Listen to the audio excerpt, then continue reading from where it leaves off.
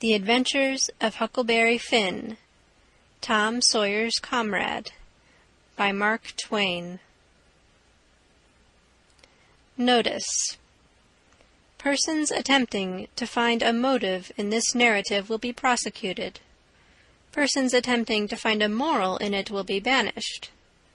Persons attempting to find a plot in it will be shot. By order of the author, per G.G., Chief of Ordnance. Explanatory. In this book a number of dialects are used, to wit, the Missouri Negro dialect, the extremest form of the backward southwestern dialect, the ordinary Pike County dialect, and 4 modified varieties of this last. The shadings have not been done in a haphazard fashion or by guesswork, but painstakingly and with the trustworthy guidance and support of personal familiarity with these several forms of speech. I make this explanation for the reason that without it, many readers would suppose that all these characters were trying to talk alike and not succeeding. The Author. Chapter 1. You don't know much about me without you have read a book by the name of The Adventures of Tom Sawyer, but that ain't no matter. That book was made by Mr. Mark Twain, and he told the truth mainly. Without it was Aunt Polly, or the widow, or maybe Mary. Aunt Polly, Tom's Aunt Polly she is, and Mary and the widow Douglas is all told about in that book, which is mostly a true book, with some stretchers, as I said before. Now the way that the book winds up is this. Tom and me found the money that the robbers hid in the cave, and it made us rich. We got $6,000 apiece, all gold. It was an awful sight of money when it was piled up. Well, Judge Thatcher, he took it and put it out at interest, and it fetched us $1 a day apiece all the year round, more than a body could tell what to do with. The widow Douglas, she took me for her son, and allowed she would civilize me. But it was rough living in the house all the time, considerin' how dismal regular and decent the widow was in all her ways, and so when I couldn't stand it no longer, I lit out.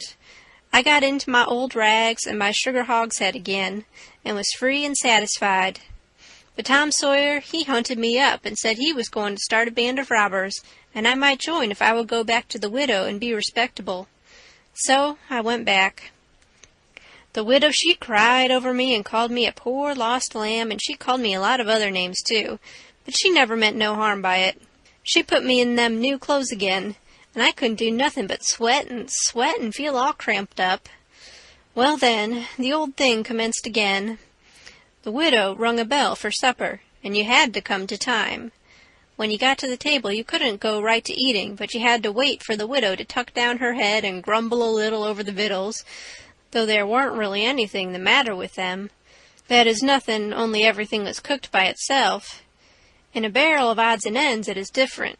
Things get mixed up and the juice kind of swaps around and the things go better.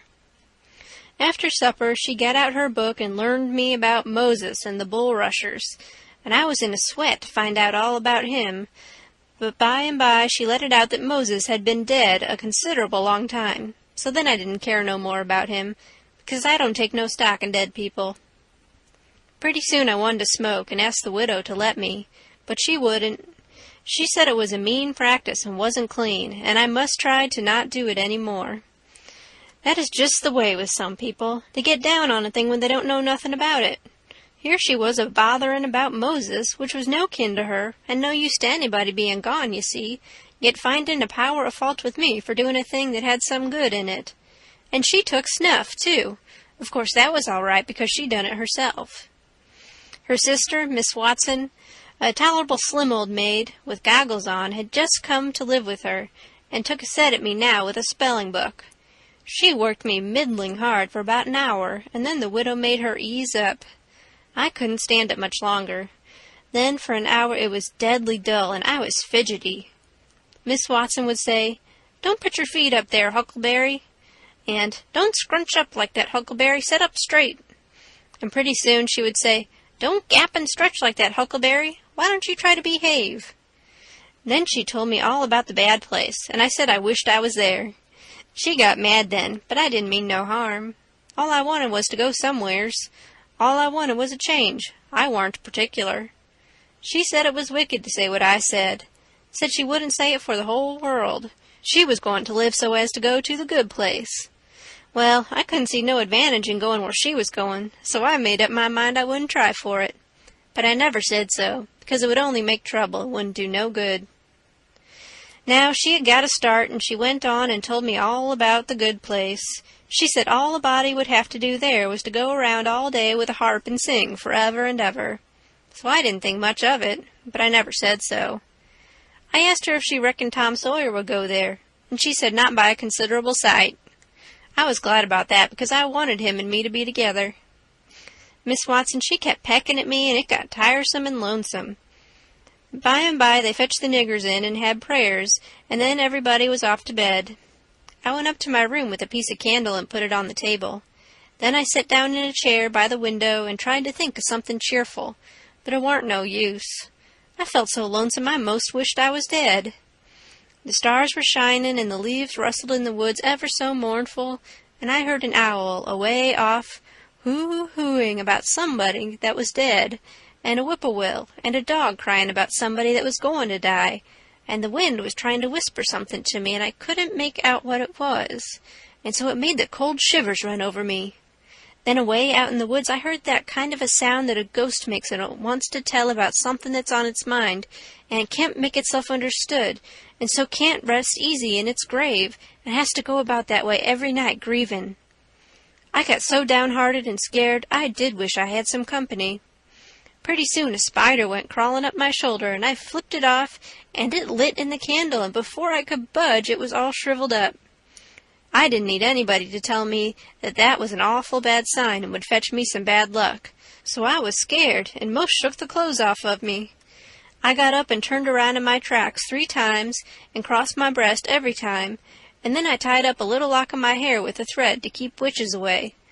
But I hadn't no confidence. You do that when you've lost a horseshoe that you found, instead of nailing it up over the door. But I hadn't never heard anybody say it was any way to keep off bad luck when you'd killed a spider. I sat down again, a-shakin' all over, and got out my pipe for a smoke, for the house was all as still as death now, and so the widow wouldn't know. Well, after a long time I heard the clock away off in the town go boom, boom, boom, 12 licks, and all still again, stiller than ever. Pretty soon I heard a twig snap down in the dark amongst the trees. Something was a-stirrin'. I sat still and listened. Directly I could just barely hear a meow, meow down there. That was good. Says I, meow, meow, as soft as I could, and then I put out the light and scrambled out of the window on to the shed. Then I slipped down to the ground and crawled in among the trees, and sure enough, there was Tom Sawyer waiting for me. End of Chapter 1.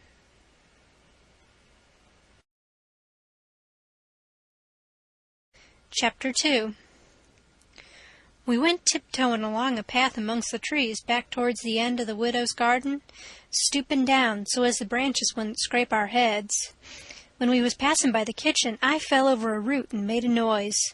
We scratched down and laid still. Miss Watson's big nigger, named Jim, was settin' in the kitchen door. We could see him pretty clear because there was a light behind him. He got up and stretched his neck out about a minute, listening.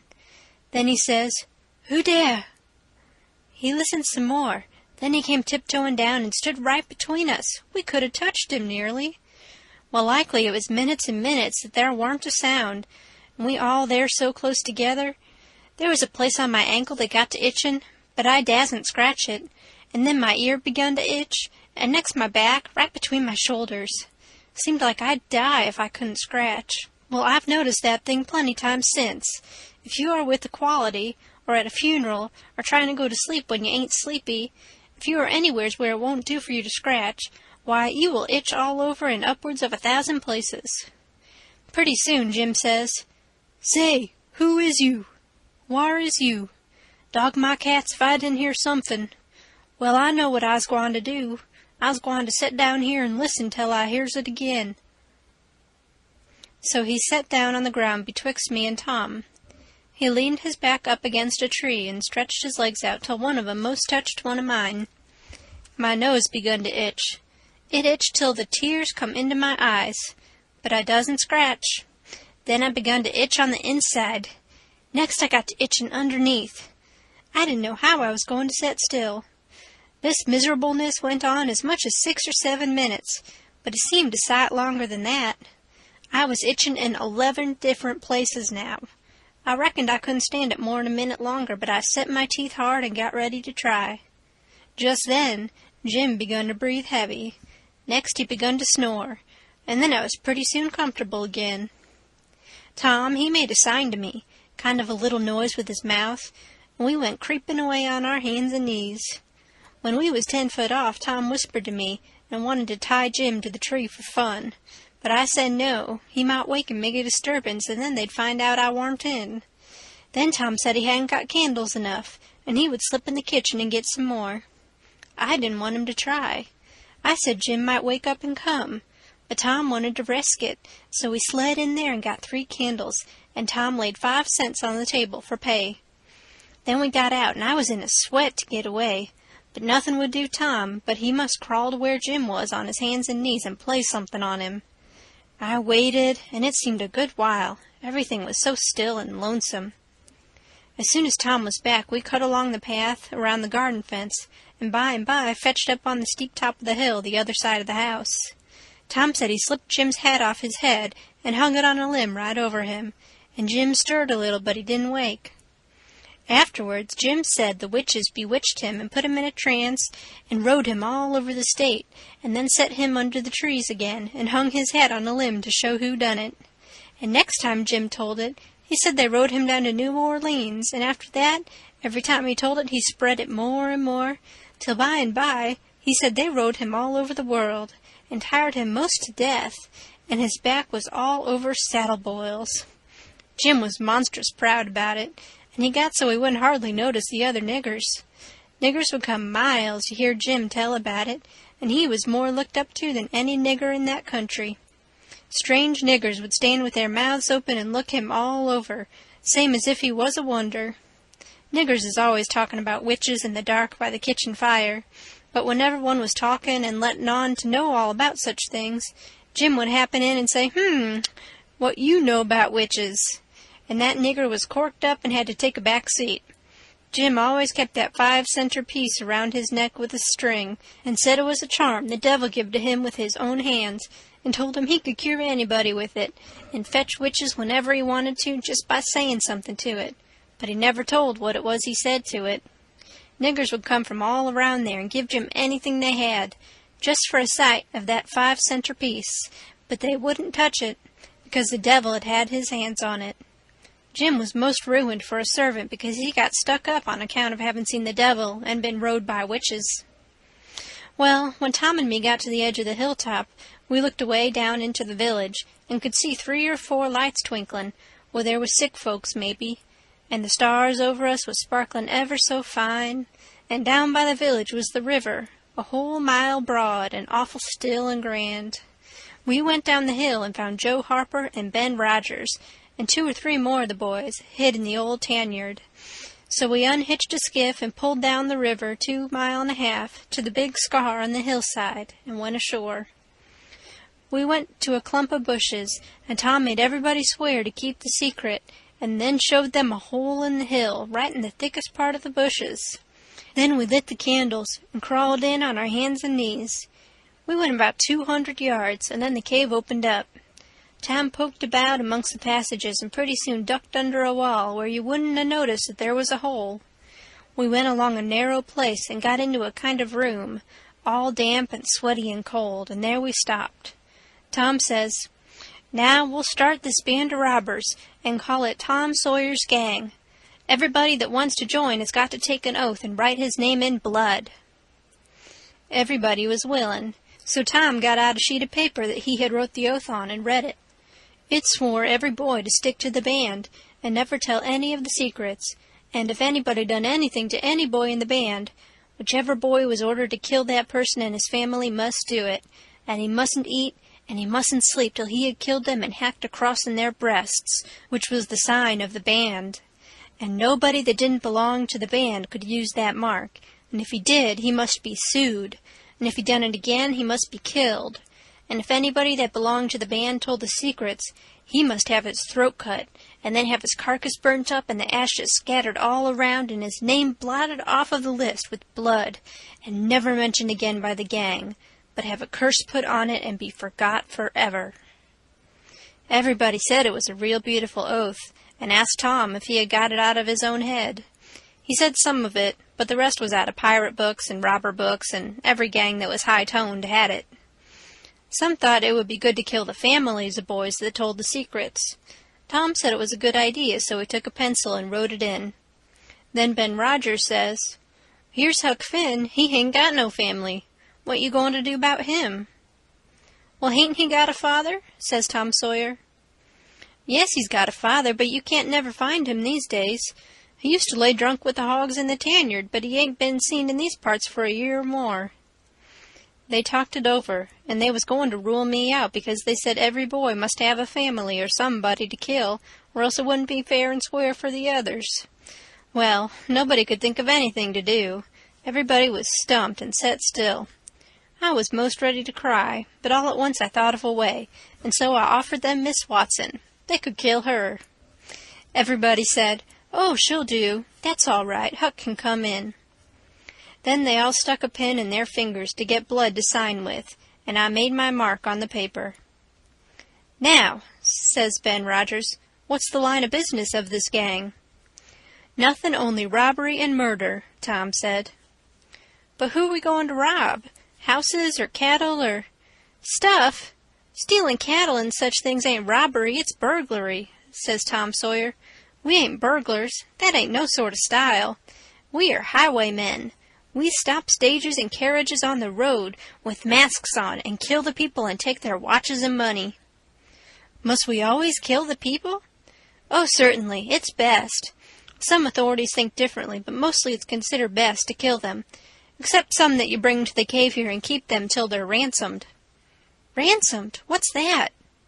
"I don't know, but that's what they do. I've seen it in books, and so of course that's what we've got to do." "But how can we do it if we don't know what it is?" "Why, blame it all, we've got to do it. Don't I tell you it's in the books? Do you want to go to doing different from what's in the books and get things all muddled up?" "Oh, that's very fine to say, Tom Sawyer, but how in the nation are these fellas going to be ransomed if we don't know how to do it to them? That's the thing I want to get at. Now, what do you reckon it is?" "Well, I don't know. But perhaps if we keep them till they're ransomed, it means that we keep them till they're dead." "Now, that's something like. That'll answer. Why couldn't you said that before? We'll keep them till they're ransomed to death, and a bothersome lot they'll be too, eating up everything and always trying to get loose." "How you talk, Ben Rogers. How can they get loose when there's a guard over them, ready to shoot them down if they move a peg?" "A guard? Well, that is good. So somebody's got to sit up all night and never hear." "Because it ain't in the books so, that's why. Now, Ben Rogers, do you want to do things regular, or don't you? That's the idea. Don't you reckon that the people that made the books knows what's the correct thing to do? Do you reckon you can learn 'em anything? Not by a good deal. No, sir, we'll just go on and ransom them in the regular way." "All right. I don't mind, but I say it's a fool's way, anyhow. Say, do we kill the women, too?" "Well, Ben Rogers, if I was as ignorant as you, I wouldn't let on. Kill the women? No. Nobody ever saw anything in the books like that. You fetch them to the cave, and you're always as polite as pie to them, and by, they fall in love with you and never want to go home any more." "Well, if that's the way, I'm agreed, but I don't take no stock in it. Mighty soon we'll have the cave so cluttered up with women and fellows waiting to be ransomed that there won't be no place for the robbers. But go ahead, I ain't got nothing to say." Little Tommy Barnes was asleep now, and when they waked him up he was scared and cried and said he wanted to go home to his ma and didn't want to be a robber any more. So they all made fun of him and called him Crybaby, and that made him mad, and he said he would go straight and tell all the secrets. But Tom give him 5 cents to keep quiet, and said we would all go home and meet next week and rob somebody and kill some people. Ben Rogers said he couldn't get out much, only Sundays, and so he wanted to begin next Sunday. but all the boys said it'd be wicked to do it on Sunday, and that settled the thing. They agreed to get together and fix a day as soon as they could, and then we elected Tom Sawyer first captain and Joe Harper second captain of the gang, and so started home. I clumb up the shed and crept into my window just before day was breaking. My new clothes was all greased up and clayey, and I was dog-tired. End of Chapter 2.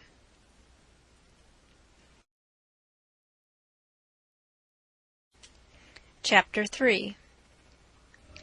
Well, I got a good going over in the morning from old Miss Watson on account of my clothes, but the widow she didn't scold, but only cleaned off the grease and clay and looked so sorry that I thought I would behave a while if I could.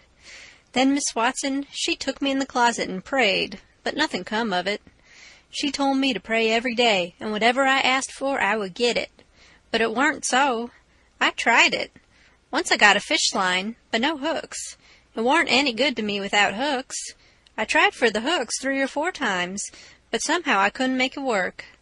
By and by, one day, I asked Miss Watson to try for me, but she said I was a fool. She never told me why, and I couldn't make it out no way. I sat down one time back in the woods and had a long think about it. I says to myself, if a body can get anything they pray for, why can't Deacon Wynne get back the money he lost on pork? Why can't the widow get back her silver snuff-box that was stole? Why can't Miss Watson fat up? No, says I to myself, there ain't nothing in it. I went and told the widow about it, and she said the thing a body could get by praying for, it was spiritual gifts. This was too many for me, but she told me what she meant. I must help other people and do everything I could for other people and look out for them all the time and never think about myself. This was including Miss Watson as I took it. I went out in the woods and turned it over in my mind a long time, but I couldn't see no advantage about it, except for the other people. So at last I reckoned I wouldn't worry about it any more, but just let it go. Sometimes the widow would take me one side and talk about Providence in a way to make a body's mouth water, but maybe next day Miss Watson would take hold and knock it all down again. I judged I could see that there was 2 providences, and a poor chap would stand considerable show with a widow's providence, but if Miss Watson's got him, there warn't no help for him any more. I thought it all out, and reckoned I would belong to the widow's if he wanted me, though I couldn't make out how he was a-going to be any better off than what he was before, seeing I was so ignorant and so kind of low down and ornery. Pap, he hadn't been seen for more than a year, and that was comfortable for me. I didn't want to see him no more. He used to always whale me when he was sober and could get his hands on me, though I used to take to the woods most of the time when he was around. Well, about this time he was found in the river drownded, about 12 mile above town, so people say. They judged it was him anyway, said this drownded man was just his size and was ragged and had uncommon long hair, which was all like Pap, but they couldn't make nothing out of the face because it had been in the water so long it warn't much like a face at all. They said he was floating on his back in the water. They took him and buried him on the bank, but I warn't comfortable long, because I happened to think of something. I knowed mighty well that a drownded man don't float on his back, but on his face. So I knowed then that this warn't Pop, but a woman dressed up in a man's clothes. So I was uncomfortable again. I judged the old man would turn up again by and by, though I wished he wouldn't. We played robber now and then about a month, and then I resigned. All the boys did. We hadn't robbed nobody, hadn't killed any people, but only just pretended. We used to hop out of the woods and go charging down on hog drivers and women in carts, taking garden stuff to market, but we never hived any of them. Tom Sawyer called the hogs ingots, and he called the turnips and stuff jewelry, and we would go to the cave and powwow over what we had done and how many people we had killed and marked. But I couldn't see no profit in it. One time Tom sent a boy to run about town with a blazing stick, which he called a slogan, which was the sign for the gang to get together. And then he said he had got secret news by his spies that next day a whole parcel of Spanish merchants and rich Arabs was going to camp in Cave Hollow with 200 elephants and 600 camels and over 1,000 sumpter mules, all loaded down with diamonds, and they didn't have only a guard of 400 soldiers, and so we would lay an ambuscade, as he called it, and kill the lot and scoop the things. He said we must slick up our swords and guns and get ready. He never could go after even a turnip cart, but he must have the swords and guns all scoured up for it, though they was only lath and broomsticks, and you might scour at them till you rotted, and then they warn't worth a mouthful of ashes more than what they was before. I didn't believe we could lick such a crowd of Spaniards and Arabs, but I wanted to see the camels and elephants, so I was on hand next day, Saturday, in the ambuscade, and when we got the word, we rushed out of the woods and down the hill. But there weren't no Spaniards and Arabs, and there weren't no camels, nor no elephants. It weren't nothing but a Sunday school picnic, and only a primer class at that. We busted it up and chased the children up the hollow, but we never got anything but some doughnuts and jam, though Ben Rogers got a rag doll, and Joe Harper got a hymn book and a tract, and then the teacher charged in and made us drop everything and cut. I didn't see no diamonds, and I told Tom Sawyer so. He said there was loads of 'em there anyway, and he said there was Arabs there too, and elephants and things. I said, why couldn't we see them then? He said if I weren't so ignorant, but had read a book called Don Quixote, I would know without asking.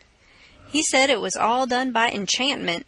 He said there was hundreds of soldiers there, and elephants and treasures and so on, but we had enemies, which he called magicians, and they had turned the whole thing into an infant Sunday school just out of spite. I said all right, then the thing for us to do was to go for the magicians. Tom Sawyer said I was a numbskull. Why, said he, a magician could call up a lot of genies, and they would hash you up like nothing before you could say Jack Robinson. They are as tall as a tree and as big around as a church. Well, I says, suppose we got some genies to help us. Can't we lick the other crowd then? How you going to get them? I don't know. How do they get them? Why, they rub an old tin lamp or an iron ring, and then the genies come tearing in with the thunder and lightning a-ripping around, and the smoke a-rolling, and everything they're told to do, they up and do it. They don't think nothing of pulling a shot tower up by the roots and belting a Sunday school superintendent over the head with it, or any other man. Who makes them tear around so? Why, whoever rubs the lamp or the ring. They belong to whoever rubs the lamp or the ring, and they've got to do whatever he says. If he tells them to build a palace 40 miles long out of diamonds and fill it full of chewing gum, or whatever you want, and fetch an emperor's daughter from China for you to marry, they've got to do it. And they've got to do it before sunup next morning, too. And more, they've got to waltz that palace around over the country wherever you want it, you understand. Well, says I think they are a pack of flatheads for not keeping the palace themselves instead of fooling them away like that. And what's more, if I was one of them, I would see a man in Jericho before I would drop my business and come to him for the rubbing of an old tin lamp. How you talk, Huck Finn. Why, you'd have to come when he rubbed it, whether you wanted to or not. What, and I as high as a tree and as big as a church? All right, then, I would come, but I lay I'd make that man climb the highest tree there was in the country. Shucks, it ain't no use to talk to you, Huck Finn. You don't seem to know anything somehow. Perfect saphead. I thought all this over for 2 or 3 days, and then I reckoned I would see if there was anything in it. I got an old tin lamp and an iron ring, and went out in the woods and rubbed till I sweat like an Injun, calculatin' to build a palace and sell it. But it warn't no use, none of the genies come. So then I judged that all that stuff was only just one of Tom Sawyer's lies. I reckoned he believed in the Arabs and the elephants, but as for me, I think different. It had all the marks of a Sunday school. End of chapter 3.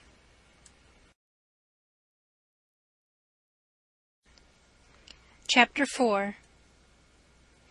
Well, 3 or 4 months run along, and it was well into the winter now.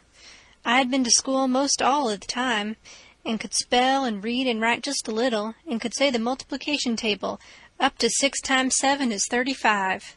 And I don't reckon I could ever get any further than that if I was to live forever. I don't take no stock in mathematics anyway. At first I hated the school, but by and by I got so I could stand it. Whenever I got uncommon tired, I played hooky, and the hidin' I got next day done me good and cheered me up. So the longer I went to school, the easier it got to be, the bad luck. But Miss Watson was in ahead of me and crossed me off. She says, "Take your hands away, Huckleberry. What a mess you were always making." The widow put in a good word for me, but that weren't going to keep off the bad luck. I knowed that well enough.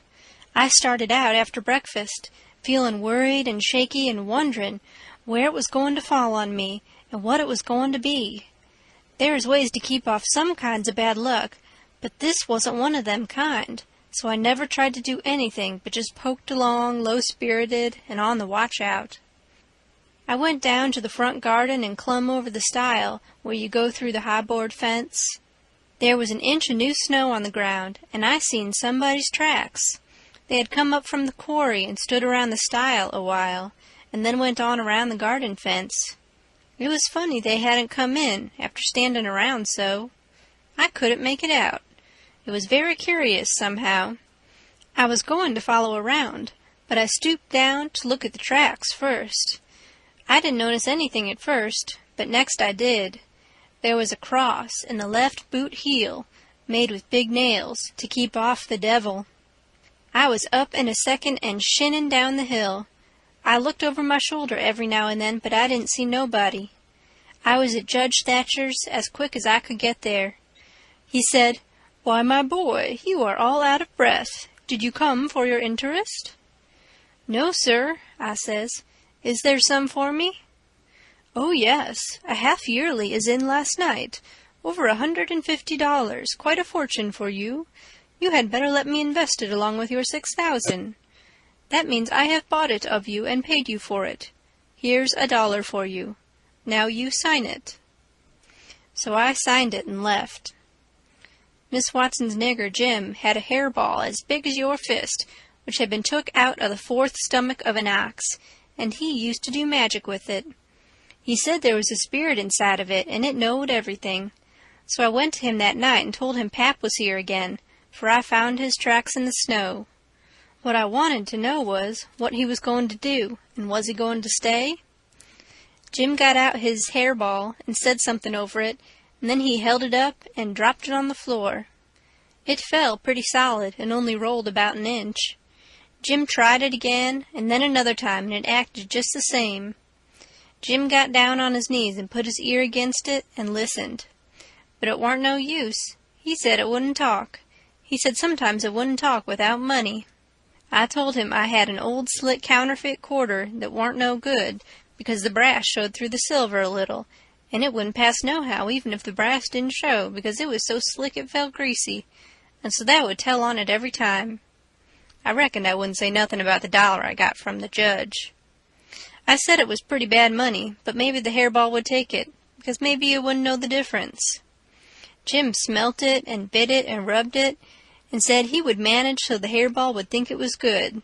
He said he would split open a raw Irish potato and stick the quarter in between and keep it there all night, and next morning you couldn't see no brass, and it wouldn't feel greasy no more, and so anybody in town would take it in a minute, let alone a hairball. Well, I knowed a potato would do that before, but I had forgot it. Jim put the quarter under the hairball and got down and listened again. This time he said the hairball was all right. He said it would tell my whole fortune if I wanted it to. I says, "Go on." So the hairball talked to Jim, and Jim told it to me. He says, "Yo' old father don't know yet what he's a-gwine to do. Sometimes he spec he'll go away, and den again he spec he'll stay. The best way is to rest easy and let the old man take his own way. Dey's 2 angels hovering round about him. One of 'em is white and shiny, and the other one is black.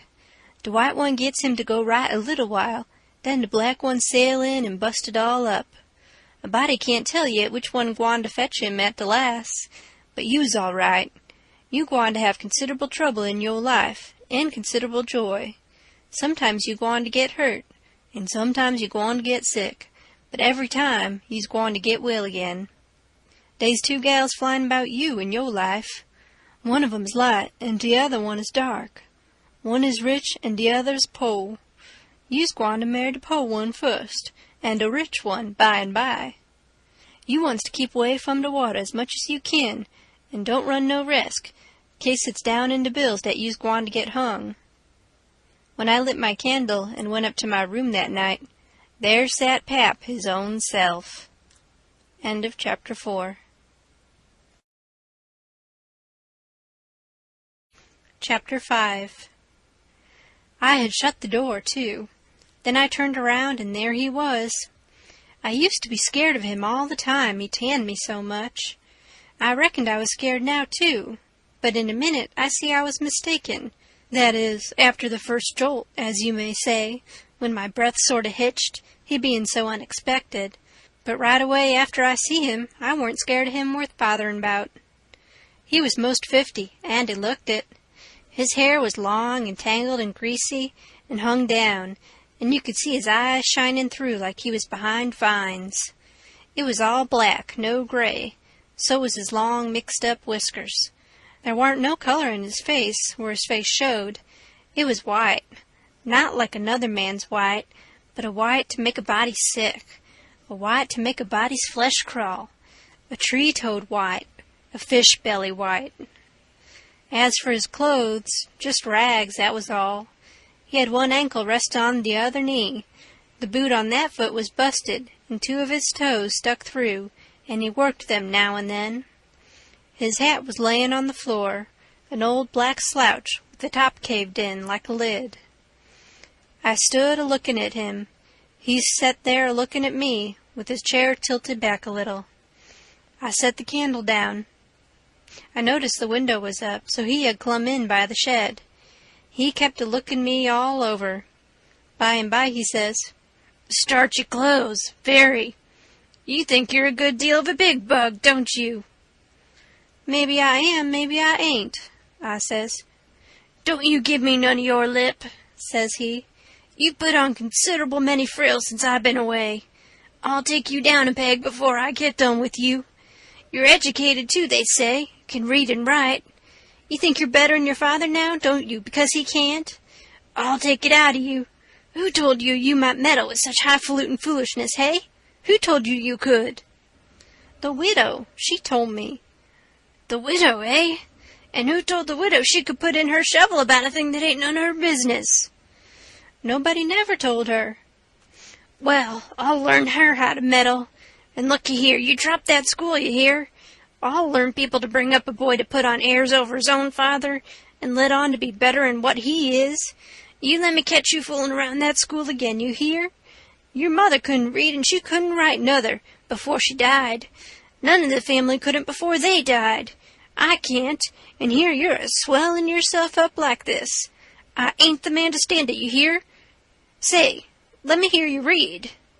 I took up a book and begun something about General Washington and the wars. When I'd read about half a minute, he fetched the book a whack with his hand and knocked it across the house. He says, "It's so. You can do it. I had my doubts when you told me.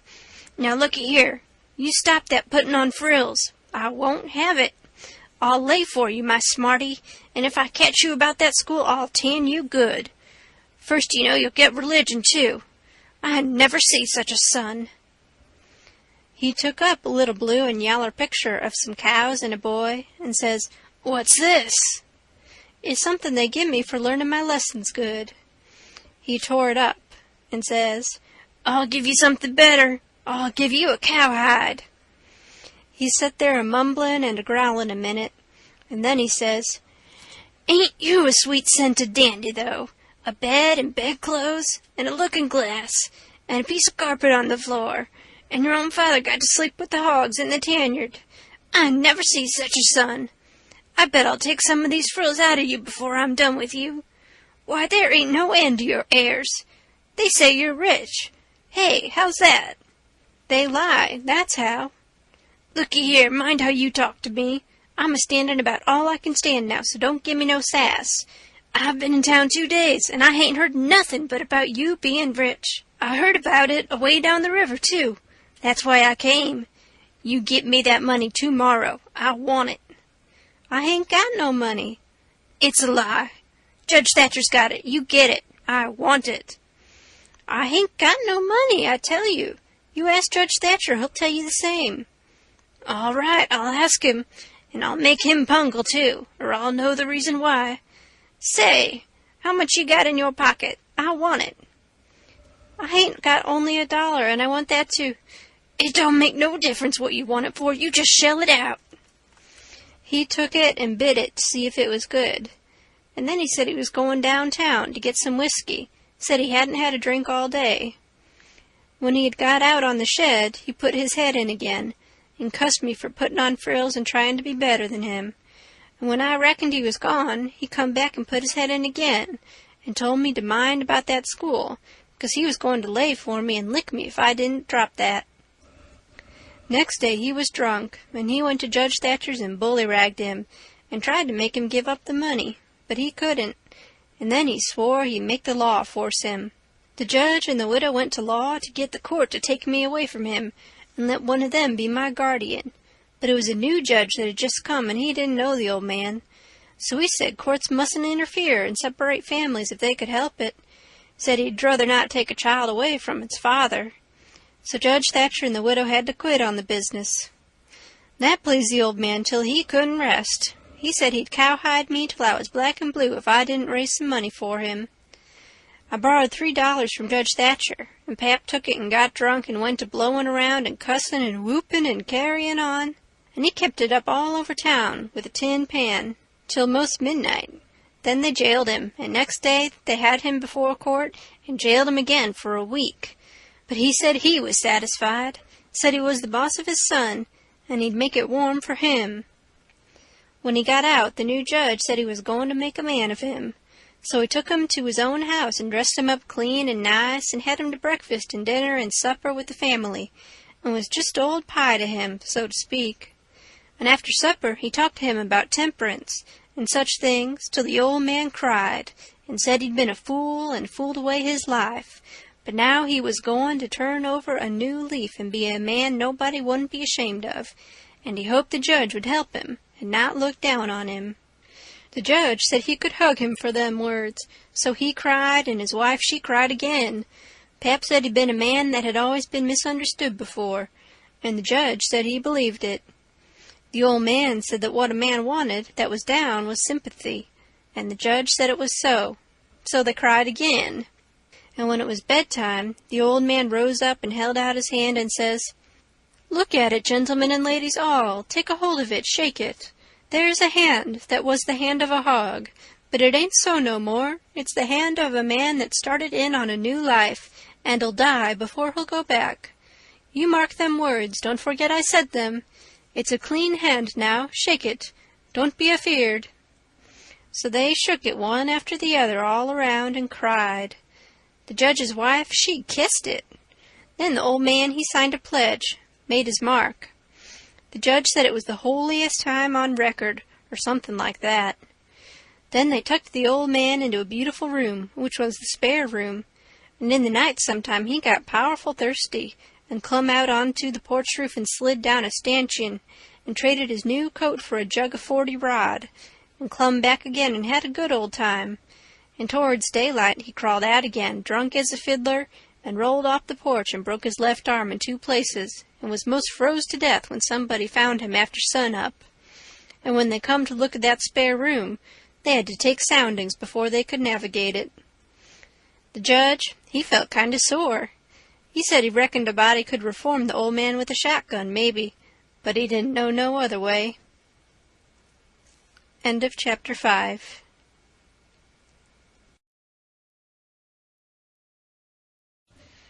Chapter 6.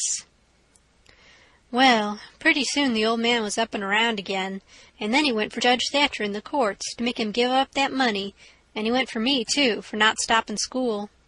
He catched me a couple of times and thrashed me, but I went to school just the same, and dodged him or outrun him most of the time. I didn't want to go to school much before, but I reckoned I'd go now to spite Pap. That law trial was a slow business. Appeared like they weren't ever going to get started on it. So every now and then I'd borrow $2 or $3 off of the judge for him to keep from getting a cowhiding. Every time he got money he got drunk, and every time he got drunk he raised Cain around town, and every time he raised Cain he got jailed. He was just suited. This kind of thing was right in his line. He got to hanging around the widow's too much, and so she told him at last that if he didn't quit using around there, she would make trouble for him. Well, wasn't he mad? He said he would show who was Huck Finn's boss. So he watched out for me one day in the spring and catched me, and took me up the river about 3 miles in a skiff, and crossed over to the Illinois shore, where it was woody and there weren't no houses but an old log hut in a place where the timber was so thick you couldn't find it if you didn't know where it was. He kept me with him all the time, and I never got a chance to run off. We lived in that old cabin, and he always locked the door and put the key under his head nights. He had a gun which he had stole, I reckon, and we fished and hunted, and that was what we lived on. Every little while he locked me in and went down to the store 3 miles to the ferry, and traded fish and game for whiskey, and fetched it home and got drunk and had a good time, and licked me. The widow, she found out where I was by and by, and she sent a man over to try to get a hold of me, but Pap drove him off with a gun, and it warn't long after that till I was used to being where I was and liked it, all but the cowhide part. It was kind of lazy and jolly, layin' off comfortable all day, smoking and fishing, and no books nor study. 2 months or more run along, and my clothes got to be all rags and dirt, and I didn't see how I'd ever got to like it so well at the widow's, where you had to wash and eat on a plate and comb up and go to bed and get up regular and be forever bothering over a book, and have old Miss Watson pecking at you all the time. I didn't want to go back no more. I had stopped cussin' because the widow didn't like it, but now I took to it again because Pap hadn't no objections. It was pretty good times up in the woods there, take it all around. But by and by, Pap got too handy with his hickory, and I couldn't stand it. I was all over welts. He got to going away so much, too, and locking me in. Once he locked me in and was gone 3 days. It was dreadful lonesome. I judged he had drowned, and I wasn't ever going to get out any more. I was scared. I made up my mind I would fix up some way to leave there. I had tried to get out of that cabin many a time, but I couldn't find no way. There warn't a window to it big enough for a dog to get through. I couldn't get up the chimbley. It was too narrow. The door was thick, solid oak slabs. Pap was pretty careful not to leave a knife or anything in the cabin when he was away. I reckon I had hunted the place over as much as 100 times. Well, I was most all the time at it because it was about the only way to put in the time. But this time I found something at last. I found an old rusty wood saw without any handle. It was laid in between a rafter and the clapboards of the roof. I greased it up and went to work. There was an old horse blanket nailed against the logs at the far end of the cabin behind the table to keep the wind from blowing through the chinks and putting the candle out. I got under the table and raised the blanket and went to work to saw a section of the big bottom log out, big enough to let me through. Well, it was a good long job, but I was getting towards the end of it when I heard Pap's gun in the woods. I got rid of the signs of my work and dropped the blanket and hid my saw, and pretty soon Pap came in. Pap warn't in a good humor, so he was his natural self. He said he was downtown and everything was going wrong. His lawyer said he reckoned he would win his lawsuit and get the money if they ever got started on the trial. But then there was ways to put it off a long time, and Judge Thatcher knowed how to do it. And he said people allowed there be another trial to get me away from him and give me to the widow for my guardian, and they guessed it would win this time. This shook me up considerable, because I didn't want to go back to the widow's any more and be so cramped up and civilized, as they called it. Then the old man got to cussin' and cussed everything and everybody he could think of, and then cussed them all over again to make sure he hadn't skipped any, and after that he polished off with a kind of a general cuss all around, including a considerable parcel of people which he didn't know the names of, and so called them what's-his-name when he got to them, and went right along with his cussin'. He said he would like to see the widow get me. He said he would watch out, and if they tried to come any such game on him, he knowed of a place 6 or 7 mile off to stow me in, where they might hunt till they dropped and they couldn't find me. That made me pretty uneasy again, but only for a minute. I reckoned he wouldn't stay on hand till he got that chance. The old man made me go to the skiff and fetch the things he had got. There was a 50-pound sack of cornmeal, and a side of bacon, ammunition, and a 4-gallon jug of whiskey, and an old book and 2 newspapers for wadding, besides some tow. I toted up a load and went back and sat down on the bow of the skiff to rest. I thought it all over, and I reckoned I would walk off with a gun and some lines and take to the woods when I run away. I guessed I wouldn't stay in one place, but just tramp right across country, mostly night times, and hunt and fish to keep alive, and so get so far away that the old man nor the widow couldn't ever find me any more. I judged I would saw out and leave that night if Pap got drunk enough, and I reckoned he would. I got so full of it I didn't notice how long I was staying till the old man hollered and asked me whether I was asleep or drownded. I got the things all up to the cabin, and then it was about dark. While I was cooking supper, the old man took a swig or 2 and got sort of warmed up and went to ripping again. He had been drunk over in town and laid in the gutter all night, and he was a sight to look at. A body would have thought he was Adam. He was just all mud. Whenever his liquor begun to work, he most always went for the government. This time he says, "Call this a government? Why, just look at it and see what it's like. Here's the law standing ready to take a man's son away from him, a man's own son, which he has had all the trouble and all the anxiety and all the expense of raising. Yes, just as that man has got that son raised at last, and ready to go to work and begin to do something for him, and give him a rest, the law up and goes for him. And they call that government. That ain't all, nother.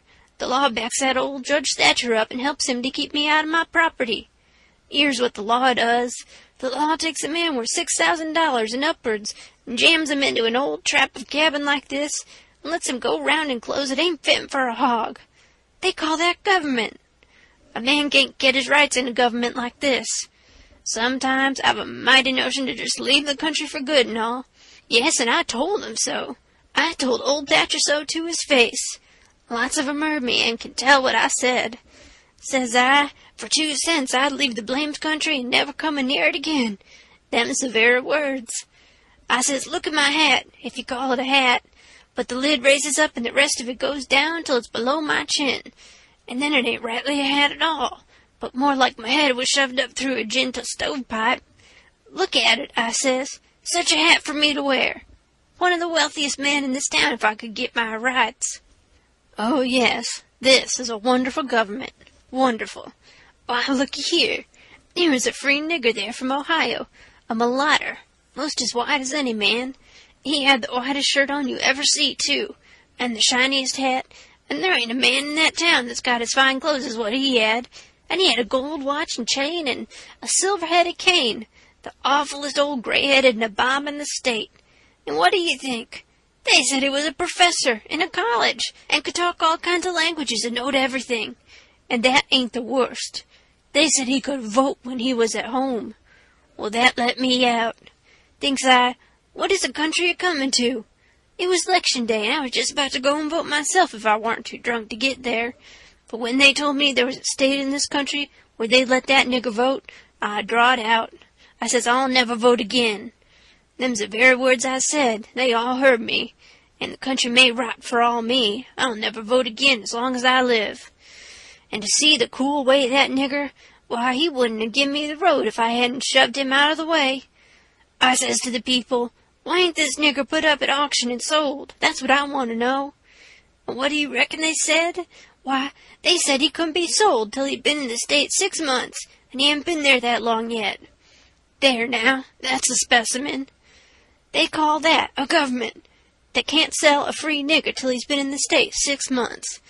Here's a government that calls itself a government, and lets it on to be a government, and thinks it is a government, and yet it's got to sit stock still for 6 whole months before it can get a hold of a prowling, thieving, infernal, white-shirted free nigger, and... Pap was a-going on so he never noticed where his old Limberlegs was taking him to.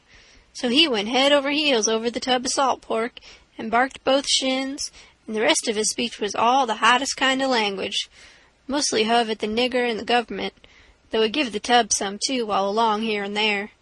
He hopped around the cabin considerable, first on one leg and then on the other, holding first one shin and then the other one, and at last he let out with his left foot all of a sudden and fetched the tub a rattling kick. But it warn't a good judgment, because that was the boot that had a couple of his toes leaking out of the front end of it, So now he raised a howl that fairly made a body's hair raise, and down he went in the dirt, and rolled there, and held his toes, and the cussin' he done then laid over anything he had ever done previous. He said so his own self afterwards. He had heard old Soberry Hagan in his best days, and he said it laid over him, too, but I reckon that was sort of piling it on, maybe. After supper, Pap took the jug, and said he had enough whiskey there for 2 drunks and 1 delirium tremens. That was always his word. I judged he'd be blind drunk in about an hour, and then I would steal the key or saw myself out one or the other. He drank and tumbled down on his blankets by and by, but luck didn't run my way. He didn't go sound asleep, but was uneasy. He groaned and moaned and thrashed round this way and that for a long time. At last I got so sleepy I couldn't keep my eyes open, all I could do, and so before I knowed what I was about, I was sound asleep, and the candle burning. I don't know how long I was asleep, but all of a sudden there was an awful scream, and I was up. There was Pap looking wild, and skipping around every which way and yelling about snakes. He said they was crawling up his legs, and then he would give a jump and scream and say one had bit him on the cheek, but I couldn't see no snakes. He started and run around and round the cabin hollering, take him off, he's biting me on the neck." I never see a man look so wild in the eyes. Pretty soon he was all fagged out and fell down panting. Then he rolled over and over wonderful fast, kicking things every which way and striking and grabbing at the air with his hands, and screaming and saying there was devils a hold of him. He wore out by and by, and laid still a while, moaning. Then he laid stiller, and didn't make a sound. I could hear the owls and the wolves away off in the woods, and it seemed terrible still. He was laying over by the corner. By and by he raised up part way and listened, with his head to one side. He says very low, "Tramp, tramp, tramp, that's the dead. Tramp, tramp, tramp, they're coming after me, but I won't go. Oh, they're here. Don't touch me, don't. Hands off. They're cold, let go. Oh, let a poor devil alone." Then he went down on all fours and crawled off, begging them to let him alone, and he rolled himself up in his blanket and wallowed in under the old pine table, still a-begging, and then he went to crying. I could hear him through the blanket. By and by he rolled out and jumped up on his feet looking wild, and he seen me and went for me. He chased me round and round the place with a clasp knife, calling me the angel of death, and saying he would kill me, and then I couldn't come for him no more.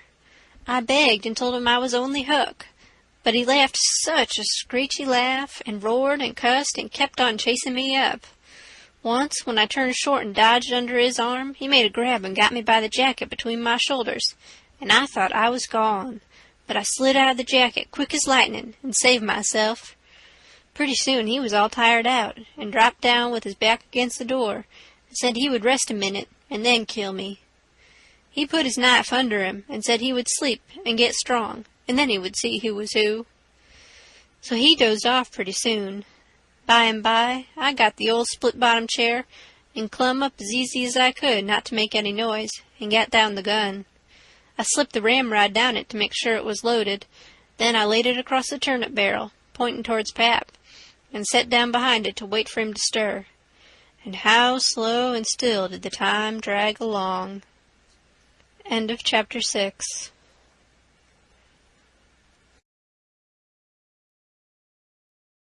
Chapter 7. "Get up! What you 'bout?" I opened my eyes and looked around, trying to make out where I was. It was after sunup, and I had been sound asleep. Pap was standing over me looking sour and sick, too. He says, "What you doing with this gun?" I judged he didn't know nothing about what he had been doing, so I says, "Somebody tried to get in, so I was laying for him." "Why didn't you roust me out?" "Well, I tried to, but I couldn't. I couldn't budge you." "Well, all right. Don't stand there palavering all day, but out with you and see if there's a fish on the lines for breakfast. I'll be along in a minute." He unlocked the door, and I cleared out up the river bank. I noticed some pieces of limbs and such things floating down, and a sprinkling of bark, so I knowed the river had begun to rise. I reckoned I would have great times now if I was over at the town. The June rise used to be always luck for me, because as soon as that rise begins, here comes cordwood floating down, and pieces of log rafts, sometimes a dozen logs together, so all you have to do is catch 'em and sell 'em to the wood yards and the sawmill. I went along up the bank with one eye out for Pap, and the other one out for what the rise might fetch along. Well, all at once here comes a canoe, just a beauty, too, about 13 or 14 foot long, riding high like a duck. I shot head first off of the bank like a frog, clothes and all on, and struck out for the canoe. I just expected there'd be somebody layin' down in it, because people often done that to fool folks, and when a chap had pulled a skiff out most to it, they'd raise up and laugh at him. But it warn't so this time. It was a drift canoe, sure enough, and I clomb in and paddled her ashore. Thinks I, the old man will be glad when he sees this. She's worth $10. But when I got to shore, Pap wasn't in sight yet, and as I was running her into a little creek like a gully, all hung over with vines and willows, I struck another idea. I judged I'd hide her good, and then, 'stead of taking to the woods when I run off, I'd go down the river 'bout 50 mile and camp in one place for good, and not have such a rough time tramping on foot. It was pretty close to the shanty, and I thought I heard the old man comin' all the time, but I got her hid, and then I out and looked around a bunch of willows, and there was the old man down the path a piece just drawin' a bead on a bird with his gun, so he hadn't seen anything. When he got along, I was hard at it taking up a trot line. He abused me a little for being so slow, but I told him I fell in the river, and that was what made me so long. I knowed he would see I was wet, and then he would be asking questions. We got 5 catfish off the lines and went home. While we laid off after breakfast to sleep up, both of us being about wore out, I got to thinking that if I could fix up some way to keep Pap and the widow from trying to follow me, it would be a certainer thing than trusting to luck to get far enough off before they missed me. You see, all kinds of things might happen. Well, I didn't see no way for a while, but by and by Pap raised up a minute to drink another barrel of water, and he says, "Another time a man comes a-prowlin' round here, you rouse me out, you hear? That man warn't here for no good. I'd a shot him. Next time you rouse me out, you hear?" Then he dropped down and went to sleep again, but what he had been saying give me the very idea I wanted. I says to myself, I can fix it now so nobody won't think of following me. About 12 o'clock we turned out and went along up the bank. The river was coming up pretty fast, and lots of driftwood going by on the rise. By and by, along comes part of a log raft, 9 logs fast together. We went out with the skiff and towed it ashore. Then we had dinner. Anybody but Pap would have waited and seen the day through, so as to catch more stuff, but that warn't Pap's style. 9 logs was enough for one time. He must shove right over to town and sell. So he locked me in and took the skiff and started off towing the raft about 3:30. I judged he wouldn't come back that night. I waited till I reckoned he had got a good start. Then I out with my saw and went to work on that log again. Before he was the other side of the river, I was out of the hole. Him and his raft was just a speck on the water, away off yonder. I took the sack of cornmeal and took it to where the canoe was hid, and shoved the vines and branches apart, and put it in. Then I done the same with the side of bacon, then the whiskey jug. I took all the coffee and sugar there was, and all the ammunition. I took the wadding, I took the bucket and gourd, I took a dipper and a tin cup, and my old saw and 2 blankets, and the skillet and the coffee pot. I took fish lines and matches and other things, everything that was worth a cent. I cleaned out the place. I wanted an axe, but there wasn't any, only the one out at the woodpile, and I knowed why I was going to leave that. I fetched out the gun, and now I was done. I had worn the ground a good deal crawling out of the hole and dragging out so many things, so I fixed that as good as I could from the outside by scattering dust on the place, which covered up the smoothness and the sawdust. Then I fixed a piece of log back into its place and put 2 rocks under it and one against it to hold it there, for it was bent up at that place and didn't quite touch ground. If you stood 4 or 5 foot away and didn't know it was sawed, you wouldn't never notice it. And besides, this was the back of the cabin, and it weren't likely anybody would go fooling around there. It was all grass clear to the canoe, so I hadn't left a track. I followed around to see. I stood on the bank and looked out over the river. All safe. So I took the gun and went up a piece into the woods and was hunting around for some birds when I see a wild pig. Hogs soon went wild in them bottoms after they had got away from the prairie farms. I shot this fellow and took him into camp. I took the axe and smashed in the door. I beat it and hacked it considerable a-doing it. I fetched the pig in and took him back nearly to the table and hacked into his throat with the axe and laid him down on the ground to bleed. I say ground because it was ground, hard packed and no boards. Well, next I took an old sack and put a lot of big rocks in it, all I could drag, and I started it from the pig and dragged it to the door and through the woods down to the river and dumped it in, and down it sunk out of sight. You could easy see that something had been dragged over the ground. I did wish Tom Sawyer was there. I knowed he would take an interest in this kind of business and throw in the fancy touches. Nobody could spread himself like Tom Sawyer in such a thing as that. Well, last I pulled out some of my hair and blooded the axe good and stuck it on the backside and slung the axe in the corner. Then I took up the pig and held him to my breast with my jacket so he couldn't drip, till I got a good piece below the house, and then dumped him into the river. Now I thought of something else, so I went and got the bag of meal and my old saw out of the canoe and fetched them to the house. I took the bag to where it used to stand and ripped a hole in the bottom of it with the saw, for there warn't no knives and forks on the place. Pap done everything with his clasp knife about the cooking.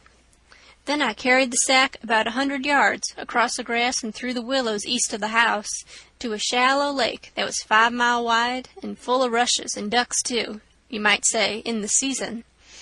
There was a slough or a creek leading out of it on the other side that went miles away. I don't know where, but it didn't go to the river.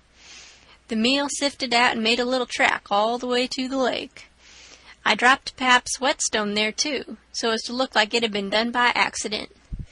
Then I tied up the rip in the meal sack with a string so it wouldn't leak no more, and took it and my saw to the canoe again. It was about dark now, so I dropped the canoe down the river under some willows that hung over the bank, and waited for the moon to rise. I made fast to a willow. Then I took a bite to eat, and by laid down in the canoe to smoke a pipe and lay out a plan. I says to myself, they'll follow the track of that sack full of rocks to the shore and then drag the river for me, and they'll follow that meal track to the lake and go browsing down the creek that leads out of it to find the robbers that killed me and took the things. They won't ever hunt the river for anything but my dead carcass. They'll soon get tired of that and won't bother no more about me. All right, I can stop anywhere I want to. Jackson's Island is good enough for me. I know that island pretty well, and nobody ever comes there. And then I can paddle over to town nights and slink around and pick up things I want. Jackson's Island's the place. I was pretty tired, and the first thing I knowed I was asleep. When I woke up, I didn't know where I was for a minute. I sat up and looked around, a little scared. Then I remembered. The river looked miles and miles across. The moon was so bright I could have counted the drift logs that went a-slipping along, black and still, hundreds of yards out from shore. Everything was dead quiet, and it looked late and smelt late. You know what I mean. I don't know the words to put it in. I took a good gap and a stretch and was just going to unhitch and start when I heard a sound away over the water. I listened. Pretty soon I made it out. It was that dull kind of a regular sound that comes from oars working in rowlocks when it's a still night. I peeped out through the willow branches, and there it was, a skiff away across the water. I couldn't tell how many was in it. It kept a-comin', and when it was abreast of me, I see there warn't but one man in it. Thinks I, maybe it's Pap, though I warn't expectin' him. He dropped below me with the current, and by he came a-swinging up shore in the easy water, and he went by so close I could have reached out the gun and touched him. Well, it was Pap, sure enough, and sober, too, by the way he laid his oars. I didn't lose no time. The next minute I was a-spinning downstream soft but quick in the shade of the bank. I made 2 miles, and then struck out a quarter of a mile or more towards the middle of the river, because pretty soon I'd be passing the ferry landing, and people might see me and hail me. I got out amongst the driftwood, and then laid down in the bottom of the canoe and let her float. I laid there and had a good rest and a smoke out of my pipe, looking away into the sky. Not a cloud in it. The sky looks ever so deep when you lay down on your back in the moonshine. I never knowed it before. And how far a body can hear on the water such nights. I heard people talking at the ferry landing. I heard what they said, too, every word of it. One man said it was getting towards the long days and the short nights now. The other one said this warn't one of the short ones, he reckoned. And then they laughed, and he said it over again, and they laughed again. Then they waked up another fella and told him, and laughed, but he didn't laugh. He ripped out something brisk and said let him alone. The first fellow said he allowed to tell it to his old woman. She would think it was pretty good. But he said that warn't nothing to some things he had said in his time. I heard one man say it was nearly 3 o'clock, and he hoped daylight wouldn't wait more than about a week longer. After that, the talk got further and further away, and I couldn't make out the words any more, but I could hear the mumble and now and then a laugh, too, but it seemed a long ways off. I was away below the ferry now. I rose up, and there was Jackson's Island, about 2 miles downstream, heavy timbered and standing up out of the middle of the river, big and dark and solid, like a steamboat without any lights. There weren't any signs of the bar at the head. It was all under water now. It didn't take me long to get there. I shot past the head at a ripping rate. The current was so swift. And then I got into the dead water and landed on the side towards the Illinois shore. I run the canoe into a deep dent in the bank that I knowed about. I had to part the willow branches to get in, and when I made fast, nobody could have seen the canoe from the outside. I went up and sat down on a log at the head of the island and looked out on the big river and the black driftwood and away over to the town, 3 miles away, where there was 3 or 4 lights twinkling. A monstrous big lumber raft was about a mile upstream, coming along down with a lantern in the middle of it. I watched it come creeping down, and when it was most abreast of where I stood, I heard a man say, "Stern oars, there! Heave her head to starboard." I heard that just as plain as if the man was by my side. There was a little gray in the sky now, so I stepped into the woods and lay down for a nap before breakfast. End of Chapter 7. Chapter 8. The sun was up so high when I waked that I judged it was after 8 o'clock. I laid there in the grass in the cool shade, thinking about things, and feeling rested and rather comfortable and satisfied. I could see the sun out at 1 or 2 holes, but mostly it was big trees all about, and gloomy in there amongst them. There was freckled places on the ground where the light sifted down through the leaves, and the freckled places swapped about a little, showing there was a little breeze up there. A couple of squirrels set on a limb and jabbered at me very friendly. I was powerful lazy and comfortable. Didn't want to get up and cook breakfast. Well, I was dozing off again when I thinks I hear a deep sound of boom away up the river. I rouses up and rests on my elbow and listens. Pretty soon I hears it again. I hopped up and went and looked out at a hole in the leaves, and I see a bunch of smoke layin' on the water a long ways up, about abreast of the ferry. And there was the ferry boat, full of people floating along down. I knowed what was the matter now. Boom! I see the white smoke squirt out of the ferry boat's side. You see, they was firing cannon over the water, trying to make my carcass come to the top. I was pretty hungry, but it warn't going to do for me to start a fire, because they might see the smoke. So I sat there and watched the cannon smoke and listened to the boom. The river was a mile wide there, and it always looks pretty on a summer morning, so I was having a good enough time seeing them hunt for my remainders if I only had a bite to eat. Well, then I happened to think how they always put quicksilver in loaves of bread and float them off, because they always go right to the drownded carcass and stop there. So, says I, I'll keep a lookout and if any of them's floating around after me, I'll give them a show.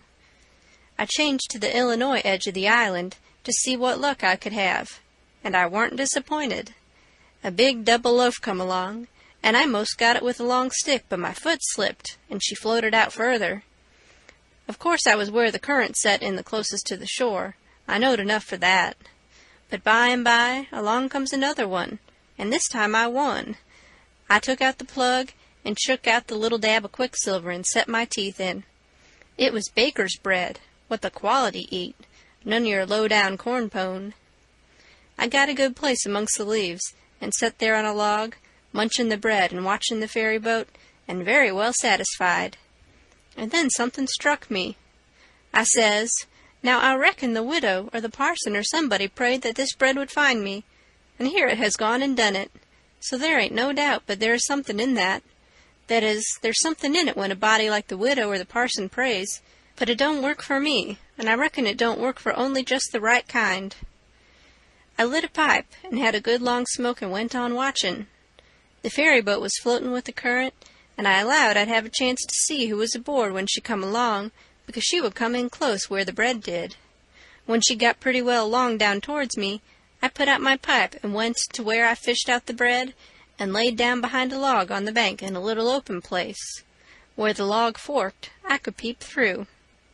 By and by she come along, and she drifted in so close that they could have run out a plank and walked ashore. Most everybody was on the boat. Pap and Judge Thatcher and Bessie Thatcher and Joe Harper and Tom Sawyer and his old Aunt Polly and Sid and Mary and plenty more.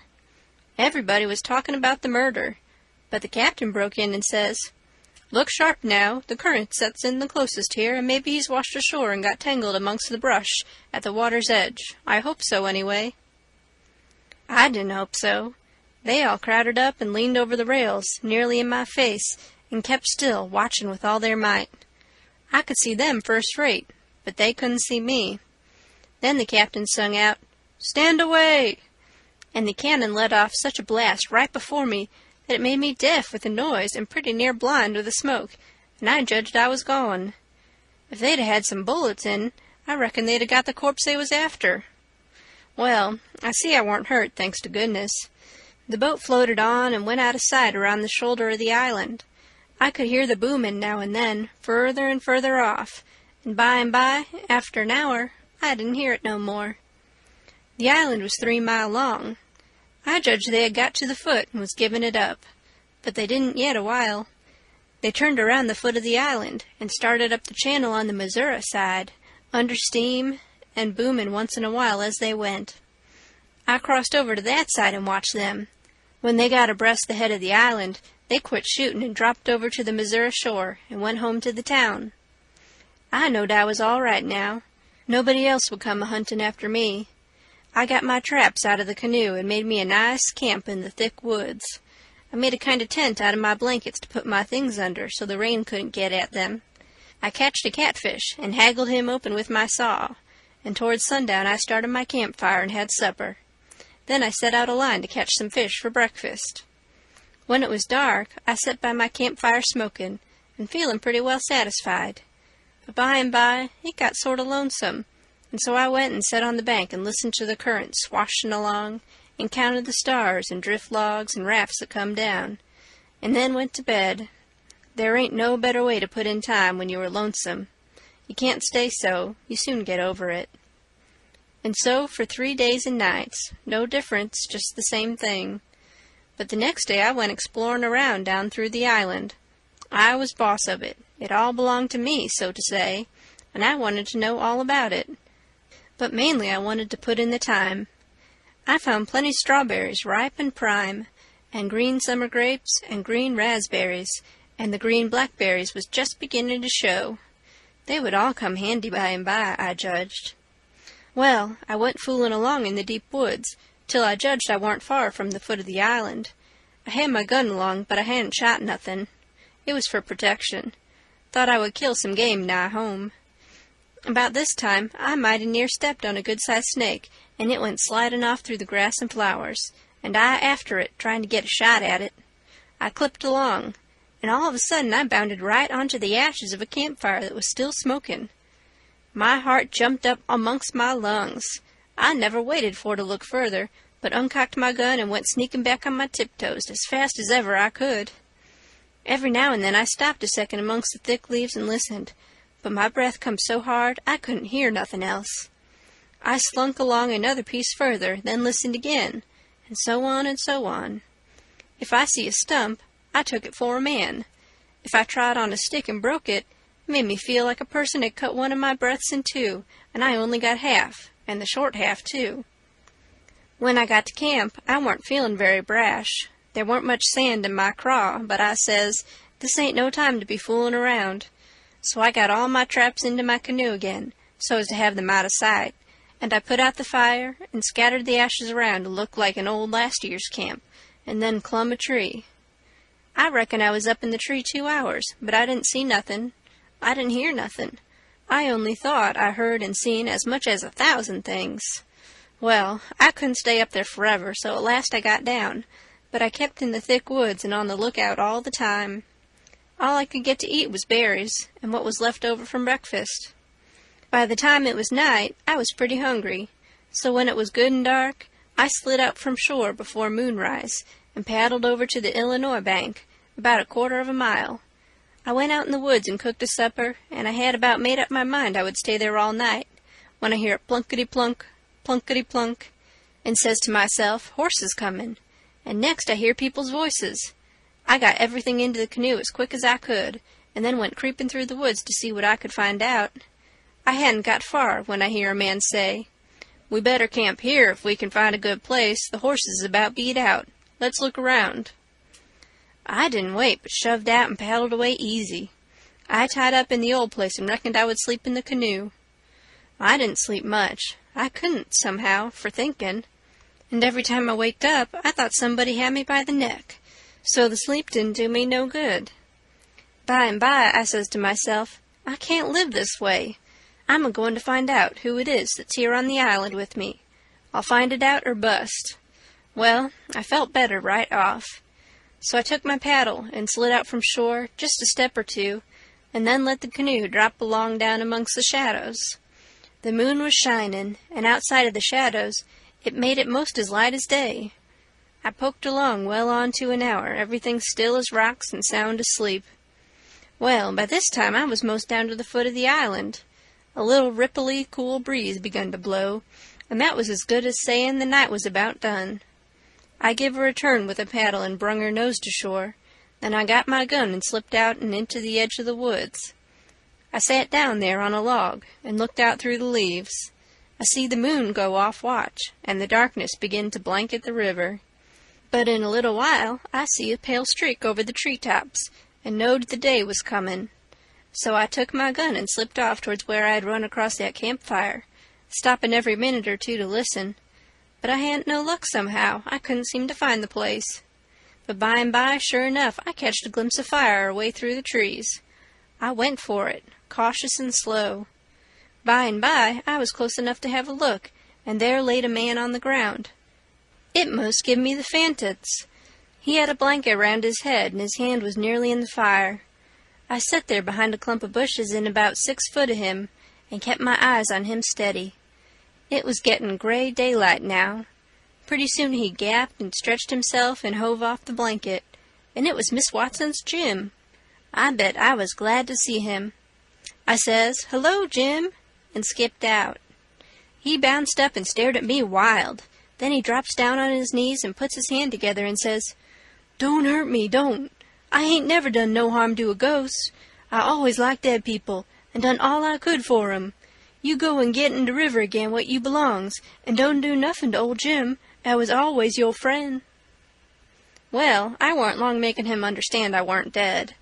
I was ever so glad to see Jim. I warn't lonesome now. I told him I warn't afraid of him telling the people where I was.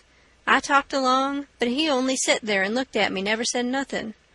Then I says, "It's good daylight, let's get breakfast. Make up your campfire good." "What's the use of making up the campfire to cook strawberries on sich truck? But you got a gun, hain't you? Then we can get something better than strawberries." "Strawberries and such truck," I says. "Is that what you live on?" "I couldn't get nothing else," he says. Why, how long you been on the island, Jim? I come here the night after you's killed. What, all that time? Yes, indeedy. And you hain't had nothing but that kind of rubbish to eat? No, sah, nothing else. Well, you must be most starved, ain't you? I reckon I could eat a hoss. I think I could. How long you been on the island? Since the night I got killed. No. Why, what has you lived on? But you got a gun. Oh, yes, you got a gun. That's good. Now you kill something, and I'll make up the fire. So we went over to where the canoe was, and while he built a fire in a grassy open place amongst the trees, I fetched meal and bacon and coffee pot and frying pan and sugar and tin cups, and the nigger was set back considerable, because he reckoned it was all done with witchcraft. I catched a good big catfish, too, and Jim cleaned him with his knife and fried him. When breakfast was ready, we lolled on the grass and eat it smoking hot. Jim laid it in with all his might, for he was most about starved. Then when he had got pretty well stuffed, we laid off and lazied. By and by, Jim says, "But looky here, Huck, who was it that was killed in that shanty if it weren't you?" Then I told him the whole thing, and he said it was smart. He said Tom Sawyer couldn't get up no better plan than what I had. Then I says, "How do you come to be here, Jim, and how'd you get here?" He looked pretty uneasy and didn't say nothing for a minute. Then he says, "Maybe I better not tell." "Why, Jim?" "Well, they's reasons. But you wouldn't tell on me if I was to tell you, would you, Huck?" "Blamed if I would, Jim." "Well, I believe you, Huck. I run off." "Jim!" "But mind, you said you wouldn't tell. You know you said you wouldn't tell, Huck." "Well, I did. I said I wouldn't, and I'll stick to it. Honest Injun, I will. People would call me a low-down abolitionist and despise me for keeping mum, but that don't make no difference. I ain't a-going to tell, and I ain't a-going back there anyways, so now let's know all about it." "Well, you see, it was this way. Old Missus, that's Miss Watson, she pecks on me all the time and treats me pooty rough, and she always says she wouldn't sell me down to Orleans. But I noticed they was a nigger trader round the place considerable lately, and I begin to get uneasy. Well, one night I creeps to the door pooty late, and it don't want quite shut, and I hear old Missus tell the widder she gwine to sell me to Orleans, but she didn't want to, but she could get $800 for me, and it is such a big stack of money she couldn't resist. The widder, she tried to get her to say she wouldn't do it, but I never waited to hear the rest. I lit out mighty quick, I tell you. I tuck out and shin down the hill and spect to steal a skift along the show somewheres above the town, but they was people a-stirrin' yet, so I hid in the old tumble-down copper shop on the bank to wait for everybody to go away. Well, I was there all night. There was somebody round all the time. 'Long about 6 in the morning, skiffs begun to go by, and 'bout 8 or 9, every skiff that went along was talking about how yo' pap come over to town and says you's killed. These last skiffs was full of ladies and gentlemen a-going over for to see the place. Sometimes they'd pull up at the shore and take a rest before they started across. So by the talk I got to know all about the killing. I was powerful sorry you's killed, Huck, but I ain't no more now. I laid there under the shavings all day. I was hungry, but I weren't afeared, because I knowed old Missus and the widder was going to start to the camp meeting right after breakfast and be going all day, and they knows I goes off with the cattle 'bout daylight, so they wouldn't expect to see me round the place, and so they wouldn't miss me till after dark in the evening. The other servants wouldn't miss me, 'cause they'd shin out and take holiday soon as the old folks is out and away. Well, when it come dark, I tuck out up the river road and went about 2 miles or more to get where they warn't no houses. I'd made up my mind 'bout what I was a-gwine to do. You see, if I kept on trying to get away afoot, the dogs 'd track me. If I stole a skiff to cross over, they'd miss that skiff, you see, and they'd know about where I land on the other side, and where to pick up my track. So I says, a raft is what I's after. It don't make no track. I see a light a-comin' round the point by and by, so I wade in and shove a log ahead of me and swum more'n halfway across the river and got in 'mongst the driftwood and kept my head down low and kinder swum against the current till the raft come along. Then I swum to the stern of it and tuck a holt. It clouded up, and it was pretty dark for a little while, so I clumb up and laid down on the planks. The men is all way yonder in the middle, where the lantern was. The river was a-risin', and they was a good current, so I reckoned that by 4 in the morning I'd be 25 mile down the river, and then I'd slip in just before daylight and swim ashore and take to the woods on the Illinois side. But I didn't have no luck. When we was most down to the head of the island, a man began to come aft with the lantern. I see it weren't no use for to wait, so I slid overboard and struck out for the island. Well, I had a notion I could land most anywheres, but I couldn't. Bank too bluff. I was most to the foot of the island before I found a good place. I went into the woods and jagged I wouldn't fool with rafts no more, long as they moved their lantern round so. I had my pipe and a plugger dog leg and some matches in my cap, and they weren't wet, so I was all right. And so you ain't had no meat nor bread to eat all this time? Why didn't you get mud turkles? How you going to get 'em? You can't slip up on 'em and grab 'em, and how's a body going to hit 'em with a rock? How could a body do it in the night? And I weren't going to show myself on the bank in daytime. Well, that's so. You've had to keep in the woods all the time, of course. Did you hear 'em shooting the cannon? Oh, yes, I knowed they was arter you. I see 'em go by here, watched 'em through the bushes. Some young birds come along, flying a yard or two at a time, and lightin'. Jim said it was a sign it was going to rain. He said it was a sign when young chickens flew that way, and so he reckoned it was the same way when young birds done it. I was going to catch some of them, but Jim wouldn't let me. He said it was death. He said his father laid mighty sick once, and some of them catched a bird, and his old granny said his father would die, and he did. And Jim said you mustn't count the things you are going to cook for dinner, because that would bring bad luck. The same if you shook the tablecloth after sundown.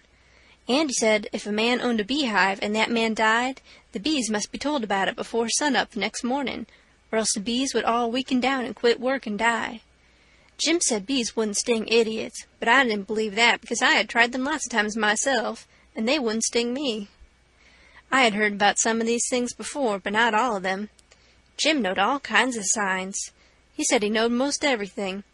I said it looked to me like all the signs was about bad luck, so I asked him if there weren't any good luck signs. He says, mighty few, and dey ain't no use to a body. What you want to know when good luck's a-comin' for? Want to keep it off? And he said, if you's got hairy arms and a hairy breast, it's a sign that you's a-gwine to be rich. Well, dey's some use in a sign like that, 'cause it's so fur ahead. You see, maybe you's got to be po a long time first, and so you might get discouraged and kill yourself if you didn't know by the sign that you gwine to be rich by and by. Have you got hairy arms and a hairy breast, Jim? What's the use to ask that question? Don't you see I has? Well, are you rich? No, but I've been rich once, and I gwine to be rich again. Once I had $14, but I took to speculating and got busted out.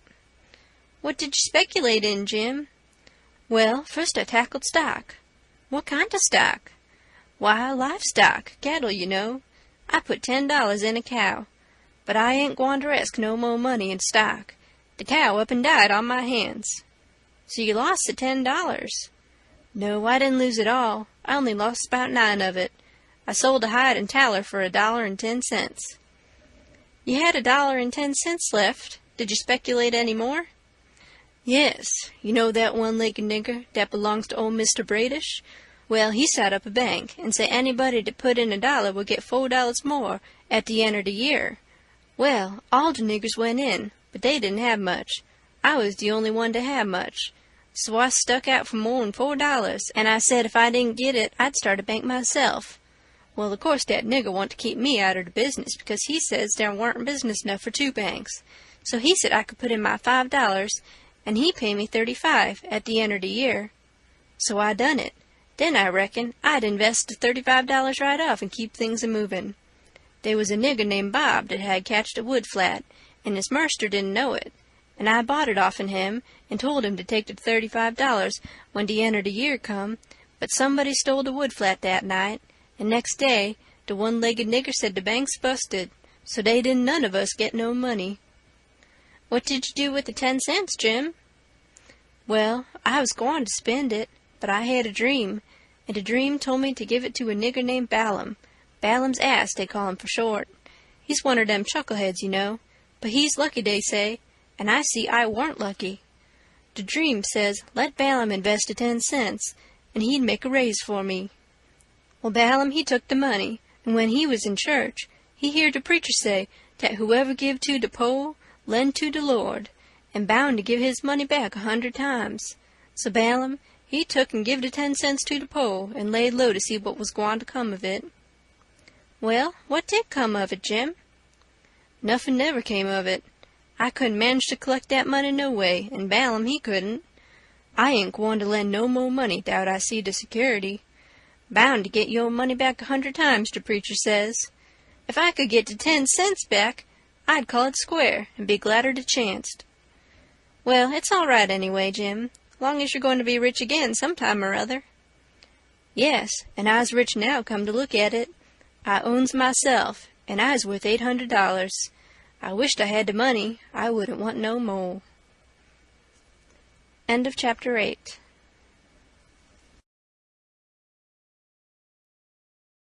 Chapter 9. I wanted to go and look at a place right about the middle of the island that I'd found when I was exploring, so we started and soon got to it, 'cause the island was only 3 miles long and 1/4 of a mile wide. This place was a tolerable long, steep hill or ridge about 40 foot high. We had a rough time getting to the top. The sides was so steep and the bushes so thick. We tramped and clumb around all over it, and by found a good big cavern in the rock, most up to the top on the side towards Illinois. The cavern was as big as 2 or 3 rooms bunched together, and Jim could stand up straight in it. It was cool in there. Jim was for putting our traps in there right away, but I said we didn't want to be climbing up and down there all the time. Jim said if we had the canoe hid in a good place and had all the traps in the cavern, we could rush there if anybody was to come to the island, and they would never find us without dogs. And besides, he said them little birds had said it was going to rain, and did I want the things to get wet? So we went back and got the canoe and paddled up abreast the cavern and lugged all the traps up there. Then we hunted up a place close by to hide the canoe in, amongst the thick willows. We took some fish off of the lines and set them again, and begun to get ready for dinner. The door of the cavern was big enough to roll a hogshead in, and on one side of the door the floor stuck out a little bit, and was flat and a good place to build a fire on. So we built it there and cooked dinner. We spread the blankets inside for a carpet and eat our dinner in there. We put all the other things handy at the back of the cavern. Pretty soon it darkened up and begun to thunder and lighten, so the birds was right about it. Directly it begun to rain, and it falled like all fury, too, and I never seen the wind blow so. It was one of these regular summer storms. It would get so dark that it looked all blue-black outside, and lovely, and the rain would thrash along by so thick that the trees off a little ways looked dim and spider-webby. And here would come a blast of wind that would bend the trees down and turn up the pale underside of the leaves, and then a perfect ripper of a gust would follow along and set the branches to tossing their arms as if they was just wild. And next, when it was just about the bluest and blackest, psst, it was as bright as glory, and you'd have a little glimpse of tree-tops a-plunging about, away off yonder in the storm, hundreds of yards further than you could see before.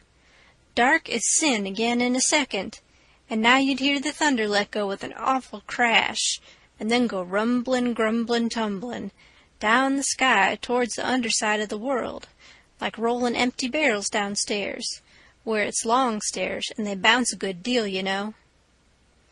"Jim, this is nice," I says. "I wouldn't want to be nowhere else but here. Pass me along another hunk of fish and some hot cornbread." "Well, you wouldn't have been here if it hadn't have been for Jim. You'd have been down there in the woods without any dinner, and getting most drownded, too. Dat you would, honey. Chickens knows when it's gwine to rain, and so do the birds, child." The river went on raisin' and raisin' for 10 or 12 days, till at last it was over the banks.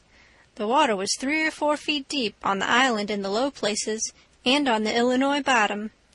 On that side it was a good many miles wide, but on the Missouri side it was the same old distance across, a half a mile, because the Missouri shore was just a wall of high bluffs.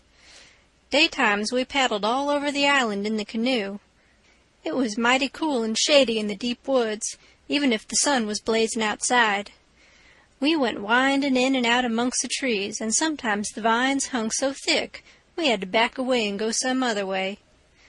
Well, on every old broken-down tree you could see rabbits and snakes and such things, and when the island had been overflowed a day or two, they got so tame, on account of being hungry, that you could paddle right up and put your hand on them if you wanted to.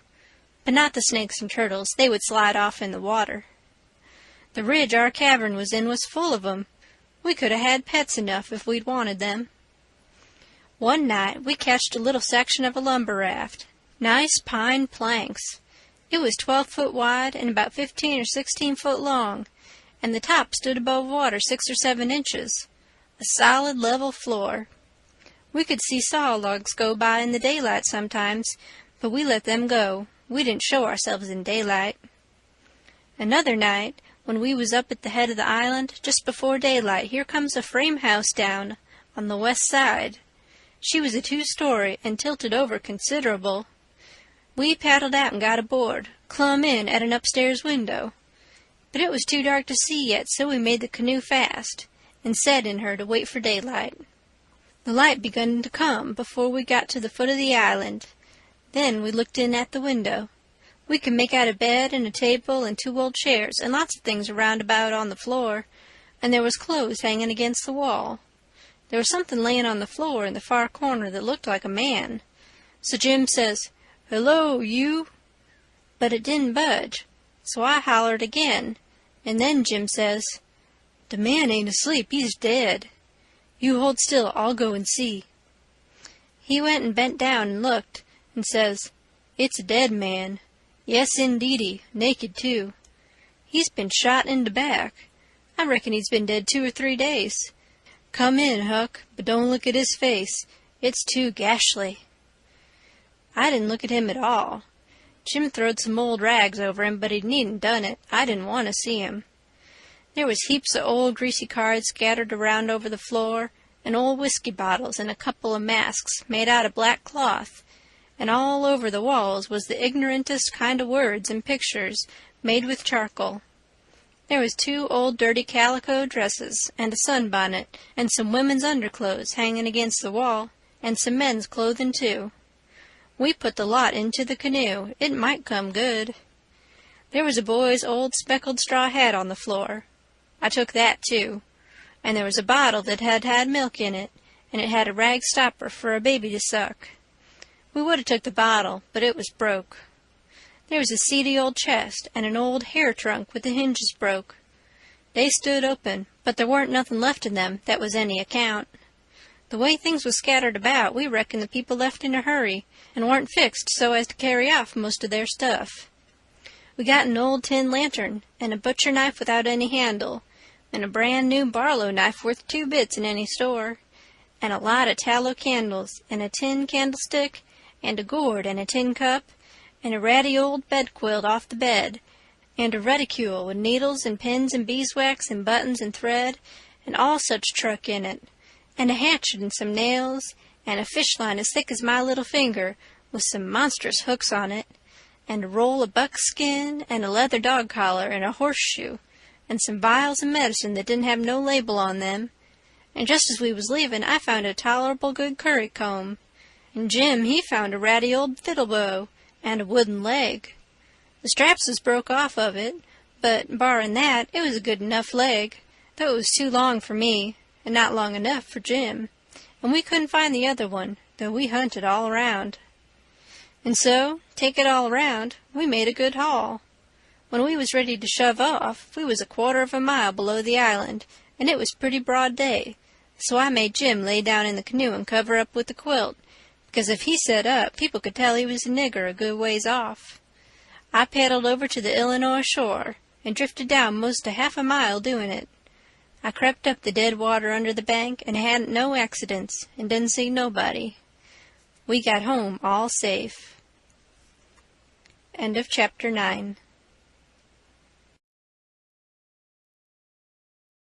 Chapter 10.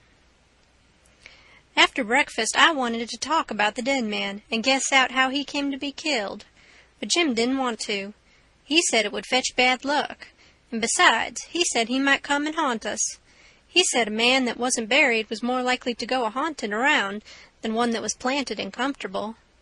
That sounded pretty reasonable, so I didn't say no more. but I couldn't keep from studying over it and wishing I knowed who shot the man and what they done it for. We rummaged the clothes we'd got and found $8 in silver sewed up in the lining of an old blanket overcoat. Jim said he reckoned the people in that house stole the coat, because if they'd knowed the money was there, they wouldn't have left it. I said I reckoned they killed him, too, but Jim didn't want to talk about that. I says, "Now, you think it's bad luck, but what did you say when I fetched in the snakeskin that I found on the top of the ridge day before yesterday? You said it was the worst bad luck in the world to touch snakeskin with my hands. Well, here's your bad luck. We've raked in all this truck and $8 besides. I wish we could have some bad luck like this every day, Jim." "Never you mind, honey, never you mind. Don't you get too pert. It's a-comin'. Mind I tell you, it's a-comin'." It did come, too. It was a Tuesday that we had that talk. Well, after dinner Friday, we was layin' around in the grass at the upper end of the ridge and got out of tobacco. I went to the cavern to get some and found a rattlesnake in there. I killed him and curled him up on the foot of Jim's blanket ever so natural, thinking there'd be some fun when Jim found him there. Well, by night I forgot all about the snake, and when Jim flung himself down on the blanket while I struck a light, the snake's mate was there and bit him. He jumped up yellin', and the first thing the light showed was the varmint curled up and ready for another spring. I laid him out in a second with a stick, and Jim grabbed Pap's whiskey jug and began to pour it down. He was barefooted, and the snake bit him right on the heel. That all comes of my being such a fool as to not remember that wherever you leave a dead snake, its mate always comes there and curls around it. Jim told me to chop off the snake's head and throw it away, and then skin the body and roast a piece of it. I done it, and he eat it, and said it would help cure him. He made me take off the rattles and tie them around his wrist, too. He said that would help. Then I slid out quiet and throwed the snakes clear away amongst the bushes, for I warn't going to let Jim find out it was all my fault, not if I could help it. Jim sucked and sucked at the jug, and now and then he got out of his head and pitched around and yelled, but every time he come to himself, he went to sucking at the jug again. His foot swelled up pretty big, and so did his leg, but by and by the drunk begun to come, and so I judged he was all right, but I'd druther been bit with a snake than Pap's whiskey. Jim was laid up for 4 days and nights. Then the swellin' was all gone, and he was around again. I made up my mind I wouldn't ever take a holt of a snakeskin again with my hands, now that I see what had come of it. Jim said he reckoned I would believe him next time, and he said that handling a snakeskin was such awful bad luck that maybe we hadn't got to the end of it yet. He said he'd rather see the new moon over his left shoulder as much as 1,000 times than take up a snakeskin in his hand. Well, I was getting to feel that way myself, though I've always reckoned that looking at the new moon over your left shoulder is one of the carelessest and foolishest things a body can do. Old Hank Bunker done it once and bragged about it, and in less than 2 years he got drunk and fell off of the shot tower and spread himself out so that he was just a kind of layer, as you may say, and they slid him edgeways between 2 barn doors for a coffin, and buried him so they say, but I didn't see it. Pap told me. But anyway, it all come of looking at the moon that way, like a fool. Well, the days went along and the river went down between its banks again, and about the first thing we done was to bait one of the big hooks with a skinned rabbit, and set it and catch a catfish that was as big as a man, being 6 foot 2 inches long, and weighed over 200 pounds. We couldn't handle him, of course. He would have flung us into Illinois. We just sat there and watched him rip and tear around till he drownded. We found a brass button in his stomach, and a round ball, and lots of rubbage. We split the ball open with the hatchet, and there was a spool in it. Jim said he'd had it there a long time to coat it over so and make a ball of it. It was as big a fish as was ever catched in the Mississippi, I reckon. Jim said he hadn't ever seen a bigger one. He would have been worth a good deal over at the village. They peddle out such a fish as that by the pound in the market house there. Everybody buys some of him. His meat's as white as snow and makes a good fry. Next morning I said it was getting slow and dull, and I wanted to get a stirring up some way. I said I reckoned I would slip over the river and find out what was going on. Jim liked that notion, but he said I must go in the dark and look sharp. Then he studied it over and said, couldn't I put on some of them old things and dress up like a girl? That was a good notion, too. So we shortened up one of the calico gowns, and I turned up my trouser legs to my knees and got into it. Jim hitched it behind with the hooks, and it was a fair fit. I put on the sunbonnet and tied it under my chin, and then for a body to look in and see my face was like looking down a joint of stovepipe. Jim said nobody would know me, even in the daytime hardly. I practiced around all day to get the hang of the things, and by I could do pretty well in them, only Jim said I didn't walk like a girl, and he said I must quit pulling up my gown to get at my breeches pocket. I took notice and done better. I started up the Illinois shore in the canoe just after dark. I started across to the town from a little below the ferry landing, and the drift of the current fetched me in at the bottom of the town. I tied up and started along the bank. There was a light burning in a little shanty that hadn't been lived in for a long time, and I wondered who had took up quarters there. I slipped up and peeped in at the window. There was a woman, about 40-year-old, in there, knitting by a candle that was on a pine table. I didn't know her face. She was a stranger, for you couldn't start a face in that town that I didn't know. Now, this was lucky, because I was weakening. I was getting afraid I had come. People might know my voice and find me out. But if this woman had been in such a little town 2 days, she could tell me all I wanted to know. So I knocked at the door, and made up my mind I wouldn't forget I was a girl. End of Chapter 10.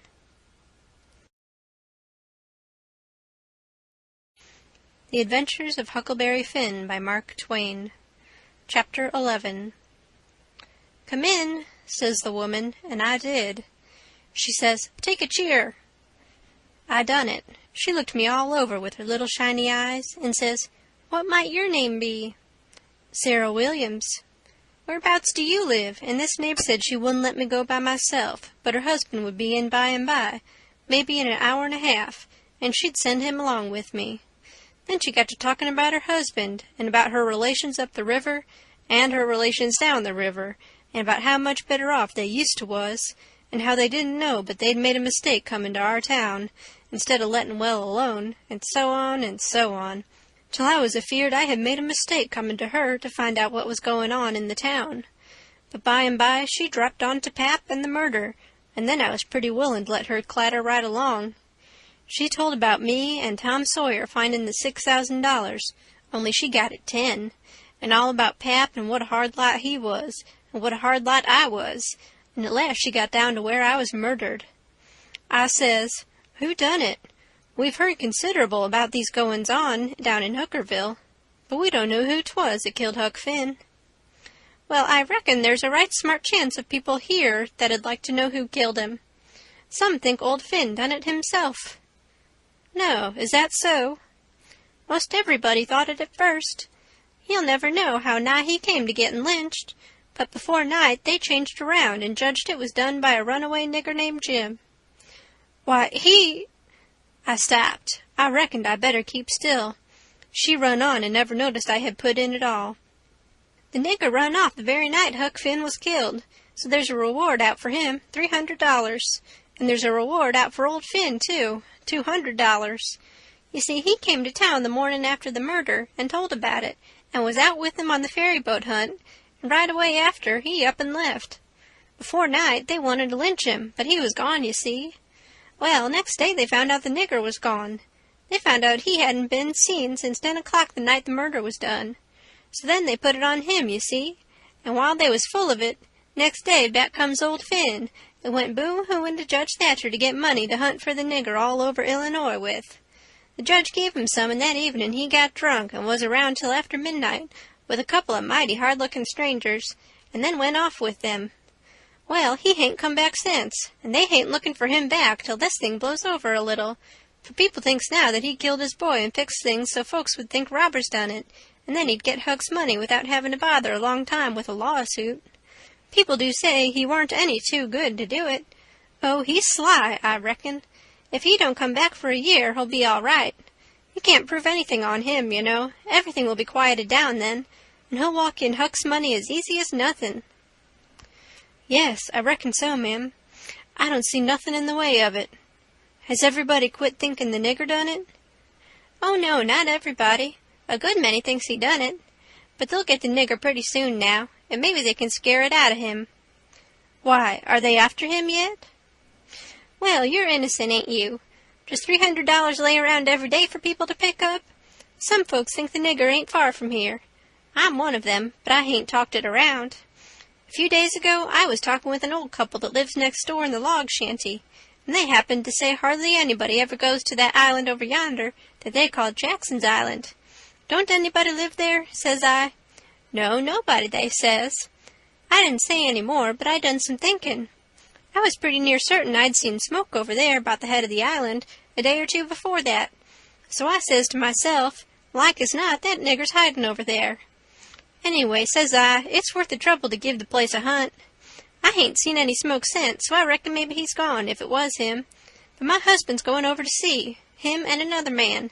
He was gone up the river, but he got back today, and I told him as soon as he got here 2 hours ago. I had got so uneasy I couldn't sit still. I had to do something with my hands, so I took up a needle off of the table and went to threading it. My hands shook, and I was making a bad job of it. When the woman stopped talking, I looked up, and she was looking at me pretty curious and smiling a little. I put down the needle and thread and let on to be interested, and I was too, and says, $300 is a power of money. I wish my mother could get it. Is your husband going over there tonight? Oh, yes, he went uptown with the man I was telling you of, to get a boat and see if they could borrow another gun.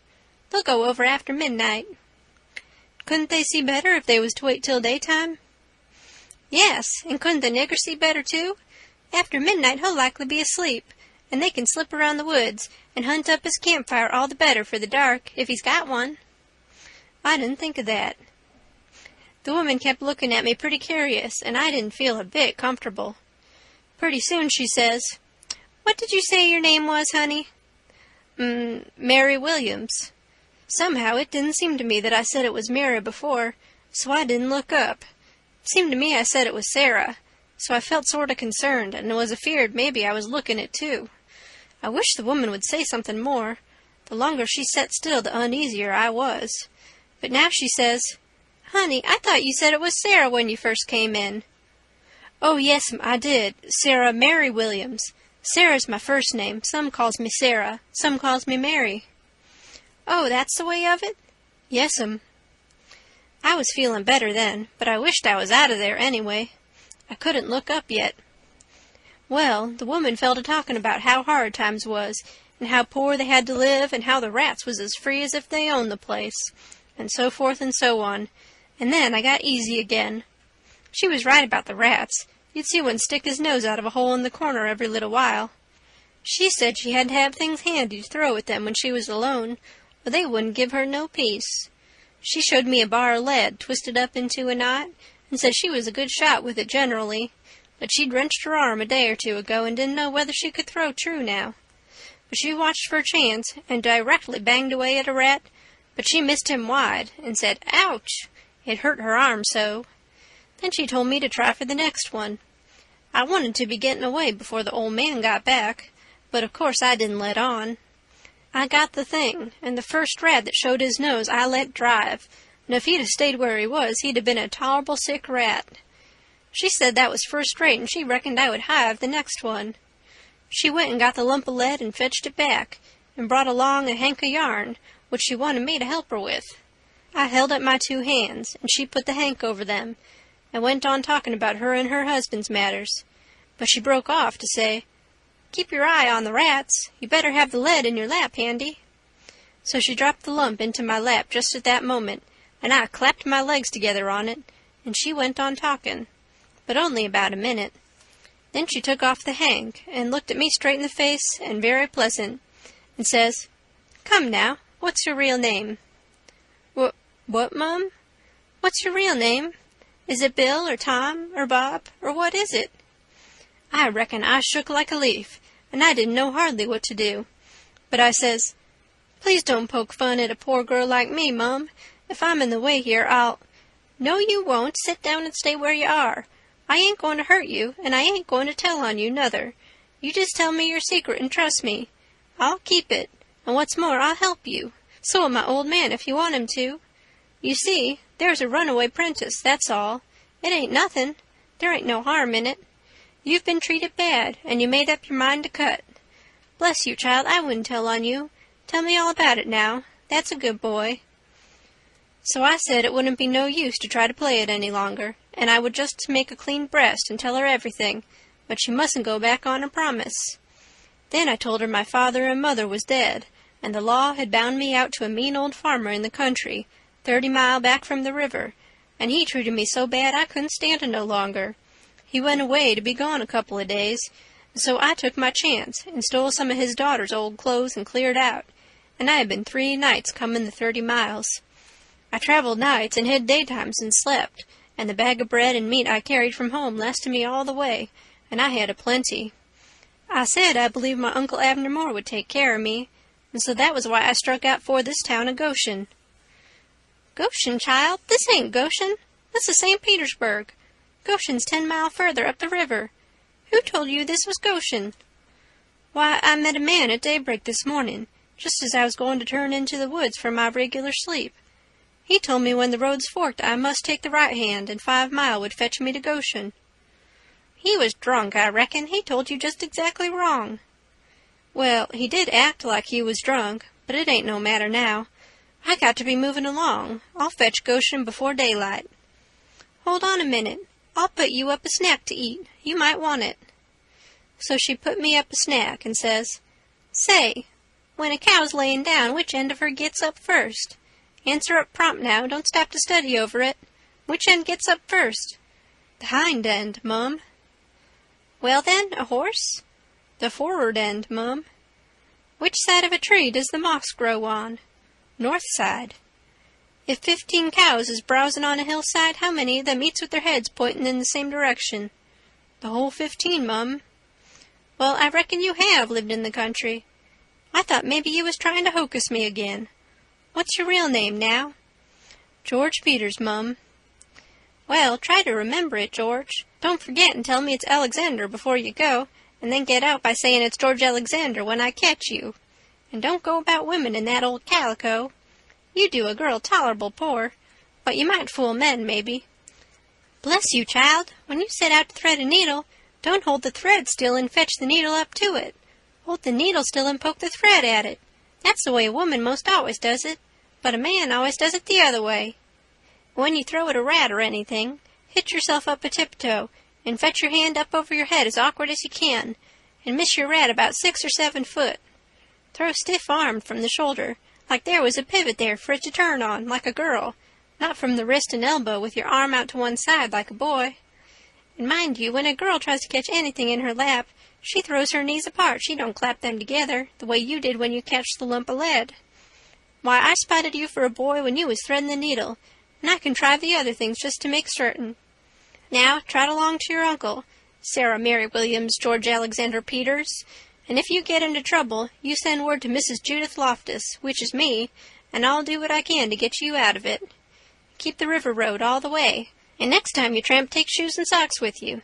The river road's a rocky one, and your feet'll be in a condition when you get to Goshen, I reckon. I went up the bank about 50 yards, and then I doubled on my tracks and slipped back to where my canoe was, a good piece below the house. I jumped in and was off in a hurry. I went upstream far enough to make the head of the island, and then started across. I took off the sunbonnet, for I didn't want no blinders on then. When I was about the middle, I heard the clock begin to strike, so I stops and listens. The sound come faint over the water, but clear. 11. When I struck the head of the island, I never waited to blow, though I was most winded, but I shoved right into the timber where my old camp used to be, and started a good fire there on a high and dry spot. Then I jumped in the canoe and dug out for our place, 1.5 miles below, as hard as I could go. I landed and slapped through the timber and up the ridge and into the cavern. There Jim laid, sound asleep on the ground. I roused him out and says, "Get up and hump yourself, Jim. There ain't a minute to lose. They're after us." Jim never asked no questions. He never said a word, but the way he worked for the next half an hour showed about how he was scared. By that time everything we had in the world was on our raft, and she was ready to be shoved out from the willow cove where she was hid. We put out the campfire at the cavern the first thing, and didn't show a candle outside after that. I took the canoe out from the shore a little piece, and took a look, but if there was a boat around I couldn't see it, for stars and shadows ain't good to see by.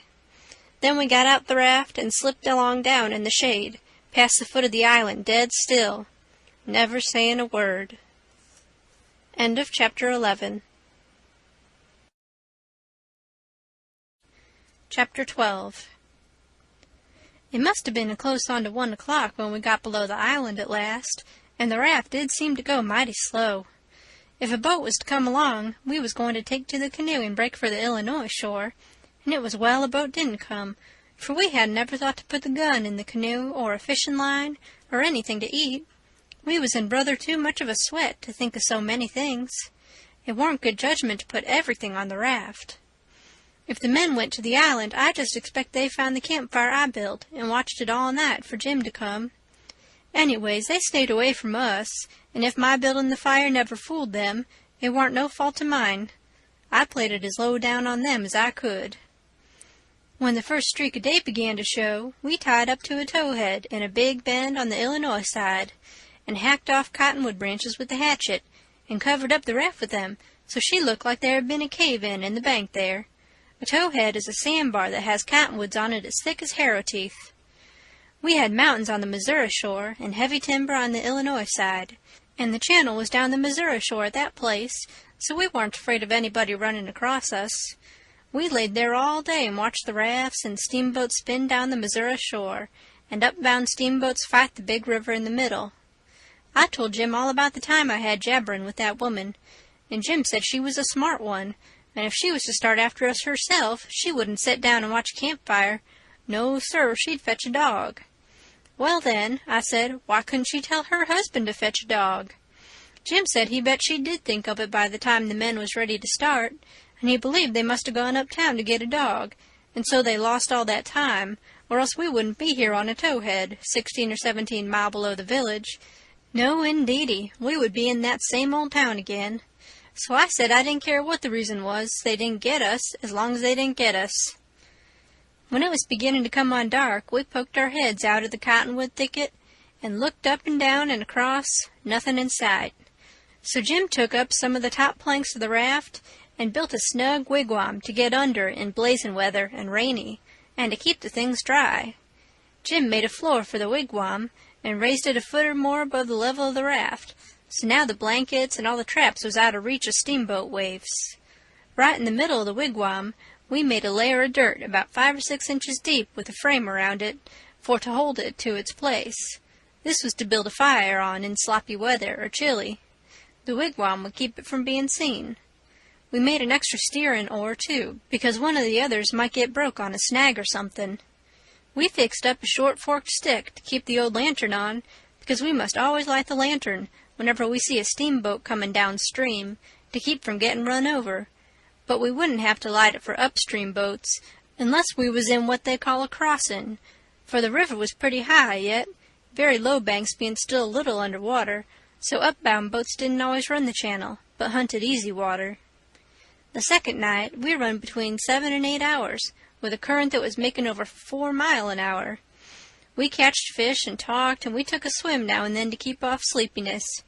It was kind of solemn, drifting down the big, still river, laying on our backs looking up at the stars, and we didn't ever feel like talking loud, and it weren't often that we laughed, only a little kind of a low chuckle. We had mighty good weather as a general thing, and nothing ever happened to us at all, that night, nor the next, nor the next. Every night we passed towns, some of them away up on black hillsides, nothing but just a shining bed of lights, not a house could you see. The 5th night we passed St. Louis, and it was like the whole world lit up. In St. Petersburg, they used to say there was 20 or 30,000 people in St. Louis, but I never believed it, till I see that wonderful spread of lights at 2 o'clock that still night. There warn't a sound there, everybody was asleep. Every night now I used to slip ashore towards 10 o'clock at some little village, and buy 10 or 15 cents worth of meal or bacon or other stuff to eat, and sometimes I lifted a chicken that warn't roosting comfortable, and took him along. Pap always said, take a chicken when you get a chance, because if you don't want 'em yourself, you can easy find somebody that does, and a good deed ain't ever forgot. I never see Pap when he didn't want the chicken himself, but that is what he used to say anyway. Mornings, before daylight, I slipped into cornfields and borrowed a watermelon, or a mushmelon, or a pumpkin, or some new corn, or things of that kind. Pep always said it warn't no harm to borrow things if you was meanin' to pay them back some time, but the widow said it warn't anything but a soft name for stealin', and no decent body would do it. Jim said he reckoned the widow was partly right, and Pap was partly right, so the best way would be for us to pick out 2 or 3 things from the list, and say we wouldn't borrow them any more. Then he reckoned it wouldn't be no harm to borrow the others. So we talked it over all one night, drifting along down the river, trying to make up our minds whether to drop the watermelons or the cantaloupes, or the mushmelons, or what. But towards daylight we got it all settled satisfactory, and concluded to drop crab-apples and persimmons. We weren't feeling just right before that, but it was all comfortable now. I was glad the way it come out, too, because crab-apples ain't never good, and the persimmons wouldn't be ripe for 2 or 3 months yet. We shot a waterfowl now and then, and got up too early in the morning, or didn't go to bed early enough in the evening. Take it all around, we lived pretty high. The 5th night below St. Louis, we had a big storm after midnight, with a power of thunder and lightning, and the rain poured down in a solid sheet. We stayed in the wigwam and let the raft take care of itself. When the lightning glared out, we could see a big straight river ahead, and high rocky bluffs on both sides. By and by, says I, "Hello, Jim, looky yonder." It was a steamboat that had killed herself on a rock. We was drifting straight down for her. The lightning showed her very distinct. She was leaning over with part of her upper deck above water, and you could see every little chimbly guy, clean and clear, and a chair by the big bell with an old slouch hat hanging on the back of it when the flashes come. Well, it being away in the night and stormy, and all so mysterious-like, I felt just the way any other boy would have felt when I see that wreck layin' there so mournful and lonesome in the middle of the river. I wanted to get aboard of her and slink around a little and see what there was there. So I says, "Let's land on her, Jim." But Jim was dead against it at first. He says, "I don't want to go foolin' long or no wrack. We's doin' blame well, and we better let blame well alone, as the good book says. Like as not, dey's a watchman on dat wreck." "Watchman, your grandmother," I says. "There ain't nothing to watch but the Texas and the pilot house, and do you reckon anybody's going to risk his life for a Texas and a pilot house such a night as this, when it's likely to break up and wash off down the river any minute?" Jim couldn't say nothing to that, so he didn't try. "And besides," I says, "we might borrow something worth having out of the captain's stateroom. Cigars, I bet you, and cost 5 cents apiece, solid cash. Steamboat captains is always rich and get $60 a month, and they don't care a cent of what a thing costs, you know, long as they want it. Stick a candle in your pocket. I can't rest, Jim, till we give her a rummagin'. Do you reckon Tom Sawyer would ever go by this thing? Not for pie, he wouldn't. He'd call it an adventure. That's what he'd call it, and he'd land on that wreck if it was his last act. And wouldn't he throw style into it? Wouldn't he spread himself nor nothing? Why, you'd think it was Christopher Columbus, discovering Kingdom Come. I wish Tom Sawyer was here." Jim, he grumbled a little, but give in. He said we mustn't talk any more than we could help, and then talk mighty low. The lightning showed us the wreck again just in time, and we fetched the starboard derrick and made fast there. The deck was high out here. We went sneaking down the slope of it to the larboard, in the dark towards the Texas, feeling our way slow with our feet and spreading our hands out to fend off the guys, for it was so dark we couldn't see no sign of them. Pretty soon we struck the forward end of the skylight and clumb onto it, and the next step fetched us in front of the captain's door, which was open, and by Jiminy, away down through the Texas hall we see a light, and all in the same second we seemed to hear low voices in yonder. Jim whispered and said he was feeling powerful sick, and told me to come along. I says all right, and was going to start for the raft, but just then I heard a voice wail out and say, "Oh, please don't, boys. I swear I won't ever tell." Another voice said pretty loud, "It's a lie, Jim Turner. You've acted this way before. You always want more'n your share of the truck, and you've always got it, too, because you've swore if you didn't you'd tell. But this time you've said it just one time too many. You're the meanest, treacherousest hound in this country."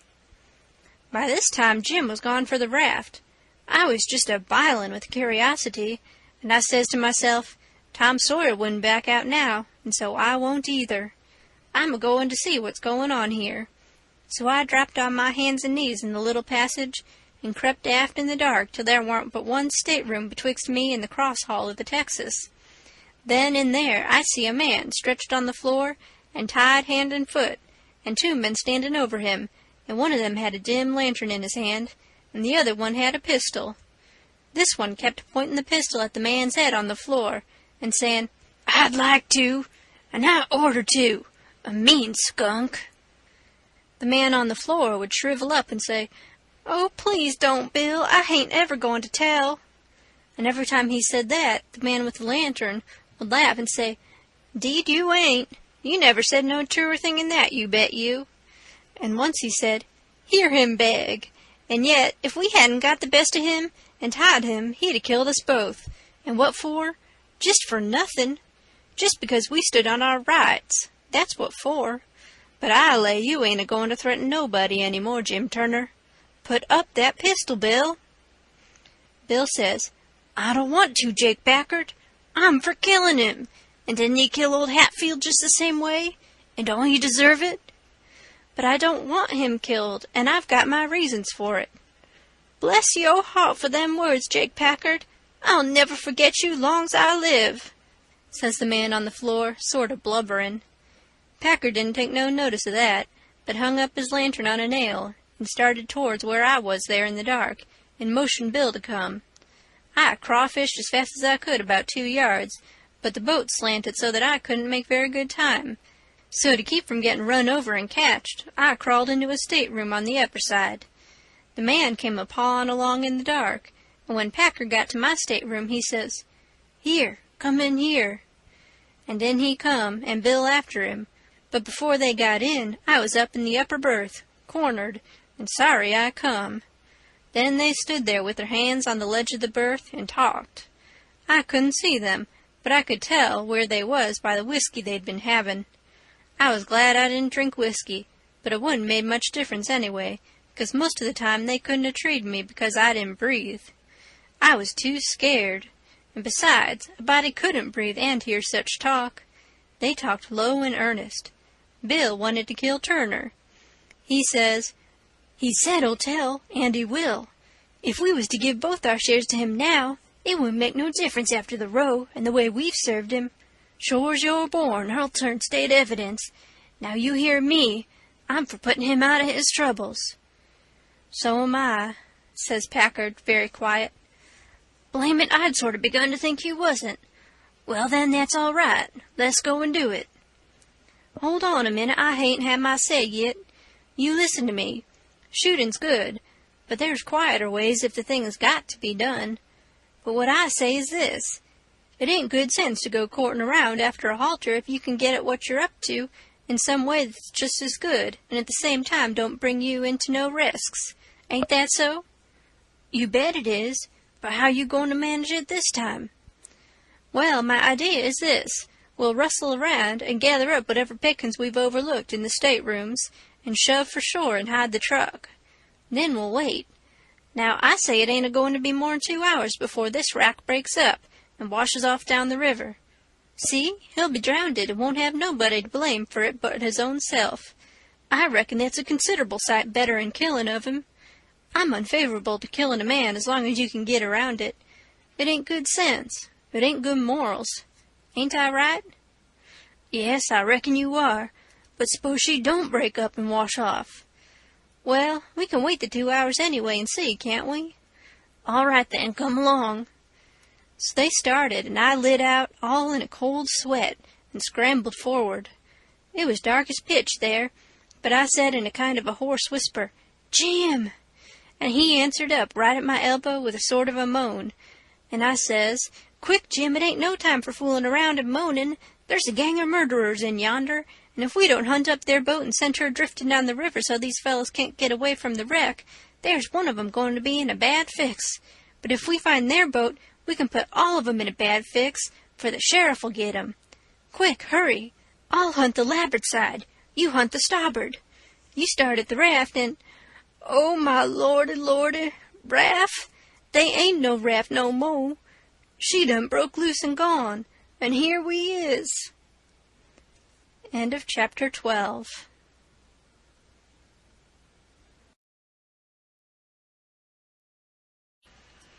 Chapter 13. Well, I catched my breath and most fainted. Shut up on a wreck with such a gang as that. But it warn't no time to be sentimenterin'. We'd got to find that boat now. Had to have it for ourselves. So we went a quakin' and shakin' down the starboard side, and slow work it was, too. Seemed a week before we got to the stern. No sign of a boat.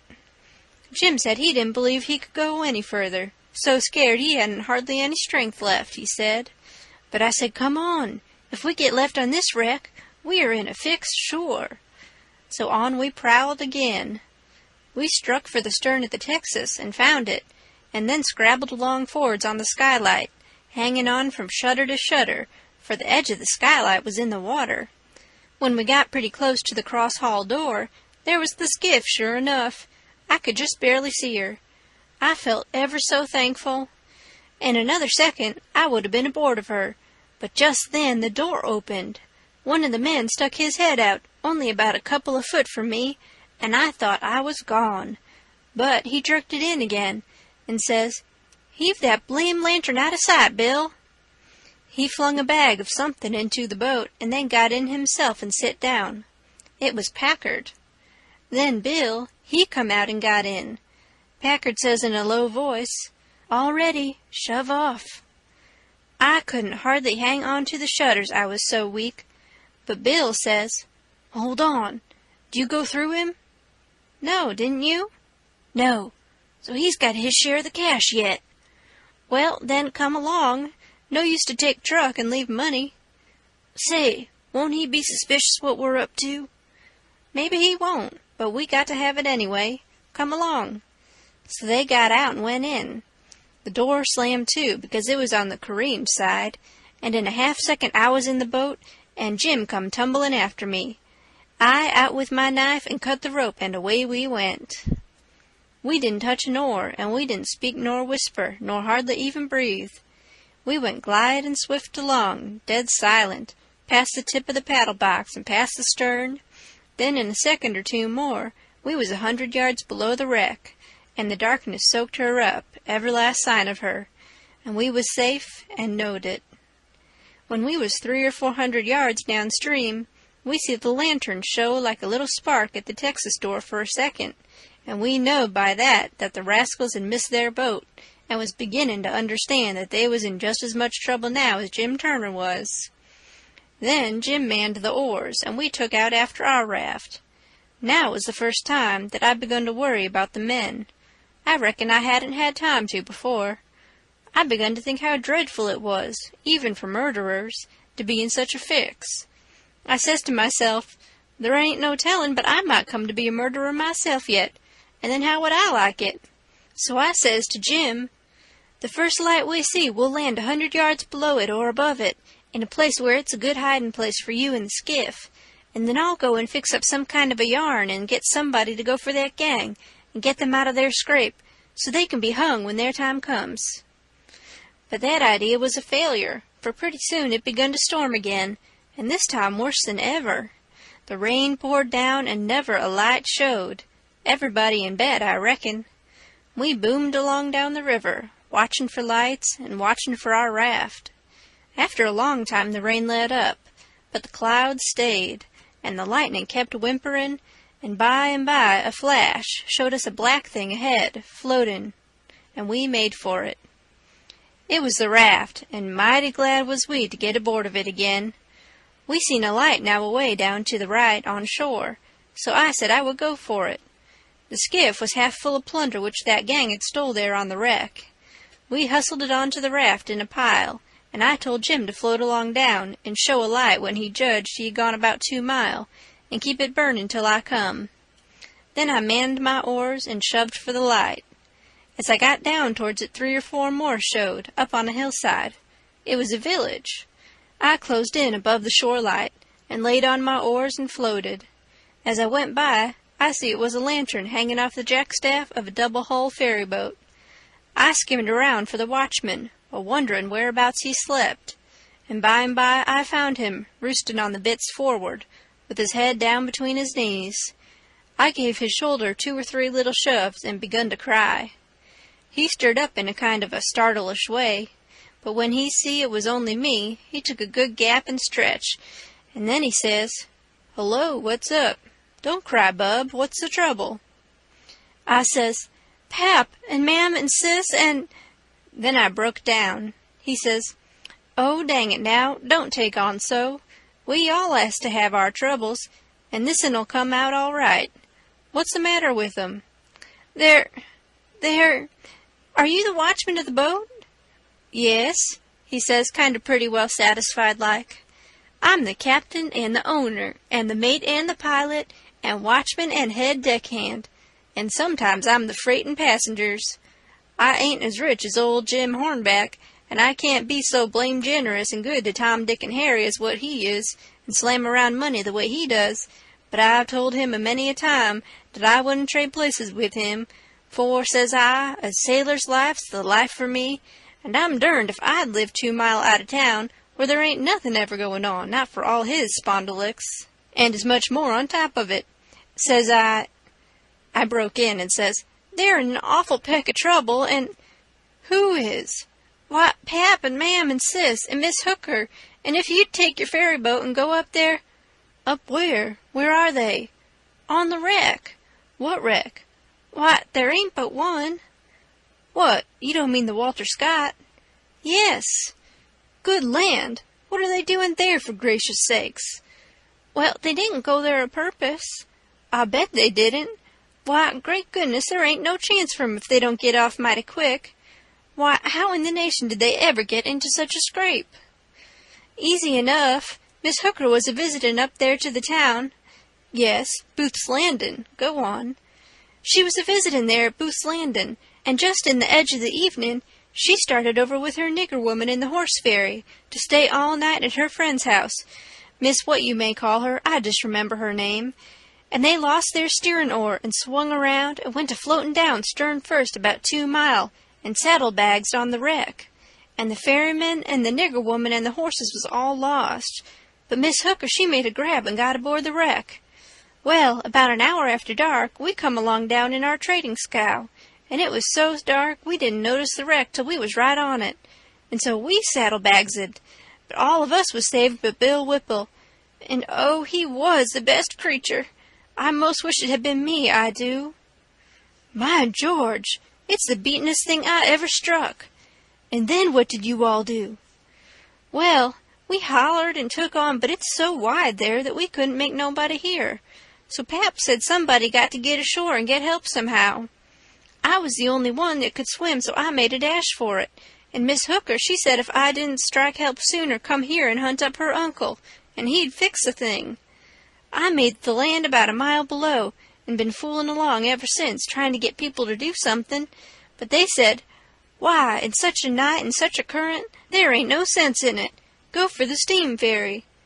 Now, if you'll go and— By Jackson, I'd like to, and blame it, I don't know but I will. But who in the dingnation's a-going to pay for it? Do you reckon your Pap—" "Why, that's all right.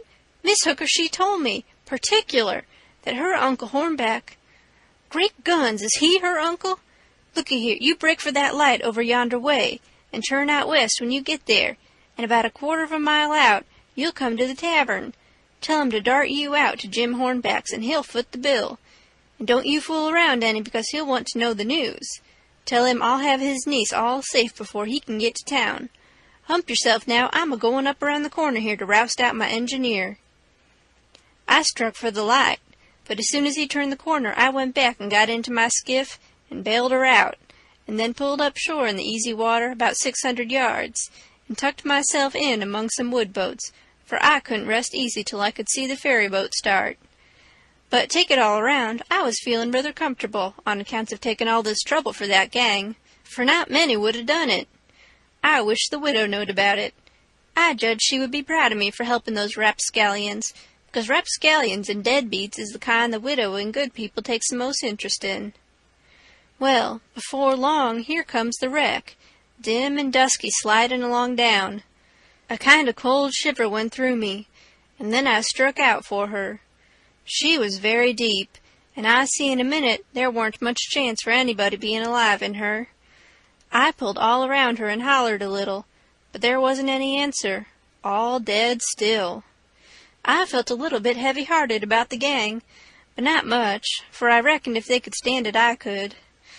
Then here comes the ferry boat, so I shoved for the middle of the river on a long downstream slant, and when I judged I was out of eye reach, I laid on my oars and looked back and see her go and smell around the wreck for Miss Hooker's remainders, because the captain would know her Uncle Hornback would want them. And then pretty soon the ferry boat give it up and went for the shore, and I laid into my work and went to booming down the river. It did seem a powerful long time before Jim's light showed up, and when it did show, it looked like it was 1,000 miles off. By the time I got there, the sky was beginning to get a little gray in the east, so we struck for an island and hid the raft and sunk the skiff and turned in and slept like dead people. End of chapter 13.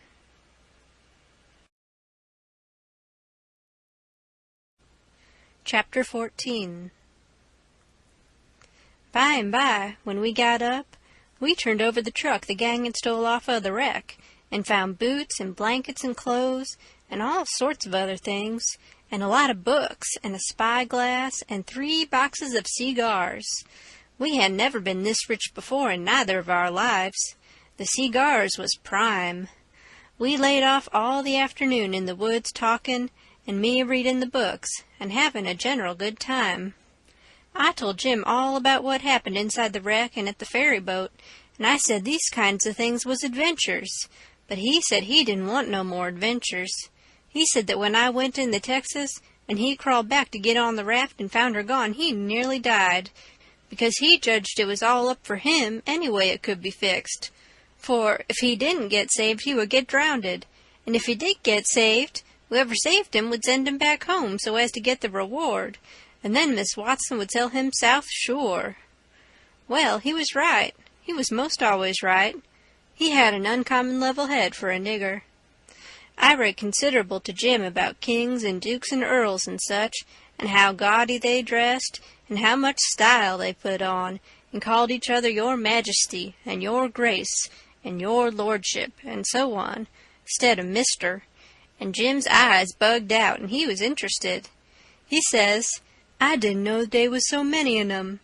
I hain't heard 'bout none on 'em, scasely, but old King Sollerman, unless you counts them kings that's in a pack of cards. How much do a king get? Get? I says, why, they get $1,000 a month if they want it. They can have just as much as they want. Everything belongs to them. Ain't that gay? And what they got to do, Huck? They don't do nothing. Why, how you talk. They just sit around. No, is that so? Of course it is. They just sit around, except maybe when there's a war, then they go to the war.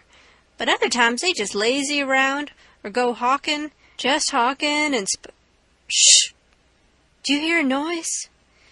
We skipped out and looked, but it warn't nothing but the flutter of a steamboat's wheel away down, comin' round the point. So we come back. Yes, says I, and other times when things is dull, they fuss with the Parliament, and if everybody don't go just so, he whacks their heads off. But mostly they hang round the harem. Round a which? Harem. What's the harem? The place where he keeps his wives. Don't you know about the harem? Solomon had one. He had about 1,000,000 wives. Why, yes, that's so. I done forgot it. A harem's a boarding house, I reckon. Most likely they has rackety times in the nursery. I reckon the wives quarrels considerable, and that creased the racket. Yet they say Solomon the wisest man that ever live. I don't take no stock in that. Becase, why? Would a wise man want to live in the midst of such a blim-blamming all the time? No, deed he wouldn't. A wise man had taken Bill a biler factory, and then he could shut down the biler factory when he want to rest. Well, but he was the wisest man anyway, because the widow she told me so her own self. I don't care what the widow say. He warn't no wise man nuther. He had some of the dad-fetchedest ways I ever see. Does you know 'bout that child that he is gwine to chop in two? Yes, the widow told me all about it. Well, den, warn't that the beatin'est notion in the world? You just take and look at it a minute. That's the stump there. That's one of the women. Here's you. That's the other one. I's Sollerman. And this your dollar bill's the child. Bofen you claims it. What does I do? Does I shin around amongst the neighbors and find out which un you the bill do belong to, and hand it over to the right one all safe and sound, the way that anybody that had any gumption would?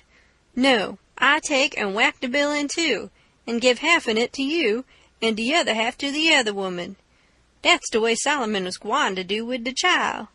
Now I want to ask you, what's the use of that half a bill? Can't buy nothing with it. And what use is half a child? I wouldn't give a dern for 1,000,000 in 'em. But hang it, Jim, you've clean missed the point. Blame it, you've missed it 1,000 mile. Who, me? Go long. Don't talk to me about your points. I reckon I know sense when I sees it, and they ain't no sense in such doin's as that. Dispute warn't about half a child, dispute was about a whole child, and the man that think he can settle a dispute about a whole child with a half a child don't know enough to come in out in the rain. Don't talk to me about Solomon, Huck. I knows him by the back. But I tell you, you don't get the point. Blame the point. I reckon I knows what I knows. And mind you, the real point is down furder. It's down deeper. It lays in the way Solomon was raised. You take a man that's got only 1 or 2 chillun. Is that man gwine to be wasteful of chillun? No, he ain't. He can't afford it. He know how to value 'em. But you take a man that's got about 5,000,000 chillun running around the house, and it's different. He as soon chop a child in two as a cat. Dey's plenty more. A child or two, more or less, warn't no consequence to Solomon, Dad fetch 'em. I never see such a nigger. If he got a notion in his head once, there warn't no getting it out again. He was the most down on Solomon of any nigger I ever see. So I went to talking about other kings, and let Solomon slide.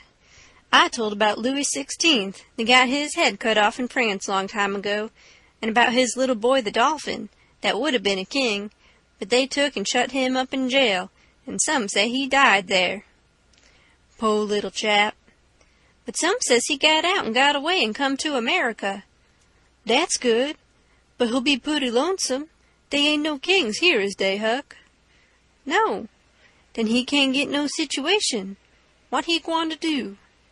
Well, I don't know. Some of them gets on the police, and some of them learns people how to talk French. Why, Huck, don't the French people talk the same way we does? No, Jim, you couldn't understand a word they said.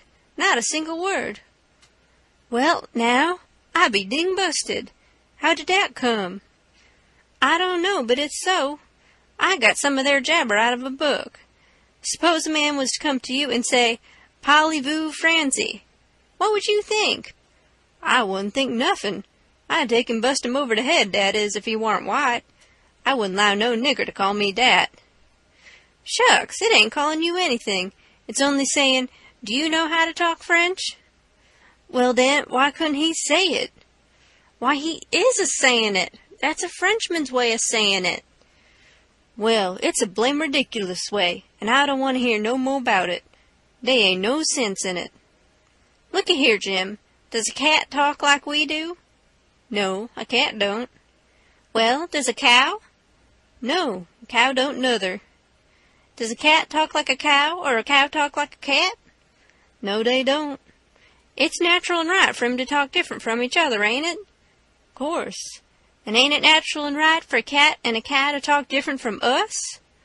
Why, most surely it is. Well, then, why ain't it natural and right for a Frenchman to talk different from us? You answer me that. Is a cat a man, Huck? No. Well, then, there ain't no sense in a cat talking like a man. Is a cow a man, or is a cow a cat? No, she ain't either of them. Well, then, she ain't got no business to talk like either one or the other of 'em. Is a Frenchman a man? Yes. Well, then, Dad blame it, why don't he talk like a man? You answer me dat. I see it warn't no use wasting words. You can't learn a nigger to argue. So I quit. End of chapter 14.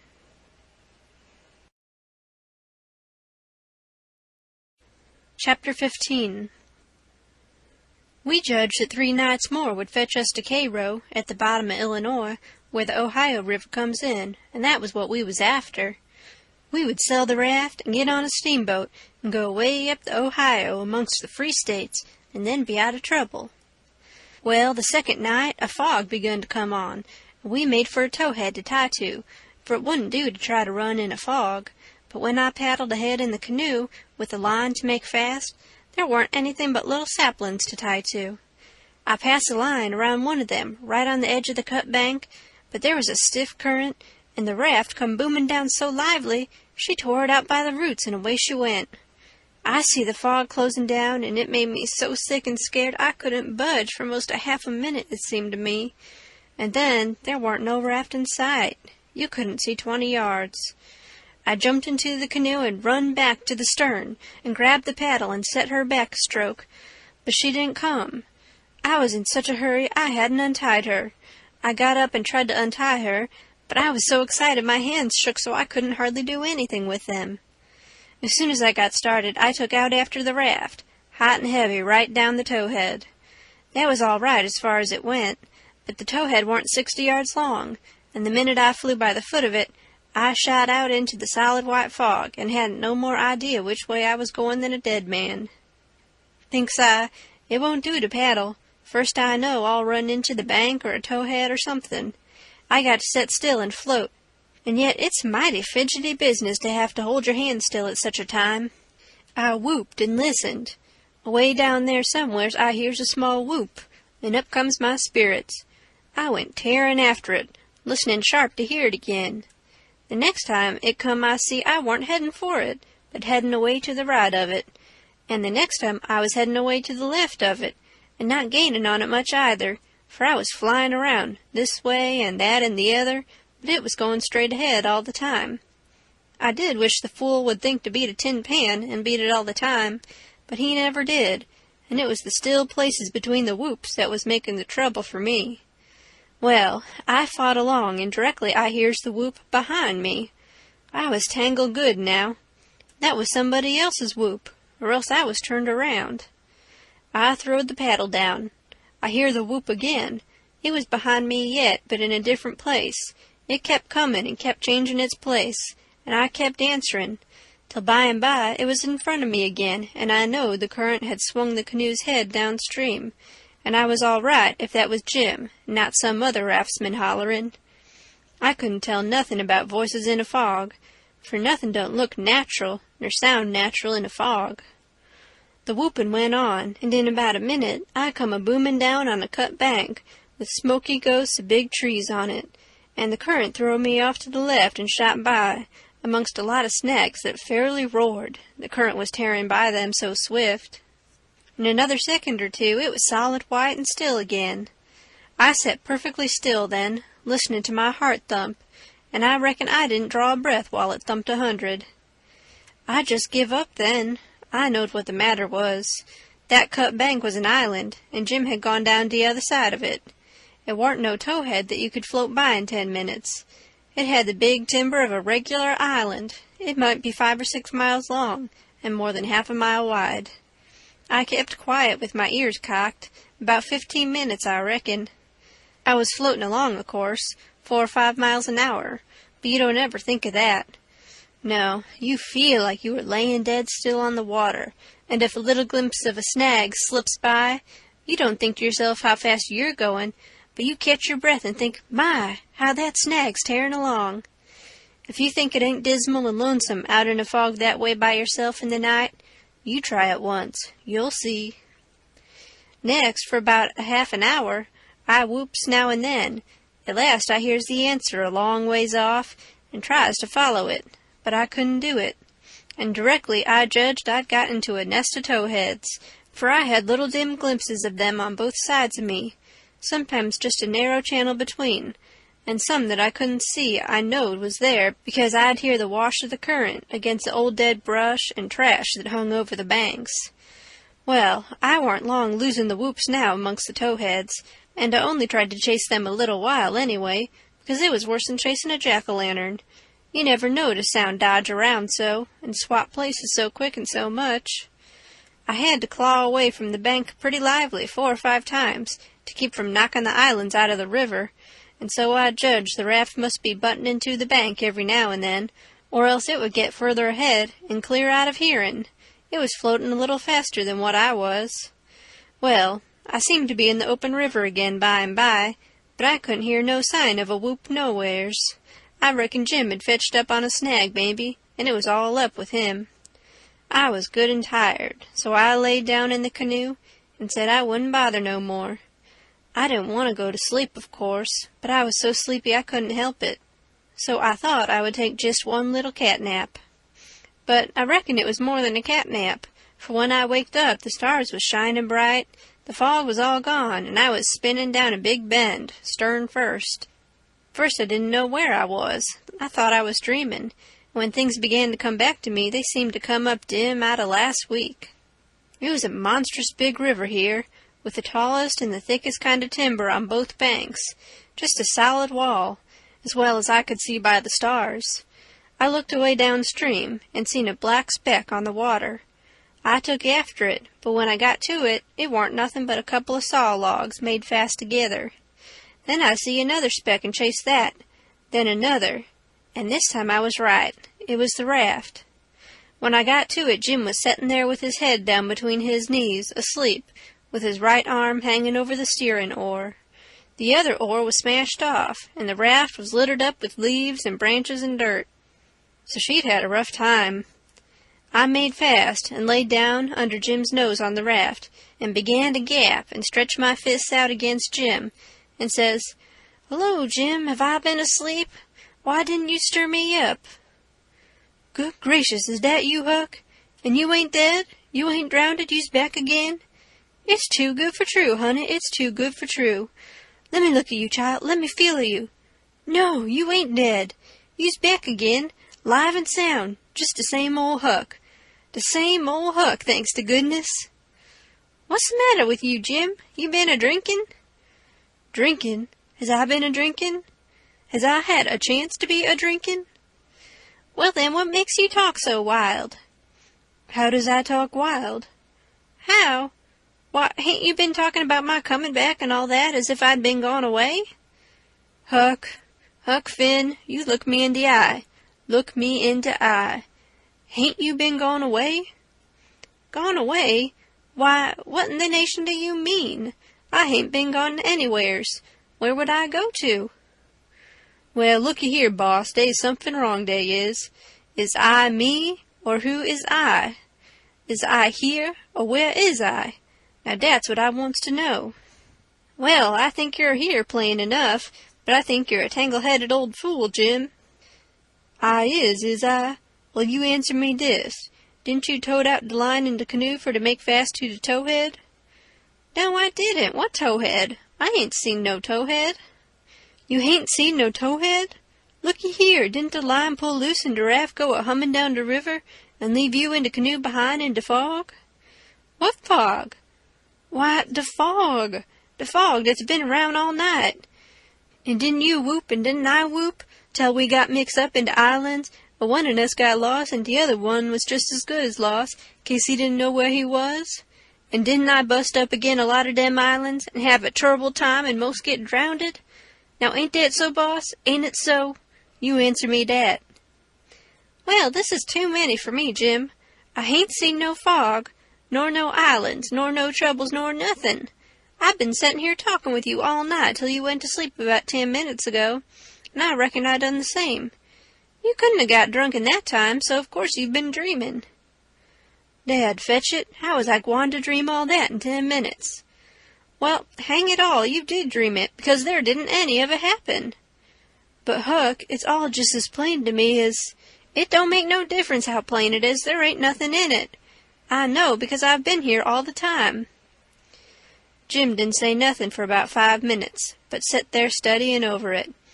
Then he says, "Well, den, I reckon I did dream it, Huck.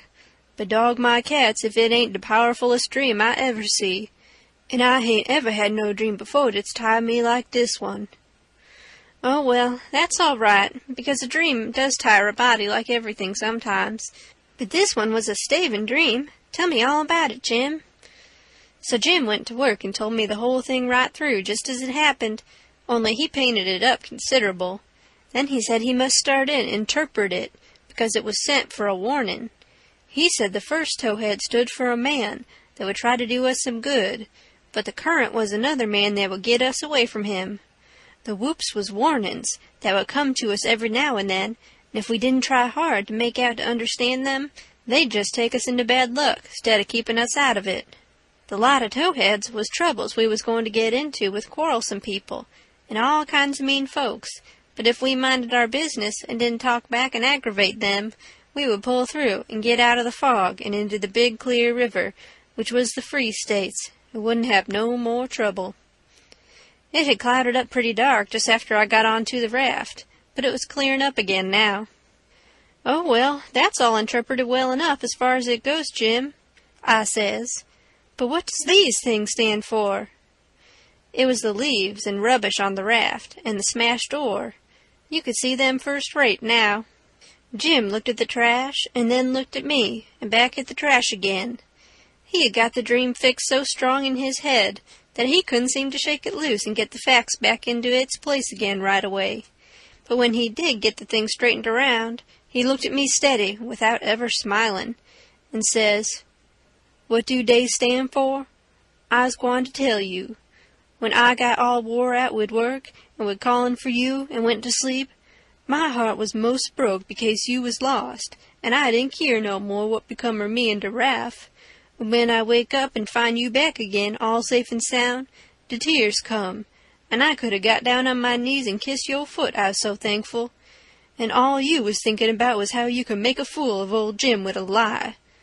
Dat truck is trash, and trash is what people is that puts dirt on de head of their friends and makes 'em ashamed." Then he got up and walked to the wigwam and went in there without saying anything but that. But that was enough. It made me feel so mean I could almost kiss his foot to get him to take it back. It was 15 minutes before I could work myself up to go and humble myself to a nigger, but I done it, and I weren't ever sorry for it afterwards, neither. I didn't do him no more mean tricks, and I wouldn't 'a' done that one if I'd 'a' knowed it would make him feel that way. End of chapter 15. Chapter 16. We slept most all day, and started out at night, a little ways behind a monstrous long raft that was as long going by as a procession.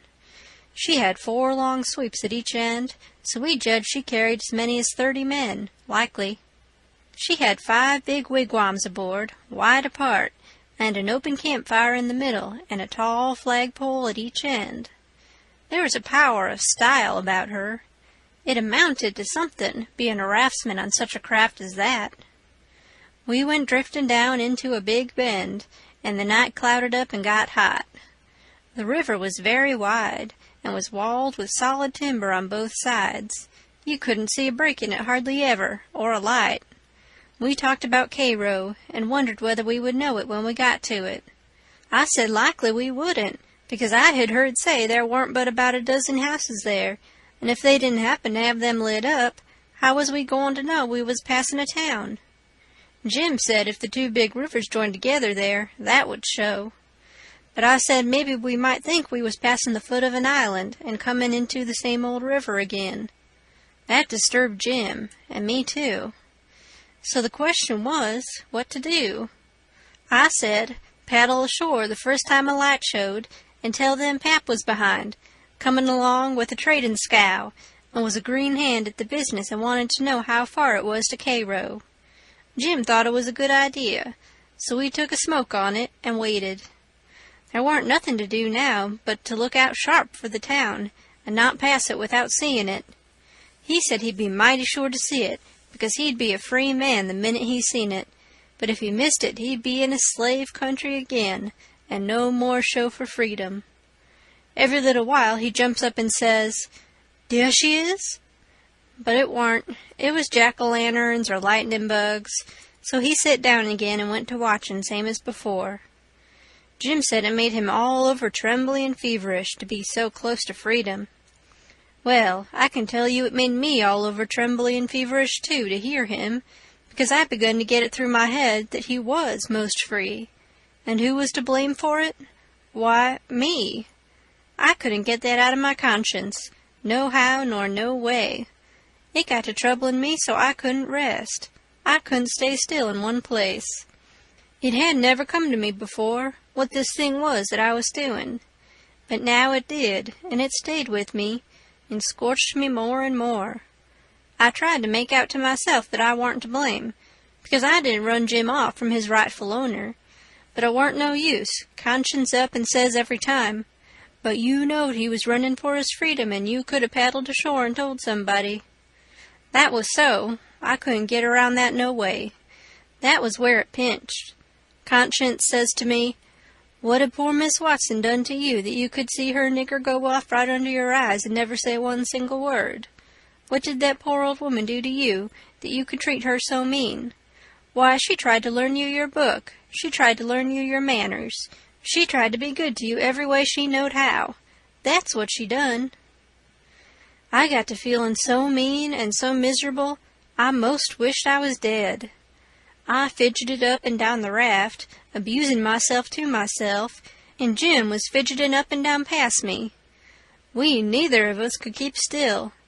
Every time he danced around and says, "There's Cairo," it went through me like a shot, and I thought if it was Cairo, I reckoned I would die of miserableness. Jim talked out loud all the time while I was talking to myself. He was saying how the first thing he would do when he got to a free state, he would go to saving up money and never spend a single cent, and when he got enough he would buy his wife, which was owned on a farm close to where Miss Watson lived, and then they would both work to buy the 2 children, and if their master wouldn't sell them, they'd get an abolitionist to go and steal them. It most froze me to hear such talk. He wouldn't ever dared to talk such talk in his life before. Just see what a difference it made in him the minute he judged she was about free. It was according to the old saying, "Give a nigger an inch, and he'll take an ell." Thinks I, this is what comes of my not thinking. Here was this nigger, which I had as good as helped to run away, coming right out flat-footed and saying he would steal his children that belonged to a man I didn't even know, a man that hadn't ever done me no harm. I was sorry to hear Jim say that. It was such a lowering of him. My conscience got to stirring me up hotter than ever, until at last I says to it, "Let up on me. It ain't too late yet. I'll paddle ashore at the first light and tell." I felt easy and happy and light as a feather right off. All my troubles was gone.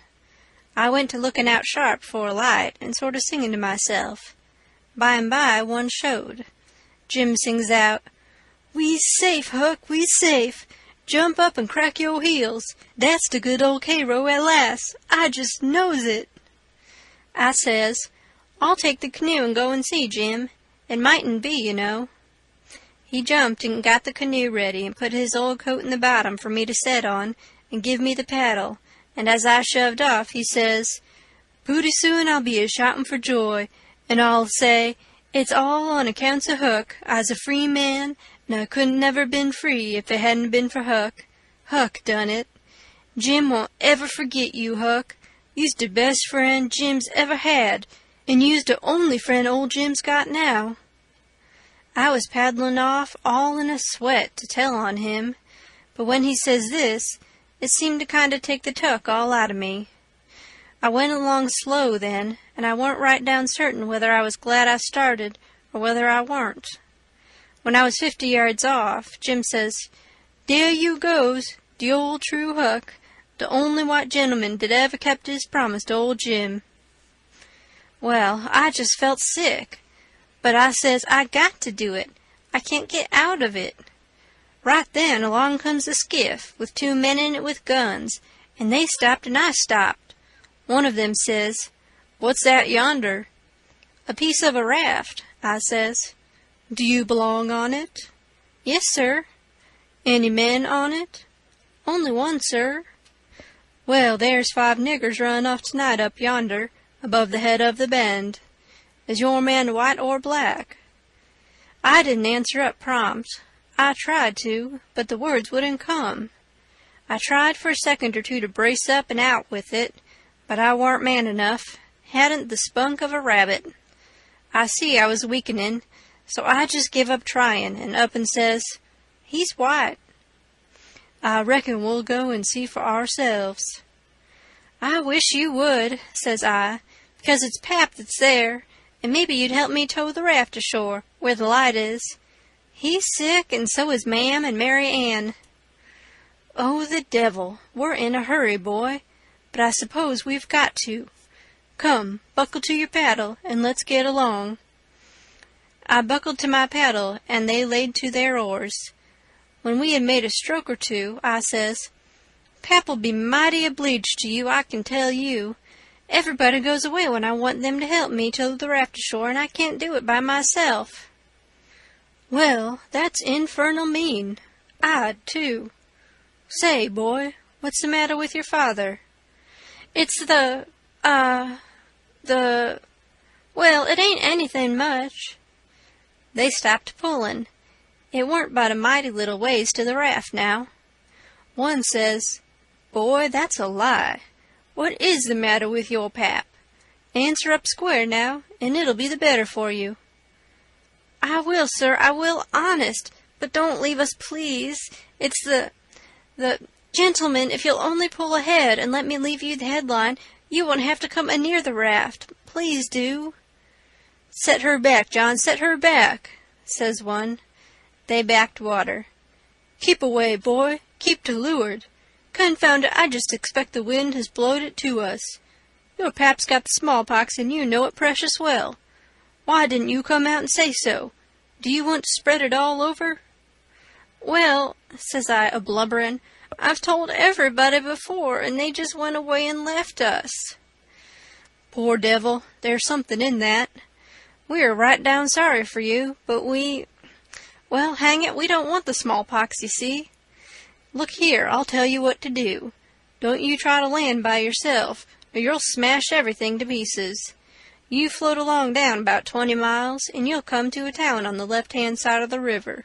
It will be long after sun-up then, and when you ask for help, you tell them your folks are all down with chills and fever. Don't be a fool again and let people guess what is the matter. Now, we're trying to do you a kindness, so you just put 20 miles between us. That's a good boy. It wouldn't do any good to land yonder where the light is. It's only a wood yard. Say, I reckon your father's poor, and I'm bound to say he's in pretty hard luck. Here, I'll put a $20 gold piece on this board, and you get it when it floats by. I feel mighty mean to leave you, but my kingdom, it won't do to fool with smallpox, don't you see?" "Hold on, Parker," says the other man. "Here's a 20 to put on the board for me. Goodbye, boy. You do as Mr. Parker told you, and you'll be all right." "That's so, my boy. Goodbye, goodbye. If you see any runaway niggers, you can help and nab them, and you can make some money by it." "Goodbye, sir," says I. "I won't let no runaway niggers get by me if I can help it." They went off, and I got aboard the raft, feeling bad and low, because I knowed very well I had done wrong, and I see it warn't no use for me to try to learn to do right. A body that don't get started right when he's little ain't got no show. When the pinch comes, there ain't nothing to back him up and keep him to his work, and so he gets beat. Then I thought a minute and says to myself, hold on. Suppose you'd 'a done right and give Jim up. Would you felt better than what you do now? No, says I, I'd feel bad. I'd feel just the same way I do now. Well then, says I, what's the use you learning to do right when it's troublesome to do right and ain't no trouble to do wrong and the wages is just about the same? I was stuck. I couldn't answer that, so I reckoned I wouldn't bother no more about it. But after this, always do whichever come handiest at the time. I went into the wigwam. Jim warn't there. I looked all around. He warn't anywhere. I says, Jim! Here I is, Huck. Is day out of sight yit? Don't talk loud." He was in the river under the stern oar, with just his nose out. I told him they were out of sight, so he come aboard. He says, "I was a-listen to all the talk, and I slips into the river and was gwine to shove for shore if they came aboard. Then I was gwine to swim to the raft again when they was gone. But lawsy, how you did fool 'em, Huck. That was the smartest dodge. I tell you, child, I expect it save old Jim. Old Jim ain't going to forget you for that, honey." Then we talked about the money. It was a pretty good raise, $20 apiece. Jim said we could take deck passage on a steamboat now, and the money would last us as far as we wanted to go in the Free States. He said 20 mile more weren't far for the raft to go, but he wished we was already there. Towards daybreak we tied up, and Jim was mighty particular about hiding the raft good. Then he worked all day at fixing things in bundles and getting all ready to quit rafting. That night about 10, we hove in sight of the lights of a town away down in the left-hand bend. I went off in the canoe to ask about it. Pretty soon I found a man out in the river with a skiff, setting a trot line. I ranged up and says, "Mister, is that town Cairo?" "Cairo, no. You must be a blame fool." "What town is it, mister?" "If you want to know, go and find out. If you stay here bothering me for about half a minute longer, you'll get something you won't want." I paddled to the raft. Jim was awful disappointed, but I said never mind. Cairo would be the next place, I reckoned. We passed another town before daylight, and I was going out again, but it was high ground, so I didn't go. No high ground about Cairo, Jim said. I had forgot it. We laid up for the day on a towhead, tolerable close to the left-hand bank. I begun to suspicion something. So did Jim. I says, "Maybe we went by Cairo in the fog that night." He says, "Don't let's talk about it, Huck. Po' niggers can't have no luck. I always suspected that rattlesnake skin warn't done with its work." I wish I'd never seen that snakeskin, Jim. I do wish I'd never laid eyes on it. It ain't your fault, Huck. You didn't know. Don't you blame yourself about it. When it was daylight, here was the clear Ohio water inshore, sure enough, and outside was the old regular muddy. So it was all up with Cairo. We talked it all over. It wouldn't do to take to the shore. We couldn't take the raft up the stream, of course. There weren't no way but to wait for dark and start back in the canoe and take the chances. So we slept all day amongst the cottonwood thicket, so as to be fresh for the work, and when we went back to the raft about dark, the canoe was gone. We didn't say a word for a good while. There warn't anything to say. We both knowed well enough it was some more work of the rattlesnake skin, so what was the use to talk about it? It would only look like we was finding fault, and that would be bound to fetch more bad luck, and keep on fetching it too, till we knowed enough to keep still. By and by we talked about what we better do, and found out there warn't no way but to go along down with the raft till we got a chance to buy a canoe to go back in. We warn't going to borrow it when there warn't anybody around, the way Pap would do, for that might set people after us. So we shoved out after dark on the raft. Anybody that don't believe yet that it's foolishness to handle a snakeskin, after all that snakeskin done for us, will believe it now if they read on and see what more it done for us. The place to buy canoes is off of rafts laying up at shore, but we didn't see no rafts laying up, so we went along during 3 hours and more. Well, the night got gray and rather thick, which is the next meanest thing to fog. You can't tell the shape of the river, and you can't see no distance. It got to be very late and still, and then along comes a steamboat up the river.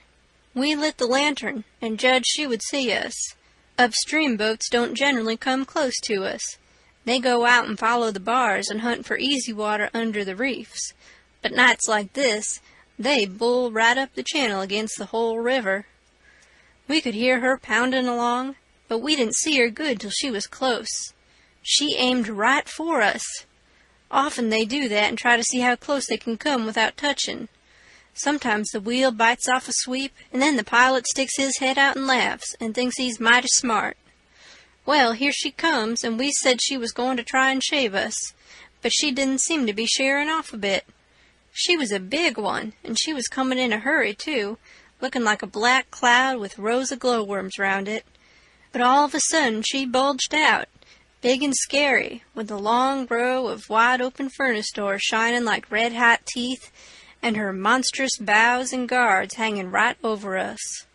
There was a yell at us, and a jingling of bells to stop the engines, a pow-wow of cussing and whistling of steam, and as Jim went overboard on one side and I on the other, she come smashing straight through the raft. I dived, and aimed to find the bottom, too, for a 30-foot wheel had got to go over me, and I wanted it to have plenty of room. I could always stay under water a minute. This time I reckon I stayed under a minute and a half. Then I bounced for the top in a hurry, for I was nearly bustin'. I popped out to my armpits and blowed the water out of my nose and puffed a bit. Of course there was a booming current, and of course that boat started her engines again 10 seconds after she stopped them, for they never cared much for raftsmen. So now she was churning along up the river, out of sight in the thick weather, though I could hear her. I sung out for Jim about a dozen times, but I didn't get any answer. So I grabbed a plank that touched me while I was treading water, and struck out for shore, shoving it ahead of me. But I made out to see that the drift of the current was towards the left-hand shore, which meant that I was in a crossing, so I changed off and went that way. It was one of these long, slanting 2-mile crossings, so I was a good long time in getting over. I made a safe landing and clumb up the bank. I couldn't see but a little ways, but I went poking along over rough ground for a 1/4 of a mile or more, and then I run across a big old-fashioned double-log house before I noticed it. I was going to rush by and get away, but a lot of dogs jumped out and went to howling and barking at me, and I knowed better than to move another peg. End of chapter 16.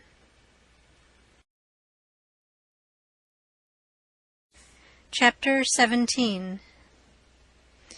In about a minute, somebody spoke out of a window without putting his head out and says, "Be done, boys. Who's there?" I says, "It's me." "Who's me?" "George Jackson, sir." "What do you want?" "I don't want nothing, sir. I only want to go along by, but the dogs won't let me." "What are you prowling around here this time of night for, hey?" "I warn't prowling around, sir. I fell overboard off of the steamboat."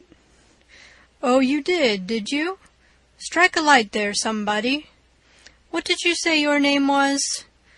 "George Jackson, sir. I'm only a boy." "Look here. If you're telling the truth, you needn't be afraid. Nobody'll hurt you. But don't try to budge. Stand right where you are. Rouse out Bob and Tom, some of you, and fetch the guns. George Jackson, is there anybody with you?" "No, sir, nobody." I heard the people stirring around in the house now, and see a light. The man sung out, "Snatch that light away, Betsy, you old fool. Ain't you got any sense? Put it on the floor behind the front door. Bob, if you and Tom are ready, take your places." "All ready." "Now, George Jackson, do you know the Shepherdsons?" "No, sir, I never heard of them." "Well, that may be so, and it mayn't. Now, all ready. Step forward, George Jackson. And mind, don't you hurry, come mighty slow. If there's anybody with you, let him keep back. If he shows himself, he'll be shot. Come along now. Come slow. Push the door open yourself. Just enough to squeeze in, do you hear?" I didn't hurry. I couldn't if I'd 'a' wanted to. I took one slow step at a time, and there weren't a sound, only I thought I could hear my heart. The dogs were as still as the humans, but they followed a little behind me. When I got to the 3 log doorsteps, I heard them unlocking and unbarring and unbolting. I put my hand on the door and pushed it a little, and a little more, till somebody said, "There, that's enough. Put your head in." I done it, but I judged they would take it off. The candle was on the floor, and there they all was, looking at me, and me at them, for about a quarter of a minute. 3 big men with guns pointed at me, which made me wince, I tell you. The oldest gray and about 60, the other 2 30 or more, all of them fine and handsome, and the sweetest old gray-headed lady, and back of her 2 young women which I couldn't see right well. The old gentleman says, "There, I reckon it's all right. Come in." As soon as I was in, the old gentleman, he locked the door and barred it and bolted it, and told the young men to come in with their guns, and they all went in a big parlor that had a new rag carpet on the floor, and got together in a corner that was out of the range of the front windows. There weren't none on the side. They held the candle and took a good look at me, and all said, "Why, he ain't a Shepherdson. No, there ain't any Shepherdson about him." Then the old man said he hoped I wouldn't mind being searched for arms, because he didn't mean no harm by it. It was only to make sure. So he didn't pry into my pockets, but only felt outside with his hands, and said it was all right. He told me to make myself easy and at home, and tell all about myself. But the old lady says, "Why, bless you, Saul, the poor thing's as wet as he can be, and don't you reckon it may be he's hungry?" "True for you, Rachel, I forgot." So the old lady says, "Betsy," this was a nigger woman, "you fly around and get him something to eat as quick as you can, poor thing, and one of you girls go and wake up Buck and tell him, oh, here he is himself. Buck, take this little stranger and get the wet clothes off from him and dress him up in some of yours that's dry." Buck looked about as old as me, 13 or 14 or along there, though he was a little bigger than me. He hadn't on anything but a shirt, and he was very frowsy-headed. He came in gaping and digging one fist into his eye, and he was dragging a gun along with the other one. He says, "Ain't they no Shepherdsons around?" They said no, 'twas a false alarm. "Well," he says, "if they'd have been some, I reckon I'd have got one." They all laughed, and Bob says, "Why, Buck, they might have scalped us all, you've been so slow in coming." "Well, nobody come after me, and it ain't right I'm always kept down. I don't get no show." "Never mind, Buck, my boy," says the old man. "You'll have show enough, all in good time, don't you fret about that. Go along with you now, and do as your mother told you." When we got upstairs to his room, he got me a coarse shirt and a roundabout and pants of his, and I put them on. While I was at it, he asked me what my name was, but before I could tell him, he started to tell me about a blue jay and a young rabbit he had catched in the woods day before yesterday, and asked me where Moses was when the candle went out. I said I didn't know, I hadn't heard about it before, no way. "Well, guess," he says. "How am I going to guess," says I, "when I never heard tell of it before?" "But you can guess, can't you? It's just as easy." "Which candle?" I says. "Why, any candle," he says. "I don't know where he was," says I. "Where was he?" "Why, he was in the dark. That's where he was." "Well, if you knowed where he was, what did you ask me for?" "Why, blame it, it's a riddle, don't you see? Say, how long are you going to stay here? You got to stay always. We can just have booming times. They don't have no school now. Do you own a dog?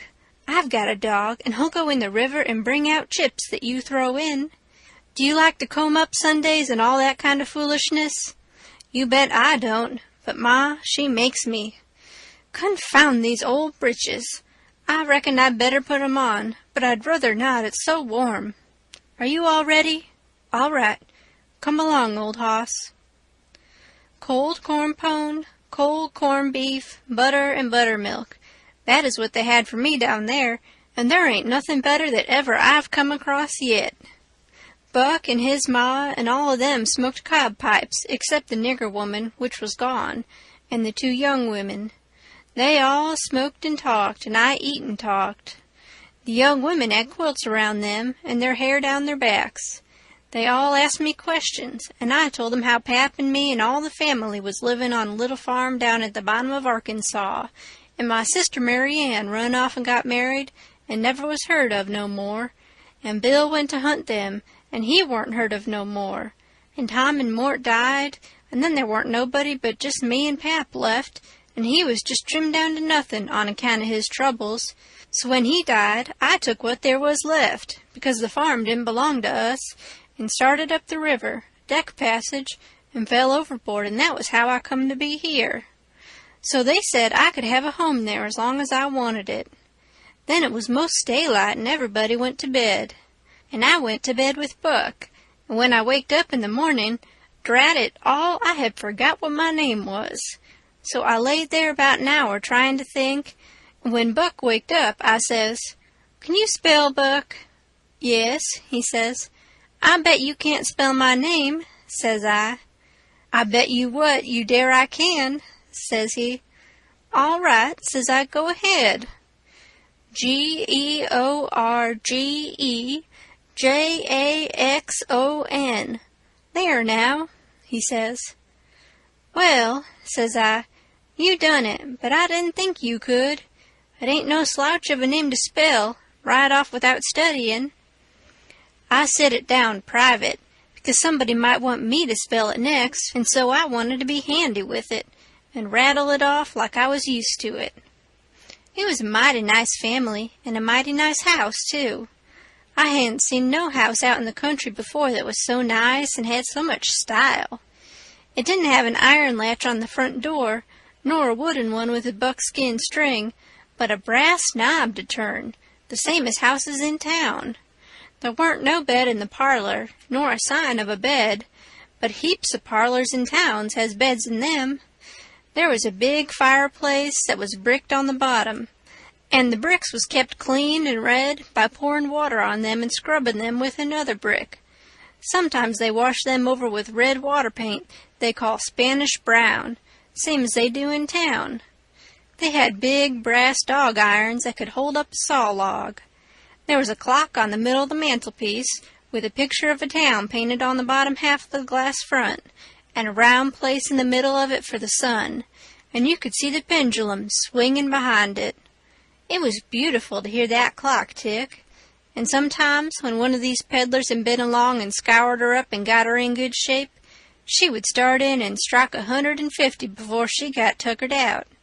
They wouldn't take any money for her. Well, there was a big outlandish parrot on each side of the clock, made out of something like chalk and painted up gaudy. By one of the parrots was a cat made of crockery, and a crockery dog by the other. When you pressed down on them, they squeaked, but didn't open their mouths nor look different nor interested. They squeaked through underneath. There was a couple of big wild turkey wing fans spread out behind those things. On the table in the middle of the room was kind of a lovely crockery basket that had apples and oranges and peaches and grapes piled up in it, which was much redder and yellower and prettier than real ones is, but they weren't real because you could see where pieces had got chipped off and showed the white chalk, or whatever it was, underneath. This table had a cover made out of beautiful oilcloth, with a red and blue spread eagle painted on it, and a painted border all round. It come all the way from Philadelphia, they said. There were some books, too, piled up perfectly exact on each corner of the table. One was a big family Bible, full of pictures. One was Pilgrim's Progress, about a man that left his family. It didn't say why. I read considerable in it now and then. The statements was interesting, but tough. Another was Friendship's Offering, full of beautiful stuff and poetry, but I didn't read the poetry. Another was Henry Clay's speeches, and another was Dr. Gunn's Family Medicine, which told you all about what to do if a body was sick or dead.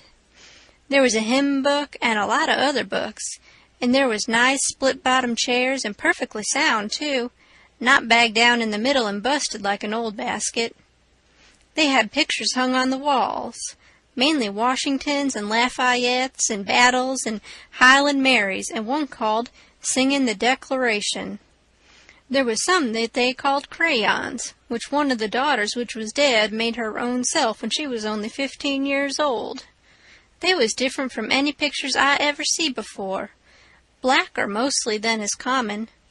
One was a woman in a slim black dress, belted small under the armpits, with bulges like a cabbage in the middle of the sleeves, and a large black scoop-shovel bonnet with a black veil, and white slim ankles crossed about with black tape, and very wee black slippers like a chisel, and she was leaning pensive on a tombstone on her right elbow, under a weeping willow, and her other hand hanging down her side holding a white handkerchief and a reticule, and underneath the picture it said, "Shall I never see thee more, alas?"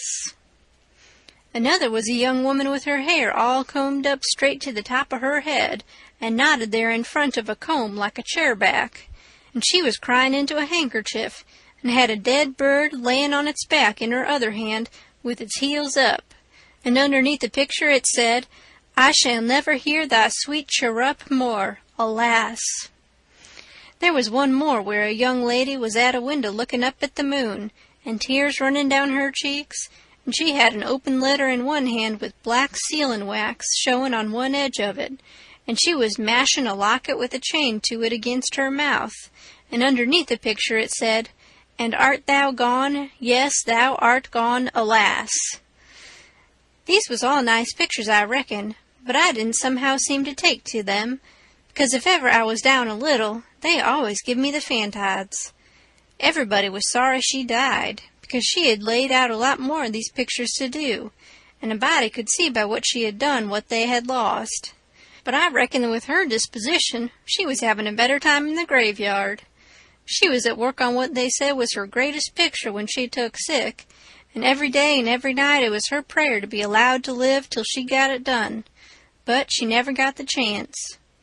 It was a picture of a young woman in a long white gown, standing on the rail of a bridge, all ready to jump off, with her hair all down her back, and looking up to the moon with the tears running down her face, and she had 2 arms folded across her breast, and 2 arms stretched out in front, and 2 more reaching up towards the moon, and the idea was to see which pair would look best and then scratch out all the other arms.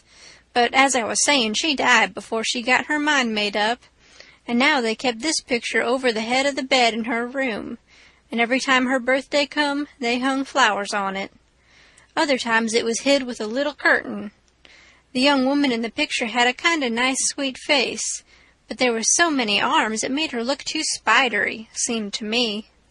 This young girl kept a scrapbook when she was alive, and used to paste obituaries and accidents and cases of patients suffering in it out of the Presbyterian Observer, and write, "And did young Stephen sicken?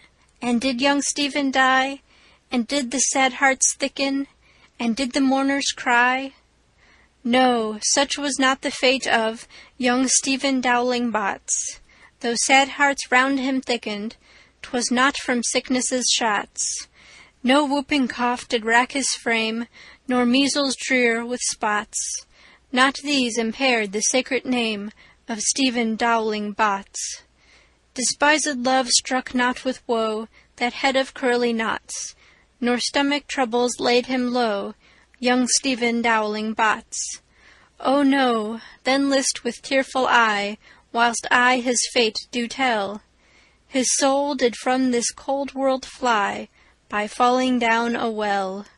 They got him out and emptied him. Alas, it was too late.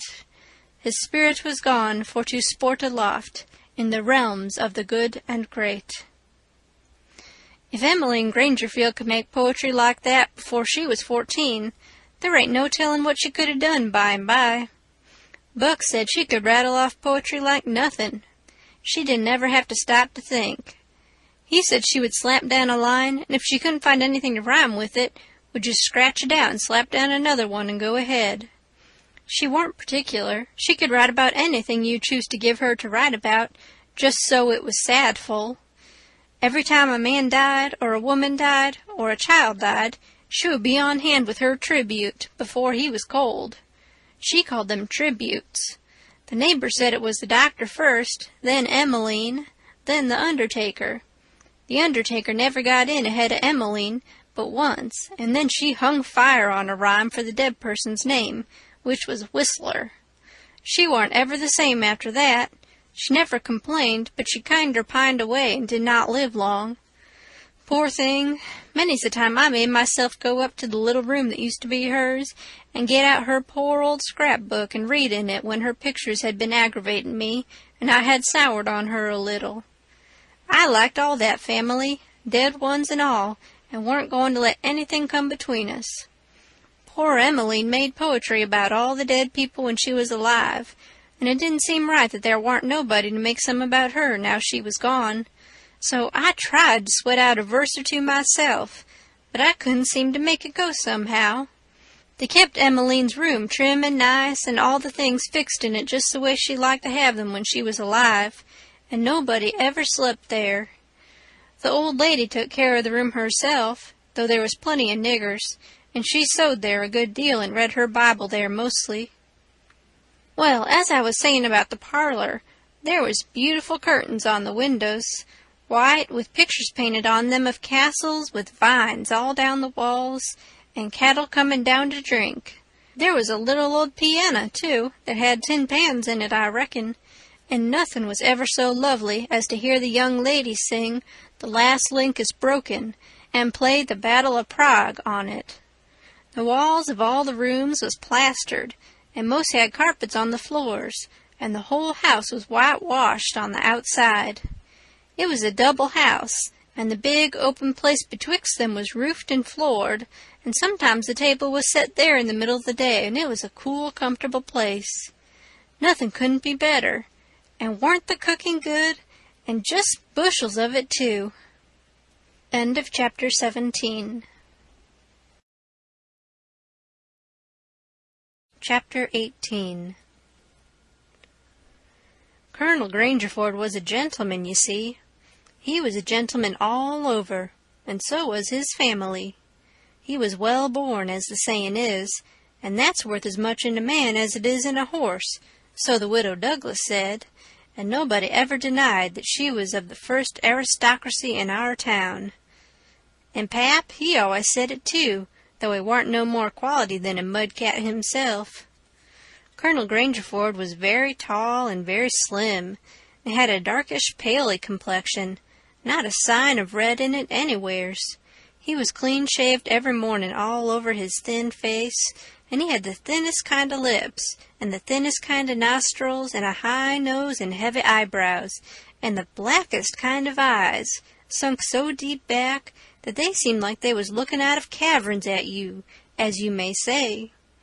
His forehead was high, and his hair was black and straight and hung to his shoulders. His hands was long and thin, and every day of his life he put on a clean shirt and a full suit from head to foot, made out of linen so white it hurt your eyes to look at it, and on Sundays he wore a blue tailcoat with brass buttons on it. He carried a mahogany cane with a silver head to it. There warn't no frivolishness about him, not a bit, and he warn't ever loud. He was as kind as he could be.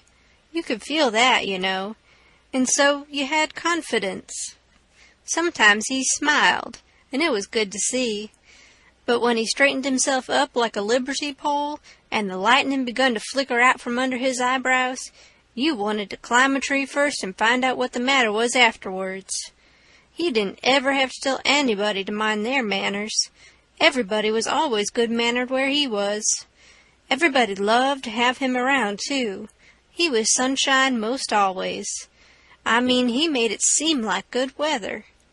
When he turned into a cloud bank, it was awful dark for half a minute, and that was enough. There wouldn't nothing go wrong again for a week. When him and the old lady come down in the morning, all the family got up out of their chairs and give them good day, and didn't sit down again till they had set down. Then Tom and Bob went to the sideboard, where the decanter was, and mixed a glass of bitters, and handed it to him, and he held it in his hand and waited till Tom's and Bob's was mixed, and then they bowed and said, "Our duty to you, sir and madam," and they bowed the least bit in the world, and said thank you, and so they drank all three, and Bob and Tom poured a spoonful of water in the sugar and the mite of whiskey or apple brandy in the bottom of their tumblers, and give it to me and Buck, and we drank to the old people too. Bob was the oldest, and Tom next. Tall, beautiful men, with very broad shoulders and brown faces, and long black hair and black eyes. They dressed in white linen from head to foot, like the old gentleman, and wore broad Panama hats. Then there was Miss Charlotte. She was 25, and tall and proud and grand, about as good as she could be when she warn't stirred up, but when she was, she had a look that would make you wilt in your tracks like her father. She was beautiful. So was her sister, Miss Sophia, but it was a different kind. She was gentle and sweet like a dove, and she was only 20. Each person had their own nigger to wait on them, Buck, too. My nigger had a monstrous easy time because I warn't used to having anybody do anything for me, but Buck's was on the jump most of the time. This was all there was of the family now, but there used to be more. 3 sons, they got killed, and Emmeline that died. The old gentleman owned a lot of farms and over 100 niggers. Sometimes a stack of people would come there, horseback, from 10 or 15 mile round, and stay 5 or 6 days, and have such junketings round about and on the river, and dances and picnics in the woods daytimes, and balls at the house nights. These people was mostly kinfolks of the family. The men brought their guns with them. It was a handsome lot of quality, I tell ya. There was another clan of aristocracy around there, 5 or 6 families, mostly of the same name of Shepherdson. They was as high-toned and well-born and rich and grand as the tribe of Grangerfords. The Shepherdsons and Grangerfords used the same steamboat landing, which was about 2 miles above our house. So sometimes when I went up there with a lot of our folks, I used to see a lot of the Shepherdsons there on their fine horses. One day Buck and me was away out in the woods hunting, and heard a horse comin'. We was crossin' the road. Buck says, "Quick, jump for the woods." We done it, and then peeped down the woods through the leaves. Pretty soon a splendid young man come gallopin' down the road, settin' his horse easy and lookin' like a soldier. He had a gun across his pommel. I had seen him before. It was young Harney Shepherdson. I heard Buck's gun go off in my ear, and Harney's hat tumbled off from his head. He grabbed his gun and rode straight to the place where we was hid. But we didn't wait. We started through the woods on a run. The woods warn't thick, so I looked over my shoulder to dodge a bullet, and twice I see Harney cover Buck with his gun, and then he rode away the way he come. To get his hat, I reckon, but I couldn't see. We never stopped running till we got home. The old gentleman's eyes blazed a minute. 'Twas pleasure mainly, I judged. Then his face sort of smoothed down, and he says, kind of gentle, "I don't like shooting from behind a bush. Why didn't you step into the road, my boy?" "The Shepherdsons don't, father. They always take advantage." Miss Charlotte, she held her head up like a queen while Buck was telling his tale, and her nostrils spread and her eyes snapped. The 2 young men looked dark, but never said nothin'. Miss Sophia, she turned pale, but the color come back when she found the man warn't hurt. Soon as I could get Buck down by the corn cribs under the tree by ourselves, I says, "Did you want to kill him, Buck?" "Well, I bet I did." "What did he do to you?" "Him? He never done nothing to me." "Well, then, what did you want to kill him for?" "Why, nothing, only it's on account of the feud." "What's a feud?" "Why, where was you raised? Don't you know what a feud is?" "Never heard of it before. Tell me about it." "Well," says Buck, "a feud is this way. A man has a quarrel with another man and kills him. Then that other man's brother kills him. Then the other brothers on both sides goes for one another. Then the cousins chip in. And by, everybody's killed off and there ain't no more feud. But it's kind of slow and takes a long time." "Has this one been going on long, Buck?" "Well, I should reckon. It started 30 year ago, or summers along there. There was trouble about something, and then a lawsuit to settle it, and the suit went agin one of the men, So he up and shot the man that won the suit, which he would naturally do, of course. Anybody would. What was the trouble about, Buck? Land? I reckon maybe. I don't know. Well, who done the shooting? Was it a Grangerford or a Shepherdson? Laws, how do I know? It was so long ago. Don't anybody know? Oh, yes, Pa knows, I reckon, and some of the other old people, but they don't know now what the row was about in the first place. Has there been many killed, Buck? Yes, right smart chance of funerals, but they don't always kill. Pa's got a few buckshot in him, but he don't mind it 'cause he don't weigh much anyway. Bob's been carved up some with a bowie, and Tom's been hurt once or twice. Has anybody been killed this year, Buck? Yes, we got one and they got one.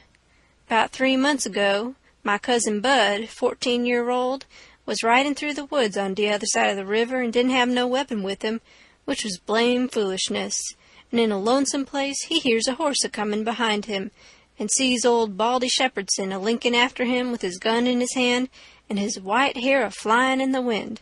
Instead of jumping off and taking to the bush, Bud 'lowed he could outrun him, so they had it nip and tuck for 5 mile or more, the old man a-gainin' all the time. So at last Bud seen it warn't any use, so he stopped and faced around so as to have the bullet holes in front, you know. And the old man, he rode up and shot him down.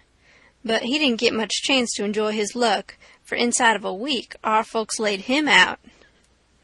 I reckon that old man was a coward, Buck. I reckon he warn't a coward, not by a blame sight. There ain't a coward amongst them Shepherdsons, not a one, and there ain't no cowards amongst the Grangerfords either.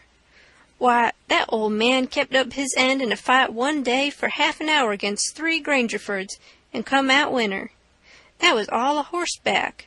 He lit off his horse and got behind a little woodpile and kept his horse before him to stop the bullets, but the Grangerfords stayed on their horses and capered around the old man and peppered away at him, and he peppered away at them. Him and his horse both went home pretty leaky and crippled, but the Grangerfords had to be fetched home, and one of 'em was dead, and another died the next day. No, sir, if a body's out hunting for cowards, he don't want to fool away any time amongst them Shepherdsons, because they don't breed any of that kind. Next Sunday we all went to church, about 3 mile, everybody a horseback. The men took their guns along, and so did Buck, and kept them between their knees or stood them handy against the wall. The Shepherdsons done the same. It was pretty ornery preachin', all about brotherly love and such like tiresomeness, but everybody said it was a good sermon, and they all talked it over going home, and had such a powerful lot to say about faith and good works and free grace and pre-foreordination and I don't know what all, that it did seem to me to be one of the roughest Sundays I had run across yet. About an hour after dinner, everybody was dozing around, some in their chairs and some in their rooms, and it got to be pretty dull. Buck and a dog was stretched out on the grass in the sun, sound asleep.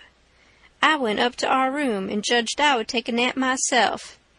I found that sweet Miss Sophia standing in her door, which was next to ours, and she took me in her room and shut the door very soft, and asked me if I liked her, and I said I did, and she asked me if I would do something for her and not tell anybody, and I said I would.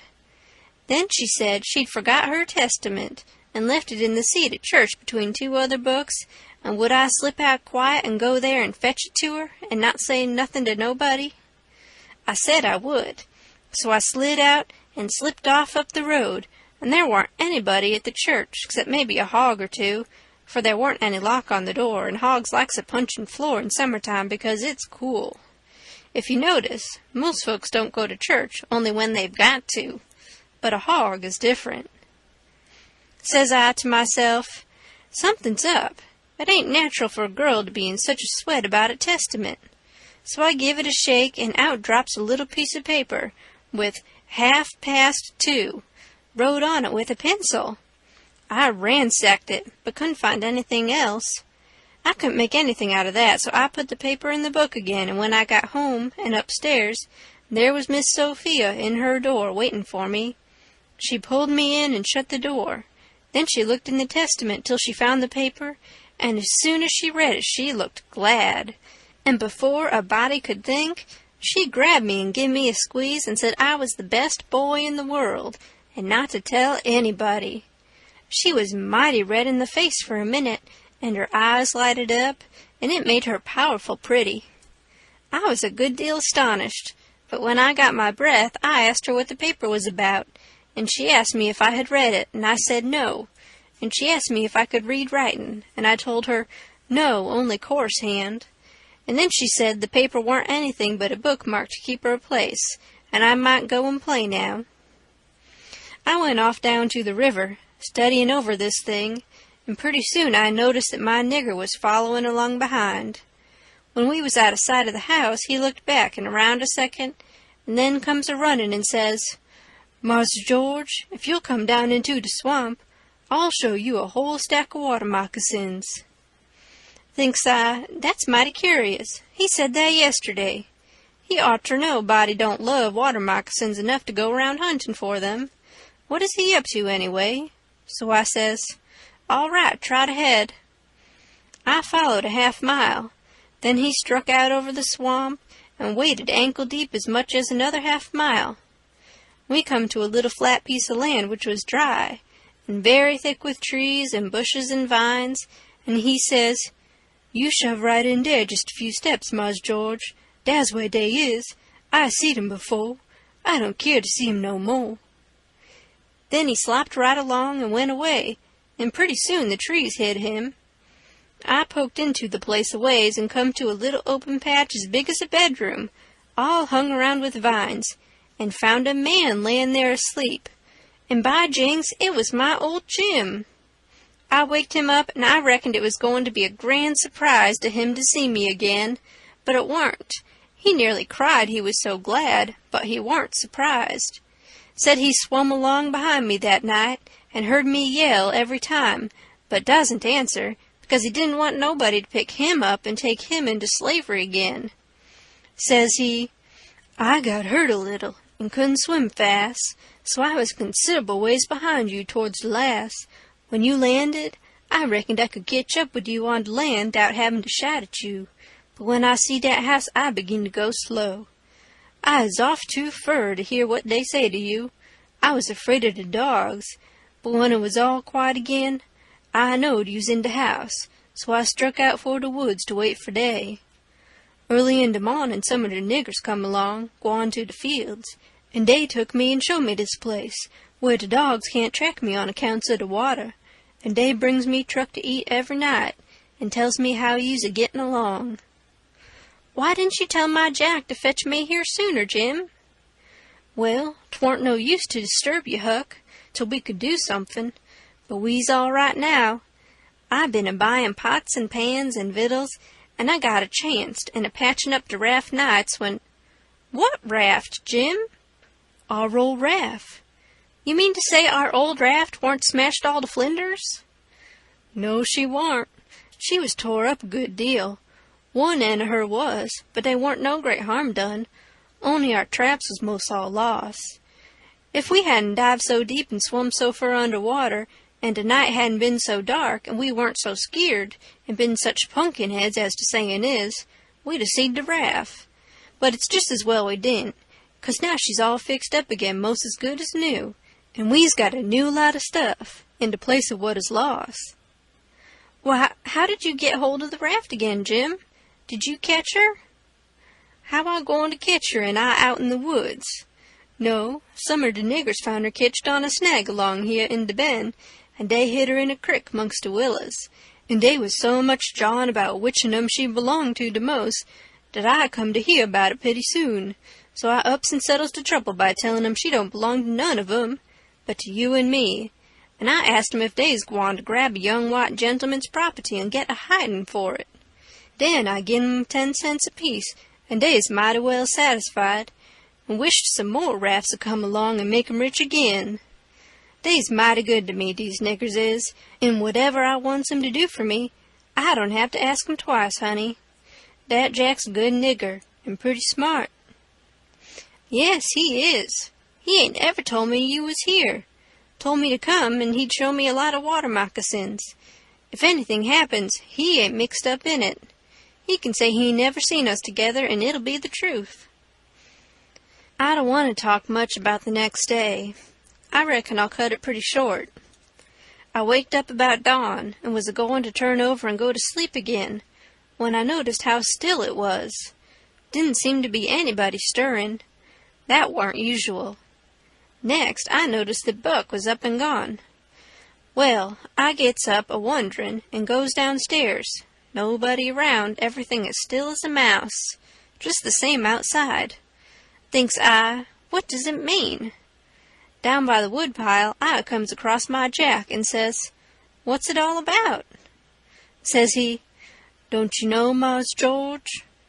"No," says I don't."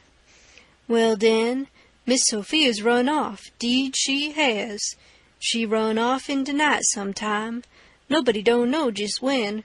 Run off to get married to dat young Harney Shepherdson, you know. Leastways so they spec. De family found it out about half-hour ago, maybe little more, and I tell you dey were no time loss. Sich another hurrying up guns and horses you never see. De woman folks is gone for to stir up de relations, and old Mars Saul and de boys tuck dey guns and rode up de river road for to try to catch dat young man and kill him before he can get across de river with Miss Sophia. I reckon dey's gwine to be mighty rough times." "Buck went off that waking me up." "Well, I reckon he did. They weren't gwine to mix you up in it. Marse Buck, he loaded up his gun and 'lowed he's gwine to fetch home Shepherdson or bust. Well, there'll be plenty in 'em there, I reckon, and you bet you he'll fetch one if he gets a chancet."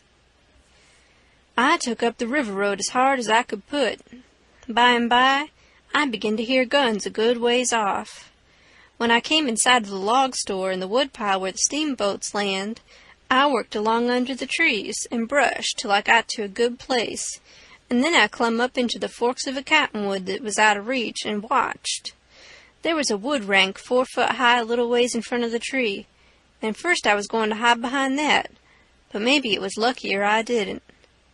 There was 4 or 5 men cavorting around on their horses in the open place before the log store, cussin' and yellin' and trying to get at a couple of young chaps that was behind the wood rank alongside of the steamboat landing, but they couldn't come it. Every time one of them showed himself on the riverside of the woodpile, he got shot at. The 2 boys was squatting back to back behind the pile so they could watch both ways. By and by, the men stopped cavorting around and yelling. They started riding towards the store.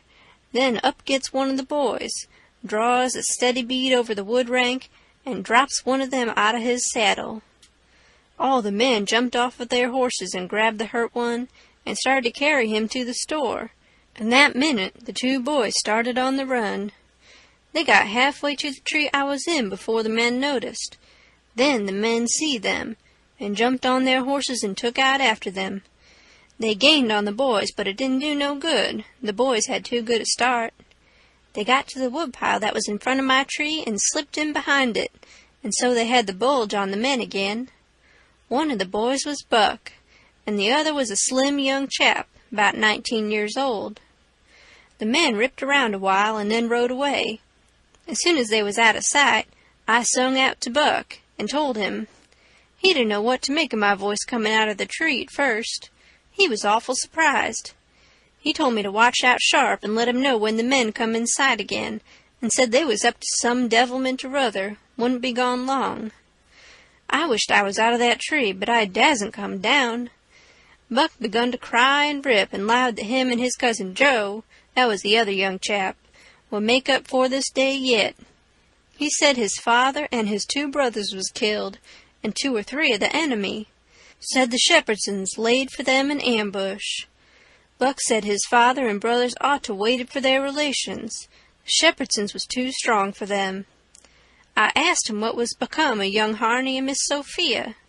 He said they got across the river and was safe. I was glad of that, but the way Buck did take on because he didn't manage to kill Harney that day he shot at him, I hain't ever heard anything like it. All of a sudden, bang, bang, bang, goes 3 or 4 guns. The men had slipped around through the woods and come in from behind without their horses. The boys jumped for the river, both of them hurt, and as they swam down the current, the men run along the bank, shooting at them and singing out, "Kill them! Kill them!" It made me so sick I most fell out of the tree. I ain't a-going to tell all that happened. It would make me sick again if I was to do that. I wished I hadn't ever come ashore that night to see such things. I ain't ever going to get shut of them. Lots of times I dream about them. I stayed in the tree till it begun to get dark, afraid to come down. Sometimes I heard guns away off in the woods, and twice I seen little gangs of men gallop past the log store with guns, so I reckoned the trouble was still a-going on. I was mighty downhearted, so I made up my mind I wouldn't ever go near that house again, because I reckoned I was to blame somehow. I judged that piece of paper meant that Miss Sophia was to meet Harney somewheres at 2:30 and run off, and I judged I ought to told her father about that paper and the curious way she acted, and then maybe he would 'a' locked her up and this awful mess wouldn't never happened. When I got down out of the tree, I crept along down the river bank a piece and found the 2 bodies laying in the edge of the water, and tugged at them till I got them ashore. Then I covered up their faces and got away as quick as I could. I cried a little when I was covering up Buck's face, for he was mighty good to me. It was just dark now. I never went near the house, but struck through the woods and made for the swamp. Jim warn't on his island, so I tramped off in a hurry for the crick and crowded through the willows, red hot to jump aboard and get out of that awful country. The raft was gone. My souls, but I was scared. I couldn't get my breath for most a minute.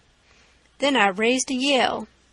A voice not 25 foot from me says, "Good land, is that you, honey? Don't make no noise." It was Jim's voice. Nothing ever sounded so good before. I run along the bank a piece and got aboard, and Jim, he grabbed me and hugged me, he was so glad to see me. He says, "Laws bless you, child.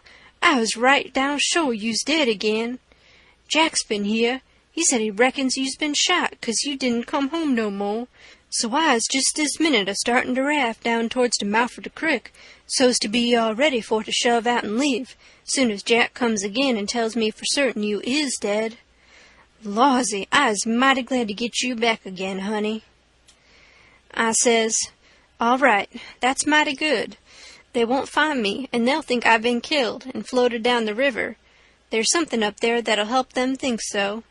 So don't you lose no time, Jim, but just shove off for the big water as fast as ever you can." I never felt easy till the raft was 2 miles below there and out in the middle of the Mississippi.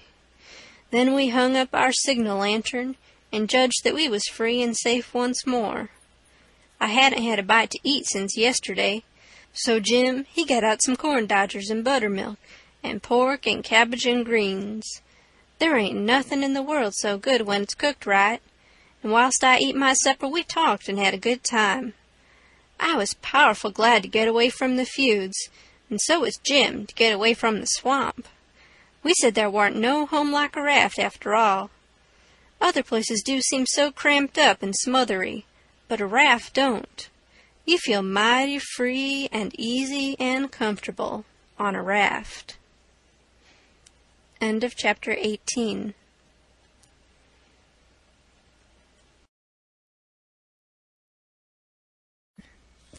Chapter 19. 2 or 3 days and nights went by. I reckon I might say they swum by. They slid along, so quiet and smooth and lovely. Here's the way we put in the time. It was a monstrous big river down there, sometimes 1.5 miles wide. We run nights and laid up and hid daytimes. Soon as night was most gone, we stopped navigating and tied up, nearly always in the dead water under a towhead, and then cut young cottonwoods and willows and hid the raft with them. Then we set out the lines. Next, we slid into the river and had a swim, so as to freshen up and cool off. Then we sat down on the sandy bottom, where the water was about knee-deep, and watched the daylight come.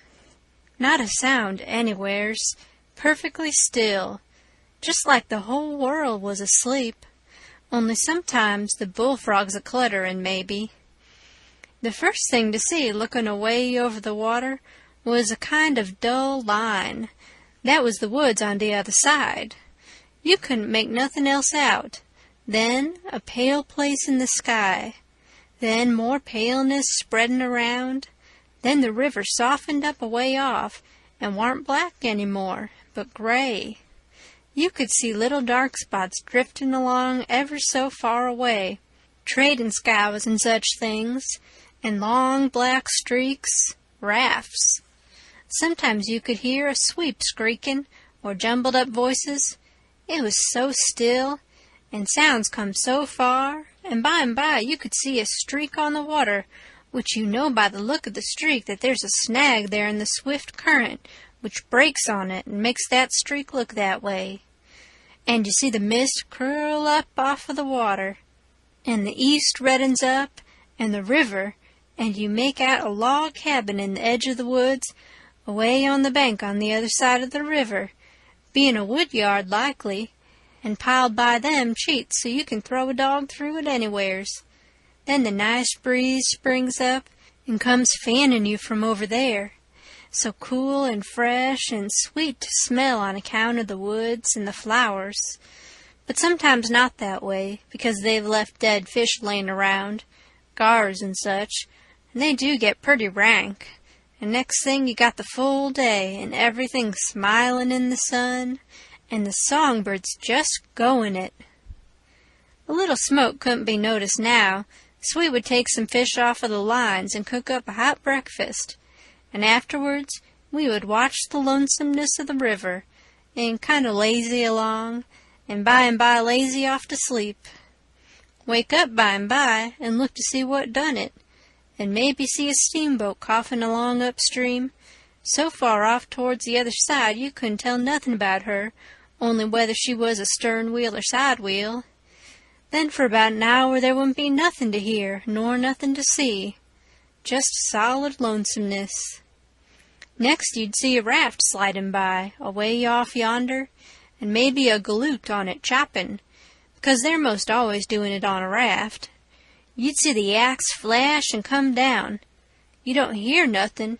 You see that axe go up again, and by the time it's above the man's head, then you hear the ka-chunk. It had took all that time to come over the water. So we would put in the day, lazyin' around, listenin' to the stillness. Once there was a thick fog, and the rafts and things that went by was beatin' tin pans so the steamboats wouldn't run over them. A scow or a raft went by so close we could hear them talkin' and cussin' and laughin'. Heard them plain, but we couldn't see no sign of them. It made you feel crawly. It was like spirits carryin' on that way in the air. Jim said he believed it was spirits, but I says, no, spirits wouldn't say, "Durn the durn fog." Soon as it was night out, we shoved. When we got her out to about the middle, we let her alone, and let her float wherever the current wanted her to. Then we lit the pipes, and dangled our legs in the water, and talked about all kinds of things. We was always naked, day and night, whenever the mosquitoes would let us. The new clothes Buck's folks made for me was too good to be comfortable, and besides, I didn't go much on clothes nohow. Sometimes we'd have that whole river all to ourselves for the longest time. Yonder was the banks and the islands across the water, and maybe a spark, which was a candle in a cabin window, and sometimes on the water you could see a spark or two, on a raft or a scow, you know, and maybe you could hear a fiddle or a song comin' over from one of them crafts. It's lovely to live on a raft. We had the sky up there all speckled with stars, and we used to lay on our backs and look up at them, and discuss about whether they was made or only just happened. Jim, he 'lowed they was made, but I 'lowed they happened. I judged it would have took so long to make so many. Jim said the moon could have laid them. Well, that looked kind of reasonable, so I didn't say nothing against it, because I've seen a frog lay most as many, so of course it could be done. We used to watch the stars that fell, too, and see them streak down. Jim allowed they'd got spoiled, and was hove out of the nest. Once or twice of a night we could see a steamboat slipping along in the dark, and now and then she would belch a whole world of sparks up out of her chimblies, and they would rain down in the river and look awful pretty. Then she would turn a corner, and her lights would wink out, and her powwow shut off and leave the river still again. And by her waves would get to us, a long time after she was gone, and joggle the raft a bit. And after that you wouldn't hear nothing, for you couldn't tell how long, except maybe frogs or something. After midnight the people on shore went to bed, and then for 2 or 3 hours the shores was black, no more sparks in the cabin windows. These sparks was our clock. The first one that showed again meant morning was coming, so we hunted a place to hide and tie up right away. One morning about daybreak I found a canoe and crossed over a chute to the main shore. It was only 200 yards, and paddled about a mile up a creek amongst the cypress woods to see if I couldn't get some berries. Just as I was passing a place where a kind of a cow path crossed the creek, here comes a couple of men tearing up the path as tight as they could foot it. I thought I was a goner, for whenever anybody was after anybody, I judged it was me, or maybe Jim. I was about to dig out from there in a hurry, but they was pretty close to me then, and sung out and begged me to save their lives, said they hadn't been doing nothing and was being chased for it, and there was men and dogs a-comin'. They wanted to jump right in, but I says, "Don't you do it. I don't hear the dogs and horses yet. You've got time to crowd through the brush and get up the creek a little ways. Then you take to the water and wade down to me and get in. That'll throw the dogs off the scent." They done it, and soon as they was aboard, I lit out for our towhead, and in about 5 or 10 minutes we heard the dogs and the men away off shouting. We heard them come along towards the creek, but couldn't see them. They seemed to stop and fool around a while. Then, as we got further and further away all the time, we couldn't hardly hear them at all. And by the time we had left a mile of woods behind us and struck the river, everything was quiet, and we paddled over to the towhead and hid in the cottonwoods and was safe. One of these fellows was about 70 or upwards, and had a bald head and very gray whiskers. He had an old, battered-up slouch hat on, and a greasy blue woolen shirt, and ragged old blue jeans breeches stuffed into his boot tops, and home-knit glasses. No, he only had one. He had an old, long-tailed, blue jeans coat with slick brass buttons flung over his arm, and both of them had big, fat, ratty-looking carpet bags. The other fellow was about 30, and dressed about as ornery. After breakfast we all laid off and talked, and the first thing that come out was that these chaps didn't know one another. "What got you into trouble?" says the bald head to the other chap. "Well, I'd been selling an article to take the tartar off the teeth, and it does take it off, too, and generally the enamel along with it. But I stayed about 1 night longer than I ought to, and was just in the act of sliding out when I ran across you on the trail this side of town, and you told me they were coming, and begged me to help you to get off. So I told you I was expecting trouble myself, and would scatter out with you. That's the whole yarn. What's yourn?" "Well, I'd been a-running a little temperance revival there about a week, and was the pet of the women folks, big and little, for I was making it mighty warm for the rummies, I tell you, and taking as much as $5 or $6 a night, 10 cents a head, children and niggers free, and business a-growing all the time, when somehow or another a little report got around last night that I had a way of putting in my time with a private jug on the sly. A nigger rousted me out this morning and told me the people was gathering on the quiet with their dogs and horses, and they'd be along pretty soon and give me about half an hour's start, and then run me down if they could. And if they got me, they'd tar and feather me and ride me on the rail, sure. I didn't wait for no breakfast. I warn't hungry." "Old man," said the young one, "I reckon we might double-team it together. What do you think?" "I ain't undisposed. What's your line, mainly?" "You're a printer by trade. Do a little in patent medicines. Theater actor. Tragedy, you know. Take a turn to mesmerism and phrenology when there's a chance. Teach singing geography school for a change. Sling a lecture sometimes. Oh, I do lots of things. Most anything that comes handy, so it ain't work. What's your lay?" "I've done considerable in the doctorin' way in my time. Layin' on of hands is my best holt, for cancer and paralysis and sich things, and I can tell a fortune pretty good when I've got somebody along to find out the facts for me. Preachin's my line, too, and working camp meetings and missionaryin' around." Nobody never said anything for a while, when the young man huv a sigh and says, "Alas!" "What are you lassin' about?" says the bald head. "To think I should have lived to be leading such a life, and be degraded down into such company." And he begun to wipe the corner of his eye with a rag. "Durn your skin, ain't the company good enough for you?" says the bald head, pretty pert and uppish. "Yes, it is good enough for me. It's as good as I deserve, for who fetched me so low when I was so high? I did myself. I don't blame you, gentlemen. Far from it. I don't blame anybody. I deserve it all. Let the cold world do its worst.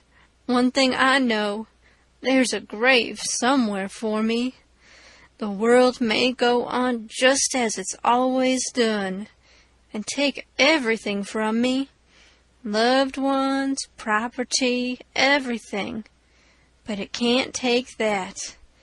Some day I'll lie down in it and forget it all, and my poor broken heart will be at rest." He went on a-wiping. "Dry your poor broken heart," says the bald head. "What are you heaving your poor broken heart at us for?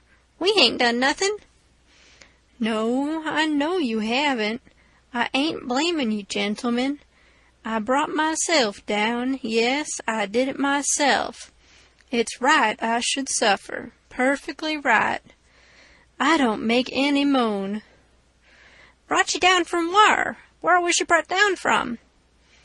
You would not believe me. The world never believes. Let it pass. 'Tis no matter. The secret of my birth—" "The secret of your birth?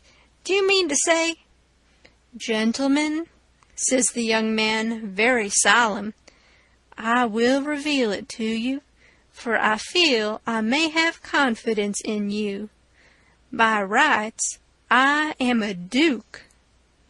Jim's eyes bugged out when he heard that, and I reckon mine did too. Then the bald head says, "No, you can't mean it." "Yes, my great-grandfather, eldest son of the Duke of Bridgewater, fled to this country about the end of the last century to breathe the pure air of freedom. Married here and died, leaving a son, his own father dying about the same time. The second son of the late Duke seized the titles and estates. The infant real Duke was ignored. I am the lineal descendant of that infant. I am the rightful Duke of Bridgewater, and here am I, forlorn, torn from my high estate, hunted of men, despised by the cold world, ragged, worn, heartbroken, and degraded to the companionship of felons on a raft." Jim pitied him ever so much, and so did I. We tried to comfort him, but he said it warn't much use, he couldn't be much comforted, and if we was a mind to acknowledge him, that would do him more good than most anything else. So we said we would, if he would tell us how. He said we ought to bow when we spoke to him and say, Your Grace, or My Lord, or Your Lordship. And he wouldn't mind if we called him plain Bridgewater, which he said was a title anyway, and not a name. And one of us ought to wait on him at dinner and do any little thing for him he wanted done. Well, that was all easy, so we done it. All through dinner, Jim stood around and waited on him, and says, Will your Grace have some of this, or some of that? And so on, and a body could see it was mighty pleasing to him. But the old man got pretty silent by and by, didn't have much to say, and didn't look pretty comfortable over all that petting that was going on around that Duke. He seemed to have something on his mind. So, along in the afternoon, he says, Look here, Bilgewater, he says, I'm nation sorry for you, but you ain't the only person that's had troubles like that. No? No, you ain't. You ain't the only person that's been snaked down wrongfully out in a high place. Alas! No, you ain't the only person that's had a secret of his birth. And by jings, he begins to cry. Hold, what do you mean? Bilgewater, can I trust you? Says the old man, still sort of sobbing. To the bitter death. He took the old man by the hand and squeezed it and says, That secret of your being, speak. Bilgewater, I am the late Dauphin. You bet you, Jim and me stared this time. Then the Duke says, You are what? Yes, my friend, it is too true. Your eyes is looking at this very moment on the poor disappeared Dauphin, Louis XVII, son of Louis XVI and Mary Antoinette. You, at your age? No. You mean you're the late Charlemagne. You must be 600 or 700 years old, at the very least. Trouble has done it, Bilgewater, trouble has done it. Trouble has brung these gray hairs and this premature balditude. Yes, gentlemen, you see before you in blue jeans and misery the wandering, exiled, tramped on and suffering rightful king of France. Well, he cried and took on so that me and Jim didn't know hardly what to do. We was so sorry, and so glad and proud we'd got him with us, too. So we set in, like we done before with the Duke, and tried to comfort him. But he said it weren't no use. Nothing but to be dead and done with it all could do him any good, though he said it often made him feel easier and better for a while, if people treated him according to his rights, and got down on one knee to speak to him, and always called him Your Majesty, and waited on him first at meals, and didn't sit down in his presence till he asked them. So Jim and me set to majestying him, and doing this and that and the other for him, and standing up till he told us we might sit down. This done him heaps of good, and so he got cheerful and comfortable. But the Duke kind of soured on him, and didn't look a bit satisfied with the way things was going. Still, the king acted real friendly towards him, and said the Duke's great-grandfather and all the other Dukes of Bilgewater was a good deal thought of by his father, and was allowed to come to the palace considerable. But the Duke stayed huffy a good while, till by and by the king says, Like as not we got to be together a blamed long time on this here raft, Bilgewater, and so what's the use of your being sour? It'll only make things uncomfortable. It ain't my fault I warn't born a Duke. It ain't your fault you warn't born a king, so what's the use to worry? Make the best of things, the way you find 'em, says I. That's my motto. This ain't no bad thing that we struck here. Plenty grub and an easy life. Come, give us your hand, Duke, and let's all be friends. The Duke done it, and Jim and me was pretty glad to see it.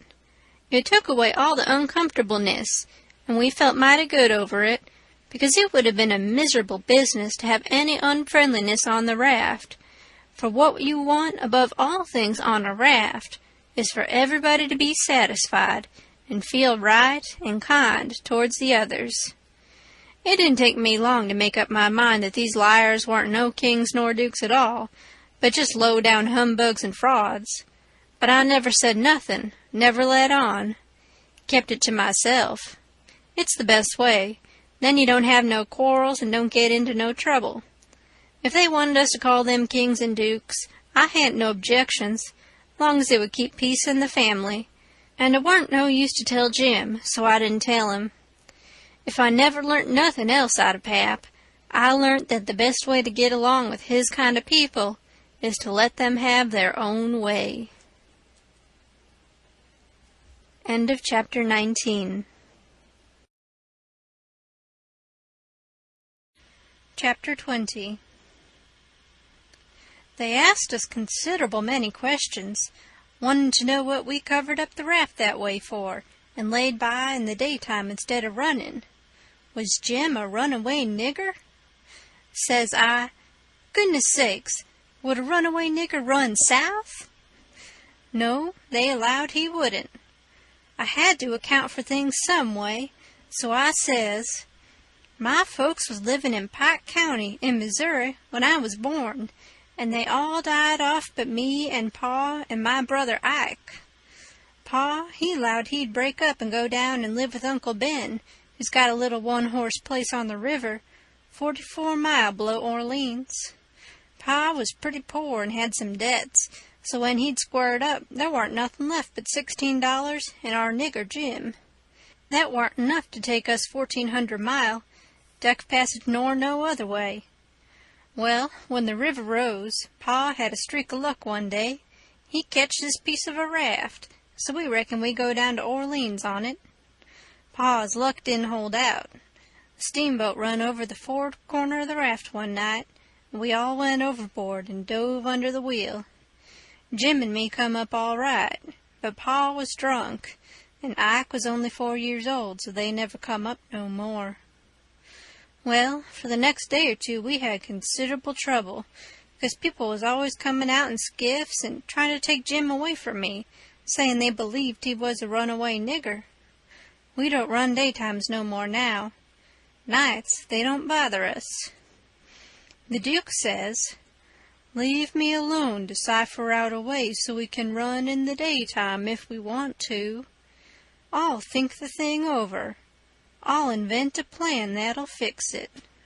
We'll let it alone for today, because, of course, we don't want to go by that town yonder in daylight. It mightn't be healthy. Towards night it begun to darken up and look like rain. The heat lightning was squirting around low down in the sky, and the leaves was beginning to shiver. It was going to be pretty ugly, it was easy to see that. So the Duke and the King went to overhauling our wigwam to see what the beds was like. My bed was a straw tick, better than Jim's, which was a corn shuck tick. There's always cobs around in a shuck tick, and they poke into you and hurt. And when you roll over, the dry shuck sound like you was rolling over in a pile of dead leaves, and make such a rustling that you wake up. Well, the Duke allowed he would take my bed, but the King allowed he wouldn't. He says, I should have reckoned the difference in rank would have suggested to you that a corn shuck bed warn't just fitting for me to sleep on. Your Grace'll take the shuck bed yourself. Jim and me was in a sweat again for a minute, being afraid there was going to be some more trouble amongst them. So we was pretty glad when the Duke says, 'Tis my fate to be always ground into the mire, under the iron heel of oppression. Misfortune has broken my once hottest spirit. I yield, I submit. 'Tis my fate. I am alone in the world. Let me suffer, can bear it. We got away as soon as it was good and dark. The King told us to stand well out towards the middle of the river, and not show a light till we got a long ways below the town. We come inside of the little bunch of lights by and by. That was the town, you know, and slid by, about a half-mile out all right. And when we was 3/4 of a mile below, we hoisted up our signal lantern, and about 10 o'clock it come on to rain and blow and thunder and lighten like everything. So the King told us both to stay on watch till the weather got better. Then him and the Duke crawled into the wigwam and turned in for the night. It was my watch below till 12. but I wouldn't have turned in anyway if I'd had a bed, because a body don't see such a storm as that every day in the week, not by a long sight. My souls, how the wind did scream along!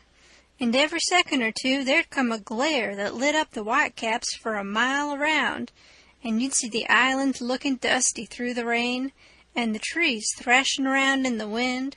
Then comes a whack, bum bum, bum-ba-lum-ba-lum, bum-bum-bum-bum, and the thunder would go rumbling and grumbling away and quit, and then rip comes another flash and another sockdolager.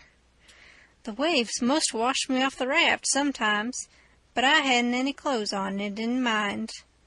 We didn't have no trouble about snags. The lightning was glaring and flittering around so constant that we could see them plenty soon enough to throw her head this way or that and miss them. I had the middle watch, you know, but I was pretty sleepy by that time, so Jim, he said he would stand the first half of it for me. He was always mighty good that way, Jim was.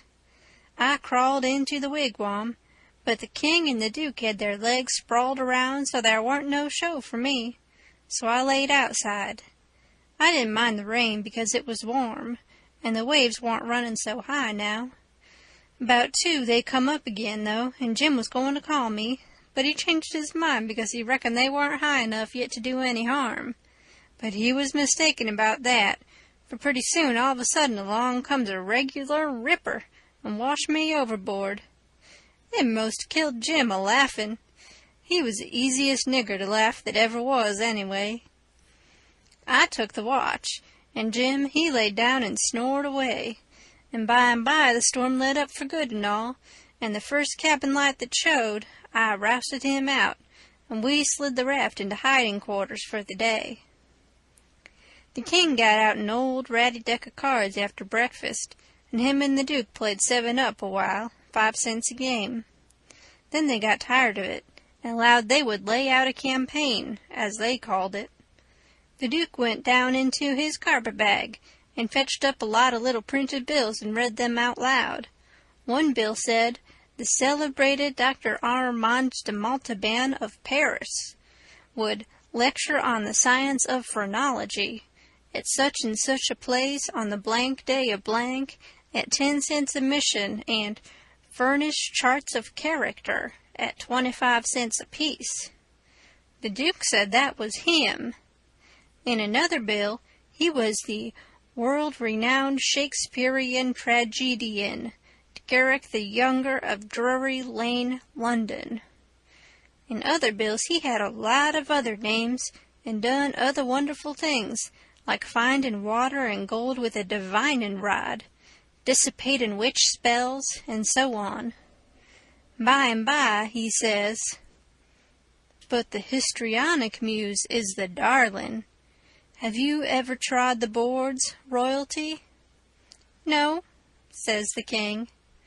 "You shall, then, before you're 3 days older, fallen grandeur," says the duke.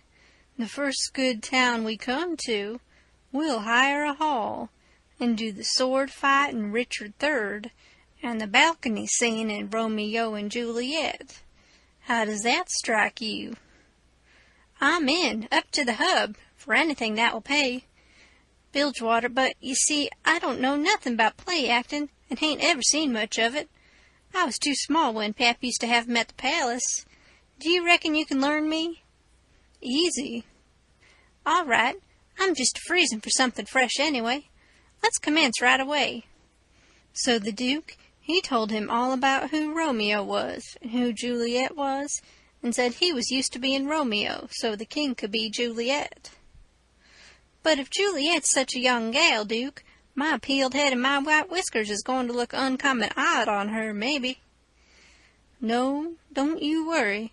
These country jakes won't ever think of that. Besides, you know, you'll be in costume, and that makes all the difference in the world. Juliet's in a balcony, enjoying the moonlight before she goes to bed, and she's got on her nightgown and her ruffled nightcap. Here are the costumes for the parts." He got out 2 or 3 curtain calico suits, which he says was medieval armor for Richard III and the other chap, and a long white cotton nightshirt and a ruffled nightcap to match. The king was satisfied, so the Duke got out his book and read the parts over in the most splendid spread-eagle way, prancing around and acting at the same time, to show how it had to be done. Then he give the book to the king, and told him to get his part by heart.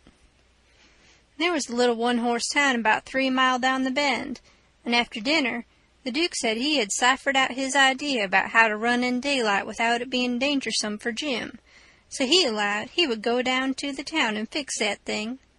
The king allowed he would go too and see if he couldn't strike something. We was out of coffee, so Jim said I better go along with them in the canoe and get some. When we got there warn't nobody stirring, streets empty and perfectly dead and still like Sunday. We found a sick nigger sunning himself in a backyard, and he said everybody that warn't too young or too sick or too old was gone to camp meeting about 2 mile back in the woods. The king got the directions and allowed he'd go and work that camp meeting for all it was worth, and I might go too. The Duke said what he was after was a printing office. We found it, a little bit of a concern, up over a carpenter shop. Carpenters and printers all gone to the meeting and no doors locked. It was a dirty, littered-up place and had ink marks and handbills with pictures of horses and runaway niggers on 'em, all over the walls. The Duke shed his coat and said he was all right now, so me and the king lit out for the camp meeting. We got there in about a half an hour fairly dripping, for it was a most awful hot day. There was as much as 1,000 people there, from 20 mile round. The woods was full of teams and wagons, hitched everywheres, feeding out of the wagon troughs and stomping to keep off the flies. There was sheds made out of poles and roofed over with branches, where they had lemonade and gingerbread to sell, and piles of watermelons and green corn and such like truck. The preaching was going on under the same kinds of sheds, only they was bigger and held crowds of people. The benches was made out of outside slabs of logs, with holes bored in the round side to drive sticks into for legs. They didn't have no backs. The preachers had high platforms to stand on at one end of the sheds. The women had on sunbonnets, and some had linsey-woolsey frocks, some gingham ones, and a few of the young ones had on calico. Some of the young men was barefooted, and some of the children didn't have on any clothes but just a tow linen shirt. Some of the old women was knitting, and some of the young folks was courting on the sly. The first shed we come to, the preacher was lining out a hymn. He lined out 2 lines. Everybody sung it, and it was kind of grand to hear it. There was so many of them, and they done it in such a rousing way. Then he lined out 2 more for them to sing, and so on. The people woke up more and more, and sung louder and louder, and towards the end some begun to groan and some begun to shout. Then the preacher begun to preach, and begun in earnest too, and went weaving first to one side of the platform, and then the other, and then a-leaning down over the front of it with his arms and his body going all the time, and shouting his words out with all his might.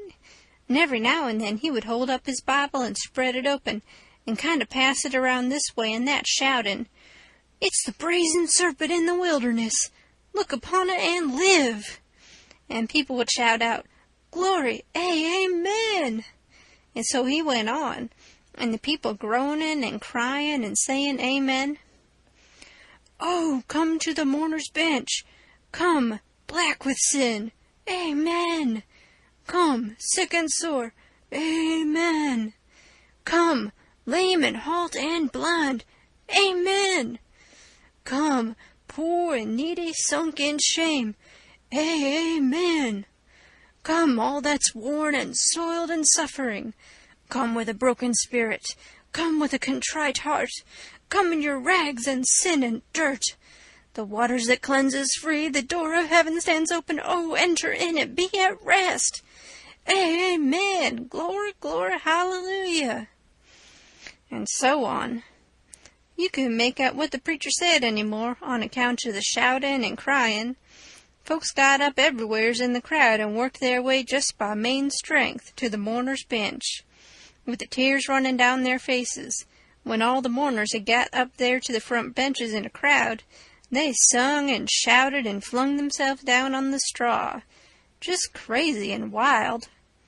Well, the first thing I knowed, the king got a-going, and you could hear him over everybody, and next he went a-charging up onto the platform, and the preacher, he begged him to speak to the people, and he done it.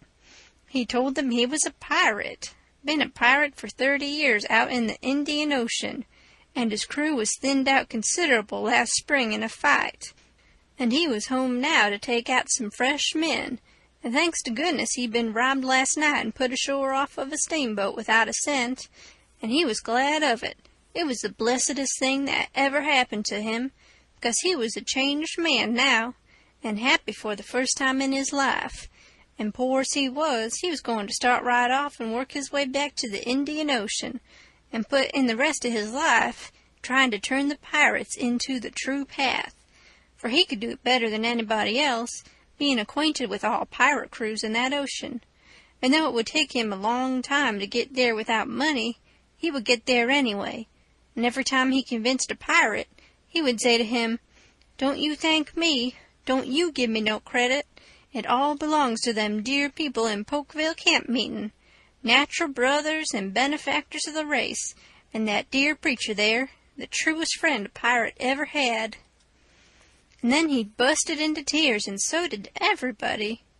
Then somebody sings out, "Take up a collection for him, take up a collection."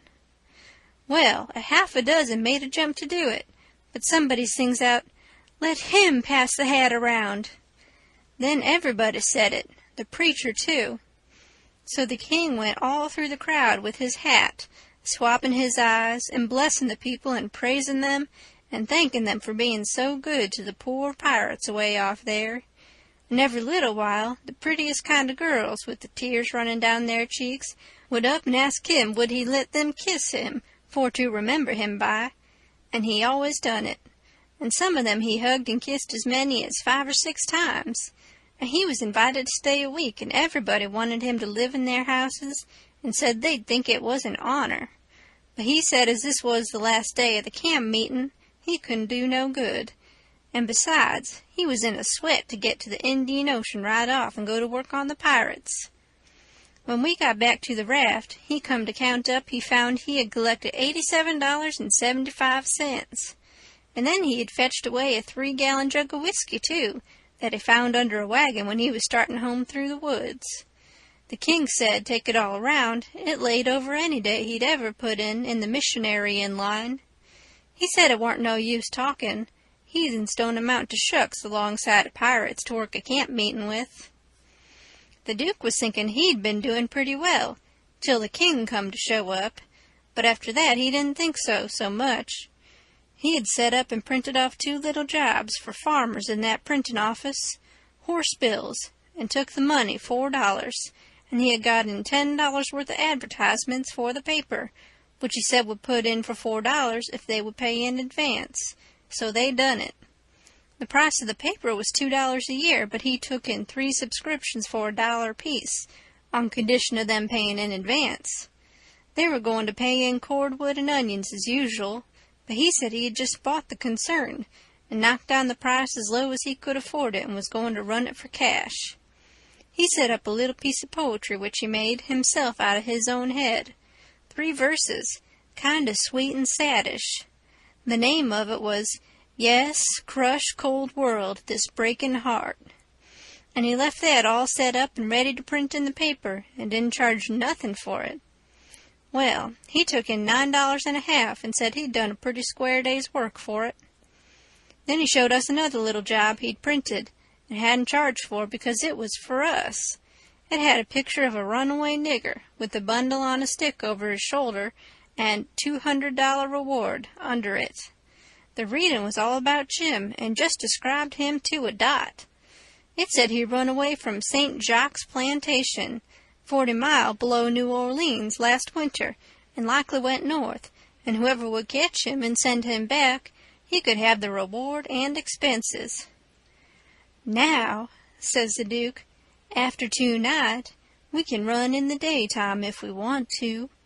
Whenever we see anybody coming, we can tie Jim hand and foot with a rope and lay him in the wigwam and show this handbill and say we captured him up the river and were too poor to travel on a steamboat. So we got this little raft on credit from our friends and are going down to get the reward. Handcuffs and chains would look better on Jim, but it wouldn't go well with the story of us being so poor. Too much like jewelry. Ropes are the correct thing. We must preserve the unities, as we say on the boards." We all said the Duke was pretty smart, and there couldn't be no trouble about running daytimes. We judged we could make miles enough that night to get out of the reach of the powwow we reckoned the Duke's work in the printing office was going to make in that little town. Then we could boom right along if we wanted to. We laid low and kept still, and never shoved out till nearly 10 o'clock. Then we slid by, pretty wide away from the town, and didn't hoist our lantern till we was clear out of sight of it. When Jim called me to take the watch at 4 in the morning, he says, "Huck, do you reckon we gwine to run across any more kings on dis trip?" "No," I says, "I reckon not." "Well," says he, "that's all right, den. I don't mind 1 or 2 kings, but that's enough. This one's powerful drunk, and the Duke ain't much better." I found Jim had been trying to get him to talk French, so he could hear what it was like, but he said he had been in this country so long and had so much trouble, he'd forgot it. End of chapter 20.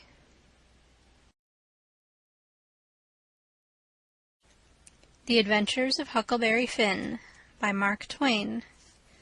Chapter 21. It was after sunup now, but we went right on and didn't tie up. The King and the Duke turned out by and by looking pretty rusty, but after they'd jumped overboard and took a swim, it chippened them up a good deal.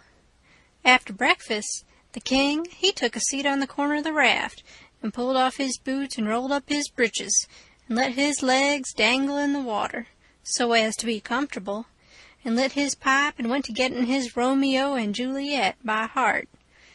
When he had got it pretty good, him and the Duke begun to practice it together. The Duke had to learn him over and over again how to say every speech, and he made him sigh, and put his hand on his heart, and after a while he said he'd done it pretty well. "Only," he says, "you mustn't bellow out Romeo that way like a bull. You must say it soft and sick and languishy. So, Romeo. That is the idea. For Juliet's a dear, sweet, mere child of a girl, you know, and she doesn't bray like a jackass." Well, next they got out a couple of long swords that the Duke made out of oak laths, and begun to practice a sword fight. The Duke called himself Richard III, and the way they laid on and pranced around the raft was grand to see. But by and by the King tripped and fell overboard, and after that they took a rest, and had a talk about all kinds of adventures they'd had in other times along the river. After dinner, the Duke says, "Well, Capet, we'll want to make this a first-class show, you know, so I guess we'll add a little more to it. We want a little something to answer encores with, anyway." "What's encores, Bilgewater?" The Duke told him, and then says, "I'll answer by doing the Highland fling, or the sailor's hornpipe, and you, well, let me see. Oh, I've got it. You can do Hamlet's soliloquy." "Hamlet's which?" "Hamlet's soliloquy, you know, the most celebrated thing in Shakespeare. Ah, it's sublime, sublime. Always fetches the house. I haven't got it in the book. I've only got 1 volume, but I reckon I can piece it out from memory. I'll just walk up and down a minute and see if I can call it back from Recollection's vaults." So he went to marching up and down, thinking and frowning horrible every now and then. Then he would hoist up his eyebrows. Next he would squeeze his hand on his forehead and stagger back and kind of moan. Next he would sigh, and next he'd let on to drop a tear. It was beautiful to see him. By and by he got it. He told us to give attention. Then he strikes a most noble attitude, with one leg shoved forwards and his arms stretched away up and his head tilted back, looking up at the sky. And then he begins to rip and rave and grit his teeth, and after that, all through his speech, he howled and spread around and swelled up his chest and just knocked the spots out of any actin' ever I see before. This is a speech. I learned it easy enough while he was learning it to the king. To be or not to be, that is the bare bodkin, that mixed calamity of so long life. For who would fardels bear, till Burnham wood do come to Dunsinane, but that the fear of something after death murders the innocent sleep, great nature's second course, and makes us rather sling the arrows of outrageous fortune than fly to others that we know not of. There's the respect must give us pause. Wake Duncan with thy knocking, I would thou couldst, for who would bear the whips and scorns of time, the oppressor's wrong, the proud man's contumely, the law's delay, and the quietus which his pangs might take in the dead waste and middle of the night, when churchyards yawn in customary suits of solemn black, but that the undiscovered country, from whose bourne no traveller returns, breathes forth contagion on the world, and thus the native hue of resolution, like the poor cat in the adage, is sicklied o'er with care, and all the clouds that lowered o'er our housetops with this regard their currents turn awry, and lose the name of action. 'Tis a consummation devoutly to be wished. But soft, you, the fair Ophelia, ope not thy ponderous and marble jaws, but get thee to a nunnery, go. Well, the old man, he liked that speech, and he mighty soon got it so he could do it first rate. It seemed like he was just born for it. When he had his hand in and was excited, it was perfectly lovely, the way he would rip and tear and rear up behind when he was getting it off. The first chance we got, the Duke he had some show bills printed, and after that, for 2 or 3 days as we floated along, the raft was a most uncommon lively place, for there warn't nothing but sword-fighting and rehearsing, as the Duke called it, going on all the time.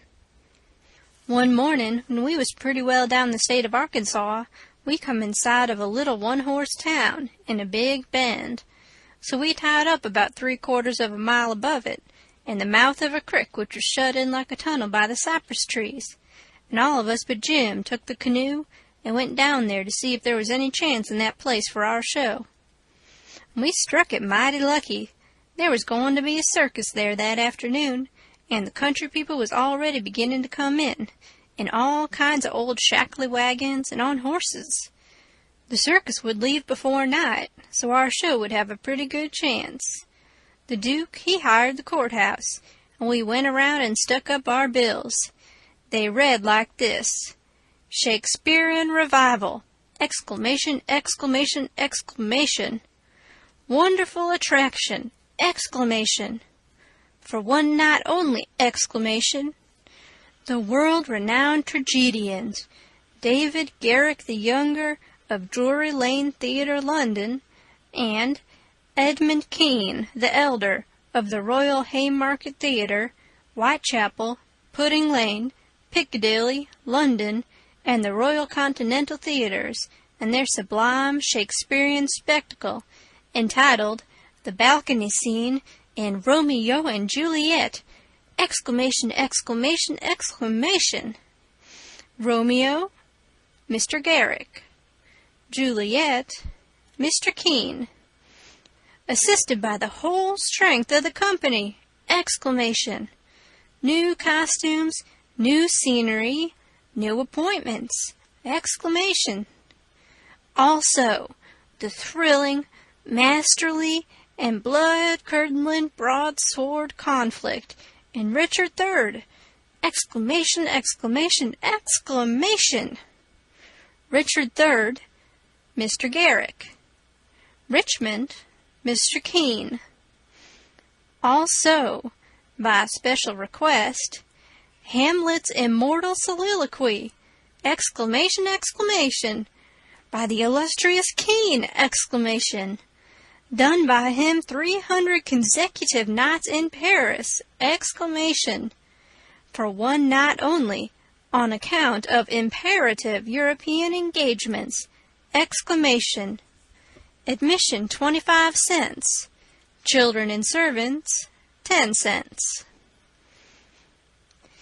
Then we went loafing around the town. The stores and houses was most all old, shackly, dried-up frame concerns that had never been painted. They was set up 3 or 4 foot above ground on stilts, so as to be out of reach of the water when the river was overflowed. The houses had little gardens around them, but they didn't seem to raise hardly anything in them but Jimson weeds and sunflowers and ash piles, and old curled-up boots and shoes, and pieces of bottles and rags and played-out tinware.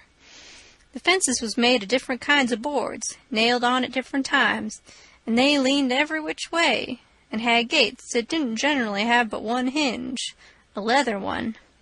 Some of the fences had been whitewashed some time or another, but the Duke said it was in Columbus's time, like enough. There was generally hogs in the garden, and people driving them out. All the stores was along one street. They had white domestic awnings in front, and the country people hitched their horses to the awning posts.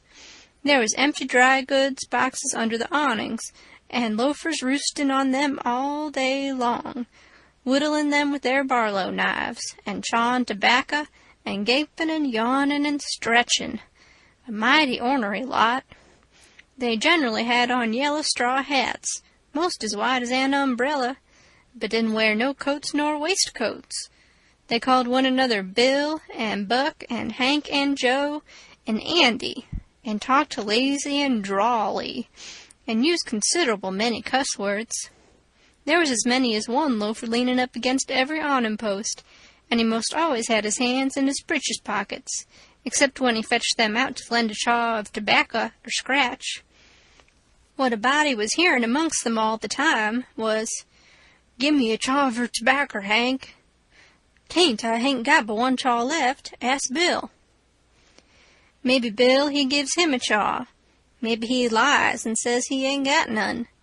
Some of them kinds of loafers never has a cent in the world, nor a chaw of tobacco of their own, but they get all their chawing by borrowing. They say to a fella, "I wisht you'd lend me a chaw, Jack. I just this minute gave Ben Thompson the last chaw I had," which is a lie pretty much every time. It don't fool nobody but a stranger. But Jack ain't no stranger, so he says, "You give him a chaw, did you? So did your sister's cat's grandmother. You pay me back the chaws you've already borrowed off of me, Leif Buckner. Then I'll loan you 1 or 2 ton of it, and won't charge you no back interest nuther." "Well, I did pay you back some of it onct." "Yes, you did, 'bout 6 chaws. You borrowed store tobacco and paid back niggerhead."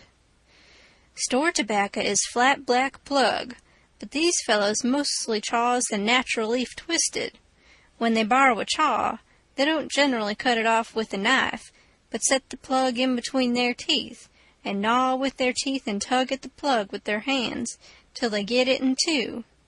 And sometimes the one that owns the tobacco looks mournfully at it when it's handed back, and says sarcastic, "Here, give me the chaw and you take the plug." All the streets and lanes was just mud. There weren't nothing else but mud. Mud as black as tar, and nigh about a foot deep in some places, and 2 or 3 inches deep in all the places. The hogs loafed and grunted around everywheres.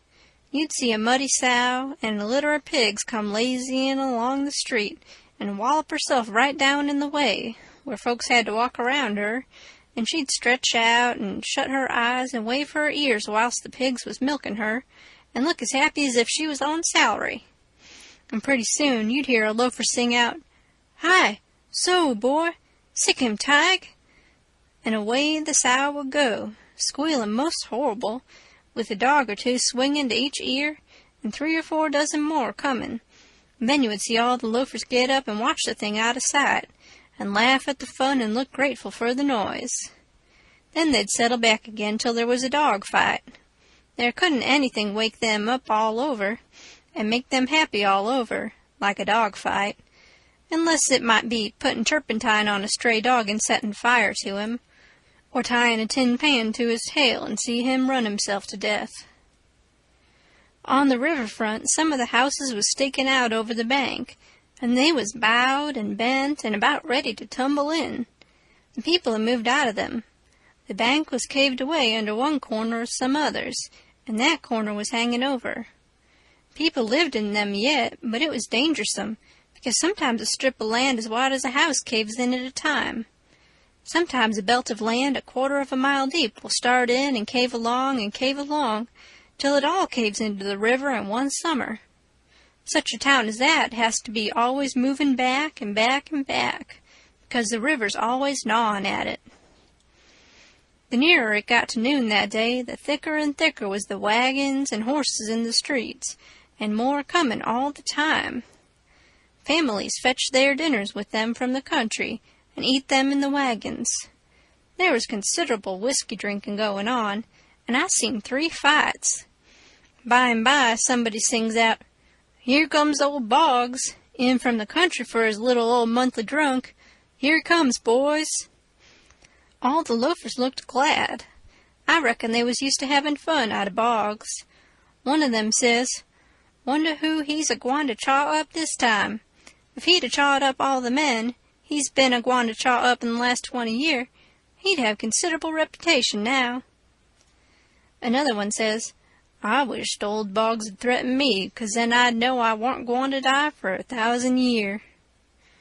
Boggs come a-tearing along on his horse, whooping and yelling like an Injun, and singing out, "Clear the track thar, I'm on the war-path, and the price of coffins is a-gwine to rise." He was drunk, and weaving about in his saddle. He was over 50 year old, and had a very red face.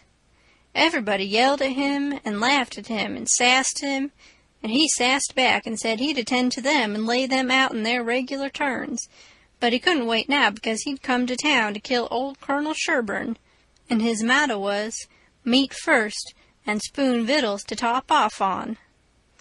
He see me and rode up and says, "Where'd you come from, boy? You prepared to die?" Then he rode on. I was scared, but a man says, "He don't mean nothing. He's always a-carrying on like that when he's drunk. He's the best-naturedest old fool in Arkansas. Never hurt nobody, drunk nor sober." Boggs rode up before the biggest store in town, and bent his head down so he could see under the curtain of the awning, and yells, "Come out here, Sherburne. Come out and meet the man you've swindled. You're the hound I'm after, and I'm a-gwine to have you, too." And so he went on, calling Sherburne everything he could lay his tongue to, and the whole street packed with people listening and laughing and going on. By and by, a proud-looking man about 55, and he was a heap the best-dressed man in that town, too, steps out of the store, and the crowd drops back on each side to let him come. He says to Boggs, mighty calm and slow, he says, "I'm tired of this, but I'll endure it till 1 o'clock. Till 1 o'clock, mind, no longer. If you open your mouth against me only once after that time, you can't travel so far, but I will find you." Then he turns and goes in. The crowd looked mighty sober. Nobody stirred, and there warn't no more laughing. Boggs rode off, Blackguard and Sherburne as loud as he could yell, all down the street, and pretty soon back he comes, and stops before the store, still keeping it up. Some men crowded around him and tried to get him to shut up, but he wouldn't. They told him it would be 1 o'clock in about 15 minutes, and so he must go home. He must go right away. But it didn't do no good. He cussed away with all his might, and throwed his hat down in the mud and rode over it, and pretty soon away he went a-ragin' down the street again, with his gray hair a-flyin'. Everybody that could get a chance at him tried their best to coax him off of his horse, so they could lock him up and get him sober. But it warn't no use. Up the street he would tear again, and give Sherburne another cussin'. By and by somebody says, "Go for his daughter. Quick, go for his daughter. Sometimes we'll listen to her. If anybody can persuade him, she can." So somebody started on a run. I walked down street a ways and stopped. In about 5 or 10 minutes, here comes Boggs again, but not on his horse. He was a-reelin' across the street towards me, bareheaded, with a friend on both sides of him a-hold of his arms and hurryin' him along. He was quiet and looked uneasy, and he warn't hanging back any, but was doing some of the hurryin' himself. Somebody sings out, "Boggs." I looked over there to see who said it, and it was that Colonel Sherburne. He was standing perfectly still in the street, and had a pistol raised in his right hand, not aiming it, but holding it out with the barrel tilted up towards the sky. The same second I see a young girl coming on the run, and 2 men with her. Boggs and the men turned round to see who called him, and when they see the pistol, the men jumped to one side, and the pistol barrel come down slow and steady to a level, both barrels cocked. Boggs throws up both of his hands and says, "Oh, Lord, don't shoot!"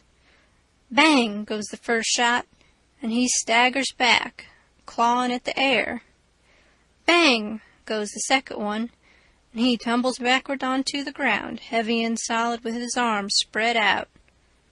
That young girl screamed out and comes rushin', and down she throws herself on her father, crying and saying, "Oh, he's killed him! He's killed him!"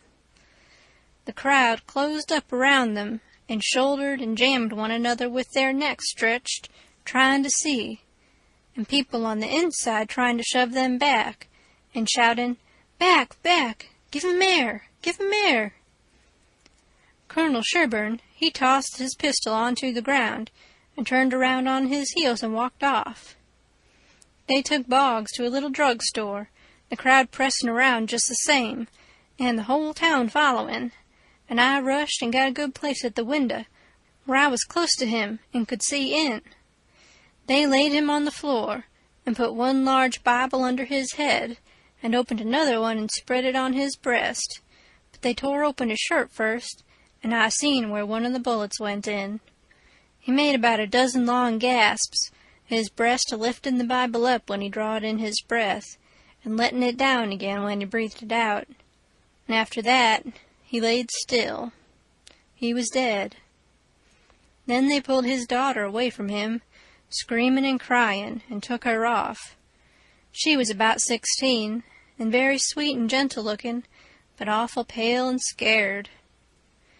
Well, pretty soon the whole town was there, squirming and scrouging and pushing and shoving to get at the window and have a look, but people that had the places wouldn't give them up, and folks behind them was saying all the time, "Say now, you've looked enough, you fellas. 'Tain't right and 'tain't fair for you to stay there all the time, never give nobody chance. Other folks has their rights as well as you." There was considerable jawing back, so I slid out, thinking maybe there was going to be trouble. The streets was full, and everybody was excited. Everybody that seen the shooting was telling how it happened, and there was a big crowd packed around each one of these fellas, stretching their necks and listening.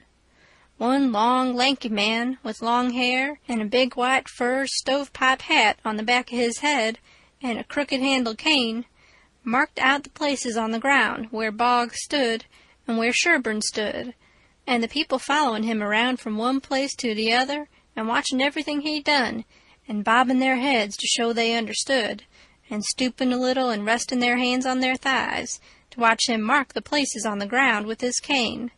And then he stood up straight and stiff where Sherburne had stood, frowning and having his hat brimmed down over his eyes, and sung out, "Boggs," and then fetched his cane down slow to a level, and says, "Bang!"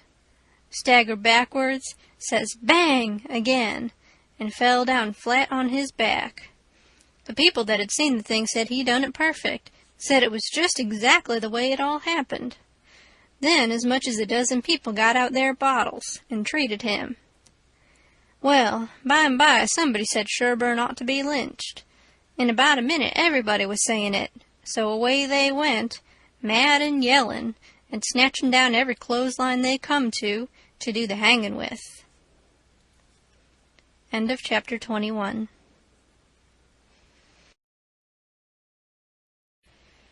The Adventures of Huckleberry Finn by Mark Twain. Chapter 22. They swarmed up toward Sherburne's house, a-whooping and raging like Injuns, and everything had to clear the way or get run over and tromped to mush, and it was awful to see. Children was heeling it ahead of the mob, screaming and trying to get out of the way, and every window along the road was full of women's heads, and there was nigger boys in every tree, and bucks and wenches looking over every fence, and as soon as the mob would get nearly to them, they would break and scattle back out of reach. Lots of the women and girls was crying and taking on, scared most to death. They swarmed up in front of Sherburne's palings as thick as they could jam together, and you couldn't hear yourself think for the noise. It was a little 20-foot yard. Some sung out, "Tear down the fence! Tear down the fence!" Then there was a racket of ripping and tearing and smashing, and down she goes, and the front wall of the crowd begins to roll in like a wave. Just then Sherburne steps out onto the roof of his little front porch with a double-barrel gun in his hand and takes his stand, perfectly calm and deliberate, not saying a word. The racket stopped, and the wave sucked back. Sherburne never said a word, just stood there looking down. The stillness was awful creepy and uncomfortable. Sherburne run his eyes slow along the crowd, and wherever it struck, the people tried a little to outgaze him, but they couldn't. They dropped their eyes and looked sneaky. Then, pretty soon, Sherburne sort of laughed, not the pleasant kind, but the kind that makes you feel like when you were eating bread that's got sand in it. Then he says, slow and scornful, "The idea of you lynching anybody. It's amusing. The idea of you thinking you had pluck enough to lynch a man, because you're brave enough to tar and feather poor, friendless, cast-out women that come along here. Did that make you think you had grit enough to lay your hands on a man? Why, a man's safe in the hands of 10,000 of your kind, as long as it's daytime and you're not behind him. Do I know you? I know you clear through. Was born and raised in the South, and I've lived in the North, so I know the average all around. The average man's a coward. In the North, he lets anybody walk over him that wants to, and goes home and prays for a humble spirit to bear it. In the South, one man all by himself has stopped a stage full of men in the daytime and robbed the lot. Your newspapers call you a brave people, so much that you think you are braver than any other people, whereas you're just as brave, and no braver. Why don't your juries hang murderers? Because they're afraid the man's friends will shoot them in the back, in the dark, and it's just what they would do. So they always acquit, and then a man goes in the night with 100 masked cowards at his back and lynches the rascal. Your mistake is that you didn't bring a man with you. That's one mistake. And the other is that you didn't come in the dark and fetch your masks.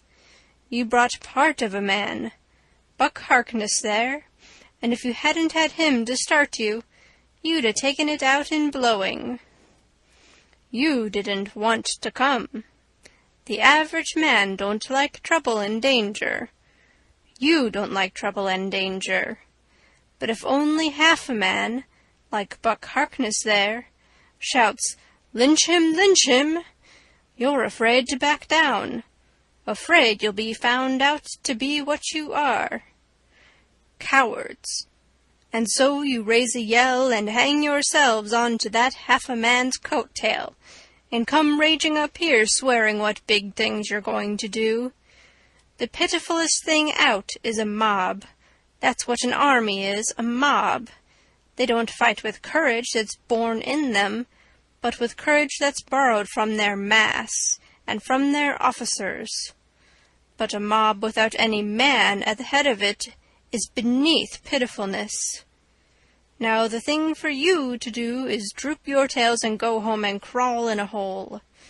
If any real lynching's going to be done, it will be done in a dark, southern fashion. And when they come, they'll bring their masks and fetch a man along. Now leave, and take your half-a-man with you. Tossing his gun up across his left arm and cocking it when he says this. The crowd washed back sudden, and then broke all apart, and went tearing off every which way, and Buck Harkness, he heeled it after them, looking tolerable cheap. I could have stayed if I wanted to, but I didn't want to. I went to the circus and loafed around the backside till the watchman went by, and then dived in under the tent.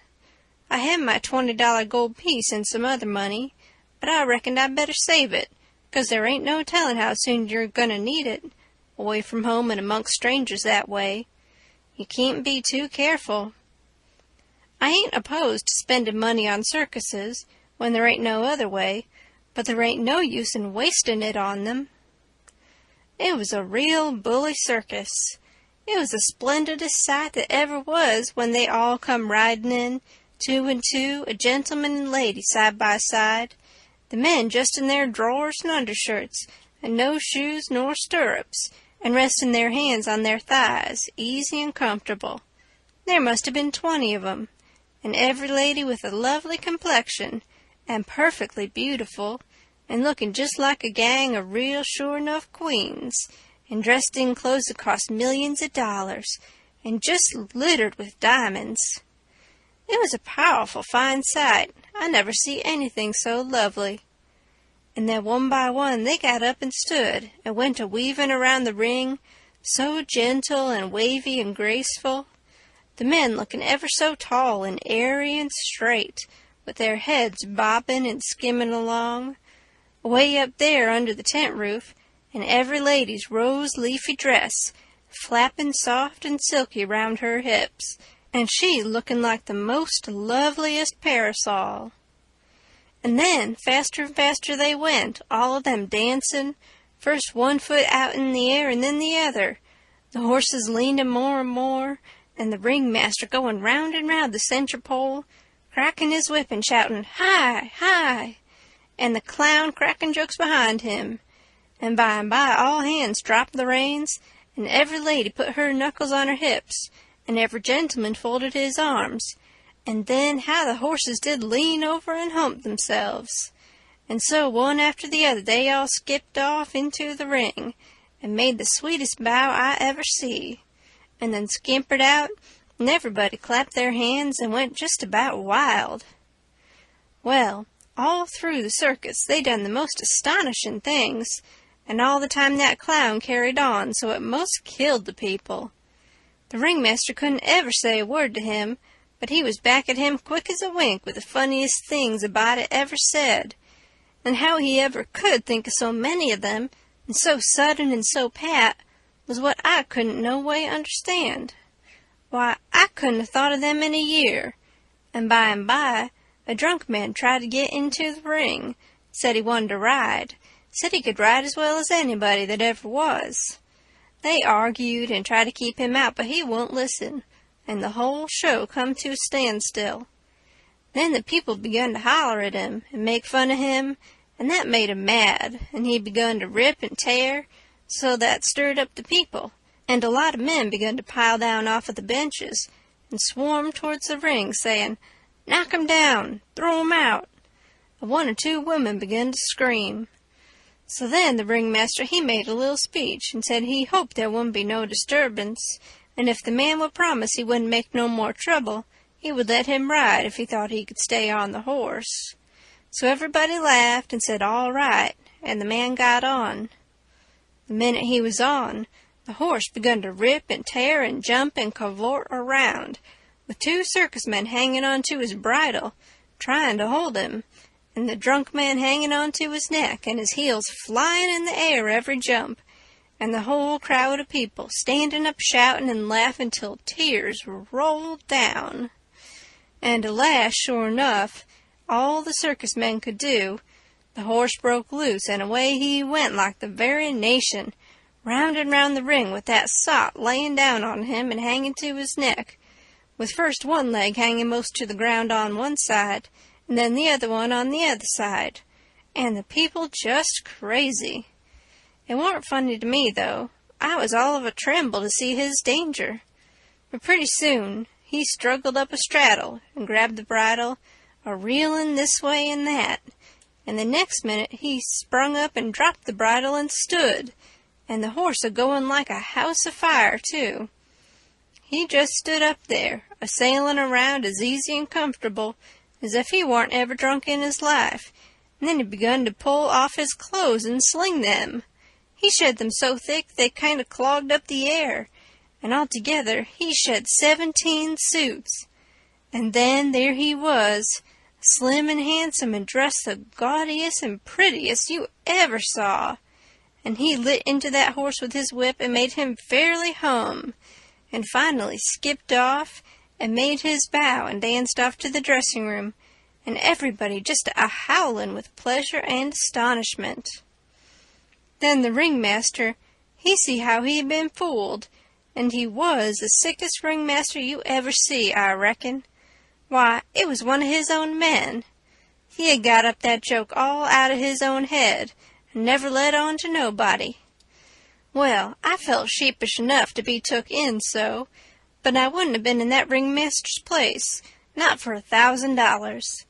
I don't know, there may be bullier circuses than what that one was, but I never struck them yet.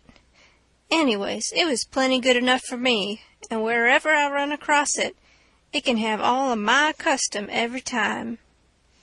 Well, that night we had our show, but there warn't only about 12 people there, just enough to pay expenses, and they laughed all the time, and that made the Duke mad, and everybody left anyway before the show was over, but one boy, which was asleep. So the Duke said these Arkansas lunkheads couldn't come up to Shakespeare. What they wanted was low comedy, and maybe something rather worse than low comedy, he reckoned. He said he could size their style. So next morning he got some big sheets of wrapping paper and some black paint and drawed off some handbills and stuck them up all over the village. The bills said, "At the courthouse! ! For 3 nights only! The world-renowned tragedians, David Garrick the Younger! And Edmund Kean the Elder! Of the London and Continental theaters, in their thrilling tragedy of the King's Camelopard, or the Royal Nonsuch! ! Admission 50 cents. Then at the bottom was the biggest line of all, which said, "Ladies and children not admitted." "There," says he, "if that line don't fetch 'em, I don't know Arkansas." End of chapter 22. The Adventures of Huckleberry Finn by Mark Twain. Chapter 23. Well, all day him and the king was hard at it, rigging up a stage and a curtain and a row of candles for footlights, and that night the house was jam full of men in no time. When the place couldn't hold no more, the Duke, he quit tending door and went around the back way and come onto the stage and stood up before the curtain and made a little speech and praised up this tragedy and said it was the most thrillingest one that ever was. And so he went on a-bragging about the tragedy, and about Edmund Kean the elder, which was to play the main principal part in it. And at last, when he'd got everybody's expectations up high enough, he rolled up the curtain, and the next minute the king come a-prancing out on all fours, naked, and he was painted all over, rings streaked and striped, all sorts of colors, as splendid as a rainbow. But never mind the rest of his outfit, it was just wild, but it was awful funny. The people most killed themselves laughing, and when the king got done capering and capered off behind the scenes, they roared and clapped and stormed and haw-hawed till he come back and done it over again, and after that they made him do it another time. Well, it would make a cow laugh to see the shines that old idiot cut. Then the Duke he lets the curtain down and bows to the people and says the great tragedy will be performed only 2 nights more, on accounts of press and London engagements, where the seats is all sold already for it in Drury Lane. And then he makes them another deep bow and says if he has succeeded in pleasing them and instructing them, he will be deeply obliged if they will mention it to their friends and get them to come and see it. 20 people sings out, "What, is it over? Is that all?" The Duke says yes. Then there was a fine time. Everybody sings out, "Sold!" and rose up mad and was a-going for that stage and them tragedians. But a big, fine-looking man jumps up on a bench and shouts, "Hold on! Just a word, gentlemen!"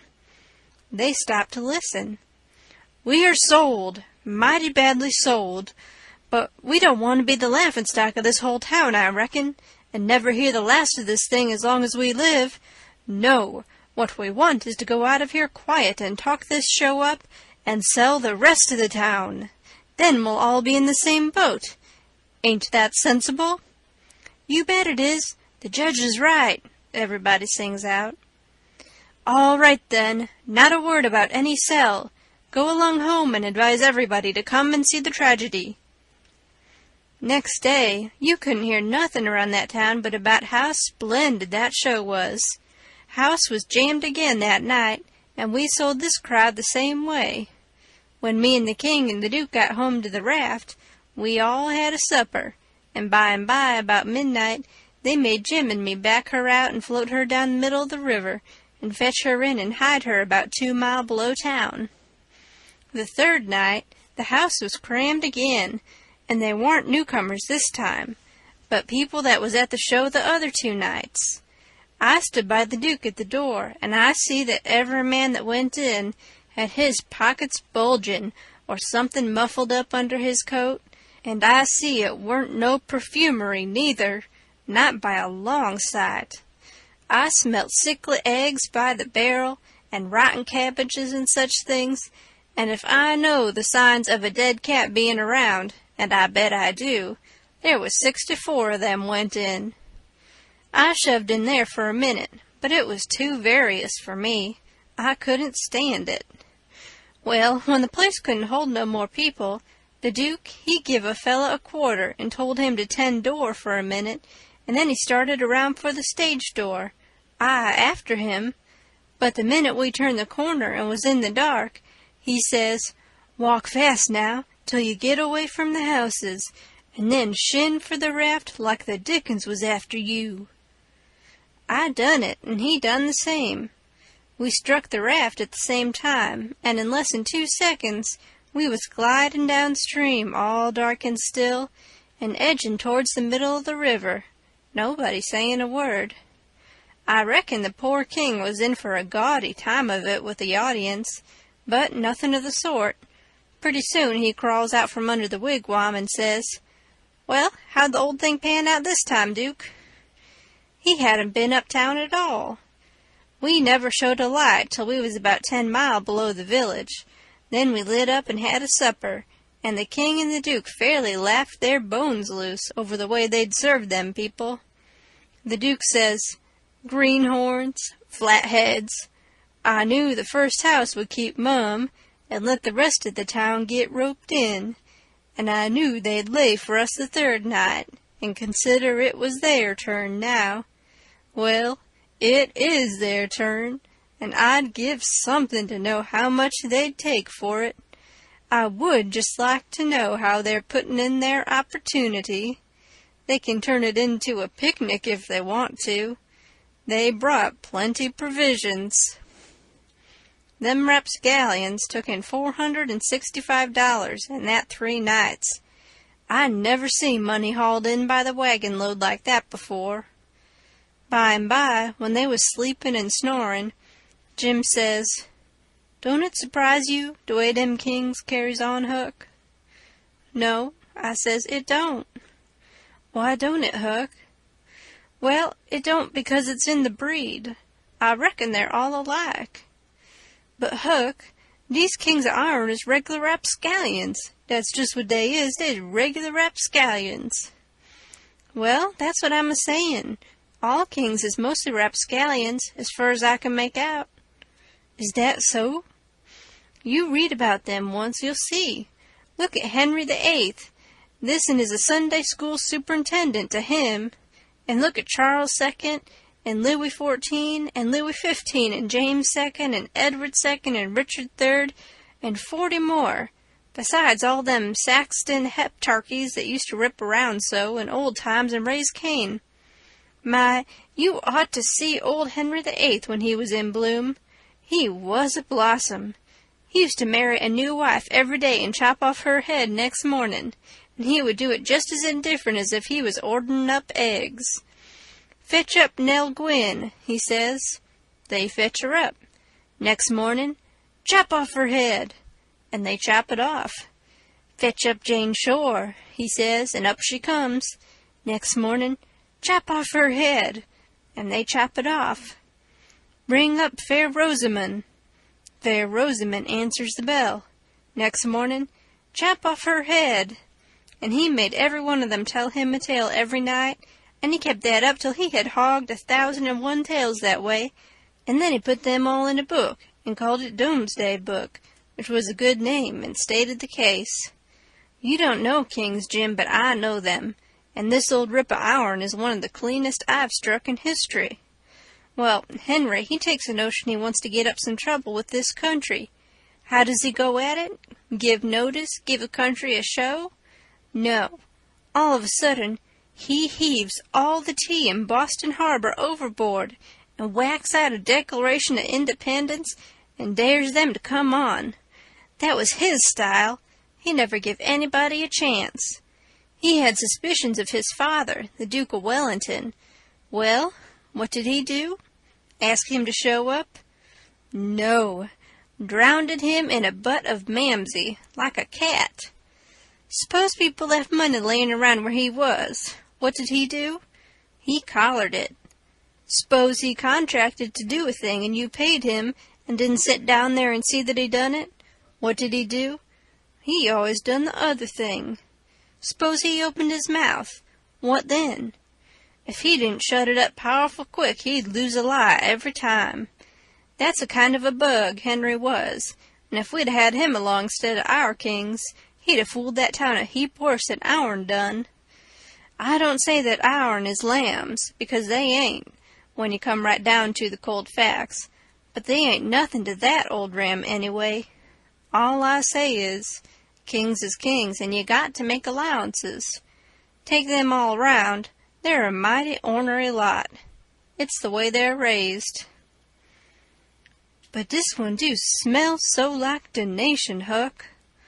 Well, they all do, Jim. We can't help the way a king smells. History don't tell no way. Now, de Duke, he's a tolerable likely man in some ways. Yes, the Duke's different, but not very different. This one's a middlin' hard lot for a Duke. When he's drunk, there ain't no nearsighted man could tell him from a king. Well, anyways, I don't hanker for no more'n 'em, Hook. These is all I can stand. It's the way I feel too, Jim, but we've got them on our hands, and we got to remember what they are and make allowances. Sometimes I wish we could hear of a country that's out of kings. What was the use to tell Jim these warn't real kings and dukes? It wouldn't have done no good, and besides, it was just as I said. You couldn't tell them from the real kind. I went to sleep, and Jim didn't call me when it was my turn. He often done that. When I waked up, just at daybreak, he was sitting there with his head down betwixt his knees, moaning and mourning to himself. I didn't take notice nor let on. I knowed what it was about. He was thinking about his wife and his children away up yonder, and he was low and homesick, because he hadn't ever been away from home before in his life, and I do believe he cared just as much for his people as white folks does for their'n. It don't seem natural, but I reckon it's so. He was often moaning and mourning that way nights when he judged I was asleep, and saying, "Po' little Elizabeth, po' little Johnny, it's mighty hard. I spec I ain't ever gwine to see you no mo', no mo'." He was a mighty good nigger, Jim was. But this time I somehow got to talking to him about his wife and young ones, and by he says, "What makes me feel so bad this time is because I hear something over yonder on the bank like a whack or a slam, while ago, and it mind me of the time I treat my little Elizabeth so ornery. She warn't only 'bout 4-year-old, and she took the scarlet fever, and had a powerful rough spell, but she got well, and one day she was a-standing round, and I says to her, I says, 'Shut the door.' She never done it, just stood there, kinder smiling up at me. It made me mad, and I says again, mighty loud, I says, 'Don't you hear me? Shut the door.' She just stood the same way, kinder smiling up. I was a-bilin'. I says, 'I lay I make you mine.' And with that I fetch her a slap side the head that sent her a-sprawlin'. Then I went into the other room, and was gone 'bout 10 minutes, and when I come back, there was that door standing open yit, and that child standing most right in it, a-looking down and mourning, and the tears running down. The child never move. My breath most hop outer me, and I feel so, I don't know how I feel. I crope out all a-tremblin', and crope around and open the door easy and slow, and poke my head in behind the child, soft and still, and all of a sudden I says, 'Pow!' just as loud as I could yell. She never budge. Oh, Huck, I bust out a-crying and grab her up in my arms and say, 'Oh, the po' little thing. The Lord God Almighty forgive po' old Jim, 'cause he never going to forgive himself as long as he live.' Oh, she was plumb deaf and dumb, Huck, plumb deaf and dumb, and I'd been a-treatin' her so." End of chapter 23. The Adventures of Huckleberry Finn by Mark Twain. Chapter 24. Next day, towards night, we laid up under a little willow towhead out in the middle, where there was a village on each side of the river, and the Duke and the King begun to lay out a plan for working them towns. Jim, he spoke to the Duke, and said he hoped it wouldn't take but a few hours, because it got mighty heavy and tiresome to him when he had to lay all day in the wigwam, tied with the rope. You see, when we left him all alone, we had to tie him, because if anybody happened on to him all by himself, and not tied, it wouldn't look much like he was a runaway nigger, you know. So the Duke said it was kind of hard to have to lay roped all day, and he'd cipher out some way to get around it. He was uncommon bright, the Duke was, and he soon struck it. He dressed Jim up in the King Lear's outfit. It was a long curtain calico gown, and a white horsehair wig and whiskers, and then he took his theater paint and painted Jim's face and hands and ears and neck all over a dead, dull, solid blue, like a man that's been drownded 9 days. Blamed if he warn't the horriblest-looking outrage I ever see. Then the Duke took and wrote out a sign on a shingle, so, "Sick Arab, but harmless when not out of his head." And he nailed that shingle to a lath, and stood the lath up 4 or 5 foot in front of the wigwam. Jim was satisfied. He said it was a sight better than lying tied a couple of years every day, and trembling all over every time there was a sound. The Duke told him to make himself free and easy, and if anybody ever come meddling round, he must hop out of the wigwam and carry on a little, and fetch a howl or two like a wild beast, and he reckoned they would light out and leave him alone. Which was sound enough judgment, but you take the average man, and he wouldn't wait for him to howl. Why, he didn't only look like he was dead, he looked considerable more than that. These rapscallions wanted to try the Nonsuch again, because there was so much money in it, but they judged it wouldn't be safe, because maybe the news might have worked along down by this time. They couldn't hit no project that suited exactly, so at last the Duke said he reckoned he'd lay off and work his brains an hour or two, and see if he couldn't put up something on the Arkansas village. And the king, he allowed he would drop over to the other village without any plan, but just trust in Providence to lead him the profitable way, meaning the devil, I reckon. We had all bought store clothes where we stopped last, and now the king put his'n on, and he told me to put mine on. I done it, of course. The king's duds was all black, and he did look real swell and starchy. I never knowed how clothes could change a body before. Why, before, he looked like the orneriest old rip that ever was. But now, when he'd take off his new white beaver and make a bow and do a smile, he looked that grand and good and pious that you'd say he had walked right out of the ark, and maybe was old Leviticus himself. Jim cleaned up the canoe, and I got my paddle ready. There's a big steamboat layin' at the shore way up under the point, about 3 miles above the town. Been there a couple of hours, takin' on freight. Says the king, "See how I'm dressed? I reckon maybe I better arrive down from St. Louis or Cincinnati, or some other big place. Go for the steamboat, Huckleberry. We'll come down to the village on her." I didn't have to be ordered twice to go and take a steamboat ride. I fetched the shore a half a mile above the village, and then went scooting along the bluff bank in the easy water. Pretty soon we come to a nice, innocent-looking young country Jake, settin' on a log swabbing the sweat off of his face, for it was powerful warm weather, and he had a couple of big carpet-bags by him. "Run her nose inshore," says the king. I done it. "Where you bound for, young man?" "For the steamboat going to Orleans." "Get aboard," says the king. "Hold on a minute, my servant'll help you with them bags. Jump out and help the gentleman, Adolphus." Meaning me, I guess.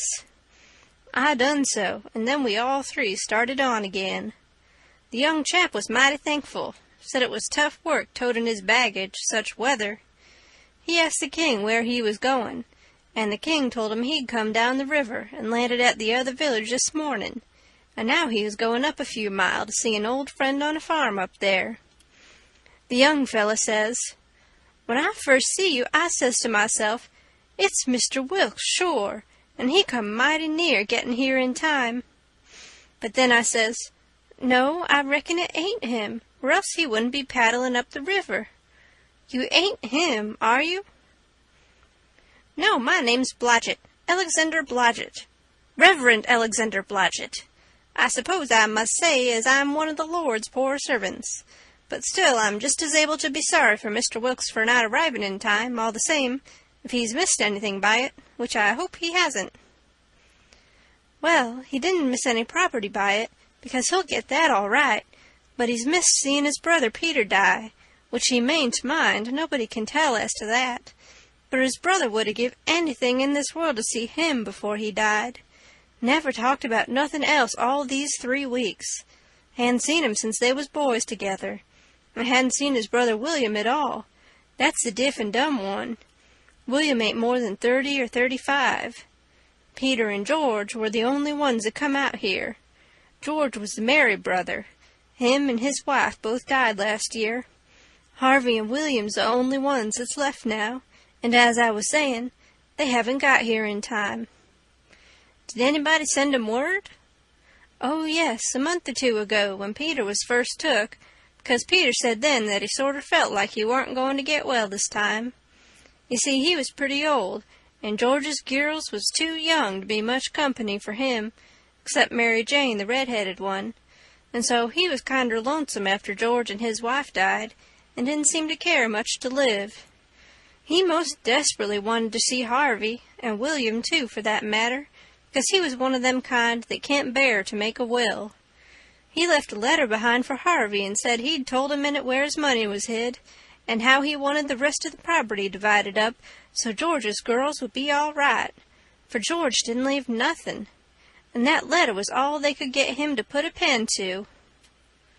Why do you reckon Harvey don't come? Where does he live? Oh, he lives in England. Sheffield, preaches there. Hasn't ever been in this country. He hasn't had any too much time. And besides, he mightn't have got the letter at all, you know. Too bad, too bad. He couldn't have lived to see his brothers, poor soul. You going to Orleans, you say? Yes, but that ain't only a part of it. I'm going in a ship next Wednesday for Rio Janeiro, where my uncle lives. It's a pretty long journey, but it'll be lovely. Wished I was a-going. Is Mary Jane the oldest? How old is the others? Mary Jane's 19, Susan's 15, and Joanna's about 14. That's the one that gives herself to good works and has a hare lip. Poor things, to be left alone in the cold world so. Well, they could be worse off. Old Peter had friends, and they ain't going to let them come to no harm. There's Hobson, the Baptist preacher, and Deacon Lot Hovey, and Ben Rucker, and Abner Shackleford, and Levi Bell, the lawyer, and Dr. Robinson, and their wives, and the widow Bartley, and, well, there's a lot of them, but these are the ones that Peter was sickest with, and used to write about sometimes when he wrote home. So Harvey'll know where to look for friends when he gets here. Well, the old man went on asking questions till he just fairly emptied that young fella. Blamed if he didn't inquire about everybody and everything in that blessed town, and all about the Wilkses, and about Peter's business, which was a tanner, and about George's, which was a carpenter, and about Harvey's, which was a dissenterin' minister, and so on and so on. Then he says, "What did you want to walk all the way up to the steamboat for?" "Because she's a big Orleans boat, and I was afeard she mightn't stop there. When they're deep, they won't stop for a hail. A Cincinnati boat will, but this is a St. Louis one." Was Peter Wilkes well off? Oh, yes, pretty well off. He had houses and land, and it's reckoned he left 3,000 or 4,000 in cash, hid up somewheres. When did you say he died? I didn't say, but it was last night. Funeral tomorrow, likely? Yes, about the middle of the day. Well, it's all terrible sad, but we've all got to go one time or another, so what we want to do is to be prepared. Then we're all right. Yes, sir, it's the best way. Ma used to always say that. When we struck the boat, she was about done loading, and pretty soon she got off. The king never said nothing about going aboard, so I lost my ride after all. When the boat was gone, the king made me paddle up another mile to a lonesome place, and then he got ashore and says, "Now hustle back right off, and fetch the Duke up here, and the new carpet-bags, and if he's gone over to the other side, go over there and get him, and tell him to get himself up regardless. Shove along now." I see what he was up to, but I never said nothing, of course. When I got back with the Duke, we hid the canoe, and then they set down on a log, and the king told him everything, just like the young fella had said it, every last word of it. And all the time he was doing it, he tried to talk like an Englishman, and he done it pretty well, too, for a slouch. I can't imitate him, so I ain't a-going to try to, but he really done it pretty good. Then he says, "How were you on the deaf and dumb, Bilgewater?" The Duke said leave him alone for that, said he had played a deaf and dumb person before, on the histronic boards. So then they waited for a steamboat. About the middle of the afternoon a couple of little boats come along, but they didn't come from high enough up the river. But at last there was a big one, and they hailed her. She sent out for her yawl, and we went aboard. and she was from Cincinnati, and when they found we only wanted to go 4 or 5 miles, they was booming mad and gave us a cussing, and said they wouldn't land us. But the king was calm. Mr. Peter Wilkes lives? They give a glance at one another, and nodded their heads, as much as to say, "What did I tell you?" Then one of them says, kind o' soft and gentle, "I'm sorry, sir, but the best we can do is tell you where he did live yesterday evening." Sudden as winking, the ornery old creature went into smash, and fell up against the man, and put his chin on his shoulder, and cried down his back, and says, "Alas, alas, our poor brother gone, and we never got to see him. Oh, it's too hard." Then he turns around, blubbering, and makes a lot of idiotic signs to the Duke on his hands, and blamed if he didn't drop a carpet-bag and bust out a-crying. If they warn't the beatin'est lot, them 2 frauds, that ever I struck. Well, the men gathered around and sympathized with them, and said all sorts of kind things to them, and carried their carpet-bags up the hill for them, and let them lean on them and cry, and told the king all about his brother's last moments, and the king, he told it all over again on his hands to the Duke, and both of them took on about that dead tanner like they'd lost the 12 disciples. Well, if ever I struck anything like it, I'm a nigger. It was enough to make a body ashamed of the human race. End of chapter 24. Chapter 25. The news was all over town in 2 minutes, and you could see the people tearing down on the run from every which way, some of them putting on their coats as they come. Pretty soon we was in the middle of a crowd, and the noise of the trampin' was like a soldier march. The windows and dooryards was full, and every minute somebody would say over a fence, "Is it them?" And somebody trotting along with the gang would answer back and say, "You bet it is." When we got to the house, the street in front of it was packed, and the 3 girls was standing in the door. Mary Jane was red-headed, but that don't make no difference. She was most awful beautiful, and her face and her eyes was all lit up like glory, she was so glad her uncles had come. The king, he spread his arms, and Mary Jane, she jumped for them, and the hare-lip jumped for the Duke, and there they had it. Everybody most, leastways women, cried for joy to see them meet again at last, and have such good times. Then the king, he hunched the Duke private. I see him do it. And then he looked around and see the coffin over in the corner on 2 chairs. So then him and the Duke, with a hand across each other's shoulder and the other hand to their eyes, walked slow and solemn over there, everybody dropping back to give them room, and all the talk and noise stopping, people saying, "Shh," and all the men taking their hats off and drooping their heads, so you could 'a' heard a pin fall. And when they got there, they bent over and looked in the coffin and took one sight, and then they bust out a-crying so you could 'a' heard them to Orleans most, and then they put their arms round each other's necks and hung their chins over each other's shoulders, and then for 3 minutes, or maybe 4, I never see 2 men leak the way they done. And mind you, everybody was doing the same, and the place was that damp I never see anything like it. Then one of them got on one side of the coffin, and the other on the other side, and they kneeled down and rested their foreheads on the coffin, and let on to pray all to themselves. Well, when it come to that, it worked the crowd like you never see anything like it, and everybody broke down and went to sobbing right out loud. The poor girls, too, and every woman nearly went up to the girls without saying a word and kissed them, solemn on the forehead, and then put their hand on their head and looked up towards the sky with the tears running down, and then busted out and went off sobbing and swabbing, and give the next woman a show. I never see anything so disgusting. Well, by and by, the king, he gets up and comes forward a little, and works himself up and slobbers out a speech all full of tears and flapdoodle about its being a sore trial for him and his poor brother to lose the diseased, and to miss seeing diseased alive after the long journey of 4,000 mile, but it's a trial that's sweetened and sanctified to us by this dear sympathy and these holy tears, and so he thanks them out of his heart and out of his brother's heart, because out of their mouths they can't, words being too weak and cold, and all that kind of rotten slush, till it was just sickening, and then he blubbers out a pious goody-goody amen, and turns himself loose and goes to crying fit to bust.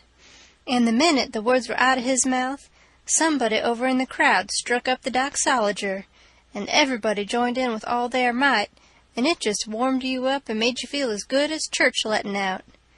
Music is a good thing, and after all that soul butter and hogwash, I never see it freshen up things so, and sound so honest and bully. Then the king begins to work his jaw again, and says how him and his nieces would be glad if a few of the main principal friends of the family would take supper here with them this evening, and help set up with the ashes of the diseased, and says if his poor brother layin' yonder could speak, he knows who he would name, for they was names that was very dear to him, and mentioned often in his letters, and so he will name the same, to wit, as follows, viz., Reverend Mr. Hobson, and Deacon Lot Hovey, and Mr. Ben Rucker, and Abner Shackleford, and Levi Bell, and Dr. Robinson, and their wives, and the widow Bartley. Reverend Hobson and Dr. Robinson was down to the end of the town a-hunting together. That is, the doctor was shipping a sick man to the other world, and the preacher was pinting him right. Lawyer Bell was away up to Louisville on business, but the rest was on hand, so they all come and shook hands with the king and thanked him and talked to him, and then they shook hands with the Duke and didn't say nothing, but just kept a-smiling and bobbing their heads like a passel of sapheads, whilst he made all sorts of signs with his hands and said goo-goo, goo-goo-goo all the time, like a baby that can't talk. So the king, he blattered on and managed to inquire about pretty much everybody and dog in town by his name, and mentioned all sorts of little things that happened one time or another in the town, or to George's family, or to Peter, and he always let on that Peter wrote him the things, but that was a lie. He got every blessed one of them out of that young flathead that we canoed up to the steamboat. Then Mary Jane, she fetched the letter her father left behind, and the king, he read it out loud and cried over it. It give the dwelling house and $3,000 gold to the girls, and it give the tan yard, which was doing a good business, along with some other houses and land, worth about $7,000, and $3,000 in gold to Harvey and William, and told where the $6,000 cash was hid down cellar. So these two frauds said they'd go and fetch it up and have everything square and above board, and told me to come with a candle. We shut the cellar door behind us, and when they found the bag, they spilt it out on the floor, and it was a lovely sight, all them yaller boys. My, the way the king's eyes did shine! He slaps the Duke on the shoulder and says, "Oh, this ain't bully nor nothing. Oh, no, I reckon not. Why, Billy, it beats the Nonsuch, don't it?" The Duke allowed it did.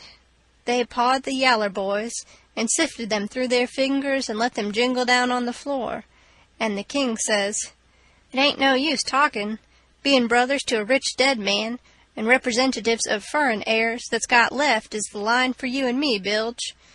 This yer comes a trustin' to Providence. It's the best way in the long run. I've tried 'em all, and there ain't no better way." Most everybody would have been satisfied with the pile and took it on trust, but no, they must count it. So they counts it, and it comes out $415 short. Says the king, "Darn him, I wonder what he done with that $415. They worried over that a while and ransacked all around for it. Then the Duke says, "Well, he was a pretty sick man, and likely he made a mistake. I reckon that's the way of it. The best way's to let it go and keep still about it. We can spare it." "Oh, shucks, yes, we can spare it. I don't care nothing about that. It's the count I'm thinking about. We want to be awful square and open and above board here, you know. We want to lug this here money upstairs and count it before everybody. Then there ain't nothing suspicious. But when the dead men says there's $6,000, you know, we don't want to—" "Hold on," says the Duke. "Let's make up the deficit." and he begun to haul out yeller boys out of his pocket. "It's a most amazing idea, Duke. You have got a rattling clever head on you," says the king. "Blest if the old Nunsuch ain't a-helping us out again." And he begun to haul out yeller jackets and stack them up. It most busted them, but they made up the 6,000 clean and clear. "Say," says the Duke, "I got another idea. Let's go upstairs and count this money, and then take and give it to the girls." "Good land, Duke, let me hug you. It's the most dazzling idea 'at ever a man struck. You have certainly got the most astonishing head I ever see. Oh, this is the boss dodge, there ain't no mistake about it. Let 'em fetch along their suspicions now if they want to. This'll lay 'em out." When we got upstairs, everybody gathered around the table, and the king he counted it and stacked it up, $300 in a pile, 20 elegant little piles. Everybody looked hungry at it and licked their chops. Then they raked it into the bag again, and I see the king begin to swell himself up for another speech. He says, "Friends all, my poor brother that lays yonder has done generous by them that's left behind in the Vale of Sorrers. He has done generous by these your poor little lambs that he loved and sheltered, and that's left fatherless and motherless. Yes, and we that knowed him knows that he would have done more generous by 'em if he hadn't been afeard of wounding his dear William and me. Now, wouldn't he? There ain't no question about it in my mind. Well, then, what kind of brothers would it be that'd stand in his way at such a time? And what kind of uncles would it be that'd rob, yes, rob such poor sweet lambs as these that he loved at such a time? If I know William, and I think I do, well, I'll just ask him." He turns around and begins to make a lot of signs to the Duke with his hands, and the Duke he looks at him stupid and leather-headed a while. Then all of a sudden he seems to catch his meaning, and jumps for the king, goo-gooing with all his might for joy, and hugs him about 15 times before he lets up. Then the king says, "I knowed it. I reckon that'll convince anybody the way he feels about it. Here, Mary Jane, Susan, Joanna, take the money. Take it all. It's a gift to him that lays yonder, cold but joyful." Mary Jane, she went for him. Susan and the Harelip went for the Duke, and then such another hugging and kissing I never see yet. And everybody crowded up with the tears in their eyes, and most shook the hands off of them frauds, saying all the time, "You dear good souls, how lovely! How could you?" Well, then, pretty soon, all hands got to talking about the disease again, and how good he was, and what a loss he was, and all that. And before long, a big, iron-jawed man worked himself in there from outside, and stood a-listening and looking, and not saying anything, and nobody saying anything to him either, because the king was talking, and they was all busy listening.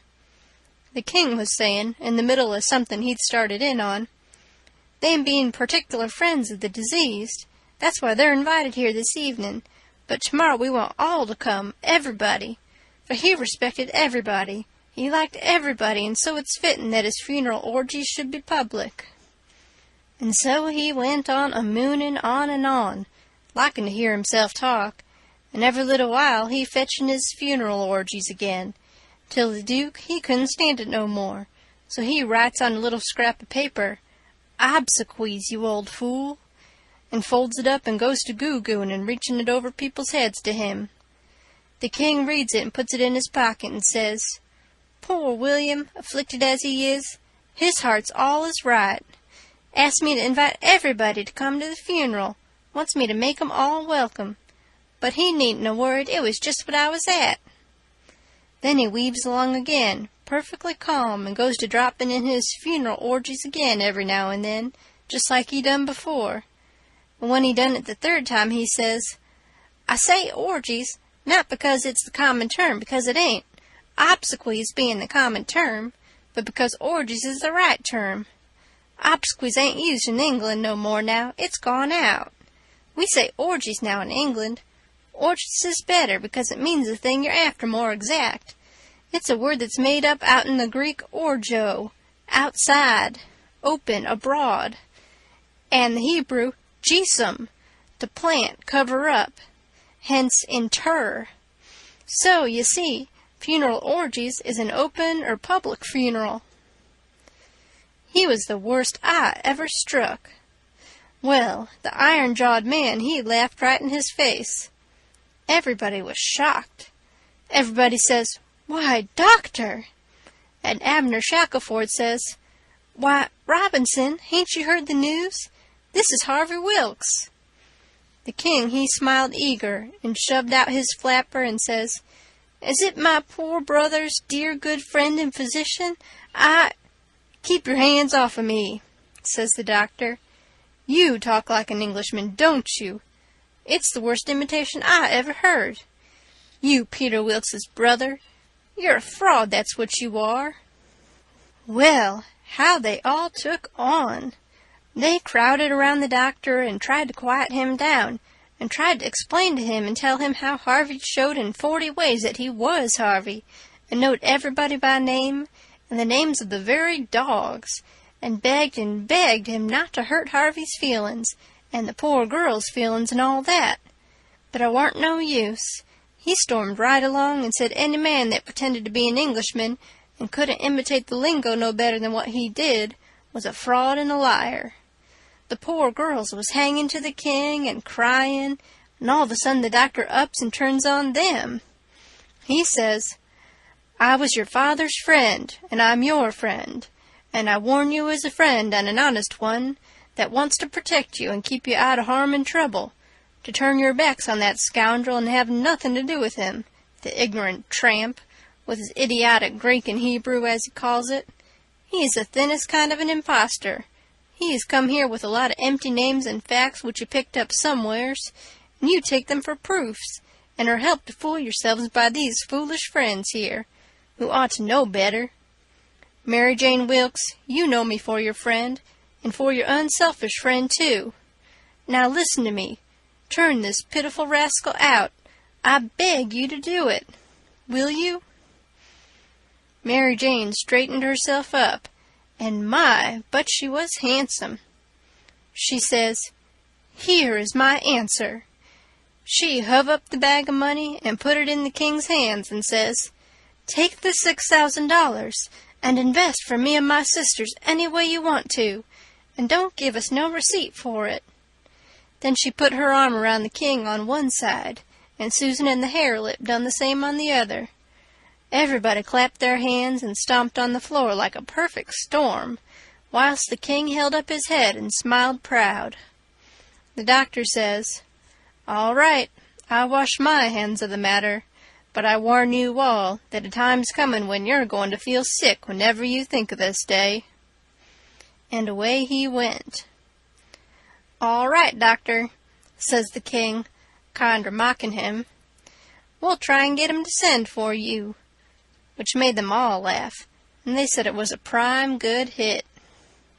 End of chapter 25.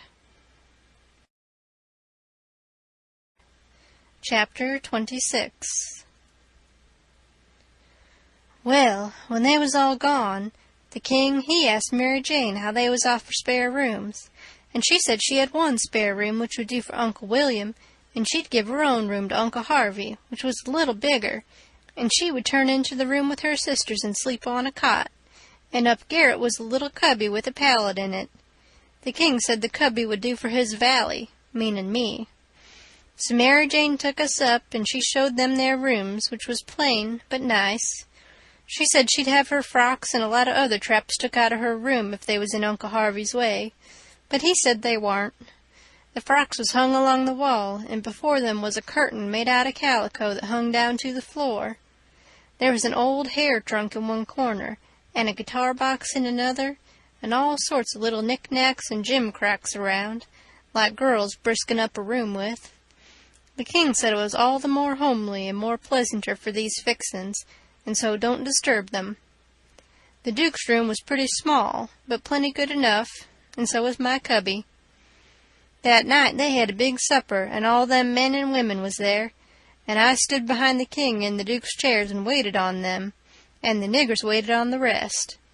Mary Jane, she sat at the head of the table with Susan alongside of her, and said how bad the biscuits was, and how mean the preserves was, and how ornery and tough the fried chickens was, and all that kind of rot, the way women always do for to force out compliments, and the people all knowed everything was tip-top, and said so. Said, how do you get the biscuits to brown so nice? And, where for the land's sake did you get these amazing pickles? And all that kind of humbug talky-talk, just the way people always does at a supper, you know. And when it was all done, me and the hare-lip had supper in the kitchen off of the leavin's, whilst the others was helping the niggers clean up the things.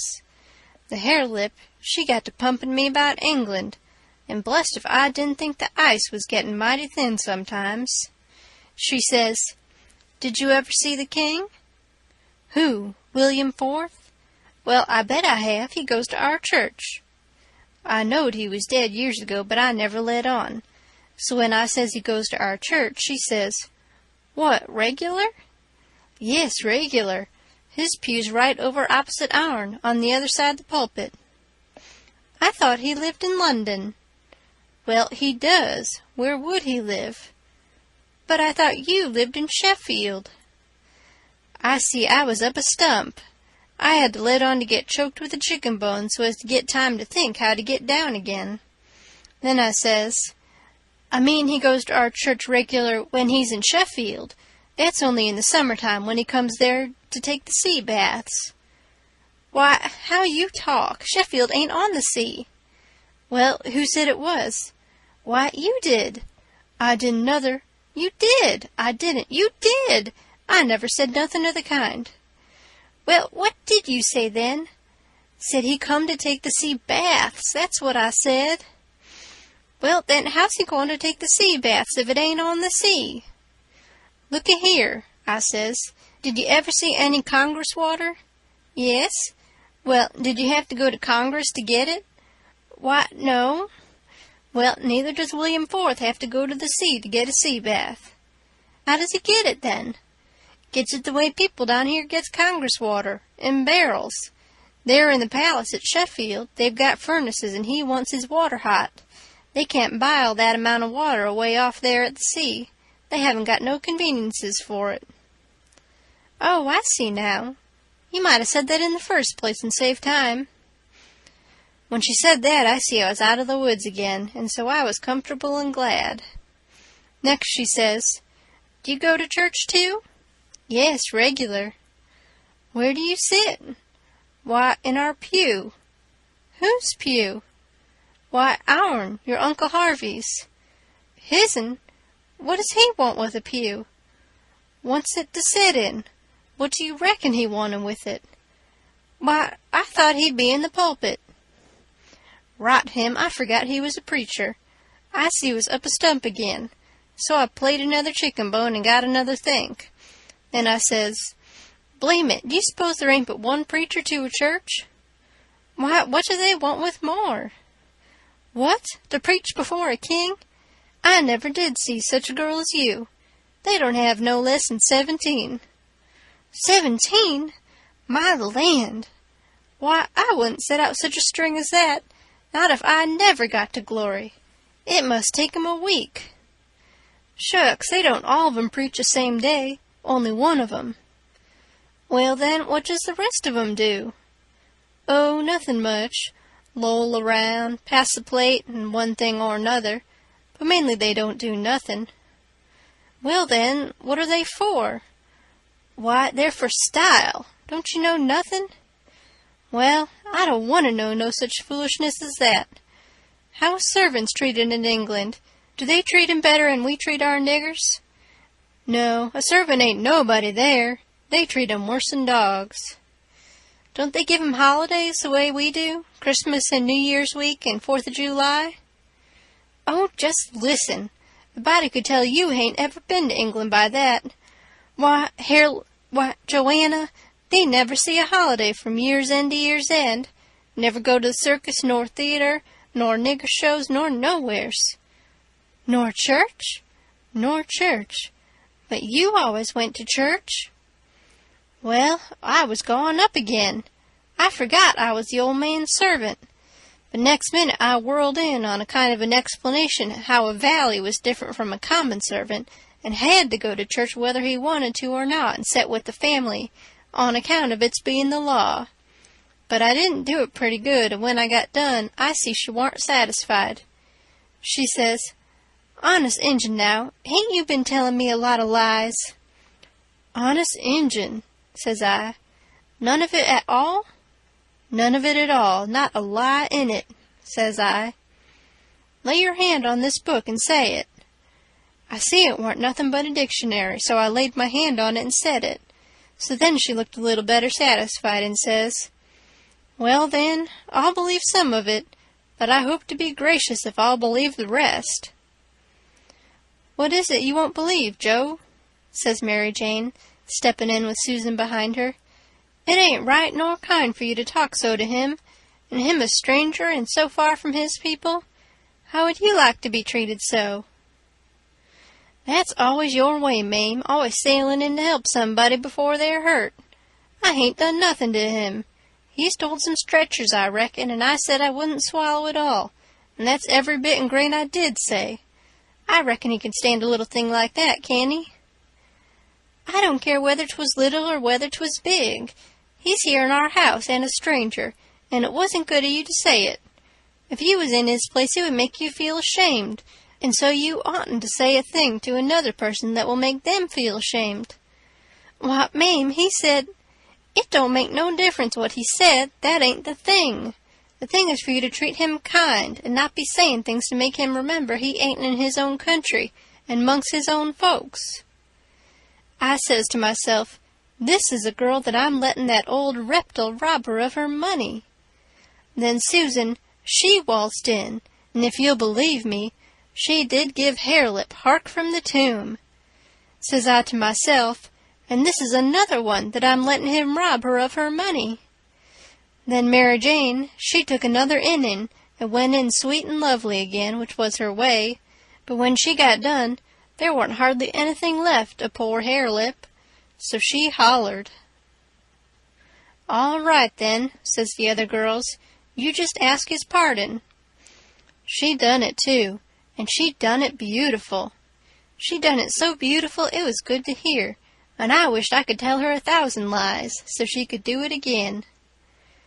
I says to myself, this is another one that I'm letting him rob her of her money, and when she got through, they all just laid theirselves to make me feel at home, and know I was amongst friends. I felt so ornery and low down and mean that I says to myself, my mind's made up. I'll hive that money for them or bust. So then I lit out. For bed, I said, meaning some time or another. When I got by myself, I went to thinking the thing over. I says to myself, shall I go to that doctor private and blub on these frauds? No, that won't do. He might tell who told him. Then the king and the duke would make it warm for me. Shall I go private and tell Mary Jane? No, I dasn't do it. Her face would give them a hint, sure. They've got the money, and they'd slide right out and get away with it. If she was to fetch in and help, I'd get mixed up in the business before it was done with, I judge. No, there ain't no good way but one. I got to steal that money somehow, and I got to steal it some way that they won't suspicion that I done it. They've got a good thing here, and they ain't a-going to leave till they've played this family and this town for all they're worth. So I'll find a chance time enough. I'll steal it and hide it, and by, when I'm away down the river, I'll write a letter and tell Mary Jane where it's hid. But I better hive it tonight if I can, because the doctor maybe hasn't let up as much as he lets on he has. He might scare them out of here yet. So, thinks I, I'll go and search them rooms. Upstairs the hall was dark, but I found the Duke's room and started to paw around it with my hands, but I recollected it wouldn't be much like the king to let anybody else take care of that money but his own self. So then I went to his room and begun to paw around there. But I see I couldn't do nothing without a candle, and I dasn't light one, of course. So I judged I've got to do the other thing, lay for them and eavesdrop. About that time I hears their footsteps comin', and was going to skip under the bed.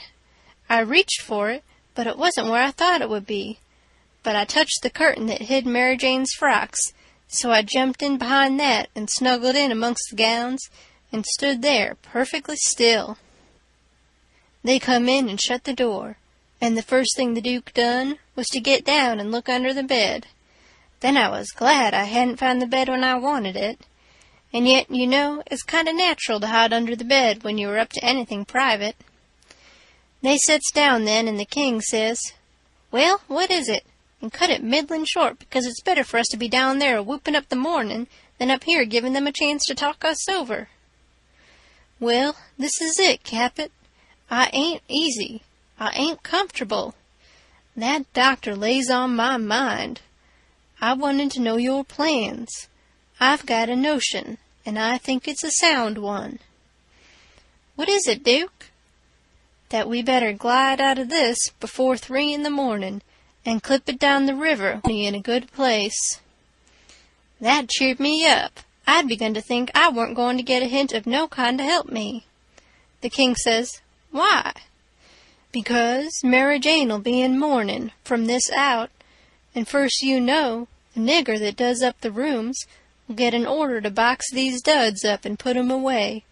And do you reckon a nigger can run across money and not borrow some of it?" "Your head's level again, Duke," says the king, and he comes a-fumbling under the curtain 2 or 3 foot from where I was. I stuck tight to the wall and kept mighty still, though quivery, and I wondered what them fellers would say if they catched me, and I tried to think what I'd better do if they did catch me. But the king, he got the bag before I could think more than about a half a thought, and he never suspicioned I was around. They took and shoved the bag through a rip in the straw tick that was under the feather bed, and crammed it in a foot or 2 amongst the straw, and said it was all right now, because a nigger only makes up the feather bed, and don't turn over the straw tick only about twice a year, and so it warn't in no danger of getting stole now. But I knowed better. I had it out of there before they was halfway downstairs. I groped along up to my cubby and hid it there till I could get a chance to do better. I judged I better hide it outside of the house somewheres, because if they missed it, they would give the house a good ransacking. I knowed that very well. Then I turned in, with my clothes all on, but I couldn't have gone to sleep if I'd wanted to, I was in such a sweat to get through with the business. By and by, I heard the king and the duke come up, so I rolled off my pallet and laid with my chin at the top of my ladder and waited to see if anything was going to happen. But nothing did. So I held on till all the late sounds had quit and the early ones hadn't begun yet, and then I slipped down the ladder. End of chapter 26.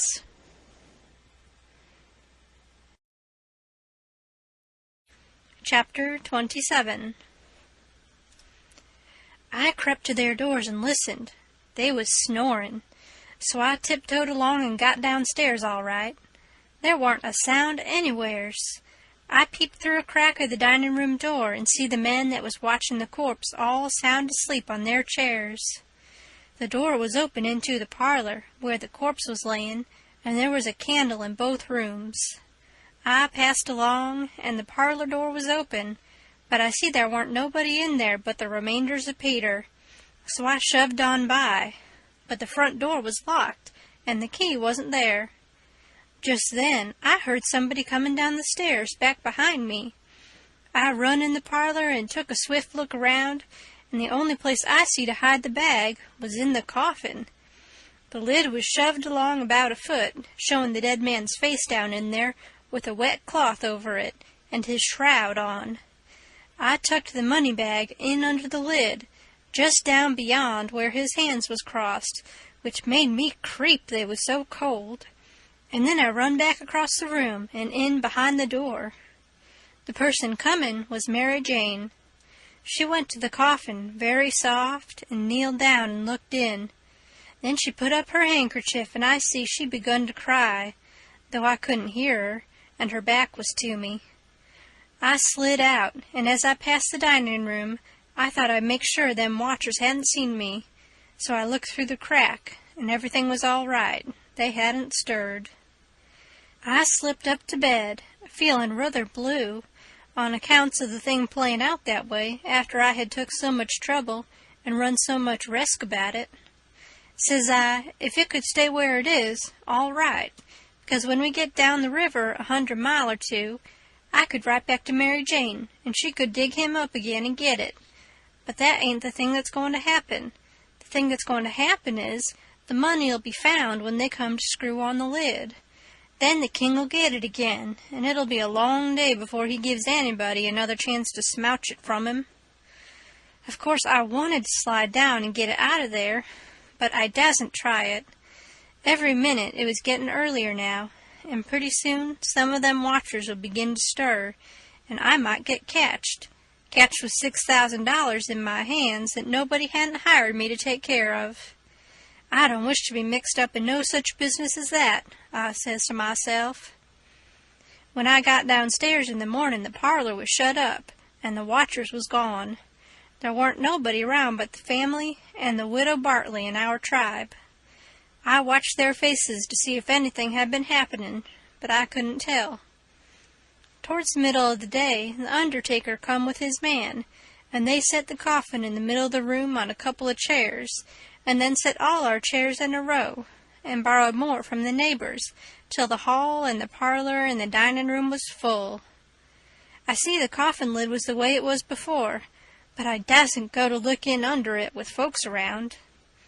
Then the people begun to flock in, and the Beats and the girl took seats in the front row at the head of the coffin, and for half an hour the people filed around slow in single rank, and looked down at the dead man's face a minute, and some dropped in a tear, and it was all very still and solemn, only the girls and the Beats holding handkerchiefs to their eyes and keeping their heads bent and sobbing a little. There warn't no other sound but the scraping of the feet on the floor and blowing noses, because people always blows them more at a funeral than they do at other places, except church. When the place was packed full, the undertaker, he slid around in his black gloves with his softy, sootherin' ways, putting on the last touches, and getting people and things all ship-shape and comfortable, and making no more sound than a cat. He never spoke. He moved people around, he squeezed in late ones, he opened up passageways and done it with nods and signs with his hands. Then he took his place over against the wall. He was the softest, glidingest, stealthiest man I ever see, and there warn't no more smile to him than there is to a ham. They had borrowed a melodeon, a sick one. When everything was ready, a young woman sat down and worked it, and it was pretty squeaky and colicky, and everybody joined in and sung, and Peter was the only one that had a good thing, according to my notion. Then the Reverend Hobson opened up, slow and solemn, and begun to talk, and straight off the most outrageous row busted out in the cellar a body ever heard. It was only one dog, but he made a most powerful racket, and he kept it up right along. The parson, he had to stand there over the coffin and wait. You couldn't hear yourself think.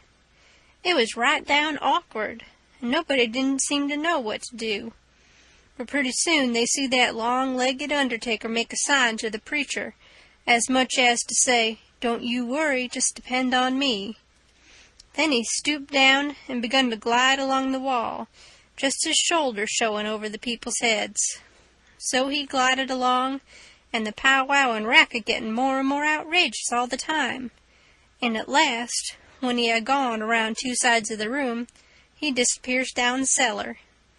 Then in about 2 seconds we heard a whack, and the dog he finished up with a most amazing howl or two, and then everything was dead still, and the parson begun his solemn talk where he left off. In a minute or two here comes this undertaker's back and shoulders gliding along the wall again, and so he glided and glided around 3 sides of the room, and then rose up and shaded his mouth with his hands, and stretched his neck out towards the preacher over the people's heads, and says in a kind of a coarse whisper, "He had a rat." Then he drooped down and glided along the wall again to his place. You could see it was a great satisfaction to the people, because naturally they wanted to know.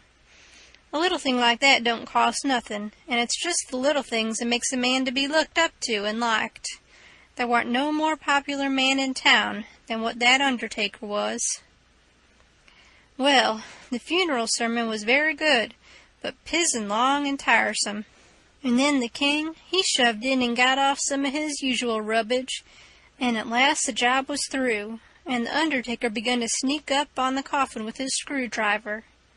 I was in a sweat then, and watched him pretty keen, but he never meddled at all, just slid the lid along as soft as mush, and screwed it down tight and fast. So there I was. I didn't know whether the money was in there or not. So, says I, suppose somebody has hogged that bag on the sly. Now how do I know whether to write to Mary Jane or not? Suppose she dug him up and didn't find nothing. What would she think of me? Blame it, I says, I might get hunted up and jailed. I'd better lay low and keep dark, and not write at all. The thing's awful mixed now. Trying to better it, I've worsened it 100 times, and I wish to goodness I'd just let it alone. Dad fetched the whole business. They buried him, and we come back home, and I went to watching faces again. I couldn't help it, and I couldn't rest easy. But nothing come of it. The faces didn't tell me nothing. The king, he visited around in the evening and sweetened everybody up, and made himself ever so friendly, and he give out the idea that his congregation over in England would be in a sweat about him, so he must hurry and settle up the estate right away and leave for home. He was very sorry he was so pushed, and so was everybody. They wished he could stay longer, but they said they could see it couldn't be done. And he said, of course, him and William would take the girls home with them, and that pleased everybody too, because then the girls would be well fixed, and amongst their own relations, and it pleased the girls too, tickled them so they clean forgot they ever had a trouble in the world, and told him to sell out as quick as he wanted to. They would be ready. Them poor things was that glad and happy, it made my heart ache to see them getting fooled and lied to so. But I didn't see no safe way for me to chip in and change the general tune. Well, blamed if the king didn't build a house and the niggers and all the property for auction straight off. Sale 2 days after the funeral, but anybody could buy private beforehand if they wanted to. So the next day after the funeral, long about noontime, the girls' joy got the first jolt. A couple of nigger traders come along, and the king sold them the niggers reasonable, for 3 days' drafts, as they called it, and away they went, the 2 sons up the river to Memphis, and their mother down the river to Orleans. I thought them poor girls and them niggers would break their hearts for grief. They cried around each other, and took on so, it most made me down sick to see it. The girls said they had never dreamed of seeing the family separated, or sold away from the town. I can't ever get it out of my memory, the sight of them poor miserable girls and niggers hanging around each other's necks and crying, and I reckon I couldn't have stood it at all, but would have had to bust out and tell on our gang, if I hadn't knowed the sale weren't no account, and the niggers would be back home in a week or 2. The thing made a big stir in the town, too, and a good many come out flat-footed, and said it was scandalous to separate the mother and the children that way. It injured the frauds some, but the old fool, he bulled right along, spite of all the Duke could say or do, and I tell you the Duke was powerful uneasy. Next day was auction day. About broad day in the morning the Duke and the king come up in the garret and woke me up, and I see by their look that there was trouble. The king says, "Was you in my room night before last?" "No, your majesty," which was the way I always called him when nobody but our gang warn't around. "Was you in there yesterday or last night?" "No, your majesty." "Honor bright now, no lies." "Honor bright, your majesty, I'm telling you the truth. I hain't been near your room since Miss Mary Jane took you and the Duke and showed it to you." The Duke says, "Have you seen anybody else go in there?" "No, your grace, not as I remember, I believe." "Stop and think." I studied a while and see my chance. Then I says, "Well, I see the niggers go in there several times." Both of them gave a little jump and looked like they hadn't ever expected it, and then like they had. Then the Duke says, "What, all of them?" "No, leastways not all at once, that is. I don't think I ever saw them all come out at once, but just one time." "Hullo, when was that?" "It was the day we had the funeral, in the morning. It warn't early because I overslept. I was just starting down the ladder and I see them." "Well, go on. Go on. What did they do? How'd they act?" "They didn't do nothing, and they didn't act anyway much, as far as I can see. They tiptoed away, so I seen easy enough that they'd shoved in there to do up your Majesty's room or something, supposing you was up, and found you warn't up, and so they was hoping to slide out of the way of trouble without waking you up, if they hadn't already waked you up." "Great guns, this is a go," says the king, and both of them looked pretty sick and tolerable silly. They stood there a-thinking and scratching their heads a minute, and the Duke he bust into a kind of a little raspy chuckle, and says, "It does beat all, how neat the niggers played their hand. They let on to be sorry they was going out of this region, and I believe they was sorry, and so did you, and so did everybody. Don't ever tell me any more that a nigger ain't got no histrionic talent.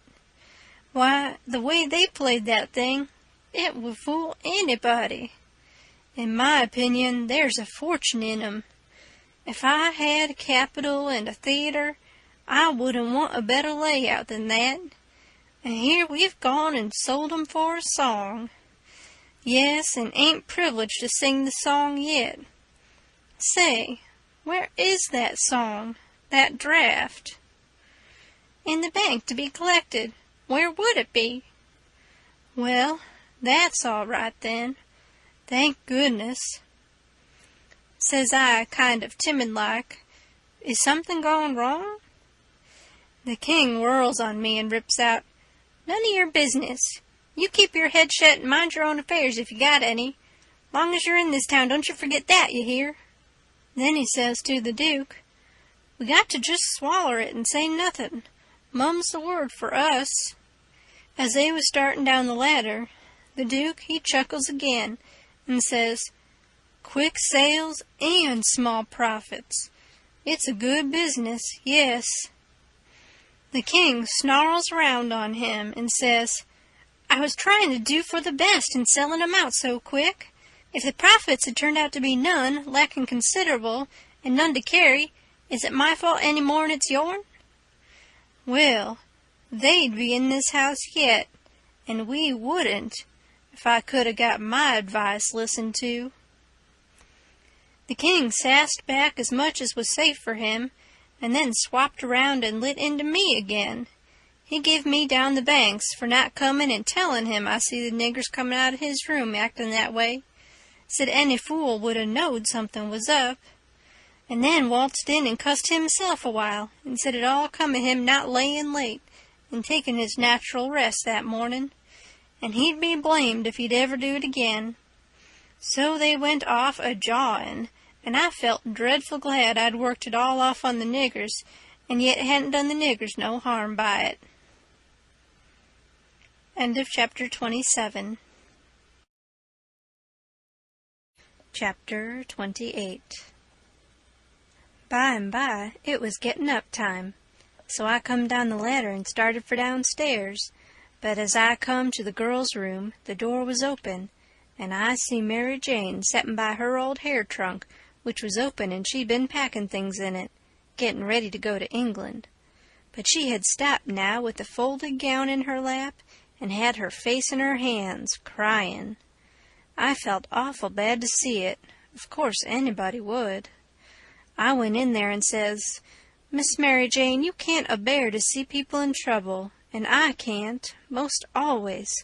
Tell me about it." So she done it, and it was the niggers. I just expected it. She said the beautiful trip to England was most about spoiled for her.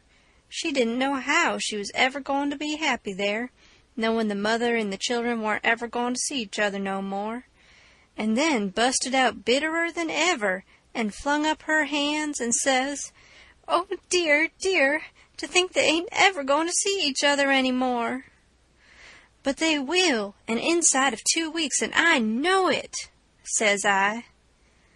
Laws, it was out before I could think, and before I could budge, she throws her arms around my neck and told me to say it again, say it again, say it again.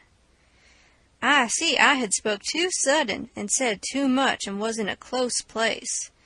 I asked her to let me think a minute, and she set there, very impatient and excited and handsome, but looking kind of happy and eased up, like a person that's had a tooth pulled out. So I went to studying it out. I says to myself, I reckon a body that ups and tells the truth when he's in a tight place has taken considerable many risks, though I ain't had no experience and can't say for certain, but it looks so to me anyway. And yet here's a case where I'm blessed if it didn't look to me like the truth is better and actually safer than a lie. I must lay it by in my mind and think it over some time or other. It's so kind of strange and unregular. I never see nothing like it. Well, I says to myself at last, I'm a-going to chance it. I'll up and tell the truth this time, though it does seem most like setting down on a kag of powder and touching it off just to see where you'll go to. Then I says, Miss Mary Jane, is there any place out of town a little ways where you could go and stay 3 or 4 days? Yes, Mr. Lothrop's. Why? Never mind why yet. If I'll tell you how I know the niggers will see each other again inside of 2 weeks, here in this house, and prove how I know it, will you go to Mr. Lothrop's and stay 4 days? 4 days? She says. I'll stay a year. All right, I says. I don't want nothing more out of you than just your word. I'd druther have it than another man's kiss the Bible. She smiled and reddened up very sweet, and I says, If you don't mind it, I'll shut the door, and bolt it. Then I come back and set down and says, Don't you holler. Just set still and take it like a man. I got to tell the truth, and you want to brace up, Miss Mary, because it's a bad kind, and going to be hard to take, but there ain't no help for it. These uncles of yourn ain't no uncles at all. They're a couple of frauds, regular deadbeats. There, now we're over the worst of it. You can stand the rest middlin' easy. It jolted her up like everything, of course, but I was over the shoal water now, so I went right along, her eyes a-blazin' higher and higher all the time, and told her every blame thing, from where we first struck that young fool going up to the steamboat, clear through to where she flung herself onto the king's breast at the front door, and he kissed her 16 or 17 times. And then up she jumps with her face afire like sunset and says, The brute! Come, don't waste a minute, not a second.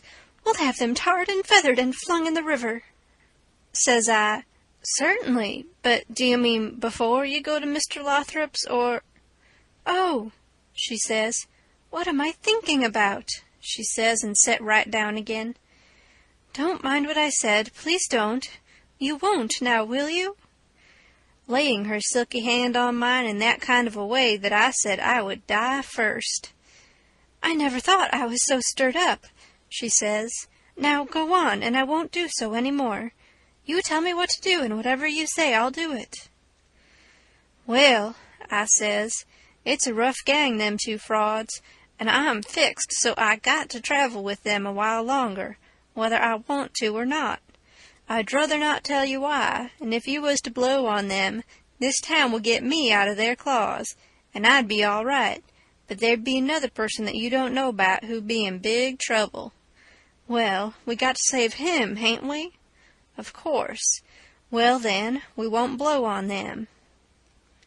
Saying them words put a good idea in my head. I see how maybe I could get me and Jim rid of the frauds, get them jailed here, and then leave. But I didn't want to run the raft in the daytime without anybody aboard to answer questions but me, so I didn't want the plan to begin working till pretty late tonight. I says, Miss Mary Jane, I'll tell you what we'll do, and you won't have to stay at Mr. Lothrop's so long, nother. How far is it? A little short of 4 miles, right out in the country back here. Well, that'll answer. Now you go along out there and lay low till 9 or half-past tonight, and then get them to fetch you home again. Tell them you've thought of something.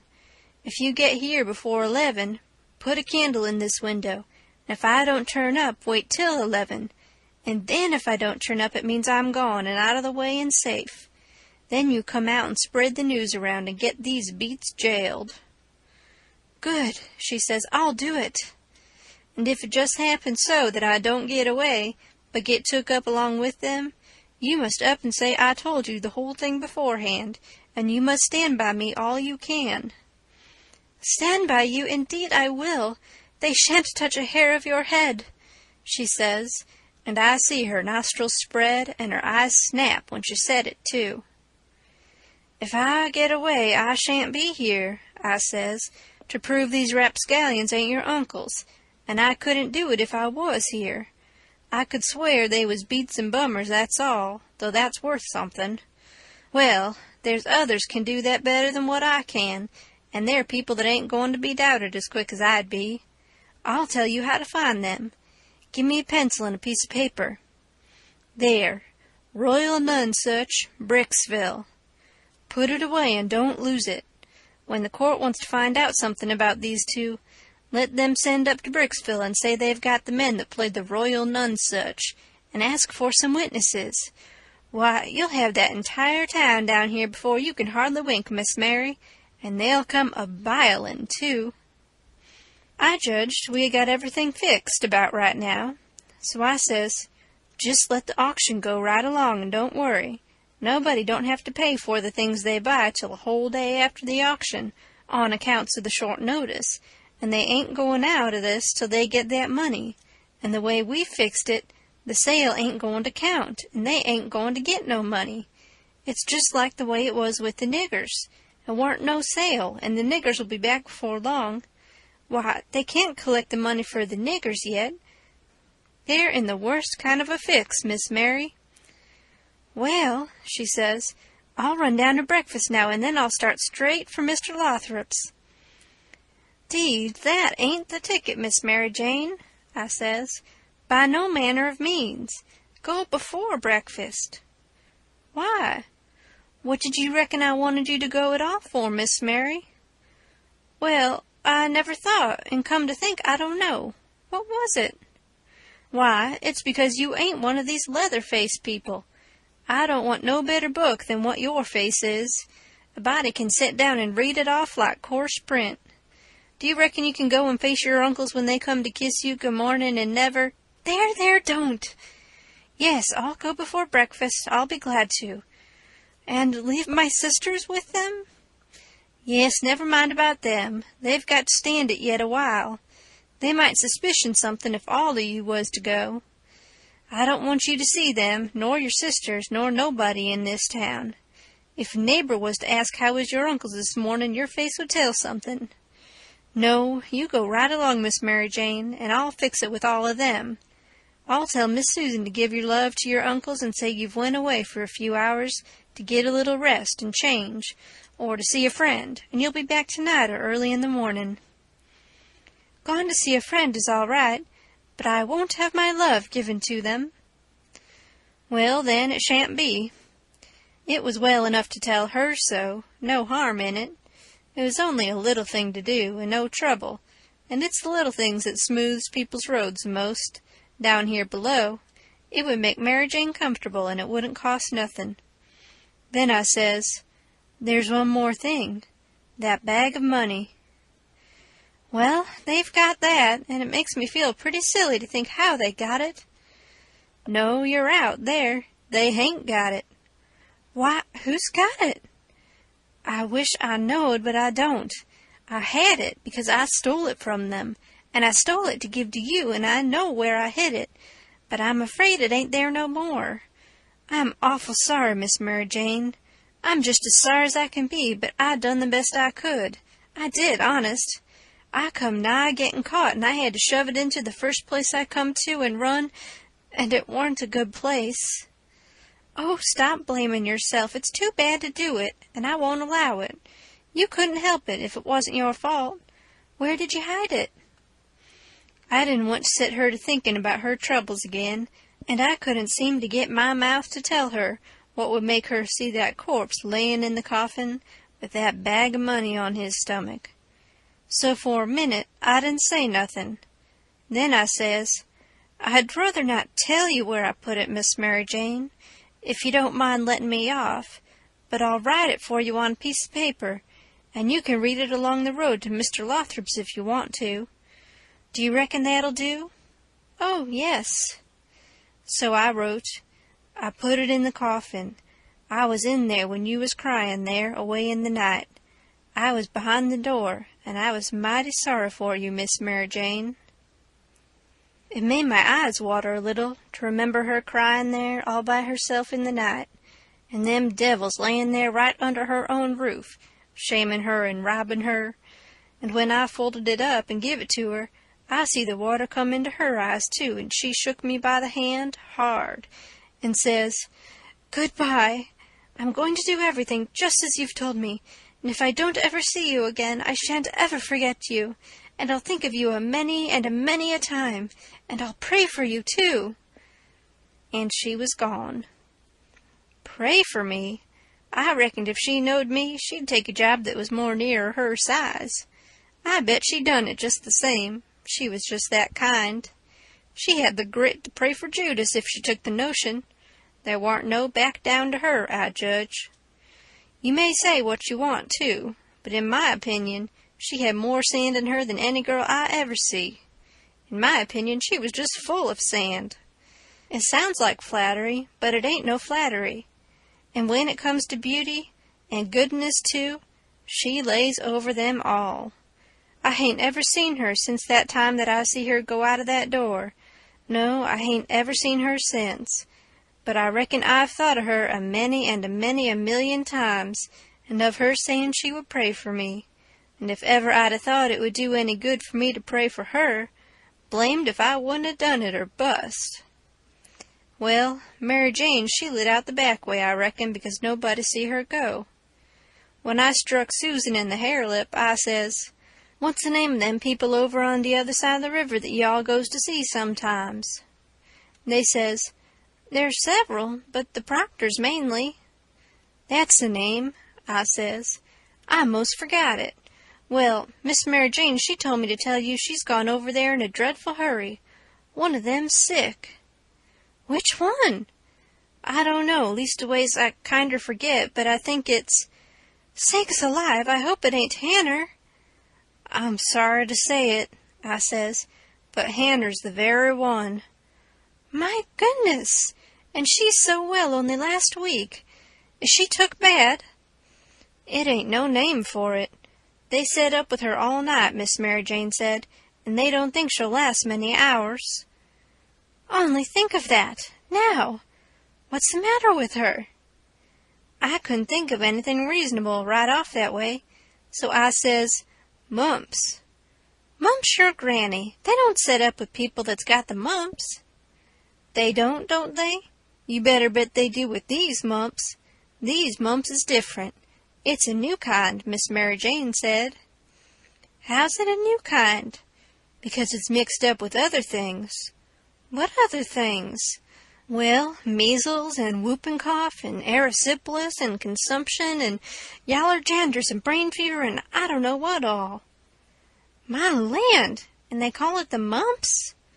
That's what Miss Mary Jane said. Well, what in the nation do they call it the mumps for? Why, because it is the mumps. That's what it starts with.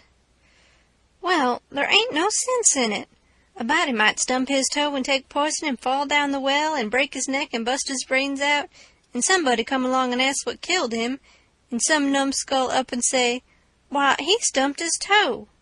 Would there be any sense in that? No. And there ain't no sense in this, nuther. Is it catchin'? Is it catchin'? Why, how you talk. Is a harrow catchin' in the dark? If you don't hitch onto one tooth, you're bound to one another, ain't you? And you can't get away with that tooth without fetching the whole harrow along, can you?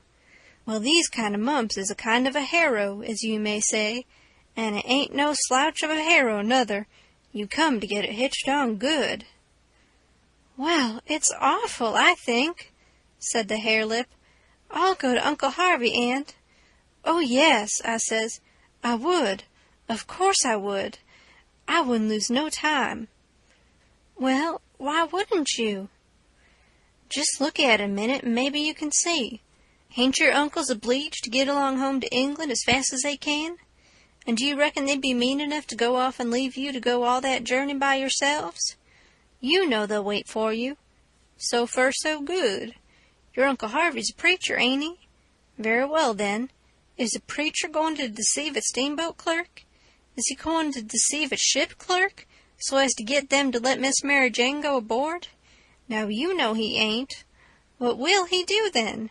Why, he'll say, 'It's a great pity, but my church matters has got to get along the best they can, for my niece has been exposed to the dreadful pluribus unum mumps, and so it's my bounden duty to set down here and wait the 3 months it takes to show on her if she's got it. But never mind, if you think it's best to tell your Uncle Harvey—' Shucks, and stay fooling around here when we could all be having a good time in England, whilst we was waiting to find out whether Mary Jane's got it or not? Why, you talk like a muggins." "Well, anyway, maybe you'd better tell some of the neighbors." "Listen at that, now. You do beat all for natural stupidness. Can't you see that they'd go and tell? There ain't no way but just not to tell anybody at all." "Well, maybe you're right. Yes, I judge you are right. But I reckon we ought to tell Uncle Harvey she's gone out for a while anyway, so he won't be uneasy about her. Yes, Miss Mary Jane, she wanted you to do that. She says, 'Tell them to give Uncle Harvey and William my love and a kiss, and say I've run over the river to see Mr. What is the name of that rich family your Uncle Peter used to think so much of? I mean the one that— Why, you must mean the Apthorps, ain't it? Of course, bother them kind of names. A body can't ever seem to remember them half the time, somehow.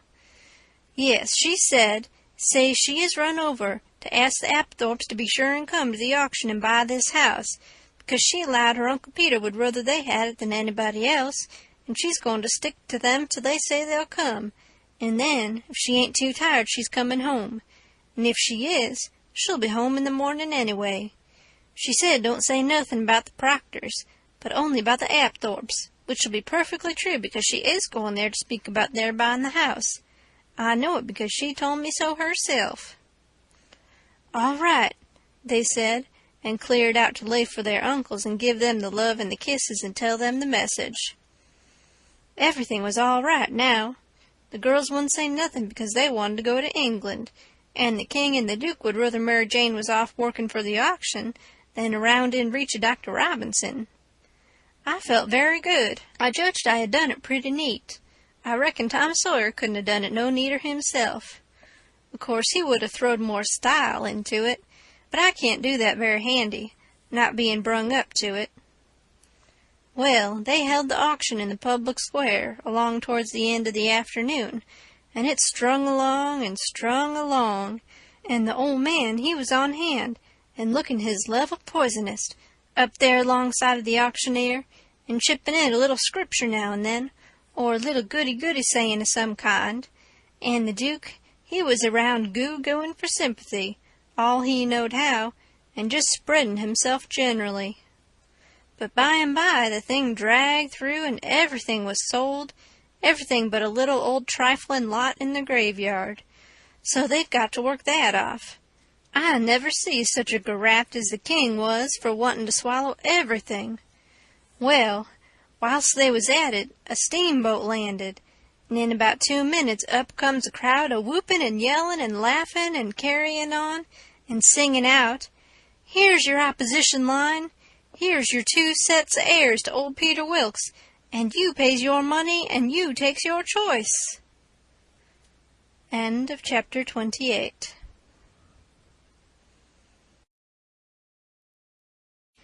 Chapter 29. They was fetching a very nice-looking old gentleman along, and a nice-looking younger one, with his right arm in the sling. And, my souls, how the people yelled and laughed and kept it up. But I didn't see no joke about it, and I judged it would strain the Duke and the King some to see any. I reckoned they'd turn pale, but no, nary a pale did they turn. The Duke, he never let on he suspicioned what was up, but just went a-goo-gooing around, happy and satisfied, like a jug that's googling out buttermilk. And as for the King, he just gazed and gazed down sorrowful on them newcomers, like it give him the stomach ache in his very heart to think there could be such frauds and rascals in the world. Oh, he done it admirable. Lots of the principal people gathered round the King to let him see they was on his side. That old gentleman that had just come looked all puzzled to death. Pretty soon he begun to speak, and I see straight off he pronounced like an Englishman, not the King's way, though the King's was pretty good for an imitation. I can't give the old gent's words, nor I can't imitate him, but he turned around to the crowd and says, about like this, "This is a surprise to me which I wasn't looking for, and I'll acknowledge, candid and frank, I ain't very well fixed to meet it and answer it, for my brother and me has had misfortunes. He's broke his arm, and our baggage got put off at a town above here last night, in the night by a mistake. I am Peter Wilkes's brother Harvey, and this is his brother William, which can't hear nor speak, and can't even make signs to amount to much, now he's only got one hand to work them with. We are who we say we are, and in a day or two, when I get the baggage, I can prove it. But up till then I won't say nothing more, but go to the hotel and wait." So him and the new dummy started off, and the King he laughs and blethers out, "Broke his arm? Very likely, ain't it? And very convenient, too, for a fraud that's got to make signs and ain't learnt how. Lost their baggage? That's mighty good, and mighty ingenious, under the circumstances." So he laughed again, and so did everybody else except 3 or 4, or maybe half a dozen. One of these was that doctor. Another one was a sharp-looking gentleman with a carpet-bag of the old-fashioned kind, made out of carpet stuff, that had just come off of the steamboat and was talking to him in a low voice, and glancing towards the King now and then, and nodding their heads. It was Levi Bell, the lawyer that was gone up to Louisville.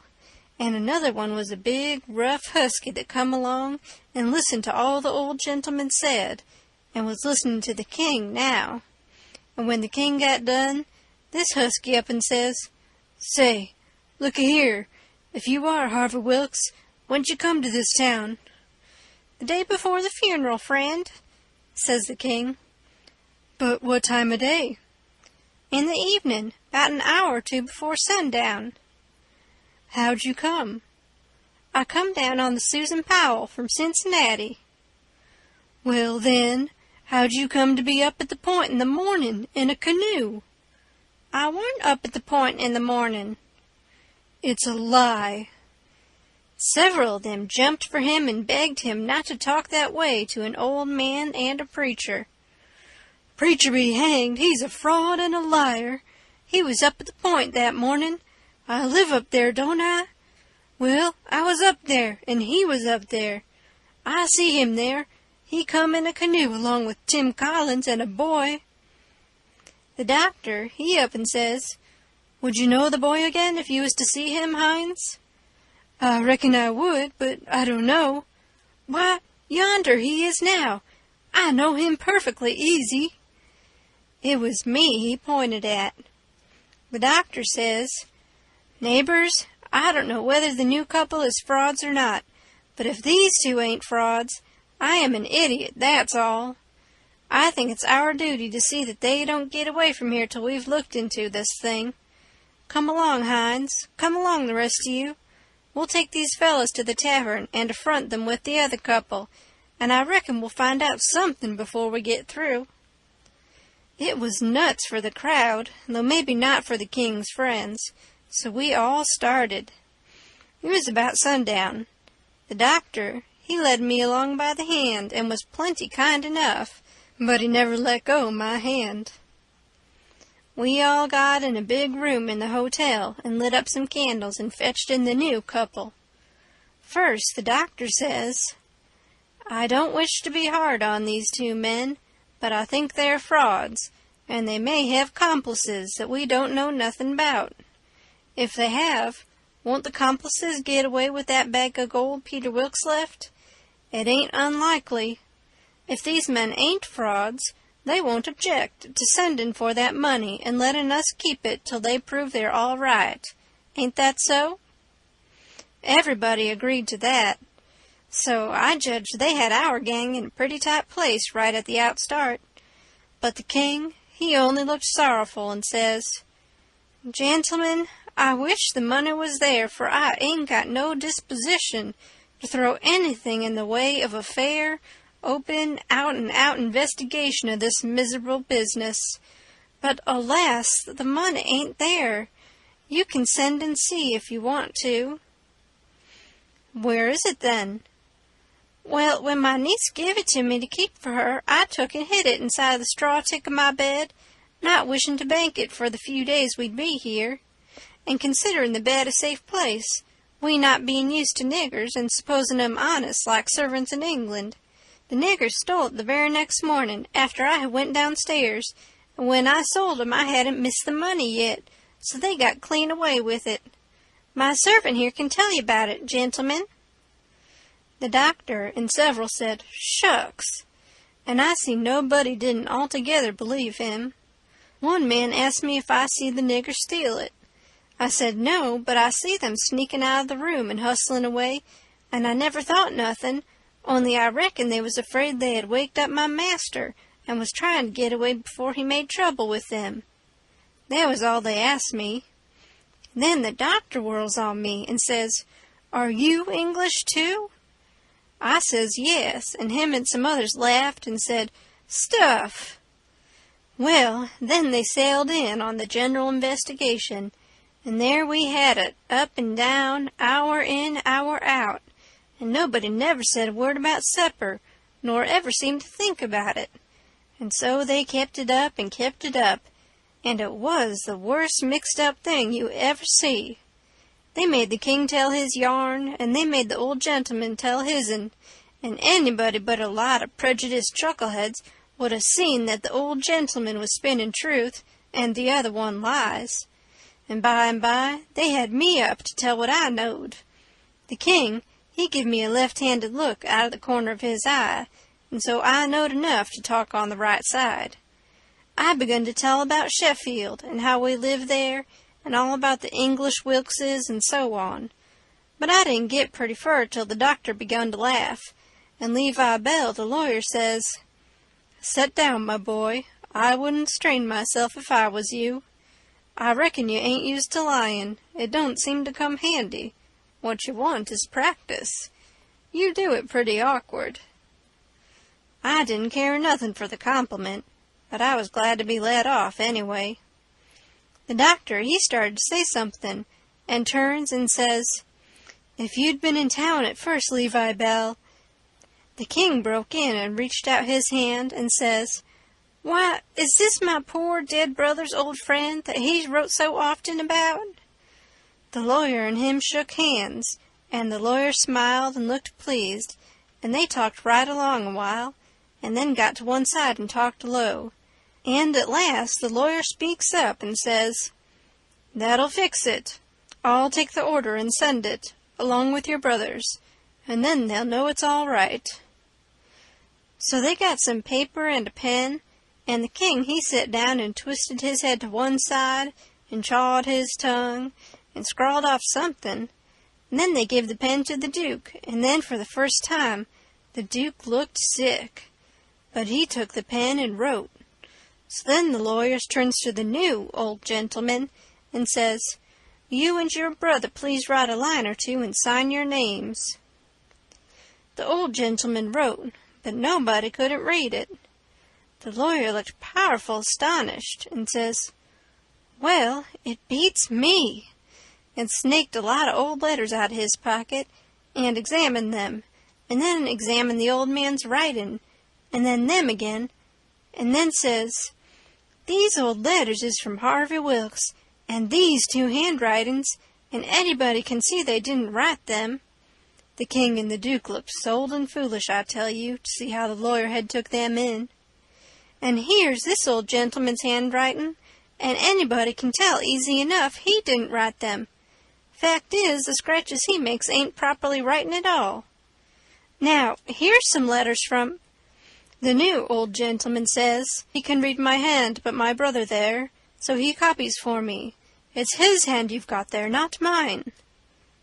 "Well," says the lawyer, "this is a state of things.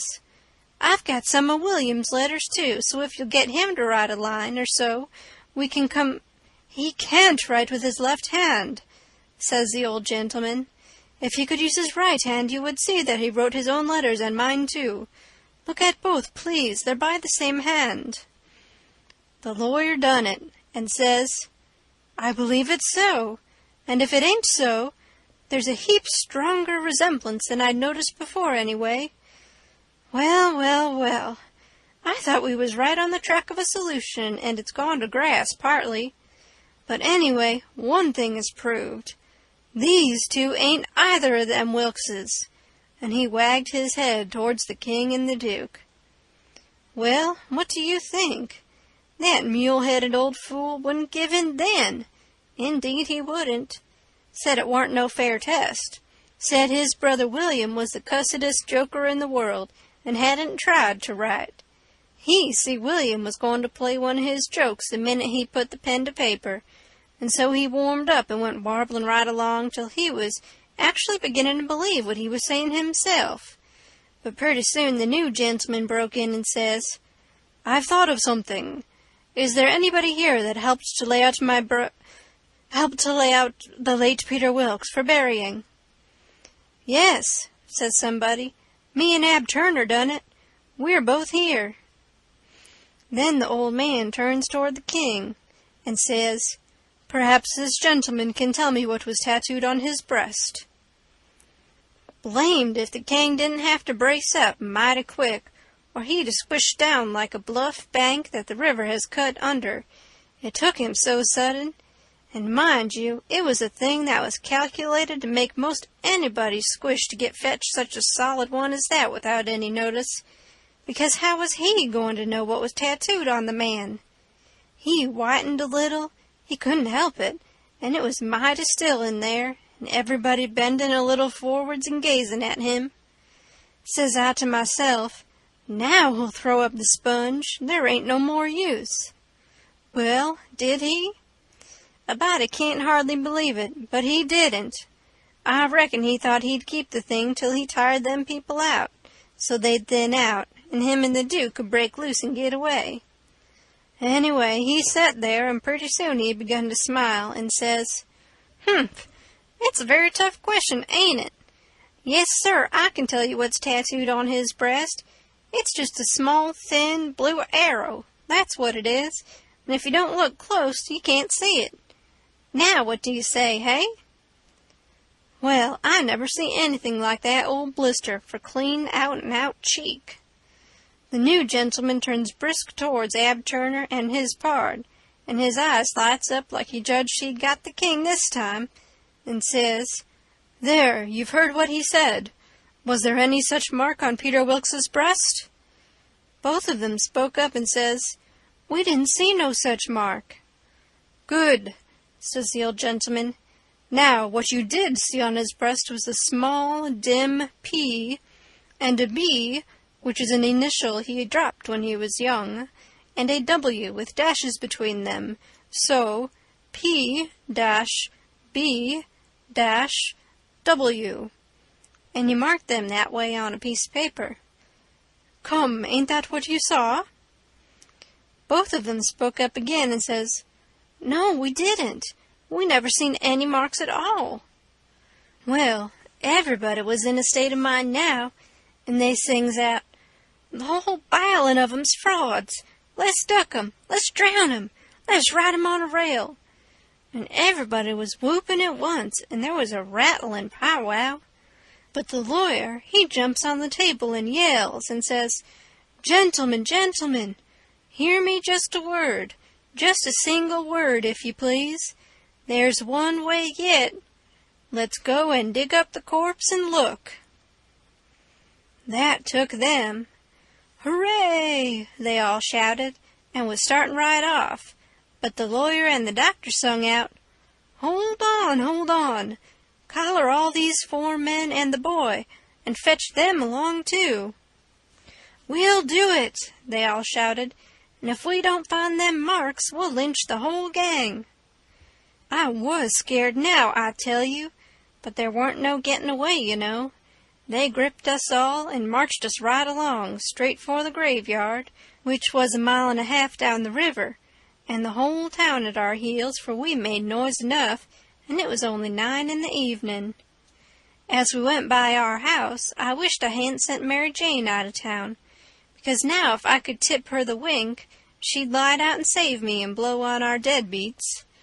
Well, we swarmed along down the river road, just carrying on like wildcats, and to make it more scary, the sky was darking up, and the lightning beginning to wink and flitter, and the wind to shiver amongst the leaves. This was the most awful trouble, and most dangersome I ever was in, and I was kinder stunned. Everything was going so different from what I had allowed for, instead of being fixed so I could take my own time if I wanted to, and see all the fun, and have Mary Jane at my back to save me, and set me free when the close fit come. Here was nothing in the world betwixt me and sudden death but just them tattoo marks. If they didn't find them, I couldn't bear to think about it. And yet, somehow, I couldn't think about nothing else. It got darker and darker, and it was a beautiful time to give the crowd the slip, but that big husky had me by the wrist, Hines, and a body might as well try to give Gollier the slip. He dragged me right along, he was so excited, and I had to run to keep up. When they got there, they swarmed into the graveyard and washed over it like an overflow. And when they got to the grave, they found they had about 100 times as many shovels as they wanted, but nobody hadn't thought to fetch a lantern. But they sailed into digging anyway, by the flicker of the lightning, and sent a man to the nearest house, a 1/2 mile off, to borrow one. So they dug and dug like everything, and it got awful dark, and the rain started, and the wind swished and swooshed along, and the lightning come brisker and brisker, and the thunder boomed, but them people never took no notice of it. They was so full of this business, and one minute you could see everything and every face in that big crowd, and the shovelfuls of dirt sailing up out of the grave, and the next second the dark wiped it all out, and you couldn't see nothing at all. At last they got out the coffin and begun to unscrew the lid, and then such another crowding and shouldering and shoving as there was to scrouge in and get a sight you never see, and in the dark that way it was awful. Hines, he hurt my wrist dreadful pulling and tugging so, and I reckon he clean forgot I was in the world, he was so excited and panting.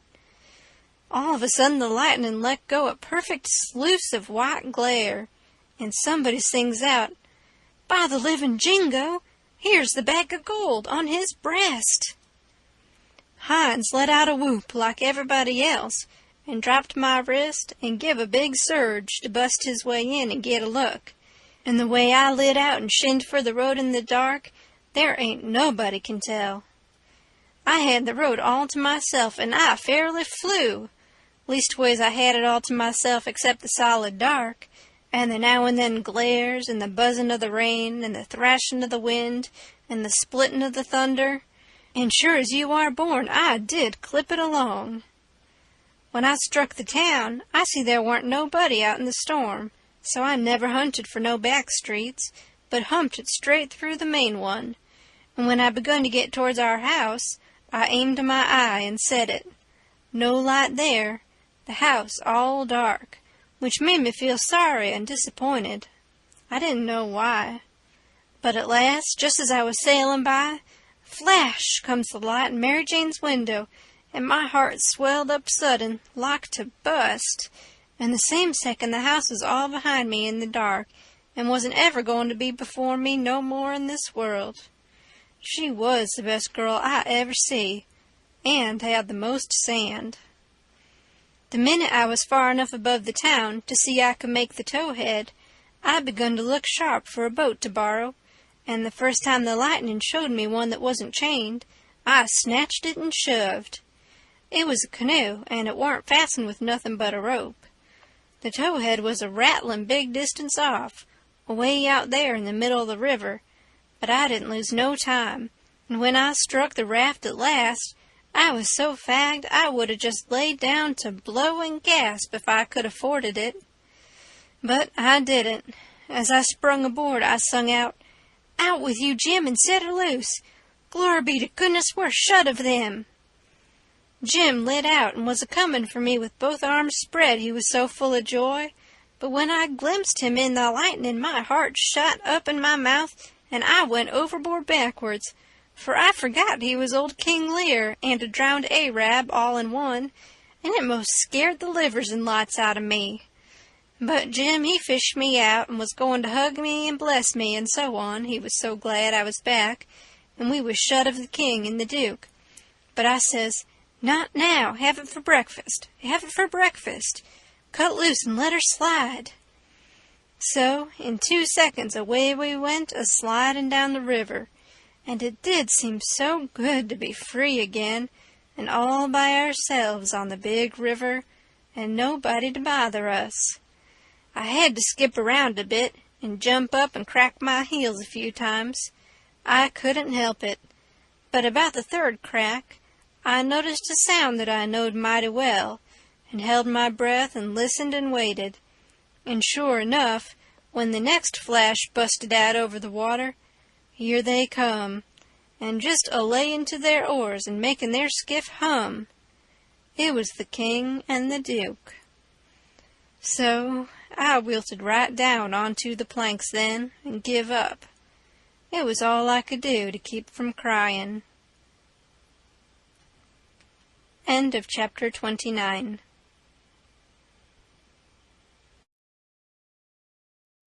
Chapter 30.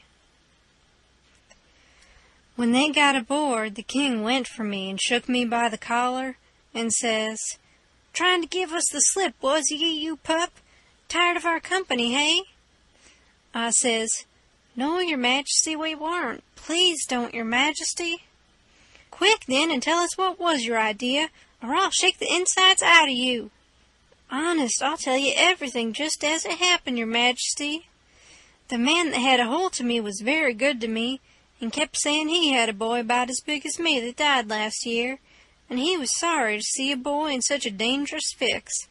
When they was all took by surprise by finding the gold, and made a rush for the coffin, he lets go of me and whispers, 'Heel it now, or they'll hang ye, sure.' And I lit out. It didn't seem no good for me to stay. I couldn't do nothing, and I didn't want to be hung if I could get away. So I never stopped running till I found the canoe, and when I got here I told Jim to hurry or they'd catch me and hang me yet, and I said I was afeard you and the Duke wasn't alive now, and I was awful sorry, and so was Jim, and was awful glad when we see you coming. You may ask Jim if I didn't." Jim said it was so, and the king told him to shut up, and said, "Oh, yes, it's mighty likely," and shook me up again and said he reckoned he'd drowned me. But the Duke says, "Let go the boy, you old idiot. Would you have done any different? Did you inquire around for him when you got loose? I don't remember it." So the king let go of me and begun to cuss that town and everybody in it.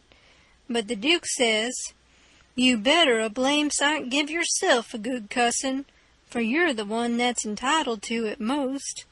You hain't done a thing from the start that had any sense in it, except comin' out so cool and cheeky with that imaginary blue arrow mark.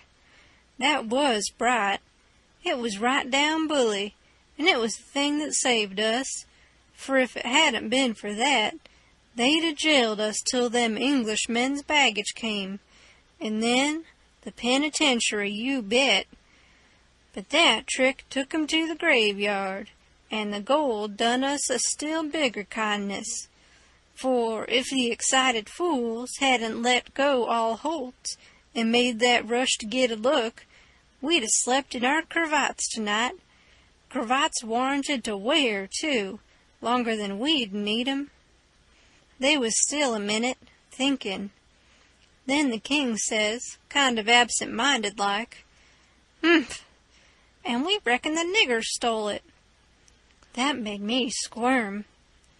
"Yes," said the Duke, kinder slow and deliberate and sarcastic, "we did." After about a half a minute, the king drawls out, "Leastways, I did." The Duke says the same way, "On the contrary, I did." The king kind of ruffles up and says, "Looky here, Bilgewater, what are you referring to?" The Duke says, pretty brisk, "When it comes to that, maybe you'll let me ask, what was you referring to?"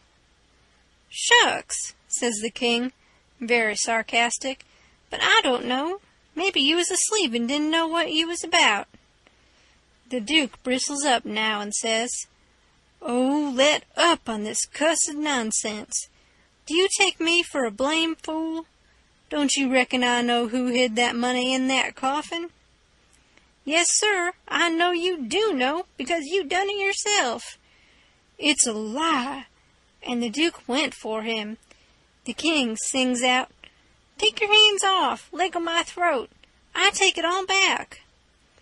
The Duke says, "Well, you just own up first that you did hide that money there, intending to give me the slip one of these days, and come back and dig it up and have it all to yourself."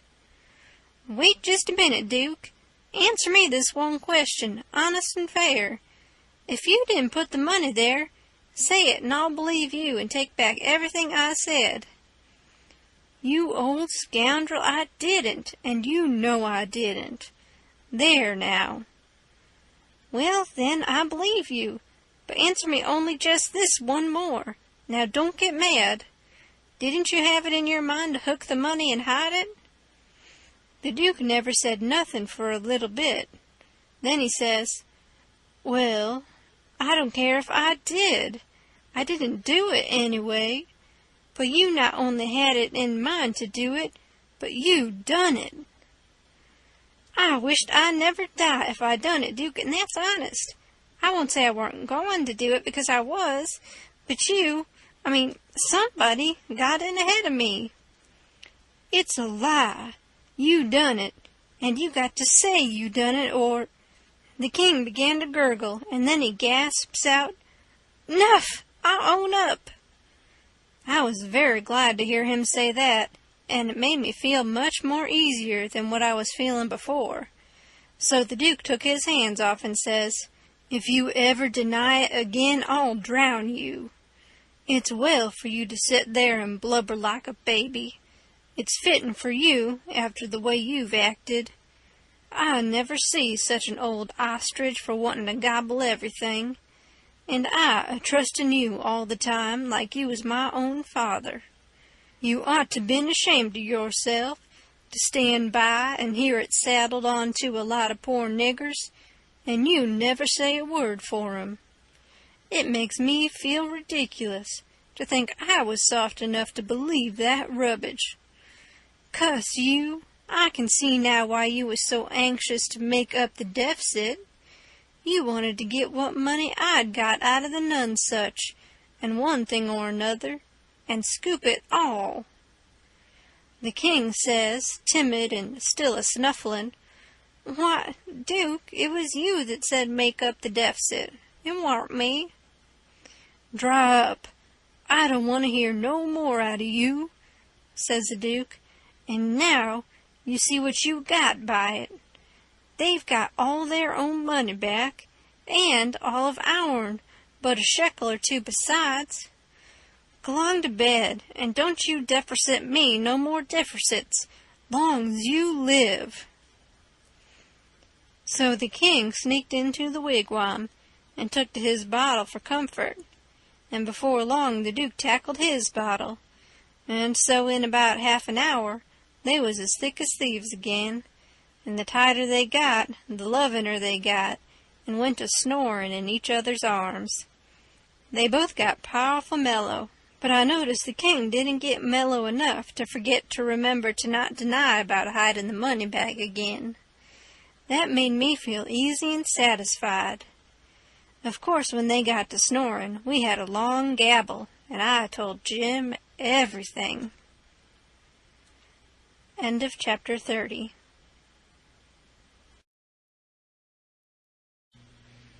Chapter 31.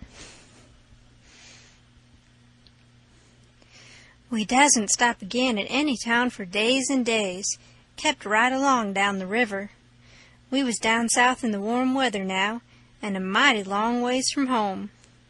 We begun to come to trees with Spanish moss on them, hanging down from the limbs like long gray beards. It was the first I ever see it growing, and it made the woods look solemn and dismal. So now the frauds reckoned they was out of danger, and they begun to work the villages again. First, they done a lecture on temperance, but they didn't make enough for them both to get drunk on. Then in another village they started a dancing school, but they didn't know no more how to dance than a kangaroo does. So the first prance they made, the general public jumped in and pranced them out of town. Another time they tried to go at yellocution, but they didn't yellocute long, till the audience got up and give them a solid good cussin' and made them skip out. They tackled missionarying and mesmerizing and doctoring and telling fortunes and a little of everything, but they couldn't seem to have no luck. So at last they got just about dead broke and laid around the raft as she floated along, thinking and never saying nothing, by the half a day at a time, and dreadful blue and desperate. And at last they took a change and begun to lay their heads together in the wigwam and talk low and confidential, 2 or 3 hours at a time. Jim and me got uneasy. We didn't like the look of it. We judged they was studying up some kind of worse deviltry than ever. We turned it over and over, and at last we made up our minds they was going to break into somebody's house or store, or was going into the counterfeit money business or something. So then we was pretty scared, and made up an agreement that we wouldn't have nothing in the world to do with such actions, and if we ever got the least show, we would give them the cold shake and clear out and leave them behind. Well, early one morning, we hid the raft in a good, safe place, about 2 miles below a little bit of a shabby village named Pikesville, and the king, he went ashore and told us all to stay hid, whilst he went up to town and smelt around to see if anybody had got any wind of the Royal Nonesuch there yet. House to rob, you mean, says I to myself, and when you get through robbing it, you'll come back here and wonder what has become of me and Jim in the raft, and you'll have to take it out in wondering. And he said if he warn't back by midday, the Duke and me would know it was all right, and we was to come along. So we stayed where we was. The Duke, he fretted and sweated around and was in a mighty sour way. He scolded us for everything, and we couldn't seem to do nothing right. He found fault with every little thing. Something was a-brewin', sure. I was good and glad when midday came and no king.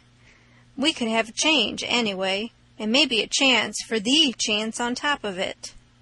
So me and the Duke went up to the village and hunted around there for the king, and by we found him in the back room of a little low doggery, very tight, and a lot of loafers bully-ragging him for sport, and he a-cussin' and a-threatenin' with all his might, and so tight he couldn't walk, and couldn't do nothing to them. The Duke, he begun to abuse him for an old fool, and the king begun to sass back, and the minute they was fairly at it, I lit out and shook the reefs out of my hind legs, and spun down the river road like a deer, for I see our chance, and I made up my mind that it would be a long day before they ever see me and Jim again. I got down there all out of breath, but loaded up with joy, and sung out, "Set her loose, Jim, we're all right now." But there warn't no answer, and nobody come out of the wigwam. Jim was gone. I set up a shout, and then another one, and run this way and that in the woods, whooping and screeching, but it warn't no use. Old Jim was gone. Then I set down and cried. I couldn't help it. But I couldn't set still long. Pretty soon I went out on the road trying to think what I better do, and I run across a boy walking, and asked him if he'd seen a strange nigger dressed so-and-so, and he says, "Yes." "Whereabouts?" says I. "Down to Silas Phelps's place, 2 miles below here. He's a runaway nigger, and they've got him. Was you looking for him?" "You bet I ain't.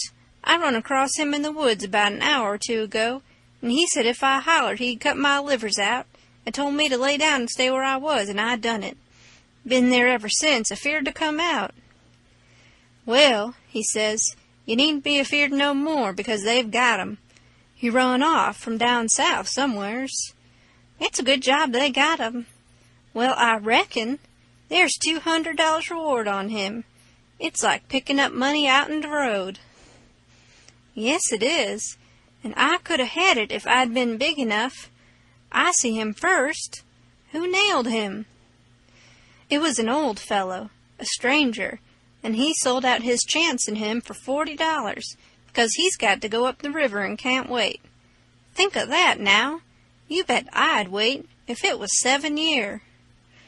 "That's me every time," says I, "but maybe his chance ain't worth no more than that, if he'll sell it so cheap. Maybe there's something ain't straight about it." "But it is, though, straight as a string. I see the handbill myself. It tells all about him, to a dot, paints him like a picture, and tells the plantation he's from, below New Orleans. No siree, Bob, they ain't no trouble about that speculation, you bet you. Say, give me a chaw of tobacco, won't ye?" I didn't have none, so he left.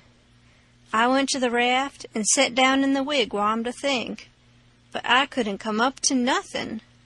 I thought till I wore my head sore, but I couldn't see no way out of the trouble. After all this long journey, and after all we done for them scoundrels, here it was all come to nothing, everything all busted up and ruined, because they could have the heart to serve Jim such a trick as that, and make him a slave again all his life, and among strangers, too, for $40 dirty dollars.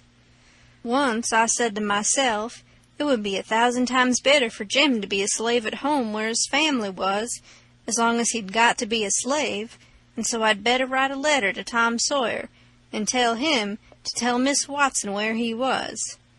But I soon give up that notion for 2 things. She'd be mad and disgusted at his rascality and ungratefulness for leaving her, and so she'd sell him straight down the river again. And if she didn't, everybody naturally despises an ungrateful nigger, and they'd make Jim feel it all the time, and so he'd feel ornery and disgraced. And then think of me! It would get all around that Huck Finn helped a nigger to get his freedom, and if I was ever to see anybody from that town again, I'd be ready to get down and lick his boots for shame. That's just the way. A person does a low-down thing, and then he don't want to take no consequences of it. Thinks as long as he can hide it, it ain't no disgrace. That was my fix exactly.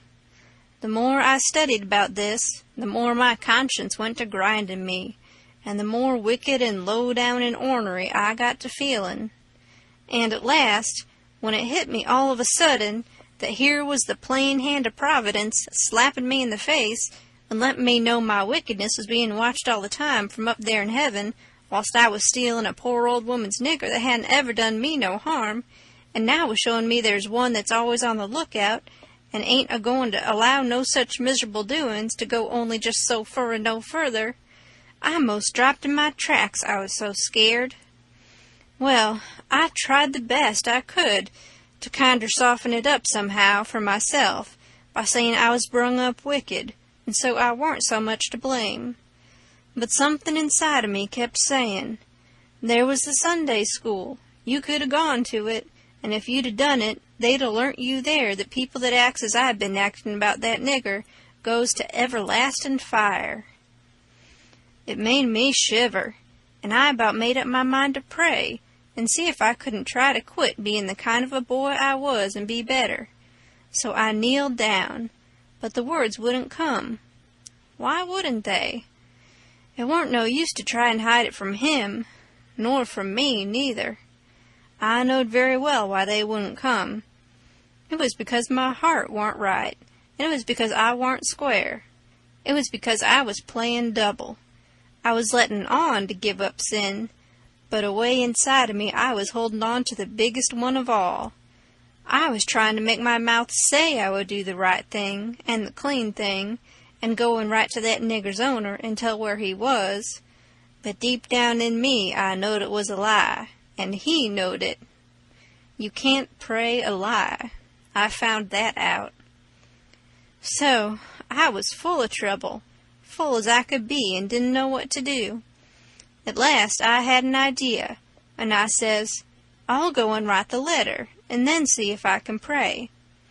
Why, it was astonishing the way I felt as light as a feather right straight off, and my troubles all gone. So I got a piece of paper and a pencil, all glad and excited, and sat down and wrote, Miss Watson, your runaway nigger Jim is down here, 2 miles below Pikesville, and Mr. Phelps has got him, and he will give him up for the reward if you send. Huck Finn. I felt good and all washed clean of sin for the first time I had ever felt so in my life, and I knowed I could pray now. But I didn't do it straight off, but laid the paper down and sat there thinking how good it was all this happened so, and how near I come to being lost and going to hell, and went on thinking, and got to thinking over our trip down the river, and I see Jim before me all the time, in the day and in the night time, sometimes moonlight, sometimes storms, and we a-floating along, talking and singing and laughing. But somehow I couldn't seem to strike no places to harden me against him, but only the other kind. I'd see him standing my watch on top of his'n, instead of calling me, so I could go on sleeping, and see him how glad he was when I come back out of the fog, and when I come home to him again in the swamp, up there where the feud was, and such like times, and would always call me honey, and pet me, and do everything he could think of for me, and how good he always was. And at last I struck the time I saved him by telling the men we had smallpox aboard, and he was so grateful, and said I was the best friend old Jim ever had in the world, and the only one he's got now. And then I happened to look around and see that paper. It was a close place. I took it up and held it in my hand. I was a-trembling, because I'd got to decide forever betwixt 2 things, and I knowed it. I studied a minute, sort o' holding my breath, and then says to myself, all right then, I'll go to hell, and tore it up. It was awful thoughts and awful words, but they was said, and I let them stay said, and never thought no more about reforming. I shoved the whole thing out of my head, and said I would take up wickedness again, which was in my line, being brung up to it, and the other warn't. And for a starter, I would go to work and steal Jim out of slavery again, and if I could think up anything worse, I would do that too, because as long as I was in, and in for good, I might as well go the whole hog. Then I set to thinking over how to get at it, and turned over some considerable many ways in my mind, and at last fixed up a plan that suited me. So then I took the bearings of a woody island that was down the river a piece, and as soon as it was fairly dark, I crept out with my raft and went for it, and hid it there, and then turned in. I slept the night through and got up before it was light, and had my breakfast, and put on my store clothes, and tied up some others and one thing or another in a bundle, and took the canoe and cleared for shore. I landed below where I judged was Phelps's place, and hid my bundle in the woods, and then filled up the canoe with water, and loaded rocks into her, and sunk her where I could find her again when I wanted her, about 1/4 of a mile below a little steam sawmill that was on the bank. Then I struck up the road, and when I passed the mill, I see a sign on it, Phelps Sawmill. And when I come to the farmhouses, 200 or 300 yards further along, I kept my eyes peeled, but didn't see nobody around, though it was good daylight now. But I didn't mind, because I didn't want to see nobody just yet. I only wanted to get the lay of the land. According to my plan, I was going to turn up there from the village, not from below. So I just took a look, and shoved along, straight for town. Well, the first man I see when I got there was the Duke. He was sticking up a bill for the Royal Nonesuch, 3-night performance like that other time. They had the cheek, them frauds. I was right on him before I could shirk. He looked astonished and says, "Hello, where'd you come from?" Then he says kind of glad and eager, "Where's the raft? Got her in a good place?" I says, "Why, that's just what I was going to ask your grace." Then he didn't look so joyful and says, "What was your idea for asking me?" he says. "Well," I says, "when I see the king in that doggery yesterday, I says to myself, we can't get him home for hours till he's soberer, so I went a-loafing around town to put in the time and wait. A man up and offered me 10 cents to help him pull a skiff over the river and back to fetch a sheep, and so I went along. But when we was dragging him to the boat, and the man left me a hold to the rope and went behind him to shove him along, he was too strong for me and jerked loose and run, and we after him. We didn't have no dog, and so we had to chase him all over the country till we tired him out. We never got him till dark. Then we fetched him over, and I started down for the raft. When I got there, and I see it was gone, I says to myself, they've got into trouble and had to leave, and they've took my nigger, which is the only nigger I've got in the world, and now I'm in a strange country, and ain't got no property no more, nor nothing, and no way to make my living. So I set down and cried. I slept in the woods all night. But what did become of the raft then? And Jim, poor Jim? Blamed if I know, that is, what's become of the raft. That old fool had made a trade and got $40, and when we found him in the doggery, the loafers had matched $half with him and got every cent but what he'd spent for whiskey. And when I got him home late last night and found the raft gone, we said, that little rascal has stole our raft and shook us and run off down the river. I wouldn't shake my nigger, would I? The only nigger I had in the world and the only property? We never thought of that. Fact is, I reckon we'd come to consider him our nigger. Yes, we did consider him so. Goodness knows we had trouble enough for him. So, when we see the raft was gone, and we flat broke, there warn't anything for it but to try the Royal Nonesuch another shake. And I've pegged along ever since, dry as a powder horn. Where's that 10 cents? Give it here. I had considerable money, so I give him 10 cents, but begged him to spend it for something to eat and give me some, because it was all the money I had, and I hadn't had nothing to eat since yesterday. He never said nothing. The next minute he whirls on me and says, "Do you reckon that nigger will blow on us? We'd skin him if he done that." "How can he blow? Hain't he run off?" "No, that old fool sold him, and never divided with me, and the money's gone." "Sold him?" I says, and begun to cry. "Why, he was my nigger, and that was my money. Where is he? I want my nigger." "Well, you can't get your nigger, that's all, so dry up your blubberin'. Looky here, do you think you'd venture to blow on us? Blamed if I think I'd trust you. Why, if you was to blow on us—" He stopped, but I never see the Duke look so ugly out of his eyes before. I went on a-whimperin' and says, "I don't want to blow on nobody, and I ain't got no time to blow nohow.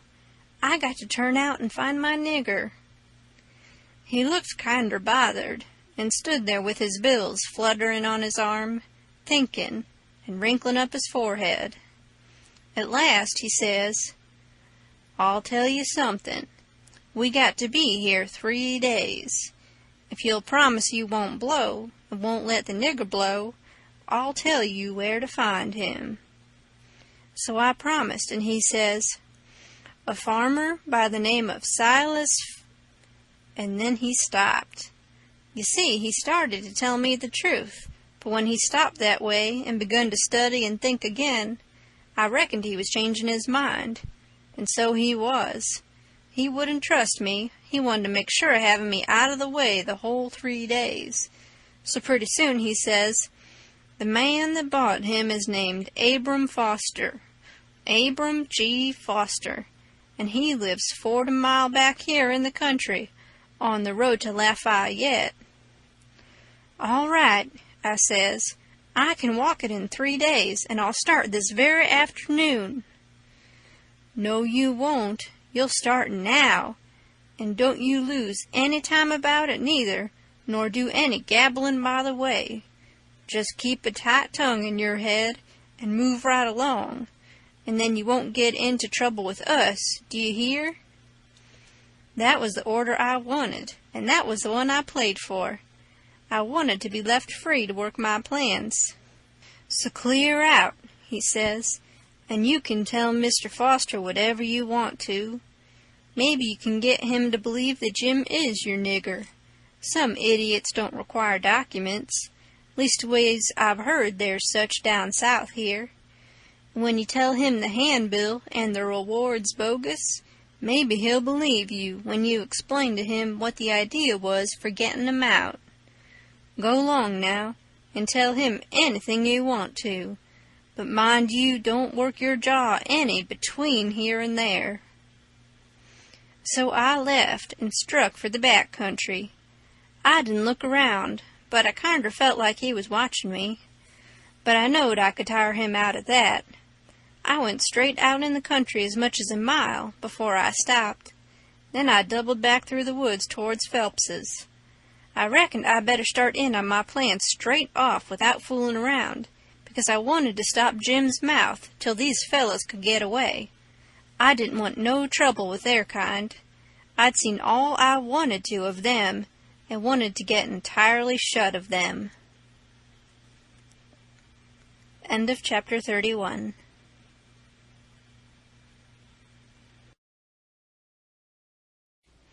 Chapter 32. When I got there, it was all still and Sunday-like, and hot and sunshiny. The hands was gone to the fields, and there was them kind of faint dronin's of bugs and flies in the air that makes it seem so lonesome and like everybody's dead and gone.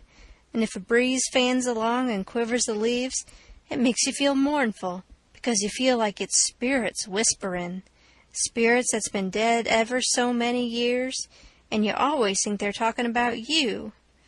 As a general thing, it makes a body wish he was dead too, and done with it all. Phelps's was one of these little one-horse cotton plantations, and they all look alike. A rail fence round a 2-acre yard, a stile made out of logs sawed off and upended in steps, like barrels of a different length, to climb over the fence with, and for the women to stand on when they are going to jump onto a horse. Some sickly grass patches in the big yard, but mostly it was bare and smooth, like an old hat with the nub rubbed off. Big double log house for the white folks, hewed logs, with the chinks stopped up with mud or mortar, and these mud straps been whitewashed some time or another. Round log kitchen with a big, broad, open but roofed passage joining it to the house. Log smokehouse back of the kitchen. 3 little log nigger cabins in a row the other side of the smokehouse. 1 little hut all by itself away down against the back fence, and some outbuildings down a piece the other side, ash hopper and big kettle to bile soap in by the little hut, bench by the kitchen door with bucket of water and a gourd, hound asleep there in the sun, more hounds asleep round about 3 shade trees away off in a corner, some currant bushes and gooseberry bushes in one place by the fence. Outside of the fence, a garden and a watermelon patch. Then the cotton fields begins, and after the fields, the woods. I went around and clumb over the back stile by the ash hopper and started for the kitchen. When I got a little ways, I heard the dim hum of a spinning wheel, wailing along up and sinking along down again. And then I knowed for certain I wished I was dead, for that is the lonesomest sound in the whole world.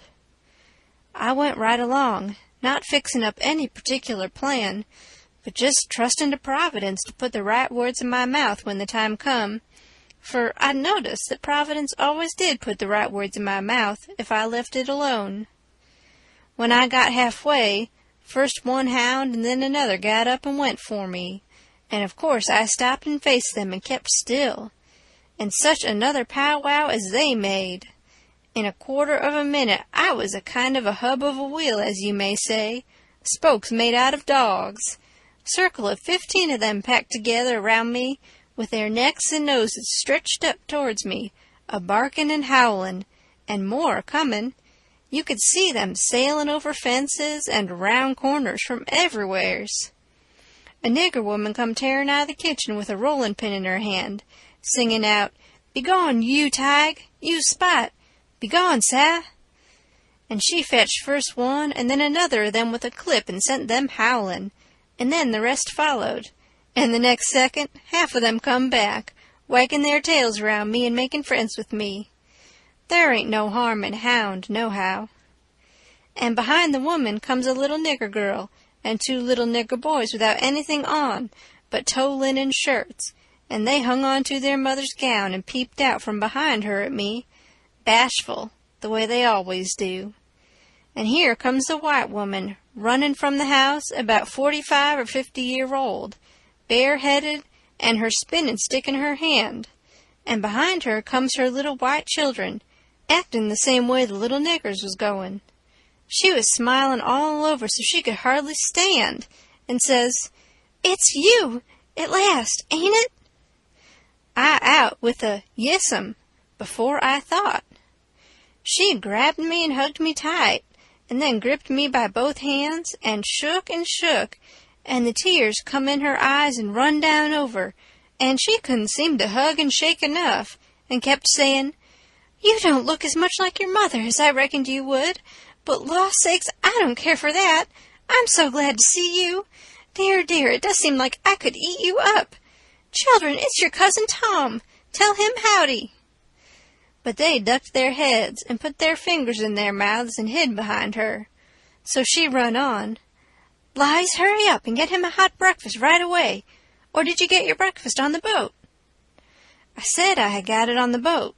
So then she started for the house, leading me by the hand, and the children tagging after. When we got there, she set me down in a split-bottom chair, and set herself down on a little low stool in front of me, holding both of my hands, and says, "Now I can have a good look at you, and laws o' me, I've been hungry for it a many a time, all these long years, and it's come at last. We've been expecting you a couple of days and more. What kep' you? Boat get aground?" "Yes'm, she—" "Don't say yes'm, say Aunt Sally. Where'd she get aground?" I didn't rightly know what to say, because I didn't know whether the boat would be coming up the river or down. But I go a good deal on instinct, and my instinct said she would be coming up, from down towards Orleans. That didn't help me much, though, for I didn't know the names of bars down that way. I see I'd got to invent a bar, or forget the name of the one we got aground on, or— Now I struck an idea and fetched it out. It warn't the groundin'. That didn't keep us back but a little. We blowed out a cylinder head. "Good gracious! Anybody hurt?" "No'm, killed a nigger." Well, it's lucky, because sometimes people do get hurt. 2 years ago, last Christmas, your Uncle Silas was coming up from New Orleans on the Lally Rook, and she blowed out a cylinder head and crippled a man, and I think he died afterwards. He was a Baptist. Your Uncle Silas knowed a family in Baton Rouge that knowed his people very well. Yes, I remember now, he did die. Mortification set in, and they had to amputate him, but it didn't save him. Yes, it was mortification, that was it. He turned blue all over and died in the hope of a glorious resurrection. They say he was a sight to look at. Your uncle's been up to the town every day to fetch you, and he's gone again not more'n an hour ago. He'll be back any minute now. You must have met him on the road, didn't you? Oldish man with a... No, I didn't see nobody, Aunt Sally. The boat landed just at daylight, and I left my baggage on the wharf boat and went looking around the town and out a piece in the country to put in the time and not get here too soon, and so I come down the back way. Who'd you give the baggage to? Nobody. Why, child, it'll be stole. Not where I hidden, I reckon it won't, I says. How'd you get your breakfast so early on the boat? It was kinder thin ice, but I says, the captain seen me standing around and told me I better have something to eat before I went ashore, so he took me in the Texas to the officers' lunch and give me all I wanted. I was getting so uneasy I couldn't listen good. I had my mind on the children all the time. I wanted to get them out to one side and pump them a little and find out who I was, but I couldn't get no show. Mrs. Phelps kept it up and run on so. Pretty soon she made the cold chill streak all down my back, because she says, but here we're a-running on this way, and you hain't told me a word about Sis, nor any of them. Now I'll rest my works a little, and you start up yourn. Just tell me everything. Tell me all about 'em all, every one of 'em, and how they are, and what they're doing, and what they told you to tell me, and every last thing you can think of. Well, I see I was up a stump, and up it good. Providence had stood by me this fur all right, but I was hard and tight aground now. I see it warn't a bit of use to try to go ahead. I'd got to throw up my hand. So I says to myself, here's another place where I got to risk the truth. I opened my mouth to begin, but she grabbed me and hustled me in behind the bed and says, here he comes. Stick your head down lower there. That'll do. He can't be seen now. Don't you let on you're here. I'll play a joke on him. Children, don't you say a word. I see I was in a fix now, but it warn't no use to worry. There warn't nothing to do but just hold still and try to be ready to stand from under when the lightning struck. I had just one little glimpse of the old gentleman when he come in, then the bed hid him. Mrs. Phelps, she jumps for him and says, has he come? No, says her husband. Goodness gracious, she says, what in the world can have become of him? I can't imagine, says the old gentleman, and I must say it makes me dreadful uneasy. Uneasy? She says, I'm ready to go distracted. He must have come, and you've missed him along the road. I know it's so. Something tells me so. Why, Sally, I couldn't miss him along the road. You know that. But, oh, dear, dear, what will Sis say? He must have come. You must have missed him. Oh, don't distress me any more'n I'm already distressed. I don't know what in the world to make of it. I'm at my wit's end, and I don't mind acknowledging that I'm right down scared. But there's no hope that he's come, for he couldn't come and me miss him. Sally, it's terrible, just terrible. Something's happened to the boat, sure. Why, Silas, look yonder up the road. Ain't that somebody coming? He sprung to the window at the head of the bed, and that give Mrs. Phelps the chance she wanted. She stooped down quick at the foot of the bed and give me a pull, and out I come, and when he turned back from the window, there she stood, a-beamin' and a-smilin' like a house afire, and I standin' pretty meek and sweaty alongside. The old gentleman stared and says, why, who's that? "Who do you reckon it is?" "I hain't no idea. Who is it?" "It's Tom Sawyer." By jings, I most slumped through the floor. But there weren't no time to swap knives. The old man grabbed me by the hand and shook and kept on shaking. And all the time, how the woman did dance around and laugh and cry. And then how they both did fire off questions about Sid and Mary and the rest of the tribe. But if they was joyful, it warn't nothing to what I was, for it was like being born again, I was so glad to find out who I was. Well, they froze to me for 2 hours, and at last, when my chin was so tired it couldn't hardly go any more, I had told them more about my family, the Sawyer family, than ever happened to any 6 Sawyer families. And I explained all about how we blowed out a cylinder head at the mouth of White River, and it took us 3 days to fix it, which was all right and worked first rate, because they didn't know but what it would take 3 days to fix it. If I'd a called it a bolt head, it would have done just as well. Now, I was feeling pretty comfortable all down one side, and pretty uncomfortable all up the other. Being Tom Sawyer was easy and comfortable, and it stayed easy and comfortable, till by and by I hear a steamboat coughing along down the river. Then I says to myself, s'pose Tom Sawyer comes down on that boat, and s'pose he steps in here any minute and sings out my name before I can throw him a wink to keep quiet. Well, I couldn't have it that way. It wouldn't do at all. I must go up the road and waylay him. So I told the folks I reckoned I would go up to the town and fetch down my baggage. The old gentleman was for going along with me, but I said no, I could drive the horse myself, and I'd druther he wouldn't take no trouble about me. End of chapter 32.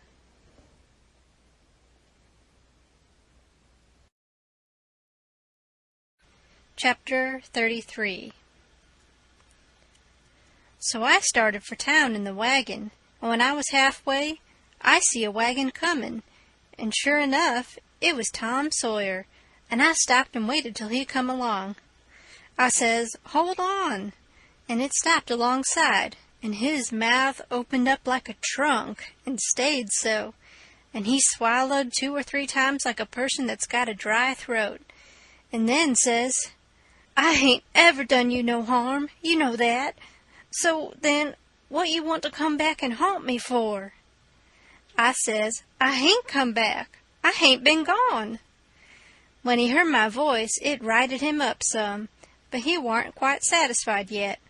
He says, "Don't you play nothing on me, because I wouldn't on you. Honest Injun, you ain't a ghost?" "Honest Injun, I ain't," I says. Well, Well, that ought to settle it, of course, but I can't somehow seem to understand it no way. Look-a-here, weren't you ever murdered at all?" "No, I warn't ever murdered at all. I pleaded on them. You come in here and feel of me if you don't believe me." So he done it, and it satisfied him, and he was that glad to see me again he didn't know what to do. And he wanted to know all about it right off, because it was a grand adventure and mysterious, and so it hit him where he lived. But I said leave it alone till by and by, and told his driver to wait, and we drove off a little piece, and I told him the kind of a fix I was in, and what did he reckon we better do? He said let him alone a minute, and don't disturb him. So he thought and thought, and pretty soon he says, "It's all right, I've got it.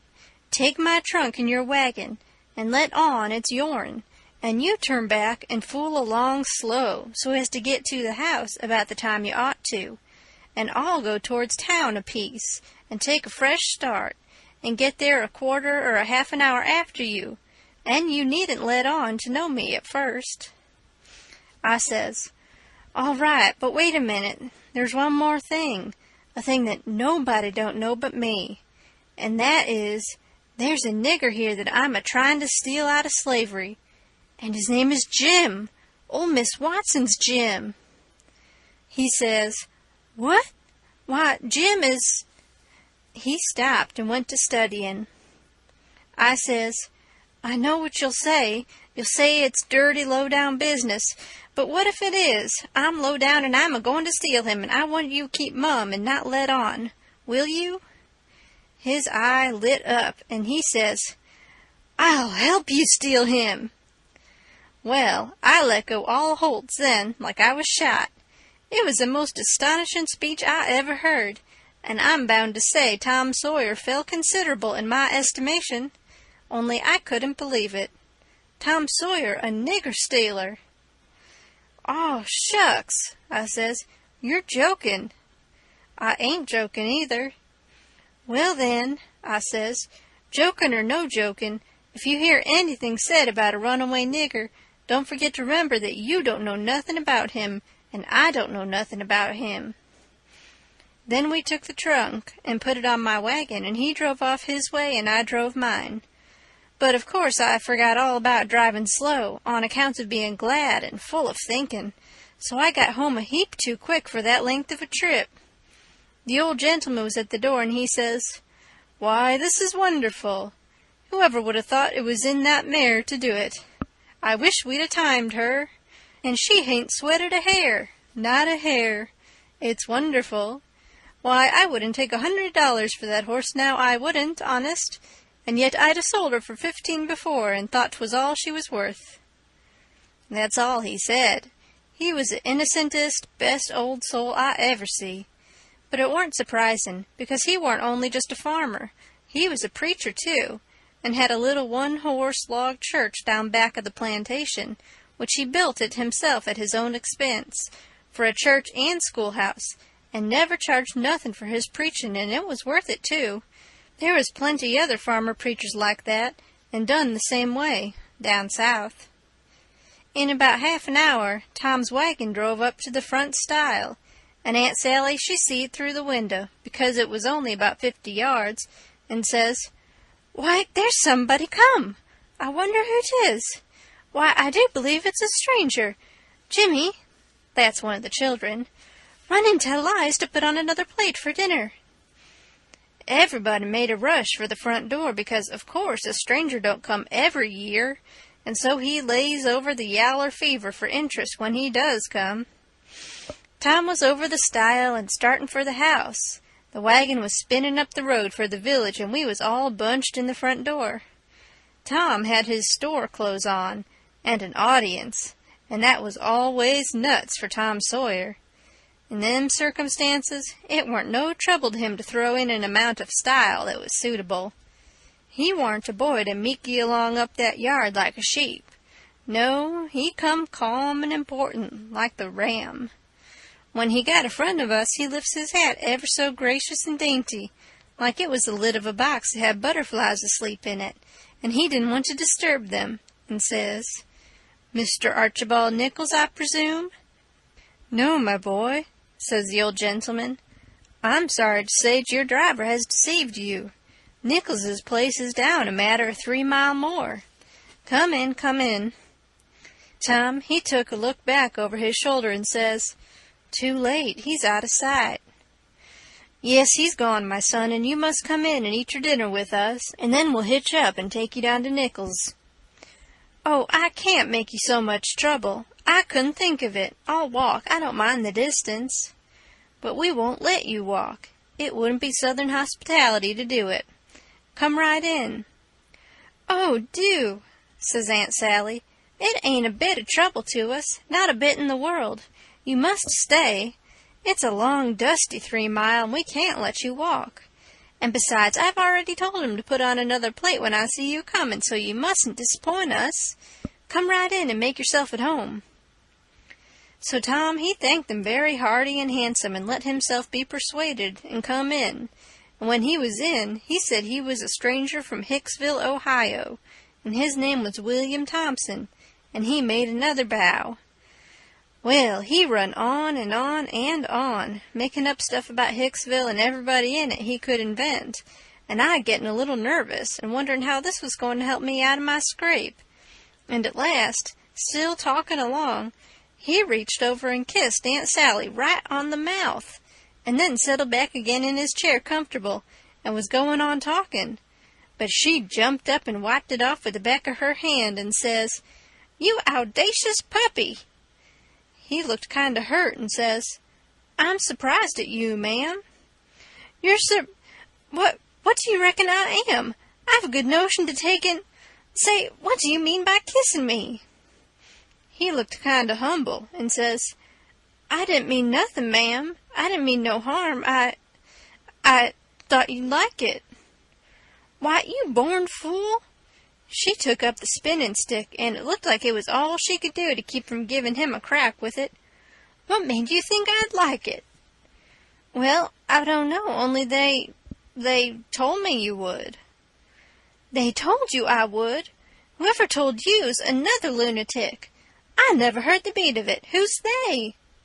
Why, everybody. They all said so, ma'am.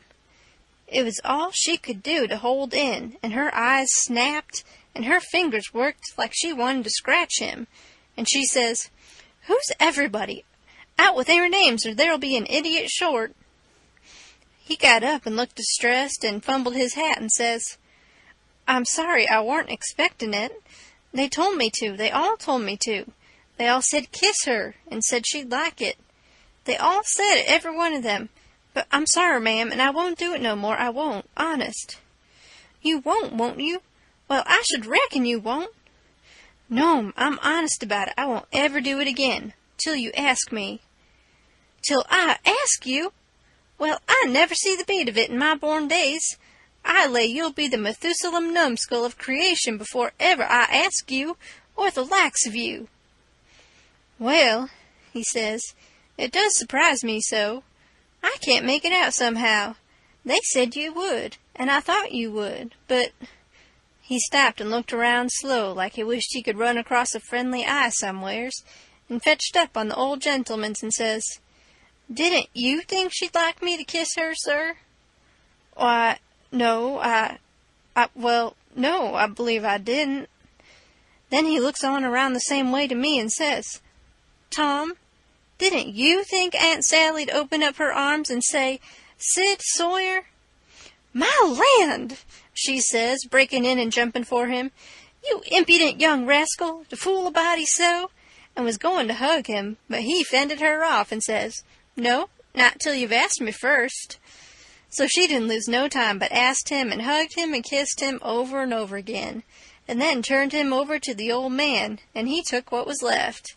And after they got a little quiet again, she says, Why, dear me, I never see such a surprise. We weren't looking for you at all, but only Tom.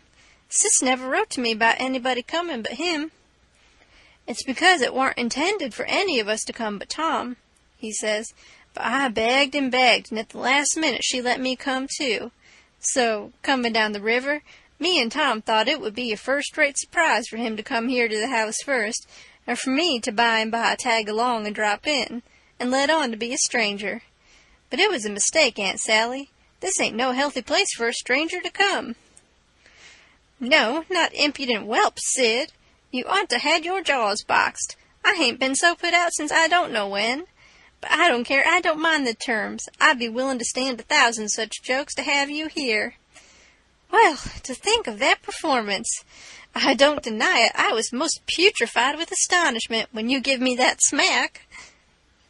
We had dinner out in that broad open passage betwixt the house and the kitchen, and there was things enough on that table for 7 families, and all hot, too.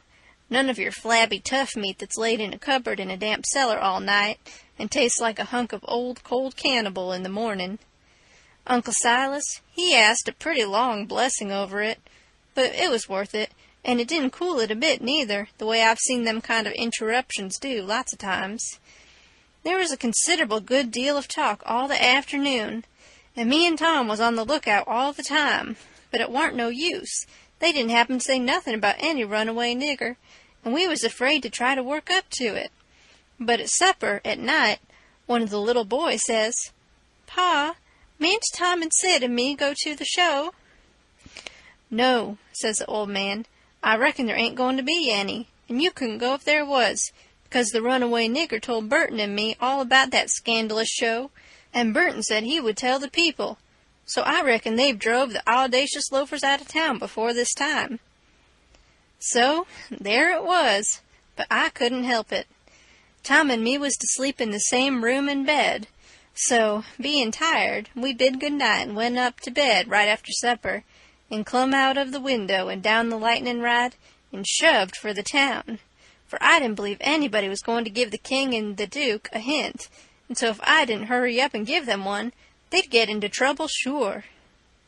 On the road, Tom, he told me all about how it was reckoned I was murdered, and how Pap disappeared pretty soon, and didn't come back no more, and what a stir there was when Jim run away.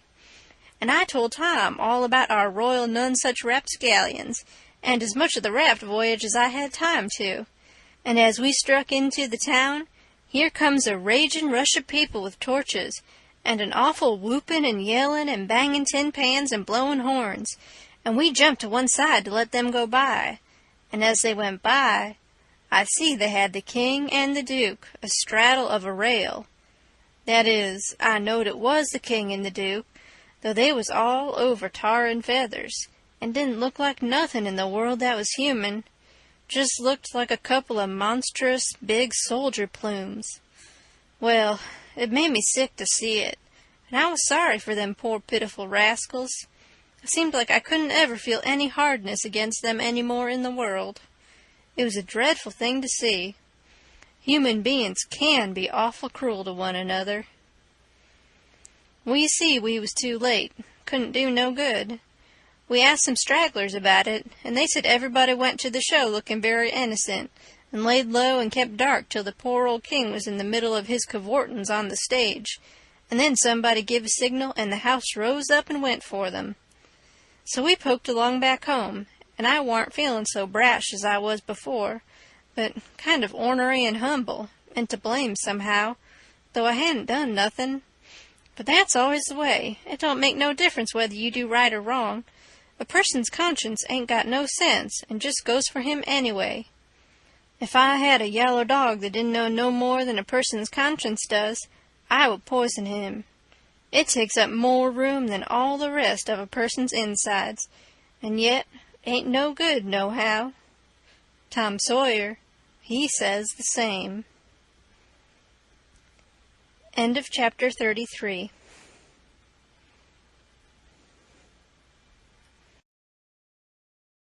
Chapter 34. We stopped talking and got to thinking. By and by, Tom says, "Looky here, Huck, what fools we are not to think of it before. I bet I know where Jim is." "No, where?" "In that hut down by the ash hopper. Why, looky here. When we was at dinner, didn't you see a nigger man go in there with some victuals?" "Yes." "What did you think the victuals was for?" "For a dog." "So'd I." "Well, it wasn't for a dog." "Why?" "Because part of it was watermelon." "So it was. I noticed it. Well, it does beat all that I never thought about a dog not eating watermelon.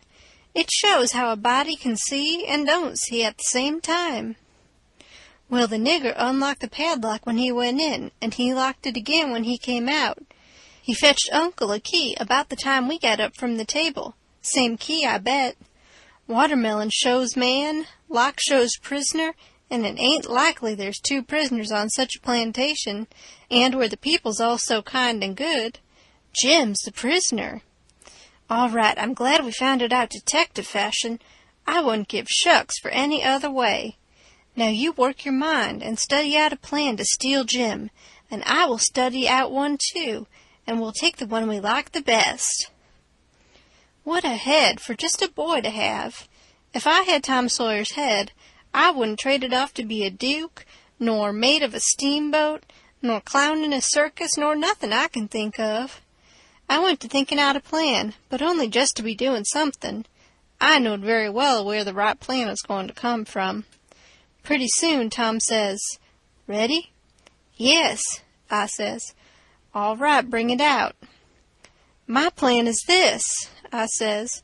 "We can easy find out if it's Jim in there, then get up to my canoe tomorrow morning and fetch my raft over from the island.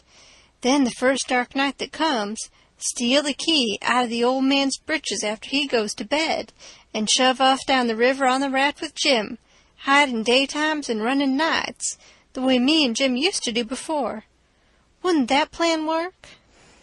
Work? Why, certainly it would work, like rats a-fightin'. But it's too blame simple.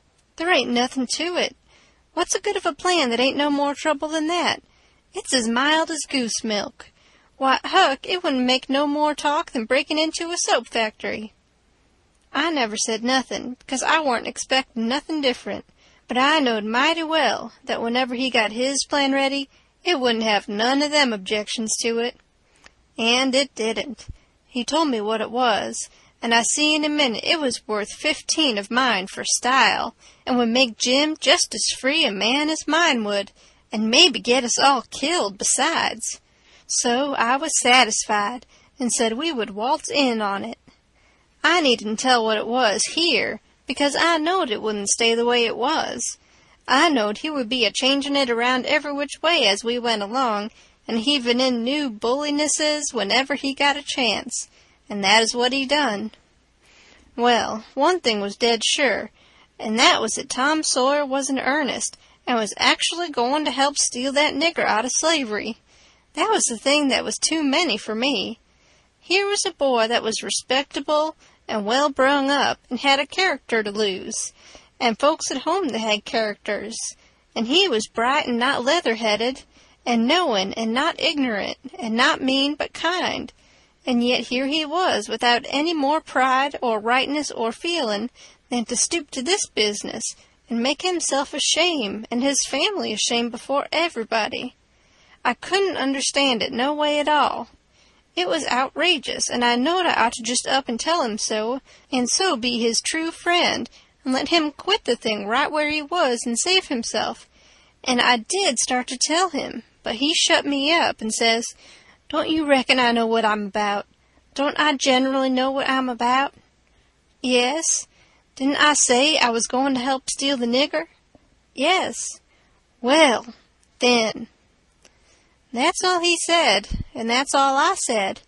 It weren't no use to say any more, because when he said he'd do a thing, he always done it. But I couldn't make out how he was willin' to go into this thing, so I just let it go, and never bothered no more about it. If he was bound to have it so, I couldn't help it. When we got home, the house was all dark and still, so we went on down to the hut by the ash hopper for to examine it. We went through the yard so as to see what the hounds would do. They knowed us, and didn't make no more noise than country dogs is always doing when anything comes by in the night. When we got to the cabin, we took a look at the front and the two sides, and on the side I warn't acquainted with, which was the north side, we found a square window hole, up tolerable high, with just one stout board nailed across it. I says, "Here's the ticket. This hole's big enough for Jim to get through if we wrench off the board." Tom says, "It's as simple as tit-tat-toe 3 in a row, and as easy as playing hooky. I should hope we can find a way that's a little more complicated than that, Huck Finn." "Well, then," I says, "how will it do to saw him out the way I done before I was murdered that time?" "That's more like," he says. "It's real mysterious and troublesome and good," he says, "but I bet we can find a way that's twice as long. There ain't no hurry. Let's keep on looking around." Betwixt the hut and the fence on the back side was a lean-to that joined the hut at the eaves, and was made out of plank. It was as long as the hut, but narrow, only about 6 foot wide. The door to it was at the south end and was padlocked. Tom, he went to the soap kettle and searched around, and fetched back the iron thing they lift the lid with, so he took it and prized out one of the staples. The chain fell down, and we opened the door and went in and shut it, and struck a match, and see the shed was only built against a cabin, and had no connection with it, and there weren't no floor to the shed, nor nothing in it but some old rusty played-out hoes and spades and picks and a crippled plow. The match went out, and so did we, and shoved in the staple again, and the door was locked as good as ever. Tom was joyful. He says, "Now we're all right. We'll dig him out. It'll take about a week." Then we started for the house, and I went in the back door. You only have to pull a buckskin latch string. They don't fasten the doors. But that warn't romantical enough for Tom Sawyer. No way would do him, but he must climb up the lightning rod. But after he got up halfway about 3 times, and missed fire and fell every time, and the last time most busted his brains out, he thought he'd give it up. But after he was rested, he allowed he would give her one more turn for luck, and this time he made the trip. In the morning, we was up at break of day, and down to the nigger cabins to pet the dogs and make friends with the nigger that fed Jim, if it was Jim that was being fed. The niggers was just getting through breakfast and starting for the fields, and Jim's nigger was piling up a tin pan with bread and meat and things, and whilst the others was leaving, the key come from the house. This nigger had a good-natured, chuckle-headed face, and his wool was all tied up in little bunches with thread. That was to keep witches off. He said the witches was pestering him awful these nights, and making him see all kinds of strange things, and hear all kinds of strange words and noises, and he didn't believe he was ever witched so long before in his life. He got so worked up, and got to running on so about his troubles, he forgot all about what he'd been a-going to do. So Tom says, "What's the victuals for? Going to feed the dogs?" The nigger kind of smiled around gradually over his face, like when you heave a brickbat in a mud puddle. And he says, "Yes, Mars Sid, a dog. Curious dog, too. Does you want to go and look at him?" "Yes." I hunched Tom and whispers, "You going? Right here in the daybreak? That warn't the plan." "No, it warn't, but it's a plan now." So, drat him, we went along, but I didn't like it much. When we got in, we couldn't hardly see anything, it was so dark. But Jim was there, sure enough, and he could see us, and he sings out, "Why, Huck, and good land, ain't that Mr. Tom?" I just knowed how it would be. I just expected it. I didn't know nothing to do, and if I had, I couldn't have done it, because the nigger busted in and says, "Why, to gracious sakes, do he know you gentlemen?" We could see pretty well now. Tom, he looked at the nigger, steady and kind of wondering, and says, "Does who know us?" "Why, dis yer runaway nigger." "I don't reckon he does, but what put that into your head?" "What put it there? Didn't he just this minute sing out like he knowed you?" Tom says in a puzzled-up kind of way, "Why, that's mighty curious. Who sung out? When did he sing out? What did he sing out?" And turns to me perfectly calm and says, "Did you hear anybody sing out?" Of course there weren't nothing to be said but the one thing. So I says, "No, I ain't heard nobody say nothing." Then he turns to Jim and looks him over like he never see him before and says, "Did you sing out?" "No, suh," says Jim. "I hain't said nothing, suh." "Not a word?" "No, suh, I hain't said a word." "Did you ever see us before?" "No, suh, not as I knows on." So Tom turns to the nigger, which was looking wild and distressed, and says, kind of severe, "What do you reckon's the matter with you, anyway? What made you think somebody sung out?" "Oh, it's de dad blame witches, suh, and I wisht I was dead, I do. Dey's always at it, suh, and dey'd most kill me. Dey skeers me so. Please don't tell nobody 'bout it, sir, or old Mars Silas he'll scold me, 'cause he say dey ain't no witches. I just wish to goodness he was here now. Then what would he say? I just bet he couldn't find no way to get around it dis time. But it's always just so.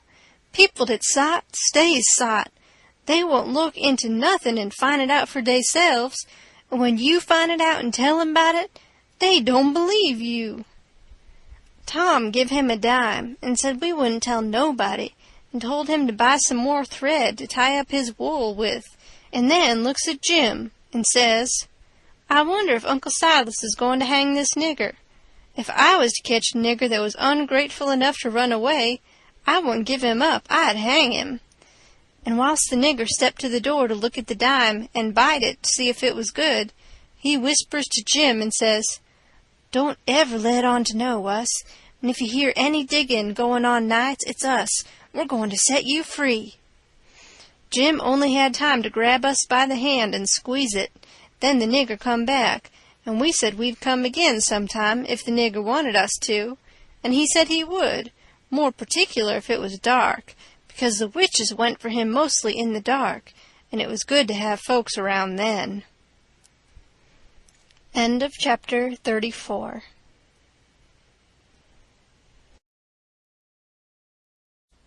Chapter 35. It would be most an hour yet till breakfast, so we left and struck down into the woods, because Tom said we got to have some light to see how to dig by, and a lantern makes too much and might get us into trouble. What we must have was a lot of them rotten chunks that's called foxfire, and just makes a soft kind of a glow when you lay them in a dark place. We fetched an armful and hid it in the weeds and sat down to rest, and Tom says, kind of dissatisfied, "Blame it, this whole thing is just as easy and awkward as it can be, and so it makes it so rotten difficult to get up a difficult plan. There ain't no watchman to be drugged. Now there ought to be a watchman. There ain't even a dog to give a sleeping mixture to. And there's Jim chained by one leg with a 10-foot chain to the leg of his bed. Why, all you got to do is lift up the bedstead and slip off the chain. And Uncle Silas, he trusts everybody, sends the key to the pumpkin-headed nigger, and don't send nobody to watch the nigger. Jim could have got out of that window hole before this, only there wouldn't be no use trying to travel with a 10-foot chain on his leg. Why, drat it, Huck, it's the stupidest arrangement I ever see. You got to invent all the difficulties. Well, we can't help it. We got to do the best we can with the materials we've got. Anyhow, there's one thing. There's more honor in getting him out through a lot of difficulties and dangers where there weren't one of them furnished to you by the people who it was their duty to furnish them, and you had to contrive them all out of your own head. Now, look at just that one thing in the lantern.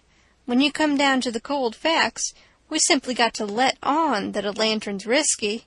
Why, we could work with a torchlight procession if we wanted to, I believe. Now, whilst I think of it, we got to hunt up something to make a saw out of the first chance we get. What do we want of a saw?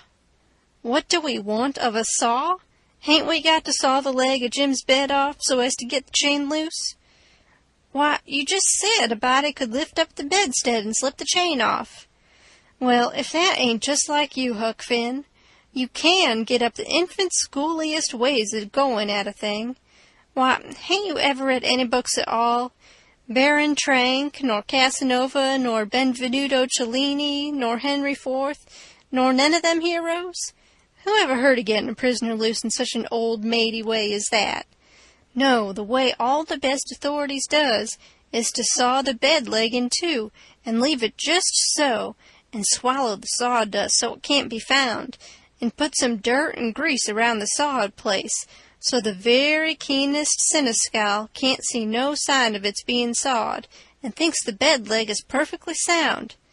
Then the night you're ready, fetch the leg a kick.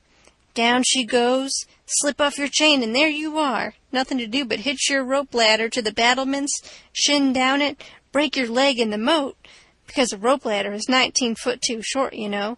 And there's your horses and your trusty vassals, and they scoop you up and fling you across the saddle, and away you go to your native Languedoc or Navarre or wherever it is. It's gaudy, Huck. I wish there was a moat to this cabin. If we get time, the night of the escape, we'll dig one. I says, what do we want of a moat when we're going to snake him out from under the cabin? But he never heard me. He had forgot me and everything else. He had his chin in his hand, thinking. Pretty soon he sighs and shakes his head, then sighs again and says, No, it wouldn't do. There ain't necessity enough for it. For what?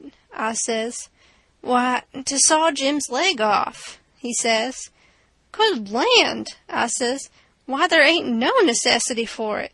And what would you want to saw his leg off for anyway? Well, some of the best authorities has done it. They couldn't get the chain off, so they just cut their hand off and shoved. And a leg would be better still. But we got to let that go. There ain't necessity enough in this case. And besides, Jim's a nigger, wouldn't understand the reasons for it, and how it's the custom in Europe. so we'll let it go. But there's one thing. He can have a rope ladder.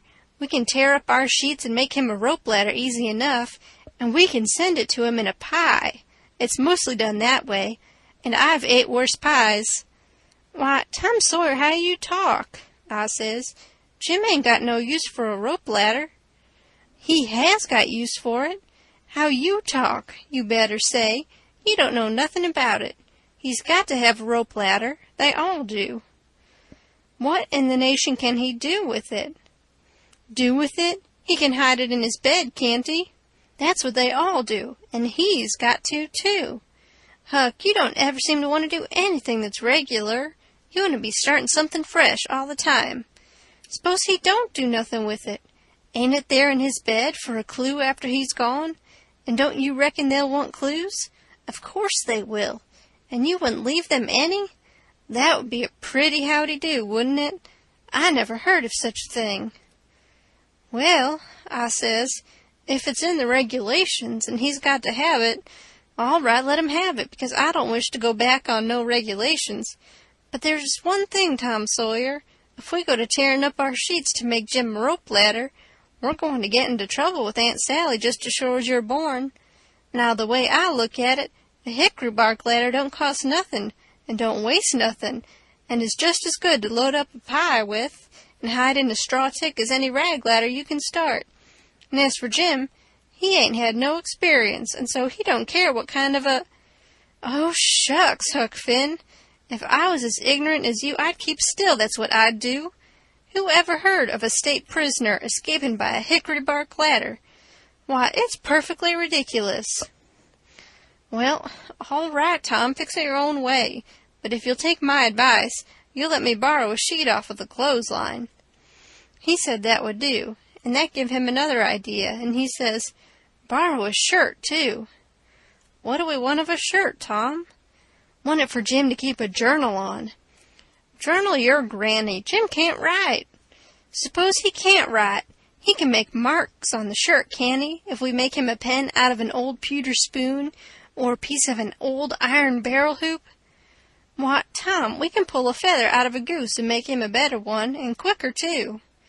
"Prisoners don't have geese running around the dungeon keep to pull pens out of, you muggins. They always make their pens out of the hardest, toughest, troublesomest piece of old brass candlestick or something like that they can get their hands on. And it takes them weeks and weeks and months to file it out, too, because they've got to do it by rubbing it on the wall. They wouldn't use a goose quill if they had it. It ain't regular."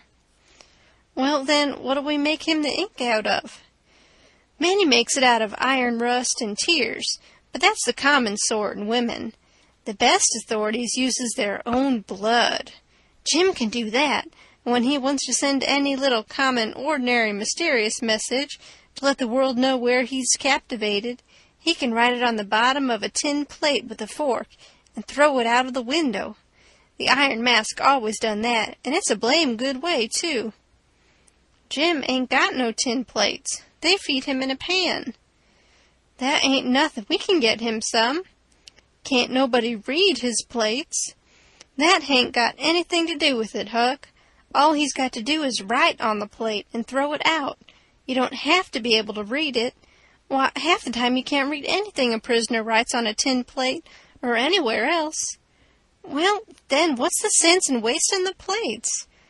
"Why, blame it all, it ain't the prisoner's plates." "But it's somebody's plates, ain't it?" "Well, supposing it is, what does the prisoner care who's—" He broke off there because we heard the breakfast horn blowing, so we cleared out for the house. Along during the morning I borrowed a sheet and a white shirt off of the clothesline, and I found an old sack and put them in it, and we went down and got the foxfire and put that in it, too. I call it borrowing, because that was what Pap always called it, but Tom said it warn't borrowing, it was stealing. He said we was representing prisoners, and prisoners don't care how they get a thing, so they get it, and nobody don't blame them for it either. It ain't no crime in a prisoner to steal things he needs to get away with, Tom said. It's his right, and so as long as we was representing a prisoner, We had a perfect right to steal anything on this place we had the least use for to get ourselves out of prison with. He said if we weren't prisoners, it would be a very different thing, and nobody but a mean, ornery person would steal when he weren't a prisoner. So we allowed we would steal everything there was that come handy, and yet he made a mighty fuss one day after that when I stole a watermelon out of the nigger patch and ate it, and he made me go and give the niggers a dime without telling them what it was for. Tom said that what he meant was we could steal anything we needed. Well, I says I needed the watermelon, but he said I didn't need it to get out of prison with.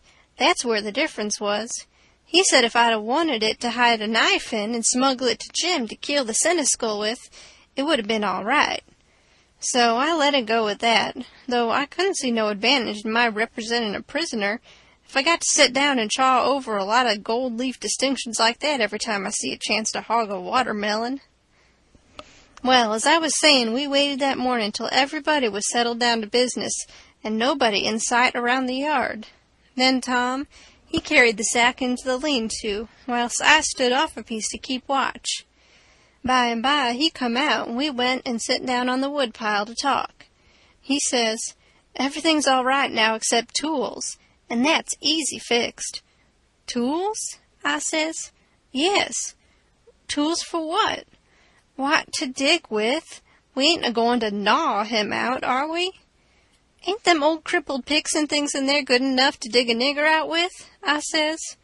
He turns on me, looking pitying enough to make a body cry, and says, Huck Finn, did you ever hear of a prisoner having picks and shovels and all the modern conveniences in his wardrobe to dig himself out with?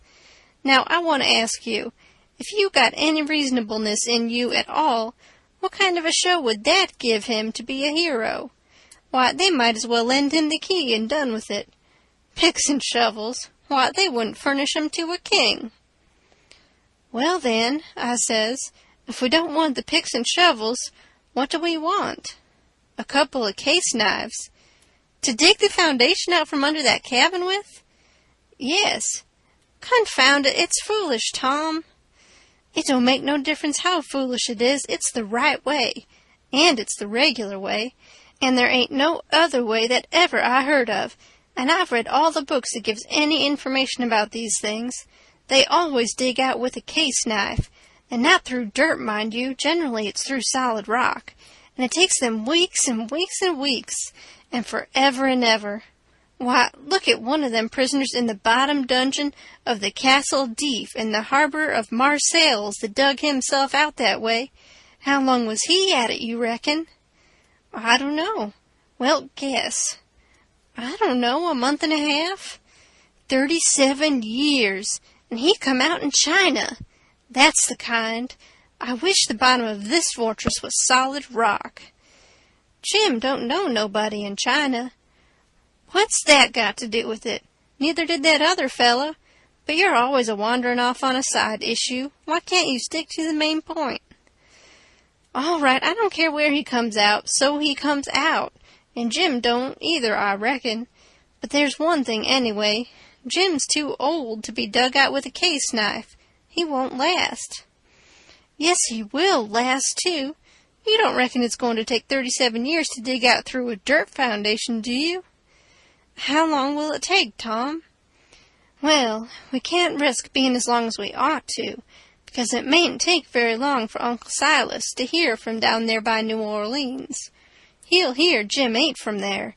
Then his next move will be to advertise Jim or something like that. So we can't risk being as long digging him out as we ought to. By rights, I reckon we ought to be a couple of years, but we can't. Things being so uncertain, what I recommend is this, that we really dig right in as quick as we can, and after that we can let on to ourselves that we was at it 37 years. Then we can snatch him out and rush him away the first time there's an alarm. Yes, I reckon that'll be the best way. Now, there's sense in that, I says. Letting on don't cost nothing. Letting on ain't no trouble, and if it's any object, I don't mind letting on we was at 150 year. It wouldn't strain me none, after I got my hand in. So I'll mosey along now and smouch a couple of case knives. "Smouch 3," he says. "We want to make a saw out of it." "Tom, if it ain't unregular and irreligious to suggest it," I says, "there's an old rusty saw blade around yonder, sticking under the weatherboard and behind the smokehouse." He looked kind of weary and discouraged like, and says, "It ain't no use to try to learn you nothing, Huck. Run along and smouch the knives, 3 of them." So I done it. End of chapter 35.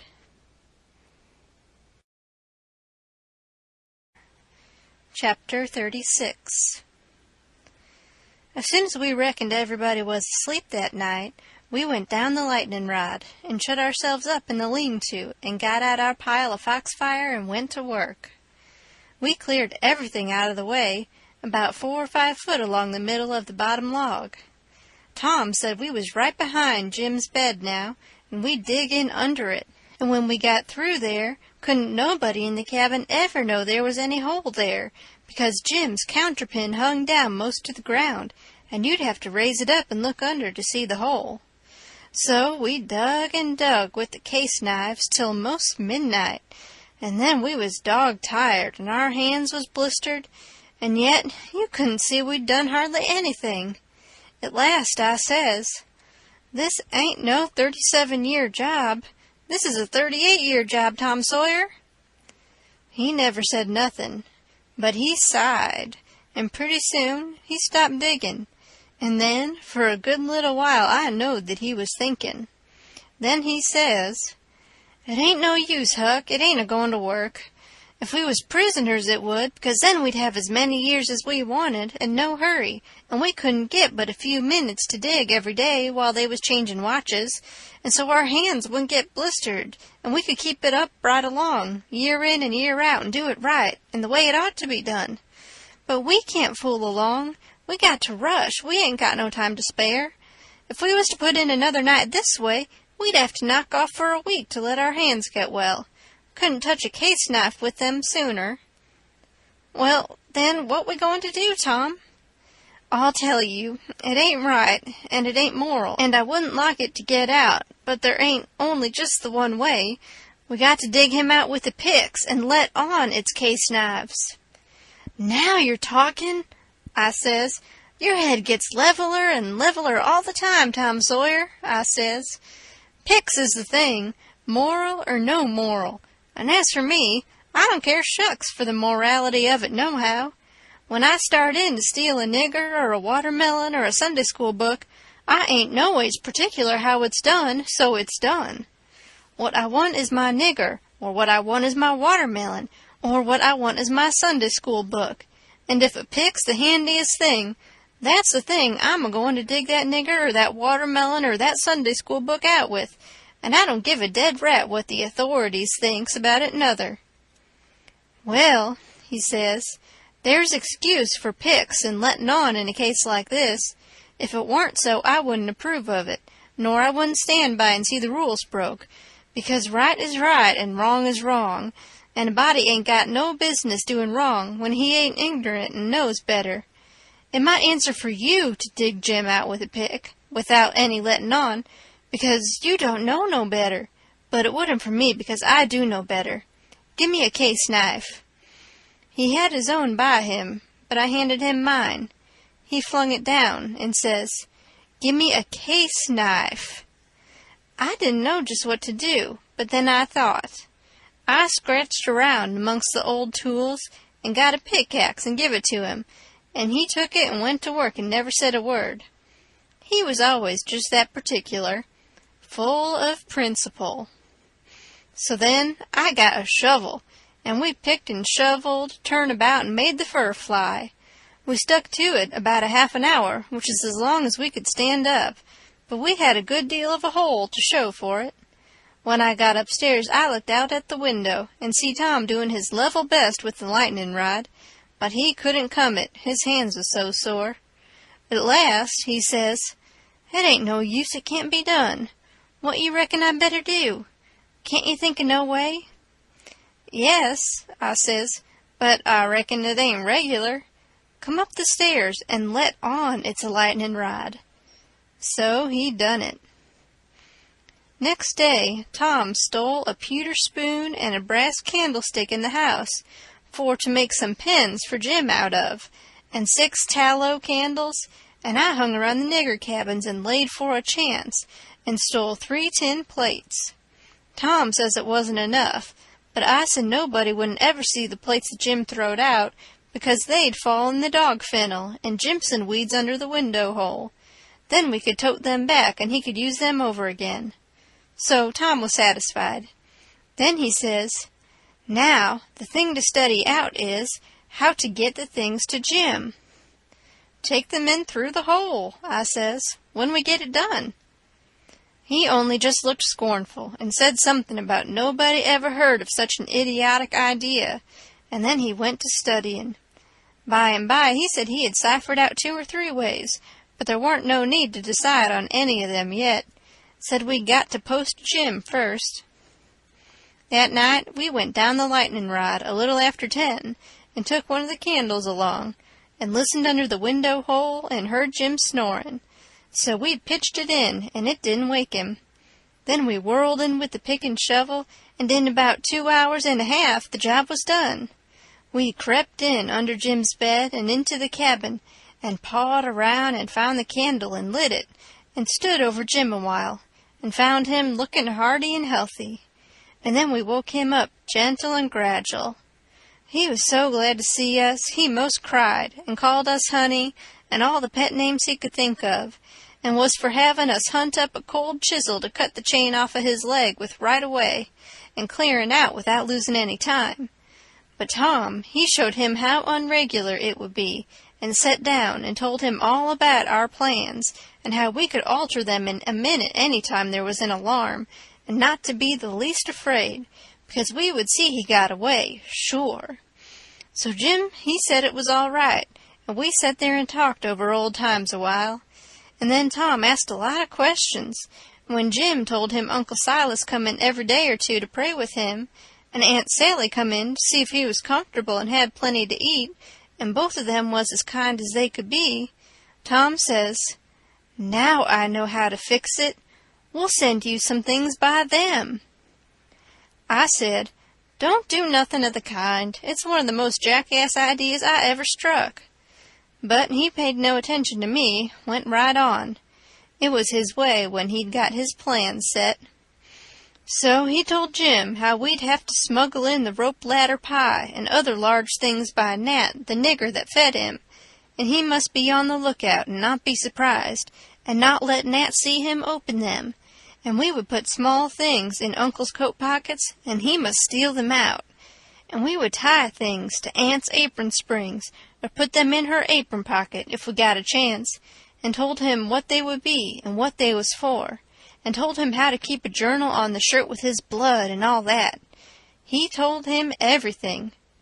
Jim, he couldn't see no sense in the most of it, but he allowed we was white folks, and knowed better than him, so he was satisfied and said he would do it all just as Tom said.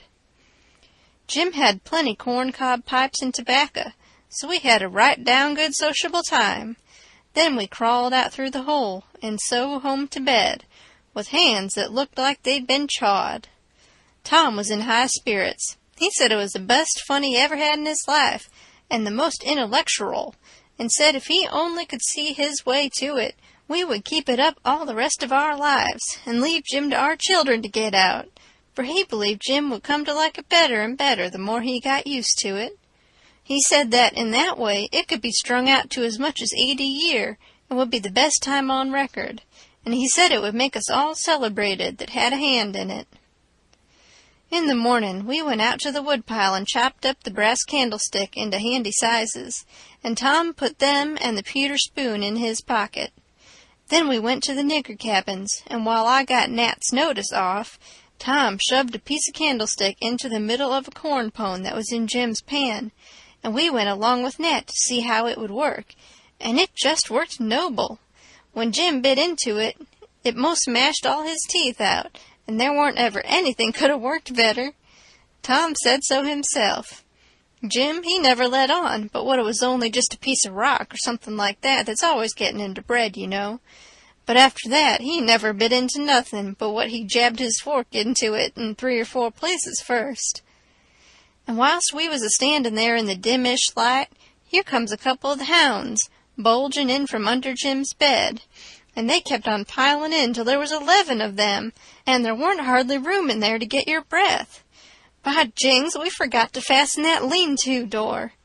The nigger Nat, he only just hollered, "Witches!" once, and keeled over onto the floor amongst the dogs and begun to groan like he was dying. Tom jerked the door open and flung out a slab of Jim's meat, and the dogs went for it, and in 2 seconds he was out himself and back again and shut the door, and I knowed he'd fix the other door too. Then he went to work on the nigger, coaxing him and petting him and asking him if he'd been imagining he saw something. He raised up and blinked his eyes around and says, "Mars Sid, you'll say I's a fool, but if I didn't believe I seen most 1,000,000 dogs, or devils or summin', I wished I made that right here in these tracks. I did, most surely. Mars Sid, I felt 'em, sir. They was all over me. They had to fetch it. I just wished I could get my hands on one of them witches just once, only just once. It's all I'd ask. But mostly I wish they'd let me alone, I does." Tom says, "Well, I tell you what I think. What makes them come here, just at this runaway nigger's breakfast time? It's because they're hungry, that's the reason. You make them a witch pie. That's the thing for you to do." "But, my land, Mars Sid, how's I going to make 'em a witch pie? I don't know how to make it. I hain't ever heard of such a thing before." "Well, then I'll have to make it myself." "Will you do it, honey? Will you? I'll worship the ground under your foot, I will." "All right, I'll do it, seeing it's you, and you been good to us and showed us the runaway nigger. But you got to be mighty careful. When we come around, you turn your back, and then whatever we've put in the pan, don't you let on you see it at all. And don't you look when Jim unloads the pan. Something might happen, I don't know what. And above all, don't you handle the witch things." "Handle 'em, Mars Sid? What is you a-talking about? I wouldn't lay the weight of my finger on 'em, not for 10,000,000 billion dollars, I wouldn't." End of chapter 36.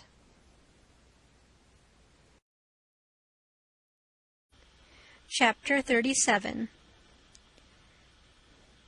That was all fixed. So then we went away and went to the rubbish pile in the backyard, where they keep the old boots and rags and pieces of bottles and wore-out tin things and all such truck, and scratched around and found an old tin washpan, and stopped up the holes as well as we could to bake the pie in, and took it down cellar and stole it full of flour and started for breakfast, and found a couple of shingle-nails that Tom said would be handy for a prisoner to scrabble his name and sorrows on the dungeon walls with, and dropped one of them in Aunt Sally's apron pocket, which was hanging on a chair, and the other we stuck in the band of Uncle Silas's hat, which was on the bureau, because we heard the children say their pa and ma was going to the runaway nigger's house this morning, and then went to breakfast, and Tom dropped the pewter spoon in Uncle Silas's coat pocket, and Aunt Sally wasn't come yet, so we had to wait a little while.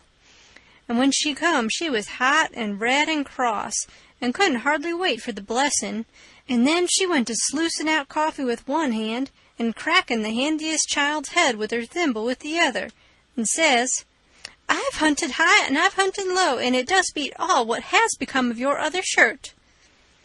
My heart fell down amongst my lungs and livers and things, and a hard piece of corn crust started down my throat after it, and got me on the road with a cough, and was shot across the table, and took one of the children in the eye, and curled him up like a fishing worm, and let a cry out of him the size of a war-whoop.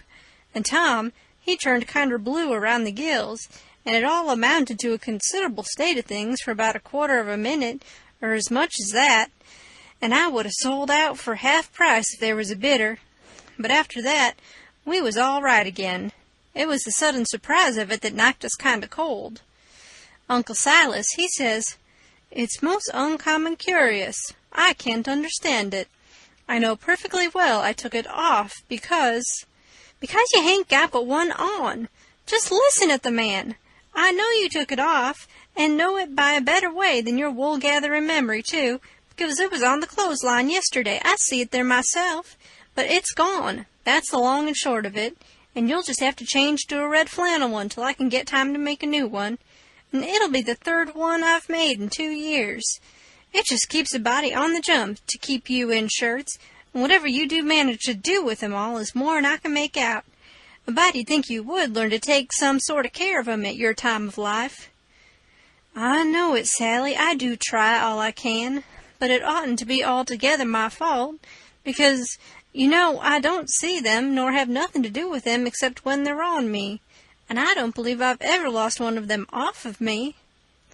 Well, it ain't your fault if you haven't, Silas. You'd have done it if you could, I reckon. And the shirt ain't all that's gone, nuther. There's a spoon gone, and that ain't all. There was 10, and now there's only 9. The calf got the shirt, I reckon, but the calf never took the spoon, that's certain. Why, what else is gone, Sally? There's 6 candles gone, that's what.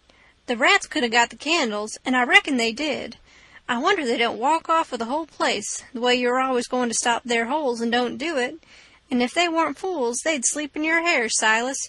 You'd never find it out, but you can't lay the spoon on the rats, and that I know. Well, Sally, I'm in fault, and I acknowledge it. I've been remiss, but I won't let tomorrow go by without stopping up them holes. Oh, I wouldn't hurry. Next year'll do. Matilda Angelina Araminta Phelps! Whack comes the thimble, and the child snatches her claws out of the sugar bowl without fooling around any. Just then the nigger woman steps onto the passage and says, "Missus, dey's a sheet gone." "A sheet gone? Well, for the land's sake!" "I'll stop up them holes today," says Uncle Silas, looking sorrowful. "Oh, do shut up. S'pose the rats took the sheet. Where's it gone, Lize?" "Cly to goodness, I hain't no notion, Miss Sally. She was on the clothesline yisterday, but she done gone. She ain't there no more now." "I reckon the world is comin' to an end. I never see the beat of it in all my born days. A shirt and a sheet and a spoon and 6 Missus," comes a young yaller wench, "dey's a breast candlestick missin'." "Clear out from here, you hussy, or I'll take a skillet to ye." Well, she was just a bilin'. I begun to lay for a chance. I reckoned I would sneak out and go for the woods till the weather moderated. She kept a-ragin' right along, running her insurrection all by herself, and everybody else mighty meek and quiet. And at last Uncle Silas, looking kind of foolish, fishes up that spoon out of his pocket.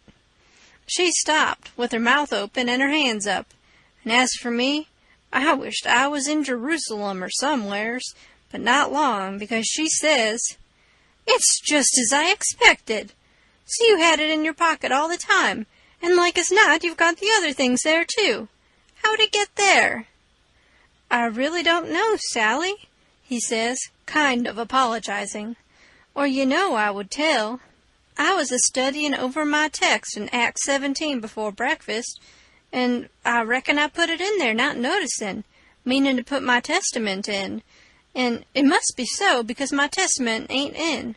But I'll go and see, and if the testament is where I had it, I'll know I didn't put it in, and that will show that I laid the testament down and took up the spoon and— Oh, for the land's sake, give a body a rest. Go along now, the whole kit and bilin' of ye, and don't come nigh me again till I've got back my peace of mind." I'd heard her if she'd 'a' said it to herself, let alone speaking it out, and I'd 'a' got up and obeyed her if I'd 'a' been dead. As we was passing through the settin' room, the old man he took up his hat, and the shingle nail fell out on the floor, and he just merely picked it up and laid it on the mantel shelf, and never said nothin', and went out. Tom see him do it, and remembered about the spoon, and says, "Well, it ain't no use to send things by him no more. He ain't reliable." Then he says, "But he done us a good turn with the spoon, anyhow, without knowing it, and so we'll go and do him one without him knowing it. Stop up his rat holes." There was a noble good lot of them down cellar, and it took us a whole hour, but we done the job tight and good and ship-shape.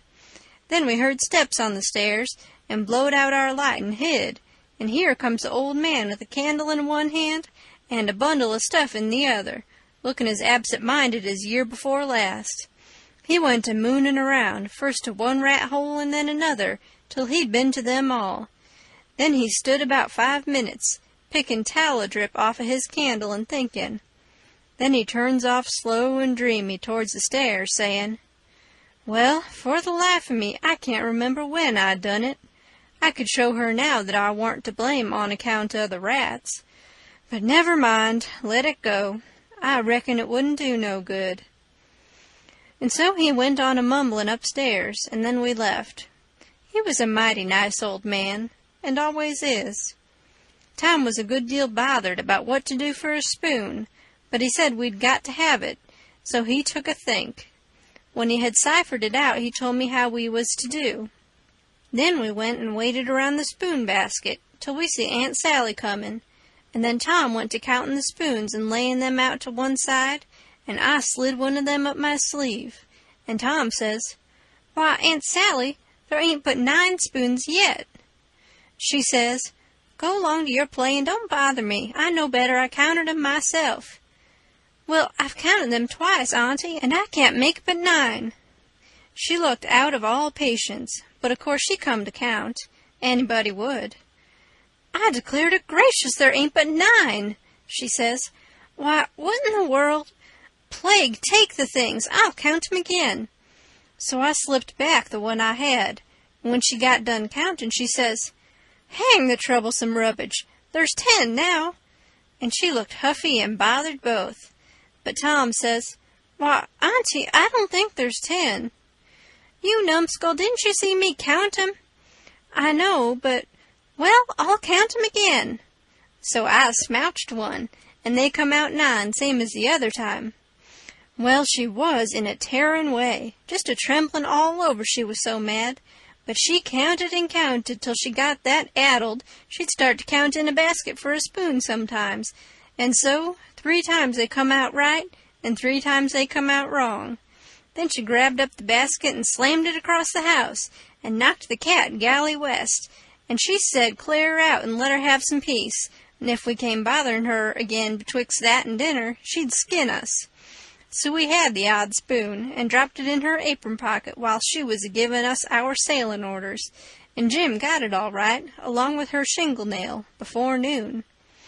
We was very well satisfied with this business, and Tom allowed it was worth twice the trouble it took, because he said now she couldn't ever count them spoons twice alike again to save her life, and wouldn't believe she'd counted them right if she did, and said that after she'd about counted her head off for the next 3 days, he judged she'd give it up and offer to kill anybody that wanted her to ever count them any more.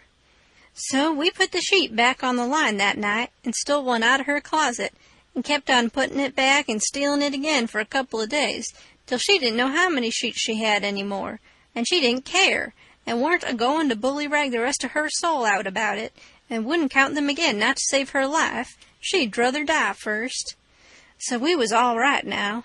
As to the shirt and the sheet and the spoon and the candles, by the help of the calf and the rats and the mixed-up counting, and as to the candlestick, it warn't no consequence. It would blow over by and by.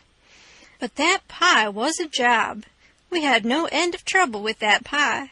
We fixed it up away down in the woods and cooked it there, and we got it done at last, and very satisfactory, too, but not all in one day, and we had to use up 3 washpans full of flour before we got through, and we got burnt pretty much all over in places and eyes put out with the smoke, because, you see, we didn't want nothing but a crust, and we couldn't prop it up right, and she would always cave in. But, of course, we thought of the right way at last, which was to cook the latter, too, in the pie. So then we laid in with Jim the second night, and tore up the sheet all in little strings and twisted them together, and long before daylight we had a lovely rope that you could have hung a person with. We let on it took 9 months to make it. And in the forenoon we took it down to the woods, but it wouldn't go into the pie. Being made of a whole sheet that way, there was rope enough for 40 pies if we'd have wanted them, and plenty left over for soup or sausage or anything you choose. We could have had a whole dinner. But we didn't need it. All we needed was just enough for the pie, and so we throwed the rest away. We didn't cook none of the pies in the washpan, afraid the solder would melt, But Uncle Silas, he had a noble brass warming pan, which he thought considerable of, because it belonged to one of his ancestors with a long wooden handle that come over from England with William the Conqueror in the Mayflower, or one of them early ships, and was hid away up garret with a lot of other old pots and things that was valuable, not on account of being any account, because they weren't, but on account of them being relics, you know. And we snaked her out private and took her down there, but she failed on the first pies, 'cause we didn't know how. But she come up smilin' on the last one. We took and lined her with dough and set her in the coals and loaded her up with rag rope and put on a dough roof and shut down the lid and put hot embers on top and stood off 5 foot with the long handle, cool and comfortable. And in 15 minutes she turned out a pie that was a satisfaction to look at. But the person that ate it would want to fetch a couple of cags of toothpicks along, for if that rope ladder wouldn't cramp him down to business, I don't know nothing what I'm talking about, and lay him in enough stomachache to last him till next time, too. Nat didn't look when we put the witch pie in Jim's pan, and we put the 3 tin plates in the bottom of the pan under the victuals, and so Jim got everything all right, and as soon as he was by himself he busted into the pie and hid the rope ladder inside of his straw tick, and scratched some marks on a tin plate, and throwed it out of the window hole. End of chapter 37.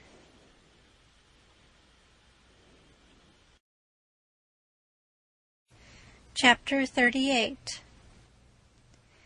Making them pens was a distressed tough job, and so was the saw, and Jim allowed the inscription was going to be the toughest of all. That's the one which the prisoner has to scrabble on the wall. But he had to have it. Tom said he'd got to. There weren't no case of a state prisoner not scrabbling his inscription to leave behind, and his coat of arms. "Look at Lady Jane Grey," he says. "Look at Guilford Dudley. Look at old Northumberland. Why, Huck, suppose it is considerable trouble. What you going to do? How you going to get around it? Jim's got to do his inscription and coat of arms. They all do." Jim says, "Why, Mars Tom, I hain't got no coat of arm. I hain't got nothing but this year old shirt, and you knows I got to keep the journal on dat." "Oh, you don't understand, Jim. A coat of arms is very different." "Well," I says, "Jim's right anyway when he says he ain't got no coat of arms, because he hain't." "I reckon I knowed that," Tom says, "but you bet he'll have one before he gets out of this, because he's going out right, and there ain't going to be no flaws in his record." So, whilst me and Jim filed away at the pens on a brickbat apiece, Jim a-making his'n out of the brass and I'm making mine out of the spoon, Tom set to work to think out the coat of arms. By and by, he said he'd struck so many good ones he didn't hardly know which to take, but there was one which he reckoned he'd decide on. He says, "On the sketchin', we'll have a bend, or in the dexter base, a saltire Murray in the fess with a dog, couchant for common charge, and under his foot a chain embattled for slavery, with a chevron vert and a chief engrailed, and 3 invected lines on a field azure, with the nombral points rampant on a dancet indented, crest, a runaway nigger, sable, with his bundle over his shoulder on a bar sinister, and a couple of ghouls for supporters, which is you and me. Motto, Magiora fretta, minora atto. Got it out of a book. Means the more haste, the less speed." "Gee willikins," I says, "but what does the rest of it mean?"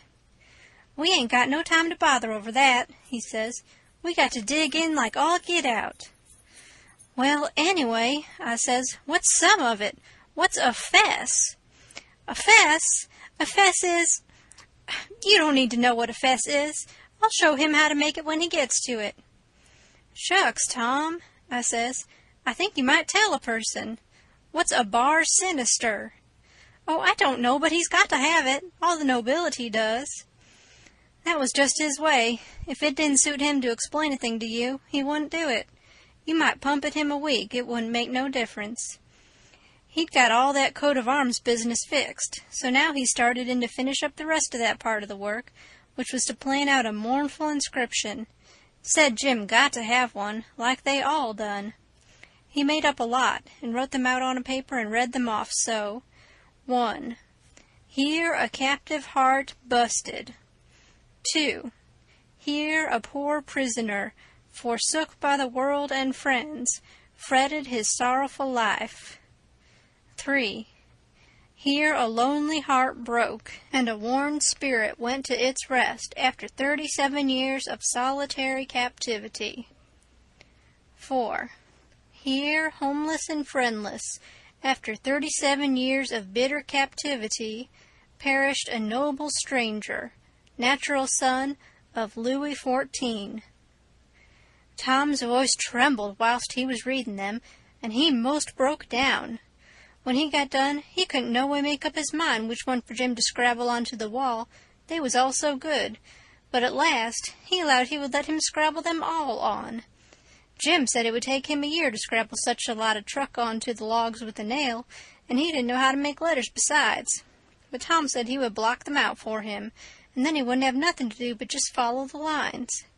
Then, pretty soon he says, "Come to think, the logs ain't a-going to do. They don't have log walls in a dungeon. We got to dig the inscriptions into a rock. We'll fetch a rock." Jim said the rock was worse than the logs. He said it would take him such a pissin' long time to dig them into a rock he wouldn't ever get out. But Tom said he would let me help him do it. Then he took a look to see how me and Jim was getting along with the pens. It was most pesky tedious hard work and slow, and didn't give my hands no show to get well of the sores, and we didn't seem to make no headway hardly. So Tom says, "I know how to fix it. We got to have a rock for the coat of arms and mournful inscriptions, and we can kill 2 birds with that same rock. There's a gaudy big grindstone down at the mill, and we'll smouch it and carve the things on it and file out the pens and the saw on it too." It warn't no slouch of an idea, and it warn't no slouch of a grindstone nother, but we'd allowed we'd tackle it. It warn't quite midnight yet, so we cleared out for the mill, leaving Jim at work. We smouched the grindstone and set out to roll her home, but it was a most nation tough job. Sometimes, do what we couldn't keep her from falling over, and she come mighty near mashing us every time. Tom said she was going to get one of us, sure, before we got through. We got her halfway, and then we was plumb played out, and most drownded with sweat. We see it warn't no use. We got to go and fetch Jim. So he raised up his bed and slid the chain off of the bed leg and wrapped it around and round his neck, and we crawled out through our hole and down there, and Jim and me laid into that grindstone and walked her along like nothing, and Tom superintended. He could out-superintend any boy I ever see. He knowed how to do everything. Our hole was pretty big, but it warn't big enough to get the grindstone through. But Jim, he took the pick and soon made it big enough. Then Tom marked out them things in it with a nail and set Jim to work on them, with the nail for a chisel and an iron bolt from the rubbish in the lean-to for a hammer, and told him to work till the rest of his candle quit on him, and then he could go to bed and hide the grindstone under his straw tick and sleep on it. Then we helped him fix his chain back on the bed leg and was ready for bed ourselves. But Tom thought of something and says, "You got any spiders in here, Jim?" "No, sir, thanks to goodness I hain't, Marse Tom." "All right, we'll get you some." "But bless you, honey, I don't want none. I's afeard of 'em. I should as soon have rattlesnakes around." Tom thought a minute or two and says, "It's a good idea, and I reckon it's been done. It must have been done, it stands to reason. Yes, it's a prime good idea. Where could you keep it?" "Keep what, Marse Tom?" "Why, a rattlesnake." "To goodness gracious alive, Marse Tom. Why, if they was a rattlesnake to come in here, I'd take and bust right out through that log wall, I would, with my head." "Why, Jim, you wouldn't be afraid of it after a little. You could tame it." "Tame it?" "Yes, easy enough. Every animal is grateful for kindness and petting, and they wouldn't think of hurting a person that pets them. Any book will tell you that. You try, that's all I ask. Just try for 2 or 3 days. Why, you can get him so in a little while that he'll love you and sleep with you and won't stay away from you a minute, and will let you wrap him round your neck and put his head in your mouth. Please, Mars Tom, don't talk so. I can't stand it. He let me shove his head in my mouth for a favor, ain't it? I lay he'd wait a powerful long time 'fore I asked him, and more'n that, I don't want him to sleep with me. Jim, don't act so foolish. A prisoner's got to have some kind of a dumb pet, and if a rattlesnake hain't ever been tried, why, there's more glory to be gained in your being the first to ever try it than any other way you could ever think of to save your life. Why, Mars Tom, I don't want no such glory. Snake take and bite Jim's chin off. Then what is the glory? No, sir, I don't want no such doings. Blame it, can't you try? I only want you to try. You needn't keep it up if it don't work. But the trouble all done if the snake bite me while I's a-tryin' him. Mars Tom, I's willing to tackle most anything that ain't unreasonable, but if you and Huck fetches a rattlesnake in here for me to tame, I's gwine to leave, that's sure. Well, then let it go. Let it go if you're so bullheaded about it. We can get you some garter snakes, and you can tie some buttons on their tails and let on the rattlesnakes, and I reckon that'll have to do. I can stand them, Mars Tom, but blame if I couldn't get along without 'em, I tell you dat. I never knowed before 'twas so much bother and trouble to be a prisoner. Well, it always is when it's done right. You got any rats around here? No, sir, I hain't seed none. Well, we'll get you some rats. Why, Mars Tom, I don't want no rats. They's the dab-blamedest creatures disturb a body and rustle round over 'em and bite his feet when he's trying to sleep I ever see. No, sir, gimme garter snakes if I's got to have 'em, but don't gimme no rats. I hain't got no use for 'em, scasely. But, Jim, you got to have 'em, they all do, so don't make no more fuss about it. Prisoners ain't ever without rats, there ain't no instance of it, and they train them and pet them and learn them tricks, and they get to be as sociable as flies. But you got to play music to them. You got anything to play music on?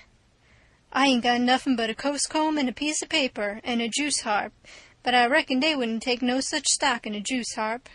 Yes, they would. They don't care what kind of music 'tis. A juice harp's plenty good enough for a rat. All animals like music. In a prison they dote on it. Specially painful music, and you can't get no other kind out of a Jew's harp. It always interests them. They come out to see what's the matter with you. Yes, you're all right. You're fixed very well. You want to sit on your bed nights before you go to sleep and early in the mornings and play your Jew's harp. Play The Last Link is Broken. That's the thing that'll scoop a rat quicker'n anything else. When you've played about 2 minutes, you'll see all the rats and the snakes and spiders and things begin to feel worried about you and come, and they'll just fairly swarm over you and have a noble good time. Yes, they will, I reckon, Mars Tom. But what kinder time is Jim having? Bless if I can see the point. But I'll do it if I got to. I reckon I better keep the animals satisfied and not have no trouble in the house. Tom waited to think it over and see if there weren't nothing else, and pretty soon he says, "Oh, there's one thing I forgot. Could you raise a flower here, do you reckon?" "I don't know, but maybe I could, Mars Tom. But it's tolerable dark in here, and I ain't got no use for no flower nohow, and she'd be a powerful sight of trouble." "Well, you try it anyway. Some other prisoners has done it." "One of them big cat-tail-looking mullein stalks would grow in here, Mars Tom, I reckon, but she wouldn't be worth half the trouble she'd cost." "Don't you believe it. We'll fetch you a little one, and you plant it in the corner over there and raise it. And don't call it mullein, call it pitchiola. That's its right name when it's in a prison. And you want to water it with your tears." "Why, I got plenty spring water, Mars Tom." "You don't want spring water. You want to water it with your tears. It's the way they always do." "Why, Mars Tom, I lay I can raise one of them mullein stalks twice with spring water, whiles another man's a-startin' one with tears." "That ain't the idea. You got to do it with tears." "She'll die on my hands, Mars Tom. She surely will, 'cause I don't scasely ever cry." So Tom was stumped. But he studied it over, and then said Jim would have to worry along the best he could with an onion. He promised he would go to the nigger cabins and drop one, private, in Jim's coffee pot in the morning. Jim said he would just as soon have tobacco in his coffee, and found so much fault with it, and with the work and bother of raising the mullein, and Jews harping the rats, and petting and flattering up the snakes and spiders and things, on top of all the other work he had to do on pens and inscriptions and journals and things, which made it more trouble and worry and responsibility to be a prisoner than anything he ever undertook, that Tom most lost all patience with him, and said he was just loading down with more gaudier chances than a prisoner ever had in the world to make a name for himself, and yet he didn't know enough to appreciate them, and they was just about wasted on him. So Jim, he was sorry, and said he wouldn't behave so no more, and then me and Tom shoved for bed. End of chapter 38.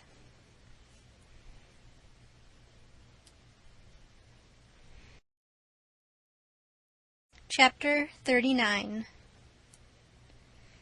In the morning, we went up to the village and bought a wire rat trap and fetched it down and unstopped the best rat hole, and in about an hour we had 15 of the bulliest kind of ones, and then we took it and put it in a safe place under Aunt Sally's bed.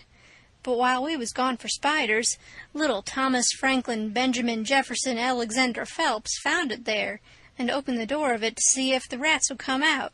And they did, and Aunt Sally she come in, and when we got back she was a-standing on top of the bed, raising Cain, and the rats was doing what they could to keep off the dull times for her. So she took and dusted us both with the hickory, and we was as much as 2 hours catching another 15 or 16, drat that meddlesome cub, and they weren't the likeliest nother, because the first haul was the pick of the flock. I never see a likelier lot of rats than what that first haul was. We got a splendid stock of sorted spiders and bugs and frogs and caterpillars and one thing or another, and we like to got a hornet's nest, but we didn't. The family was at home. We didn't give it right up, but stayed with them as long as we could, because we allowed we'd tire them out, or they'd got to tire us out, and they done it. Then we got Allie Compain and rubbed on the places and was pretty near all right again, but couldn't set down convenient. And so we went for the snakes, and grabbed a couple of dozen garters and house snakes, and put them in a bag and put it in our room. And by that time it was supper time, and a rattling good honest day's work. And hungry? Oh, no, I reckon not. And there weren't a blessed snake up there when we went back.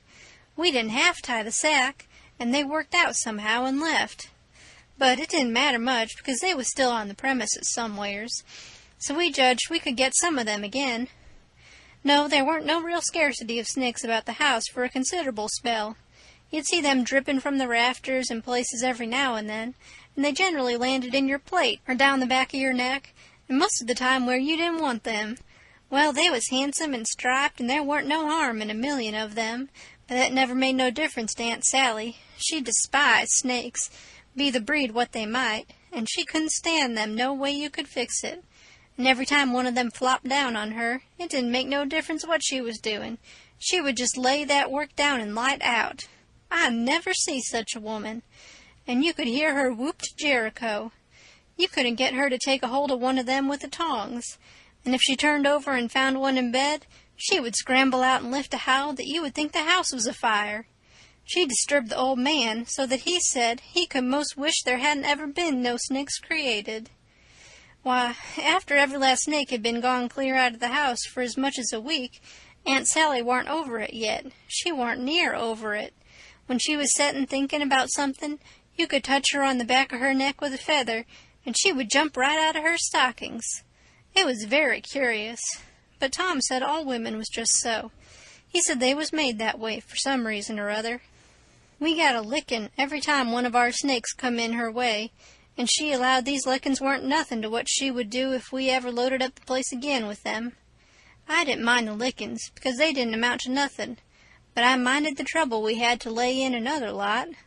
But we got them laid in, and all the other things, and you never see a cabin as blithesome as Jim's was when they'd all swarm out for music and go for him.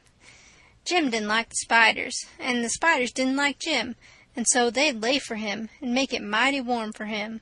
And he said that between the rats and the snakes and the grindstone, there weren't no room in bed for him scasely. And when there was, a body couldn't sleep, it was so lively, and it was always lively, he said, because they never all slept at one time, but took turn about. So when the snakes was asleep, the rats was on deck, and when the rats turned in, the snakes come on watch. So he always had one gang under him in his way, and the other gang having a circus over him. And if he got up to hunt a new place, the spiders would take a chance at him as he crossed over. He said if he ever got out this time, he wouldn't ever be a prisoner again. Not for a salary. Well, by the end of 3 weeks, everything was in pretty good shape. The shirt was sent in early, in a pie, and every time a rat bit Jim, he would get up and write a little in his journal, whilst the ink was fresh. The pens was made, the inscriptions and so on was all carved on the grindstone, the bed leg was sawed in two, and we had ate up the sawdust, and it give us a most amazing stomach ache. We reckoned we was all going to die, but didn't. It was the most undigestible sawdust I ever see, and Tom said the same. But, as I was saying, we'd got all the work done now at last, and we was all pretty much fagged out, too, but mainly Jim. The old man had wrote a couple of times to the plantation below Orleans to come and get their runaway nigger, but hadn't got no answer, because there weren't no such plantation. So he allowed he would advertise Jim in the St. Louis and New Orleans papers, and when he mentioned the St. Louis ones, it give me the cold shivers, and I see we hadn't no time to lose. So Tom said, now for the anonymous letters. What's them? I says. Warnings to the people that something is up. Sometimes it's done one way, sometimes another, but there's always somebody spying around that gives notice to the governor of the castle. When Louis XVI was going to light out of the Tuileries, a servant girl done it. It's a very good way, and so is the anonymous letters. We'll use them both, and it's usual for the prisoner's mother to change clothes with him, and she stays in, and he slides out in her clothes. We'll do that, too. But look-a-here, Tom, what do we want to warn anybody for that something's up? Let them find it out for themselves. It's their lookout. Yes, I know, but you can't depend on them. It's the way they've acted from the very start, left us to do everything. They're so confiding and mullet-headed, they don't take notice of nothing at all. So if we don't give them notice, there won't be nobody nor nothing to interfere with us. And so after all our hard work and trouble, this escape will go off perfectly flat. Won't amount to nothing. Won't be nothing to it. Well, as for me, Tom, that's the way I'd like. Shucks, he says, and looked disgusted. So I says, but I ain't going to make no complaint. Any way that suits you suits me. What you going to do about the servant girl? You'll be her. You slide in the middle of the night and hook that yaller girl's frock. Why, Tom, that'll make trouble next morning, because of course you probably hain't got any but that one. I know, but you don't want it but 15 minutes to carry the anonymous letter and shove it under the front door. All right, then, I'll do it, but I could carry it just as handy in my own togs. You wouldn't look like a servant girl then, would you? No, but there won't be nobody to see what I look like anyway. That ain't got nothing to do with it. The thing for us to do is just to do our duty, and not worry about whether anybody sees us do it or not. Hain't you got no principle at all? All right, I ain't saying nothing. I'm the servant girl. Who's Jim's mother? I'm his mother. I'll hook a gown from Aunt Sally. Well, then, you'll have to stay in the cabin when me and Jim leaves. Not much. I'll stuff Jim's clothes full of straw and lay it on his bed to represent his mother in disguise, and Jim will take the nigger woman's gown off of me and wear it, and we'll all evade together. When a prisoner of style escapes, it's called an evasion. It's always called so when a king escapes, for instance, and the same with a king's son. It don't make no difference whether he's a natural one or an unnatural one. So Tom, he wrote the anonymous letter, and I smouched the yaller wench's frock that night, and put it on, and shoved it under the front door the way Tom told me to. It said, "Beware, trouble is brewin'. Keep a sharp lookout. Unknown friend." Next night, we stuck a picture, which Tom drawed in blood, of a skull and crossbones on the front door, and next night another one of a coffin on the back door. I never see a family in such a sweat. They couldn't have been worse scared if the place had been full of ghosts laying for them behind everything and under the beds and shivering through the air. If a door banged, Aunt Sally, she jumped and said, "Ouch," if anything fell. She jumped and said, "Ouch," if you happened to touch her. When she weren't noticing, she done the same. She couldn't face Snow Way and be satisfied, 'cause she allowed there was something behind her every time, so she'd go to bed, but she dasn't set up. So the thing was working very well, Tom said. He said he never seen anything work more satisfactory. He said it showed it was done right.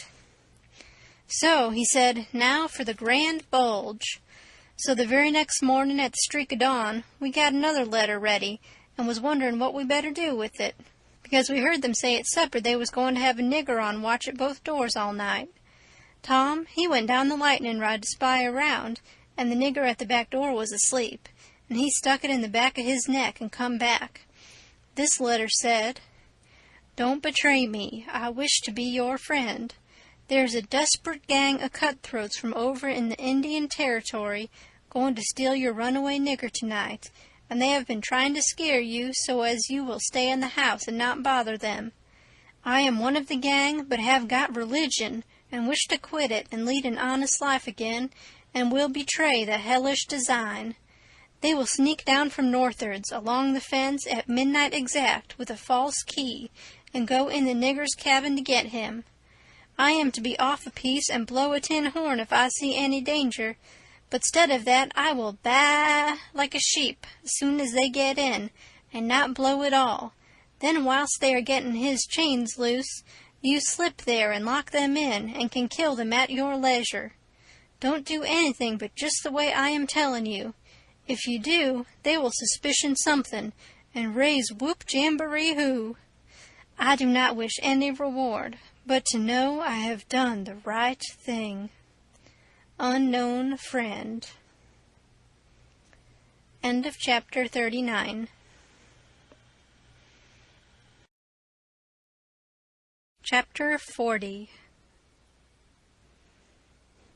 We was feeling pretty good after breakfast, and took the canoe and went over the river a-fishing with a lunch, and had a good time, and took a look at the raft and found her all right, and got home late to supper, and found them in such a sweat and worry they didn't know which end they was standing on, and made us go right off to bed the minute we was done supper, and wouldn't tell us what the trouble was, and never let on a word about the new letter, but didn't need to because we knowed as much about it as anybody did. And as soon as we was half upstairs and her back was turned, we slid for the cellar cupboard and loaded up a good lunch and took it up to our room and went to bed and got up about 11:30, and Tom put on Aunt Sally's dress that he stole and was going to start with the lunch, but says, "Where's the butter?" "I laid out a hunk of it," I says, "on a piece of a corn pone." "Well, you left it laid out then, it ain't here." "We can get along without it," I says. "We can get along with it, too," he says. "Just you slide down cellar and fetch it, and then mosey right down the lightning rod and come along. I'll go and stuff the straw into Jim's clothes to represent his mother in disguise, and be ready to baa like a sheep and shove as soon as you get there." So out he went, and down cellar went I. The hunk of butter, big as a person's fist, was where I had left it, so I took up the slab of corn pone with it on, and blowed out my light, and started upstairs very stealthy, and got up to the main floor all right, but here comes Aunt Sally with a candle, and I clapped the truck in my hat, and clapped my hat on my head, and the next second she see me, and she says, "You been down cellar?" "Yes'm." "What you been doing down there?" "Nothing." "Nothing?" "No'm." "Well, then what possessed you to go down there this time of night?" "I don't know'm."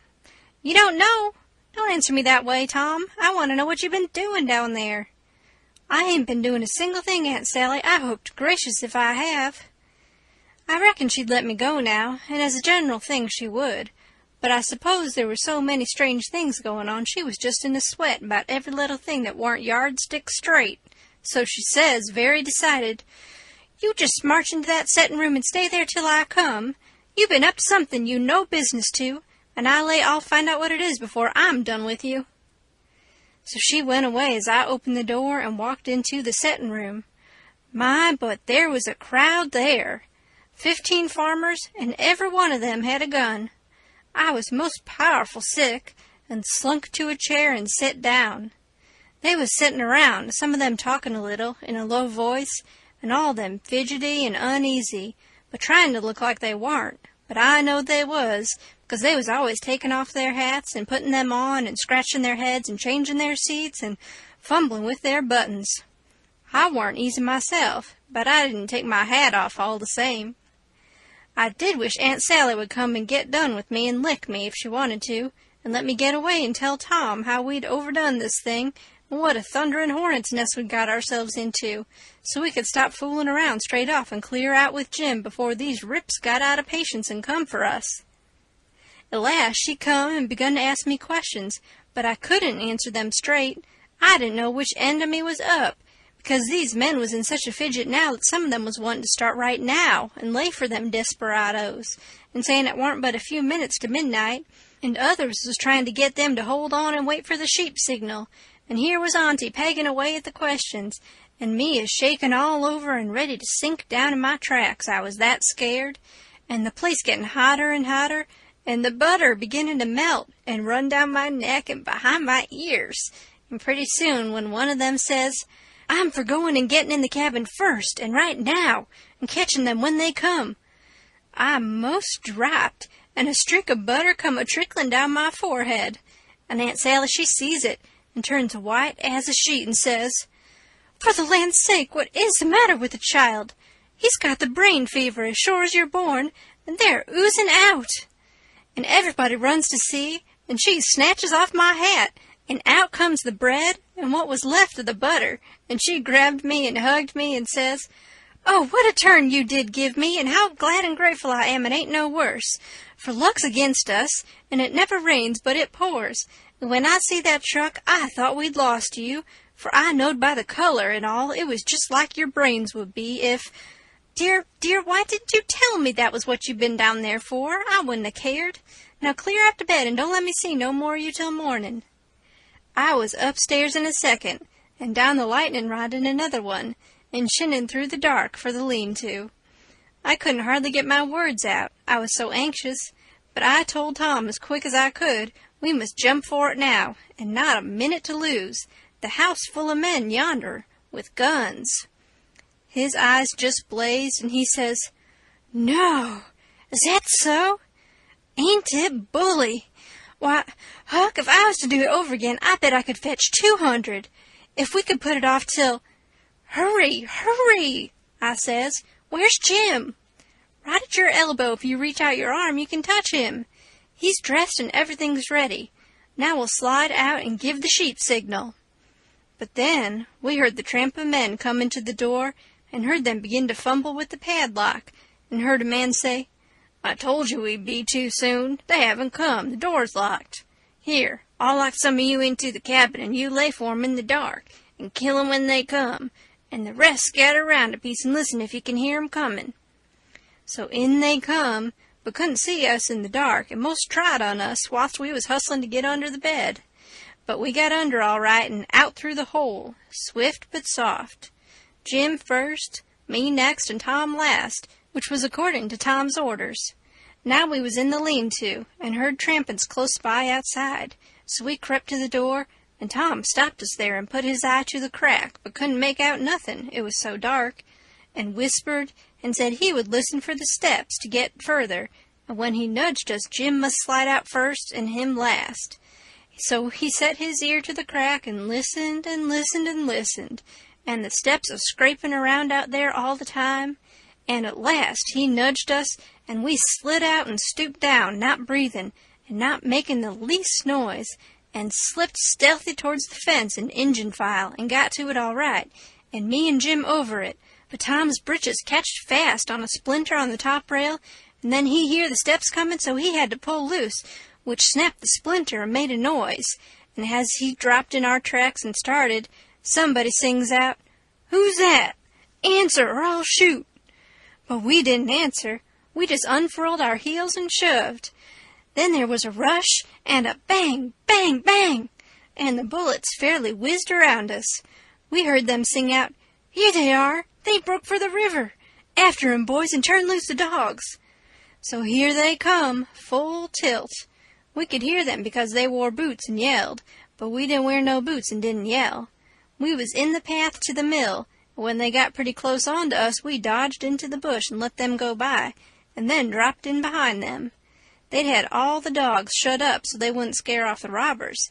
By this time somebody had let them loose, and here they come, making powwow enough for 1,000,000. But they was our dogs, so we stopped in our tracks till they catched up, and when they see it warn't nobody but us, and no excitement to offer them, they only just said howdy, and tore right ahead towards the shouting and clattering, and then we up steam again, and whizzed along after them till we was nearly to the mill, and then struck up through the bush to where my canoe was tied, and hopped in and pulled for dear life towards the middle of the river, but didn't make no more noise than we was obleeged to. Then we struck out, easy and comfortable, for the island where my raft was, and we could hear them yelling and barking at each other all up and down the bank, till we was so far away the sounds got dim and died out, and when we stepped onto the raft, I says, "Now, old Jim, you're a free man again, and I bet you won't ever be a slave no more." And a mighty good job it was, too, Huck. It is planned beautiful, and it is done beautiful, and they ain't nobody can get up a plan that's more mixed up and splendid than what that one was. We was all glad as we could be, but Tom was the gladdest of all, because he had a bullet in the calf of his leg. When me and Jim heard that, we didn't feel so brash as what we did before. It was hurting him considerable and bleeding, so we laid him in the wigwam and tore up one of the Duke's shirts for to bandage him. But he says, "Give me the rags. I can do it myself. Don't stop now. Don't fool around here. And the evasion booming along so handsome. Man the sweeps and set her loose. Boys, we done it elegant. 'Deed we did. I wish we'd 'a' had the handling of Louis XVI. There wouldn't been a no son of St. Louis ascend to heaven, wrote down in his biography. No, sir, we'd 'a' whooped him over the border. That's what we'd 'a' done with him, and done it just as slick as nothing at all, too. Man the sweeps! Man the sweeps!" But me and Jim was consulting and thinking, and after we'd thought a minute, I says, "Say it, Jim." So he says, "Well, then this is the way it looked to me, Huck. If it was him that is being set free, one of the boys was to get shot, would he say, 'Go on and save me, never mind by the doctor for to save this one'? Is dat like Mars Tom Sawyer? Would he say dat? You bet he wouldn't. Well, then is Jim gwine to say it? No, sir. I don't budge a step out in dis place dout a doctor, not if it's 40 year. I knowed he was white inside, and I reckoned he'd say what he did say, so it was all right now, and I told Tom I was a-going for a doctor. He raised considerable row about it, but me and Jim stuck to it and wouldn't budge, so he was for crawling out and setting the raft loose himself, but we wouldn't let him. Then he gives us a piece of his mind, but it didn't do no good. So when he sees me getting the canoe ready, he says, "Well, then, if you're bound to go, I'll tell you the way to do when you get to the village.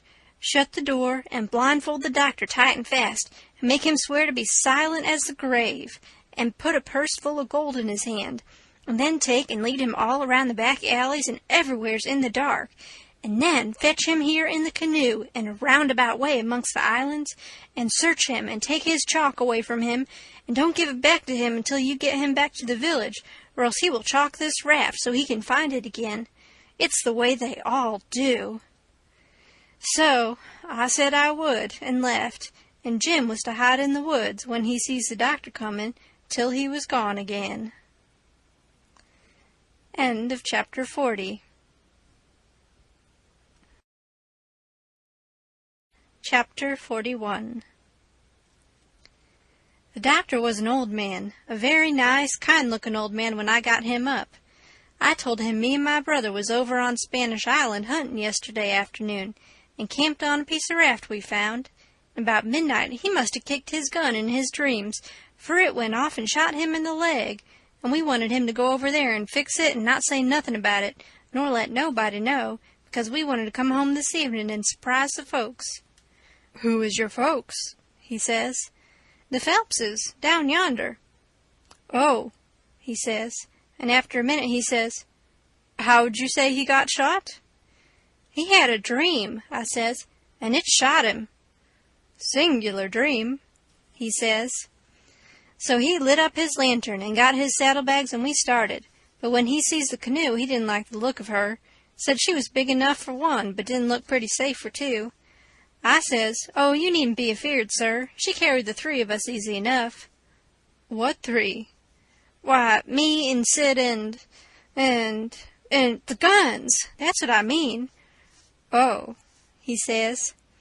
But he put his foot on the gunwale and rocked her and shook his head and said he reckoned he'd look round for a bigger one, but they was all locked and chained.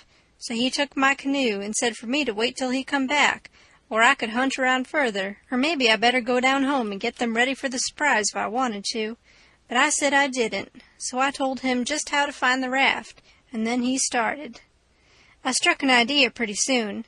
I says to myself, supposin' he can't fix that leg just in 3 shakes of a sheep's tail, as the sayin' is. Supposin' it takes him 3 or 4 days. What are we going to do, lay around there till he lets the cat out of the bag?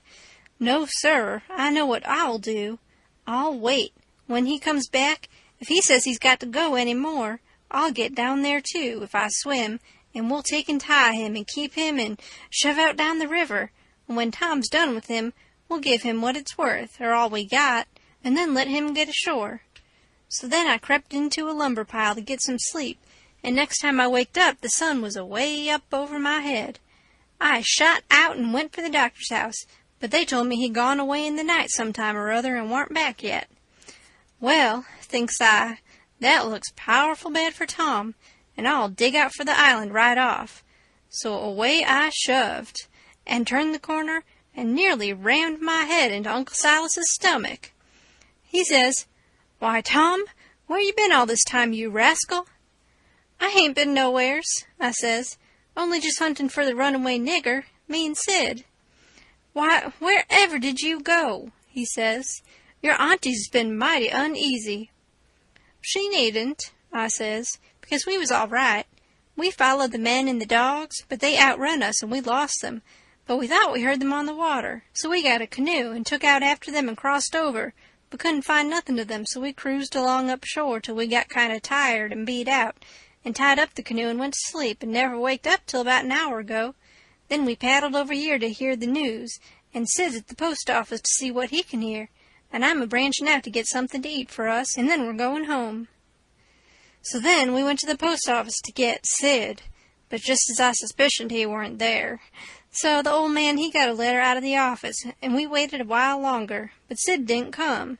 So the old man said, "Come along, let Sid foot it home, or canoe it, when he got done fooling around, but we would ride." I couldn't get him to let me stay and wait for Sid, and he said there warn't no use in it, and I must come along, and let Aunt Sally see we was all right. When we got home, Aunt Sally was that glad to see me she laughed and cried both, and hugged me and give me one of them lickings of hern that don't amount to shucks, and said she'd serve Sid the same when he come. And the place was plumb full of farmers and farmers' wives to dinner, and such another clack a body never heard. Old Mrs. Hotchkiss was the worst. Her tongue was a-going all the time. She says, "Well, Sister Phelps, I've ransacked that 'ere cabin over, and I believe the nigger is crazy. I says to Sister Damrell, didn't I, Sister Damrell? Says I, he's crazy, says I. Them's the very words I said. You all hearin' me. He's crazy, says I. Everything shows it, says I. Look at that 'ere grindstone, says I. Want to tell me to any creature in his right mind's going to scrabble all them crazy things onto a grindstone, says I. Here such and person busted his heart, and here and so pegged along for 37 year, and all that. Natural son of Lewis, somebody, and such everlasting rubbish. He's plumb crazy, says I. That's what I says in the first place. It's what I says in the middle, and it's what I says last and all the time. The nigger's crazy. Crazy's Nebuchadnezzar, says I." "And look at that 'ere ladder, made out in rags, Sister Hotchkiss," said old Mrs. Damrell. "What in the name of goodness could he ever want of—" "The very words I was a-saying no longer in this minute to Sister Utterback, and she'll tell you so herself. Says she, 'Look at that 'ere rag ladder,' says she, and says I, 'Yes, look at it,' says I. 'What could he have wanted of it,' says I. She, Sister Hotchkiss, she, but how in the nation they'd ever get that grindstone in there, anyway? And who dug that 'ere hole? And who—" My very words, Brer Penrod. I was a-sayin', pass that 'ere sasser and molasses, won't ye? I was a-sayin' to Sister Dunlap just this minute, how did they get that grindstone in there, says I? Without help, mind you, without help. That's where 'tis. Don't tell me, says I. There was help, says I, and there was a plenty help, too, says I. There's been a dozen of helping that nigger, and I laid I'd skin every last nigger on this place, but I'd find out who done it, says I, and moreover, says I. A dozen, says you. 40 couldn't have done everything that's been done. Look at them case knife saws and things, how tedious they've been made. Look at that bed leg sawed off with them. A week's work for 6 men. Look at that nigger made out in straw on the bed, and look at... You may well say it, Brer Hightower. It's just as I was saying to Brer Phelps his own self. Says he, what do you think of it, Sister Hotchkiss, says he? Think of what, Brer Phelps, says I? Think of that bed leg sawed off that-a-way, says he. Think of it, says I. I lay I never sawed itself off, says I. Somebody sawed it, says I. That's my opinion, take it or leave it. It mayn't be no count, says I, but such as it is, it's my opinion, says I. And if anybody can start a better one, says I, let him do it, says I, that's all. I says to Sister Dunlap, says I, well, dog my cats. They must have been a house full of niggers in there every night for 4 weeks to have done all that work, Sister Phelps. Look at that shirt. Every last inch of it covered over with secret African writing done with blood. Must have been a raft of 'em at it right along, all the time a'most. Why, I'd give $2 to have it read to me. And as for the niggers that wrote it, I allow I'd take and lash 'em till... People to help him, Brother Marples? Well, I reckon you'd think so if you'd been in this house for a while back. Why, they've stole everything they could lay their hands on, and we a-watching all the time, mind you. They stole that shirt right off of the line. And as for that sheet they made the rag ladder out of, there ain't no telling how many times they didn't steal that. And flour and candles and candlesticks and spoons and the old warming pan and most 1,000 things that I disremember now. And my new calico dress. And me and Silas and my Sid and Tom on the constant watch, day and night, as I was a-telling you, and not a one of us could catch hide nor hair, nor sight nor sound of them. And here at the last minute, lo and behold you, they slides right in under our noses and fools us. Not only fools us, but the Injun Territory robbers, too, and actually gets away with that nigger safe and sound, and with that 16 men and 22 dogs right on their very heels at that very time. I tell you, it just bangs anything I ever heard of. Why, spirits couldn't have done it better, and been no smarter, and I reckon they must have been spirits, because you know our dogs, and there ain't no better. Well, them dogs never even got on the track of 'em once. You explain that to me if you can. Any of you. Well, it does beat. Laws alive, I never. So help me, I wouldn't a be house thieves as well as... Goodness gracious sakes, I'd have been afraid to live in such a... Afraid to live? Why, I was that scared I dasn't hardly go to bed, or get up, or lay down, or sit down, Sister Ridgway. Why, they'd steal the very... Why, goodness sakes, you can guess what kind of a fluster I was in by the time midnight come last night. I hope to gracious if I weren't afraid they'd steal some of the family. I was just to that pass I didn't have no reasoning faculties no more. It looks foolish enough now in the daytime, but I says to myself, there's my 2 poor boys asleep way upstairs in that lonesome room, and I declare to goodness I was that uneasy that I crept up there and locked 'em in, I did.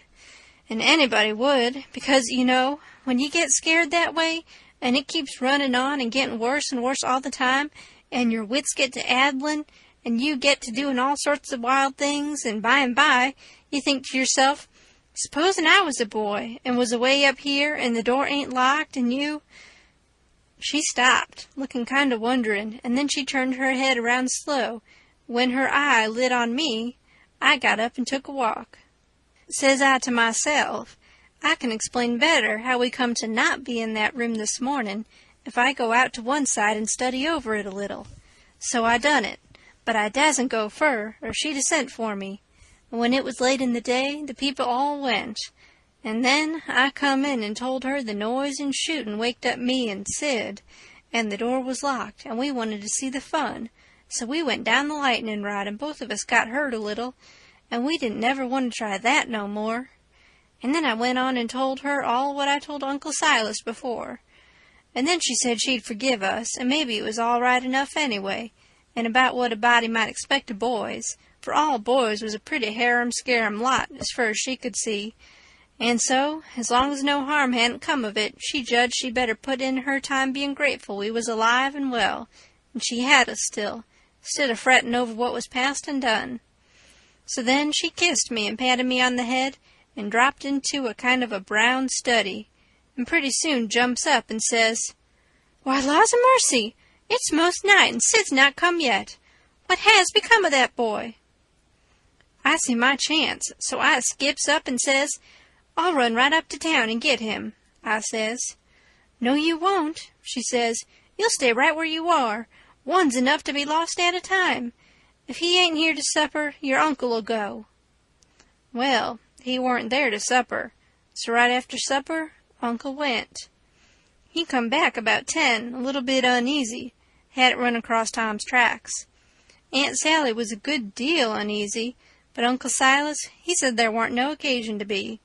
Boys will be boys, he said, and you'll see this one turn up in the morning all sound and right. So she had to be satisfied, but she said she'd set up for him a while anyway and keep a light burning so he could see it. And then, when I went to bed, she come up with me and fetched her candle and tucked me in and mothered me so good I felt mean, and like I couldn't look her in the face.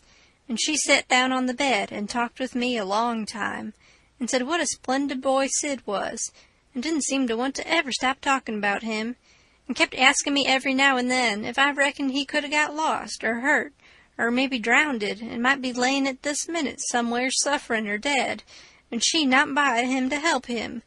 And so the tears would drip down silent, and I would tell her that Sid was all right and would be home in the morning, sure. And she would squeeze my hand or maybe kiss me and tell me to say it again and keep on saying it, because it done her good and she was in so much trouble. And when she was going away, she looked down in my eyes so steady and gentle, and says, "The door ain't going to be locked, Tom, and there's the window and the rod, but you'll be good, won't you? And you won't go? For my sake." Laws knows, I wanted to go bad enough to see about Tom, and was all intending to go, but after that I wouldn't have went, not for kingdoms. But she was on my mind, and Tom was on my mind, so I slept very restless, and twice I went down the right way in the night, and slipped around front, and see her settin' there by her candle in the window, with her eyes towards the road, and the tears in them, and I wished I could do something for her, but I couldn't, only to swear that I wouldn't never do nothing to grieve her any more. And the third time I waked up at dawn and slid down, and she was there yet, and her candle was most out, and her old gray head was resting on her hand, and she was asleep. End of chapter 41.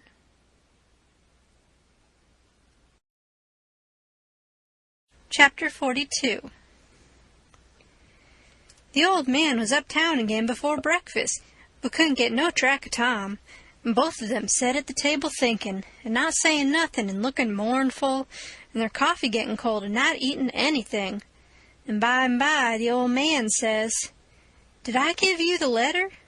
"What letter?" "The one I got yesterday out of the post office." "No, you didn't give me no letter." "Well, I must have forgot it." So he rummaged his pockets, and then went off somewheres where he had laid it down, and fetched it and give it to her. She says, "Why, it's from St. Petersburg. It's from Sis." I allowed another walk would do me good, but I couldn't stir.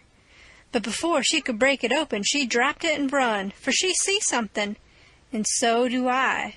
It was Tom Sawyer on a mattress, and that old doctor, and Jim, in her calico dress, with his hands tied behind him, and a lot of people. I hid the letter behind the first thing that come handy, and rushed. She flung herself at Tom, crying, and says, "Oh, he's dead, I know he's dead." And Tom, he turned his head a little, and muttered something or other which showed he warn't in his right mind. Then she flung up her hands and says, "He's alive, thank God, and that's enough." and she snatched a kiss of him and flew for the house to get the bed ready and scattering orders right and left at the niggers and everybody else as fast as her tongue could go every jump of the way.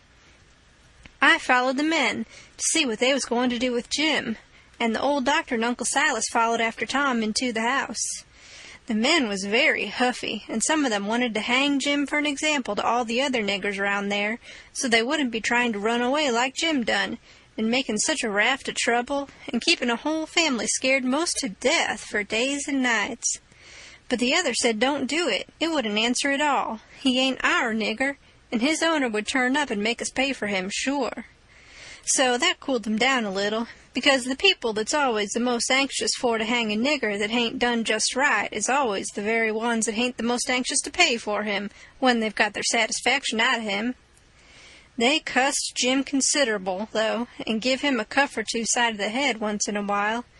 But Jim, he never said nothing, and he never let on to know me, and they took him to the same cabin and put his own clothes on him and chained him again, and not to no bed leg this time, but to a big staple, drove into the bottom log, and chained his hands, too, and both legs, and said he warn't to have nothing but bread and water to eat after this till his owner come, or he was sold at auction, 'cause he didn't come in a certain length of time, and filled up our hole, and said a couple of farmers with guns must stand watch around about the cabin every night, and a bulldog tied to the door in the daytime.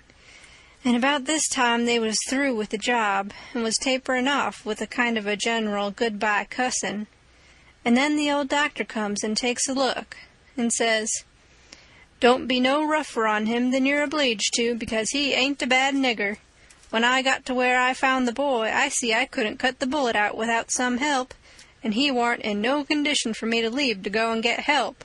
And he got a little worse, and a little worse, and after a long time he went out of his head and wouldn't let me come anigh him any more, and said if I chalked his raft he'd kill me, and no end of wild foolishness like that. And I see I couldn't do anything at all with him, so I says I got to have help somehow. And the minute I says it, out crawls this nigger from somewheres and says he'll help, and he done it too, and done it very well.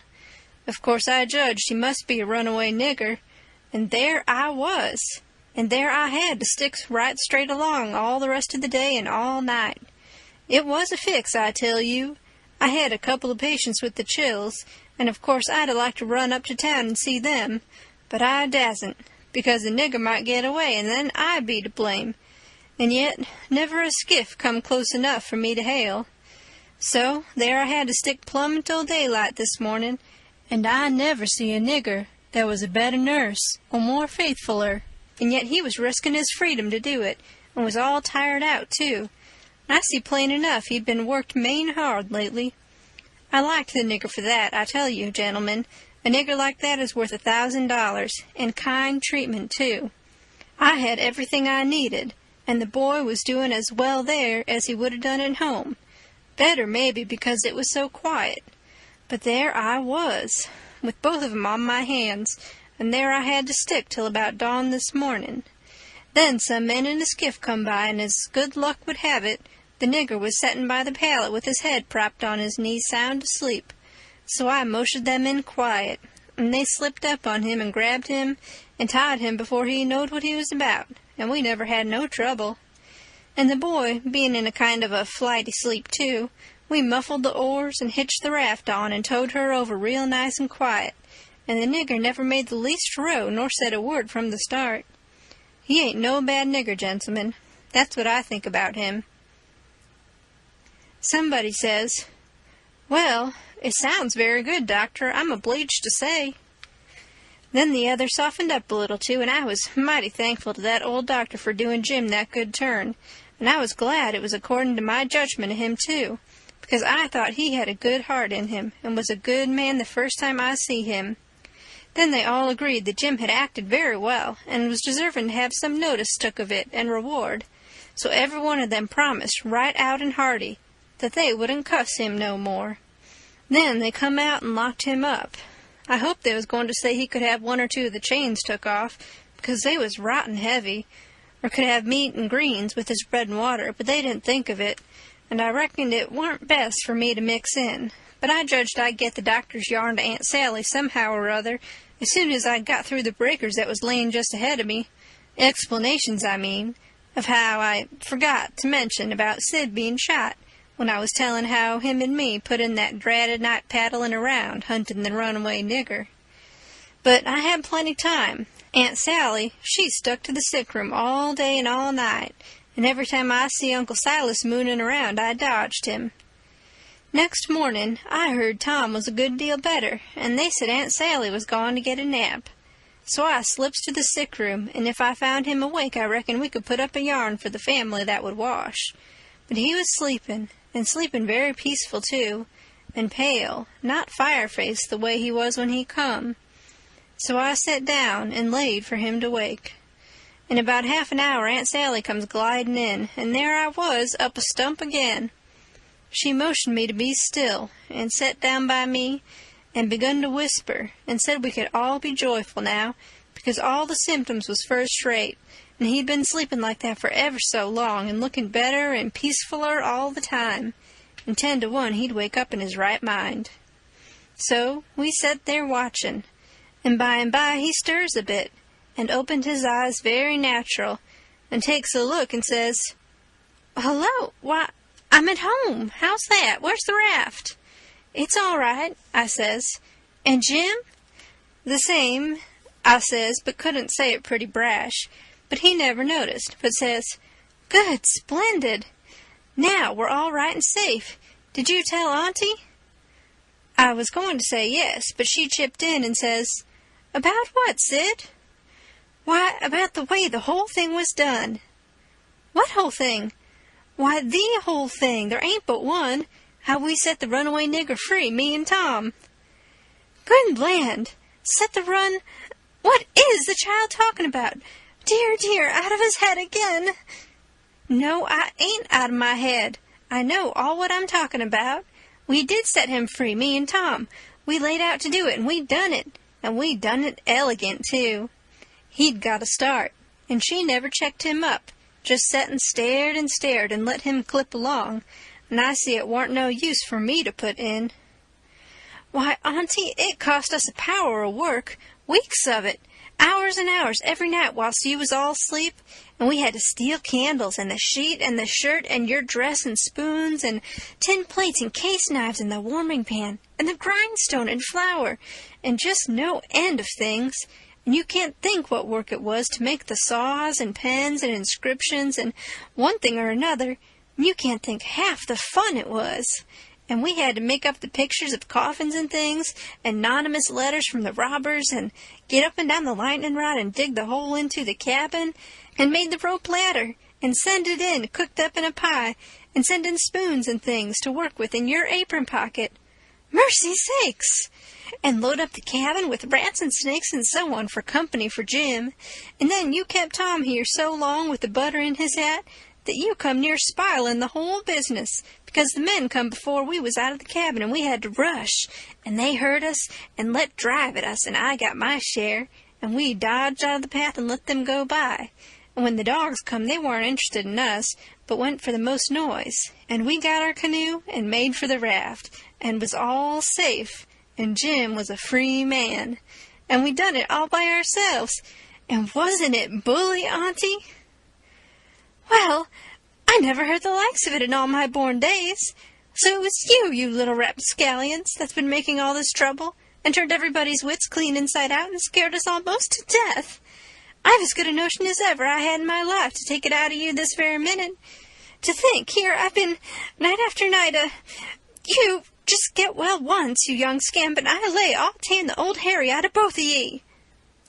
But Tom, he was so proud and joyful, he just couldn't hold in, and his tongue just went it, she a-chipping in and spitting fire all along, and both of them going it at once, like a cat convention. And she says, "Well, you get all the enjoyment you can out of it now, for mind, I tell you, if I catch you meddling with him again." "Meddling with who?" Tom says, dropping his smile and looking surprised. "With who? Why, the runaway nigger, of course. Who'd you reckon?" Tom looks at me very grave and says, "Tom, didn't you just tell me he was all right? Hasn't he got away?" "Him?" says Aunt Sally. "The runaway nigger? 'Deed he hasn't. They've got him back safe and sound, and he's in that cabin again, on bread and water and loaded down with chains till he's claimed or sold." Tom rose square up in bed with his eye hot and his nostrils opening and shutting like gills, and sings out to me, "They ain't no right to shut him up. Shove, and don't you lose a minute. Turn him loose. He ain't no slave. He's free as any creature that walks this earth." "What does the child mean?" "I mean every word I say, Aunt Sally, and if somebody don't go, I'll go. I've known him all his life, and so has Tom there.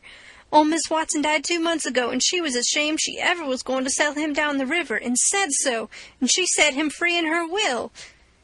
"Then what on earth did you want to set him free for, seeing he was already free?" "Well, that is a question, I must say, and just like women. Why, I wanted the adventure of it, and I'd have waded neck-deep in blood to— Goodness alive! Aunt Polly!" If she weren't standing right there, just inside the door, looking as sweet and contented as an angel half full of pie, I wish I may never. Aunt Sally jumped for her and most hugged the head off of her and cried over her, and I found a good enough place for me under the bed, for it was getting pretty sultry for us, seemed to me. And I peeped out, and in a little while Tom's Aunt Polly shook herself loose and stood there, looking across at Tom over her spectacles, kind of grinding him into the earth, you know. And then she says, "Yes, you better turn your head away. I would if I was you, Tom." "Oh, dearie me," says Aunt Sally. "Is he changed so? Why, that ain't Tom, it's Sid. Why, where is Tom? He was here a minute ago." "You mean where's Huck Finn, that's what you mean. I reckon I hain't raised such a scamp as my Tom all these years not to know him when I see him. That would be a pretty howdy-do. Come out from under that bed, Huck Finn." So I done it, but not feeling brash. Aunt Sally, she was one of the mixed-uppest looking persons I ever see, except one, and that was Uncle Silas when he come in and they told it all to him. It kind of made him drunk, as you may say, and he didn't know nothing at all the rest of the day, and preached a prayer-meeting sermon that night that gave him a rattling reputation, because the oldest man in the world couldn't have understood it. So Tom's Aunt Polly, she told all about who I was, and what, and I had to up and tell how I was in such a tight place that when Mrs. Phelps took me for Tom Sawyer, she chipped in and says, "Oh, go on and call me Aunt Sally. I'm used to it now, and 'tain't no need to change." And when Aunt Sally took me for Tom Sawyer, I had to stand it. There weren't no other way, and I knowed he wouldn't mind, because it would be nuts for him, being a mystery, and he'd make an adventure out of it and be perfectly satisfied. And so it turned out, and he let on to be Sid, and made things as soft as he could for me. And his Aunt Polly, she said Tom was right about old Miss Watson setting Jim free in her will. And so, sure enough, Tom Sawyer had gone and took all that trouble and bother to set a free nigger free. And I couldn't ever understand before, until that minute and that talk, how he could help a body set a nigger free with his bringing up. Well, Aunt Polly, she said that when Aunt Sally wrote to her that Tom and Sid had come all right and safe, she says to herself, "Look at that now. I might have expected it, letting him go off that way without anybody to watch him. So now I got to go and traps all the way down the river, 1100 mile, and find out what that creature's up to this time, as long as I couldn't seem to get any answer out of you about it." "Why, I never heard nothing from you," says Aunt Sally. "Well, I wonder. Why, I wrote to you twice to ask you what you could mean by Sid being here." "Well, I never got him, sis." Aunt Polly, she turns around slow and severe and says, "You, Tom." "Well, what?" he says, kind of pettish. "Don't you whop me, you impudent thing. Hand out them letters." "What letters?" "Them letters, I be bound. If I have to take hold of you, They're in the trunk, there now, and they're just the same as they was when I got them out of the office. I hain't looked into them, I hain't touched them, but I knowed they'd make trouble, and I thought if you warn't in no hurry, Well, you do need skinning, there ain't no mistake about it, and I wrote another one to tell you I was coming. I suppose No, it come yesterday. I hain't read it yet, but it's all right. I've got that one.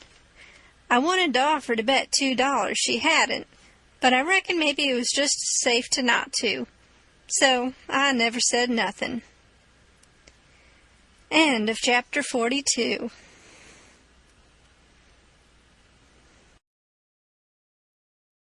Chapter the last. The first time I catched Tom private, I asked him what was his idea, time of the evasion. What it was he'd planned to do if the evasion worked all right and he managed to set a nigger free that was already free before. And he said what he had planned in his head from the start, if we got Jim out all safe, was for us to run him down the river on the raft and have adventures plumb to the mouth of the river, and then tell him about his being free and take him back up home on a steamboat in style, and pay him for his lost time, and write word ahead and get out all the niggers around and have them waltz him into town with a torchlit procession and a brass band, and then he would be a hero, and so would we. But I reckoned it was about as well the way it was. We had Jim out of the chains in no time, and when Aunt Polly and Uncle Silas and Aunt Sally found out how good he helped the doctor nurse Tom, they made a heap of fuss over him, and fixed him up prime, and give him all he wanted to eat, and a good time, and nothing to do. And we had him up to the sick room, and had a high talk, and Tom give Jim $40 for being prisoner for us so patient, and doing it up so good. And Jim was pleased most to death, and busted out, and says, "There now, Huck, what'd I tell you? What'd I tell you up there on Jackson Island? I told you I got a hairy breast, and what's the sign in it? And I told you I been rich once, and gwine to be rich again. And it's come true, and here she is. There now, don't talk to me. Signs is signs, mind I tell you. And I know just as well as I's gwine to be rich again as I's standing here this minute." And then Tom, he talked along, and says, "Let's all three slide out of here one of these nights and get an outfit and go for howling adventures amongst the Injuns over in the territory for a couple of weeks or two." And I says, "All right, that suits me, but I ain't got no money for to buy the outfit, and I reckon I couldn't get none from home because it's likely Pap's been back before now and got it all away from Judge Thatcher and drunk it up." "No, he hain't," Tom says. "It's all there yet, $6,000 and more, and your Pap hain't ever been back since. Hadn't when I come away, anyhow." Jim says, kind of solemn, "He ain't a-comin' back no mo', Huck." I says, "Why, Jim?" "Never mind why, Huck, but he ain't comin' back no mo'." But I kept at him, so at last he says, "Don't you 'member the house that was floating down the river, and they was a man in there, covered up, and when I went in and uncovered him and didn't let you come in? Well, then you can get your money when you wants it, 'cause that was him." Tom's most well now, and got his bullet around his neck on a watch guard for a watch, and is always seeing what time it is. And so there ain't nothing more to write about, and I am rotten glad of it, because if I'd knowed what a trouble it was to make a book, I wouldn't have tackled it, and ain't a-going to no more. But I reckon I got to light out for the territory ahead of the rest, because Aunt Sally, she's going to adopt me and civilize me, and I can't stand it. I've been there before. The end. Yours truly, Huck Finn.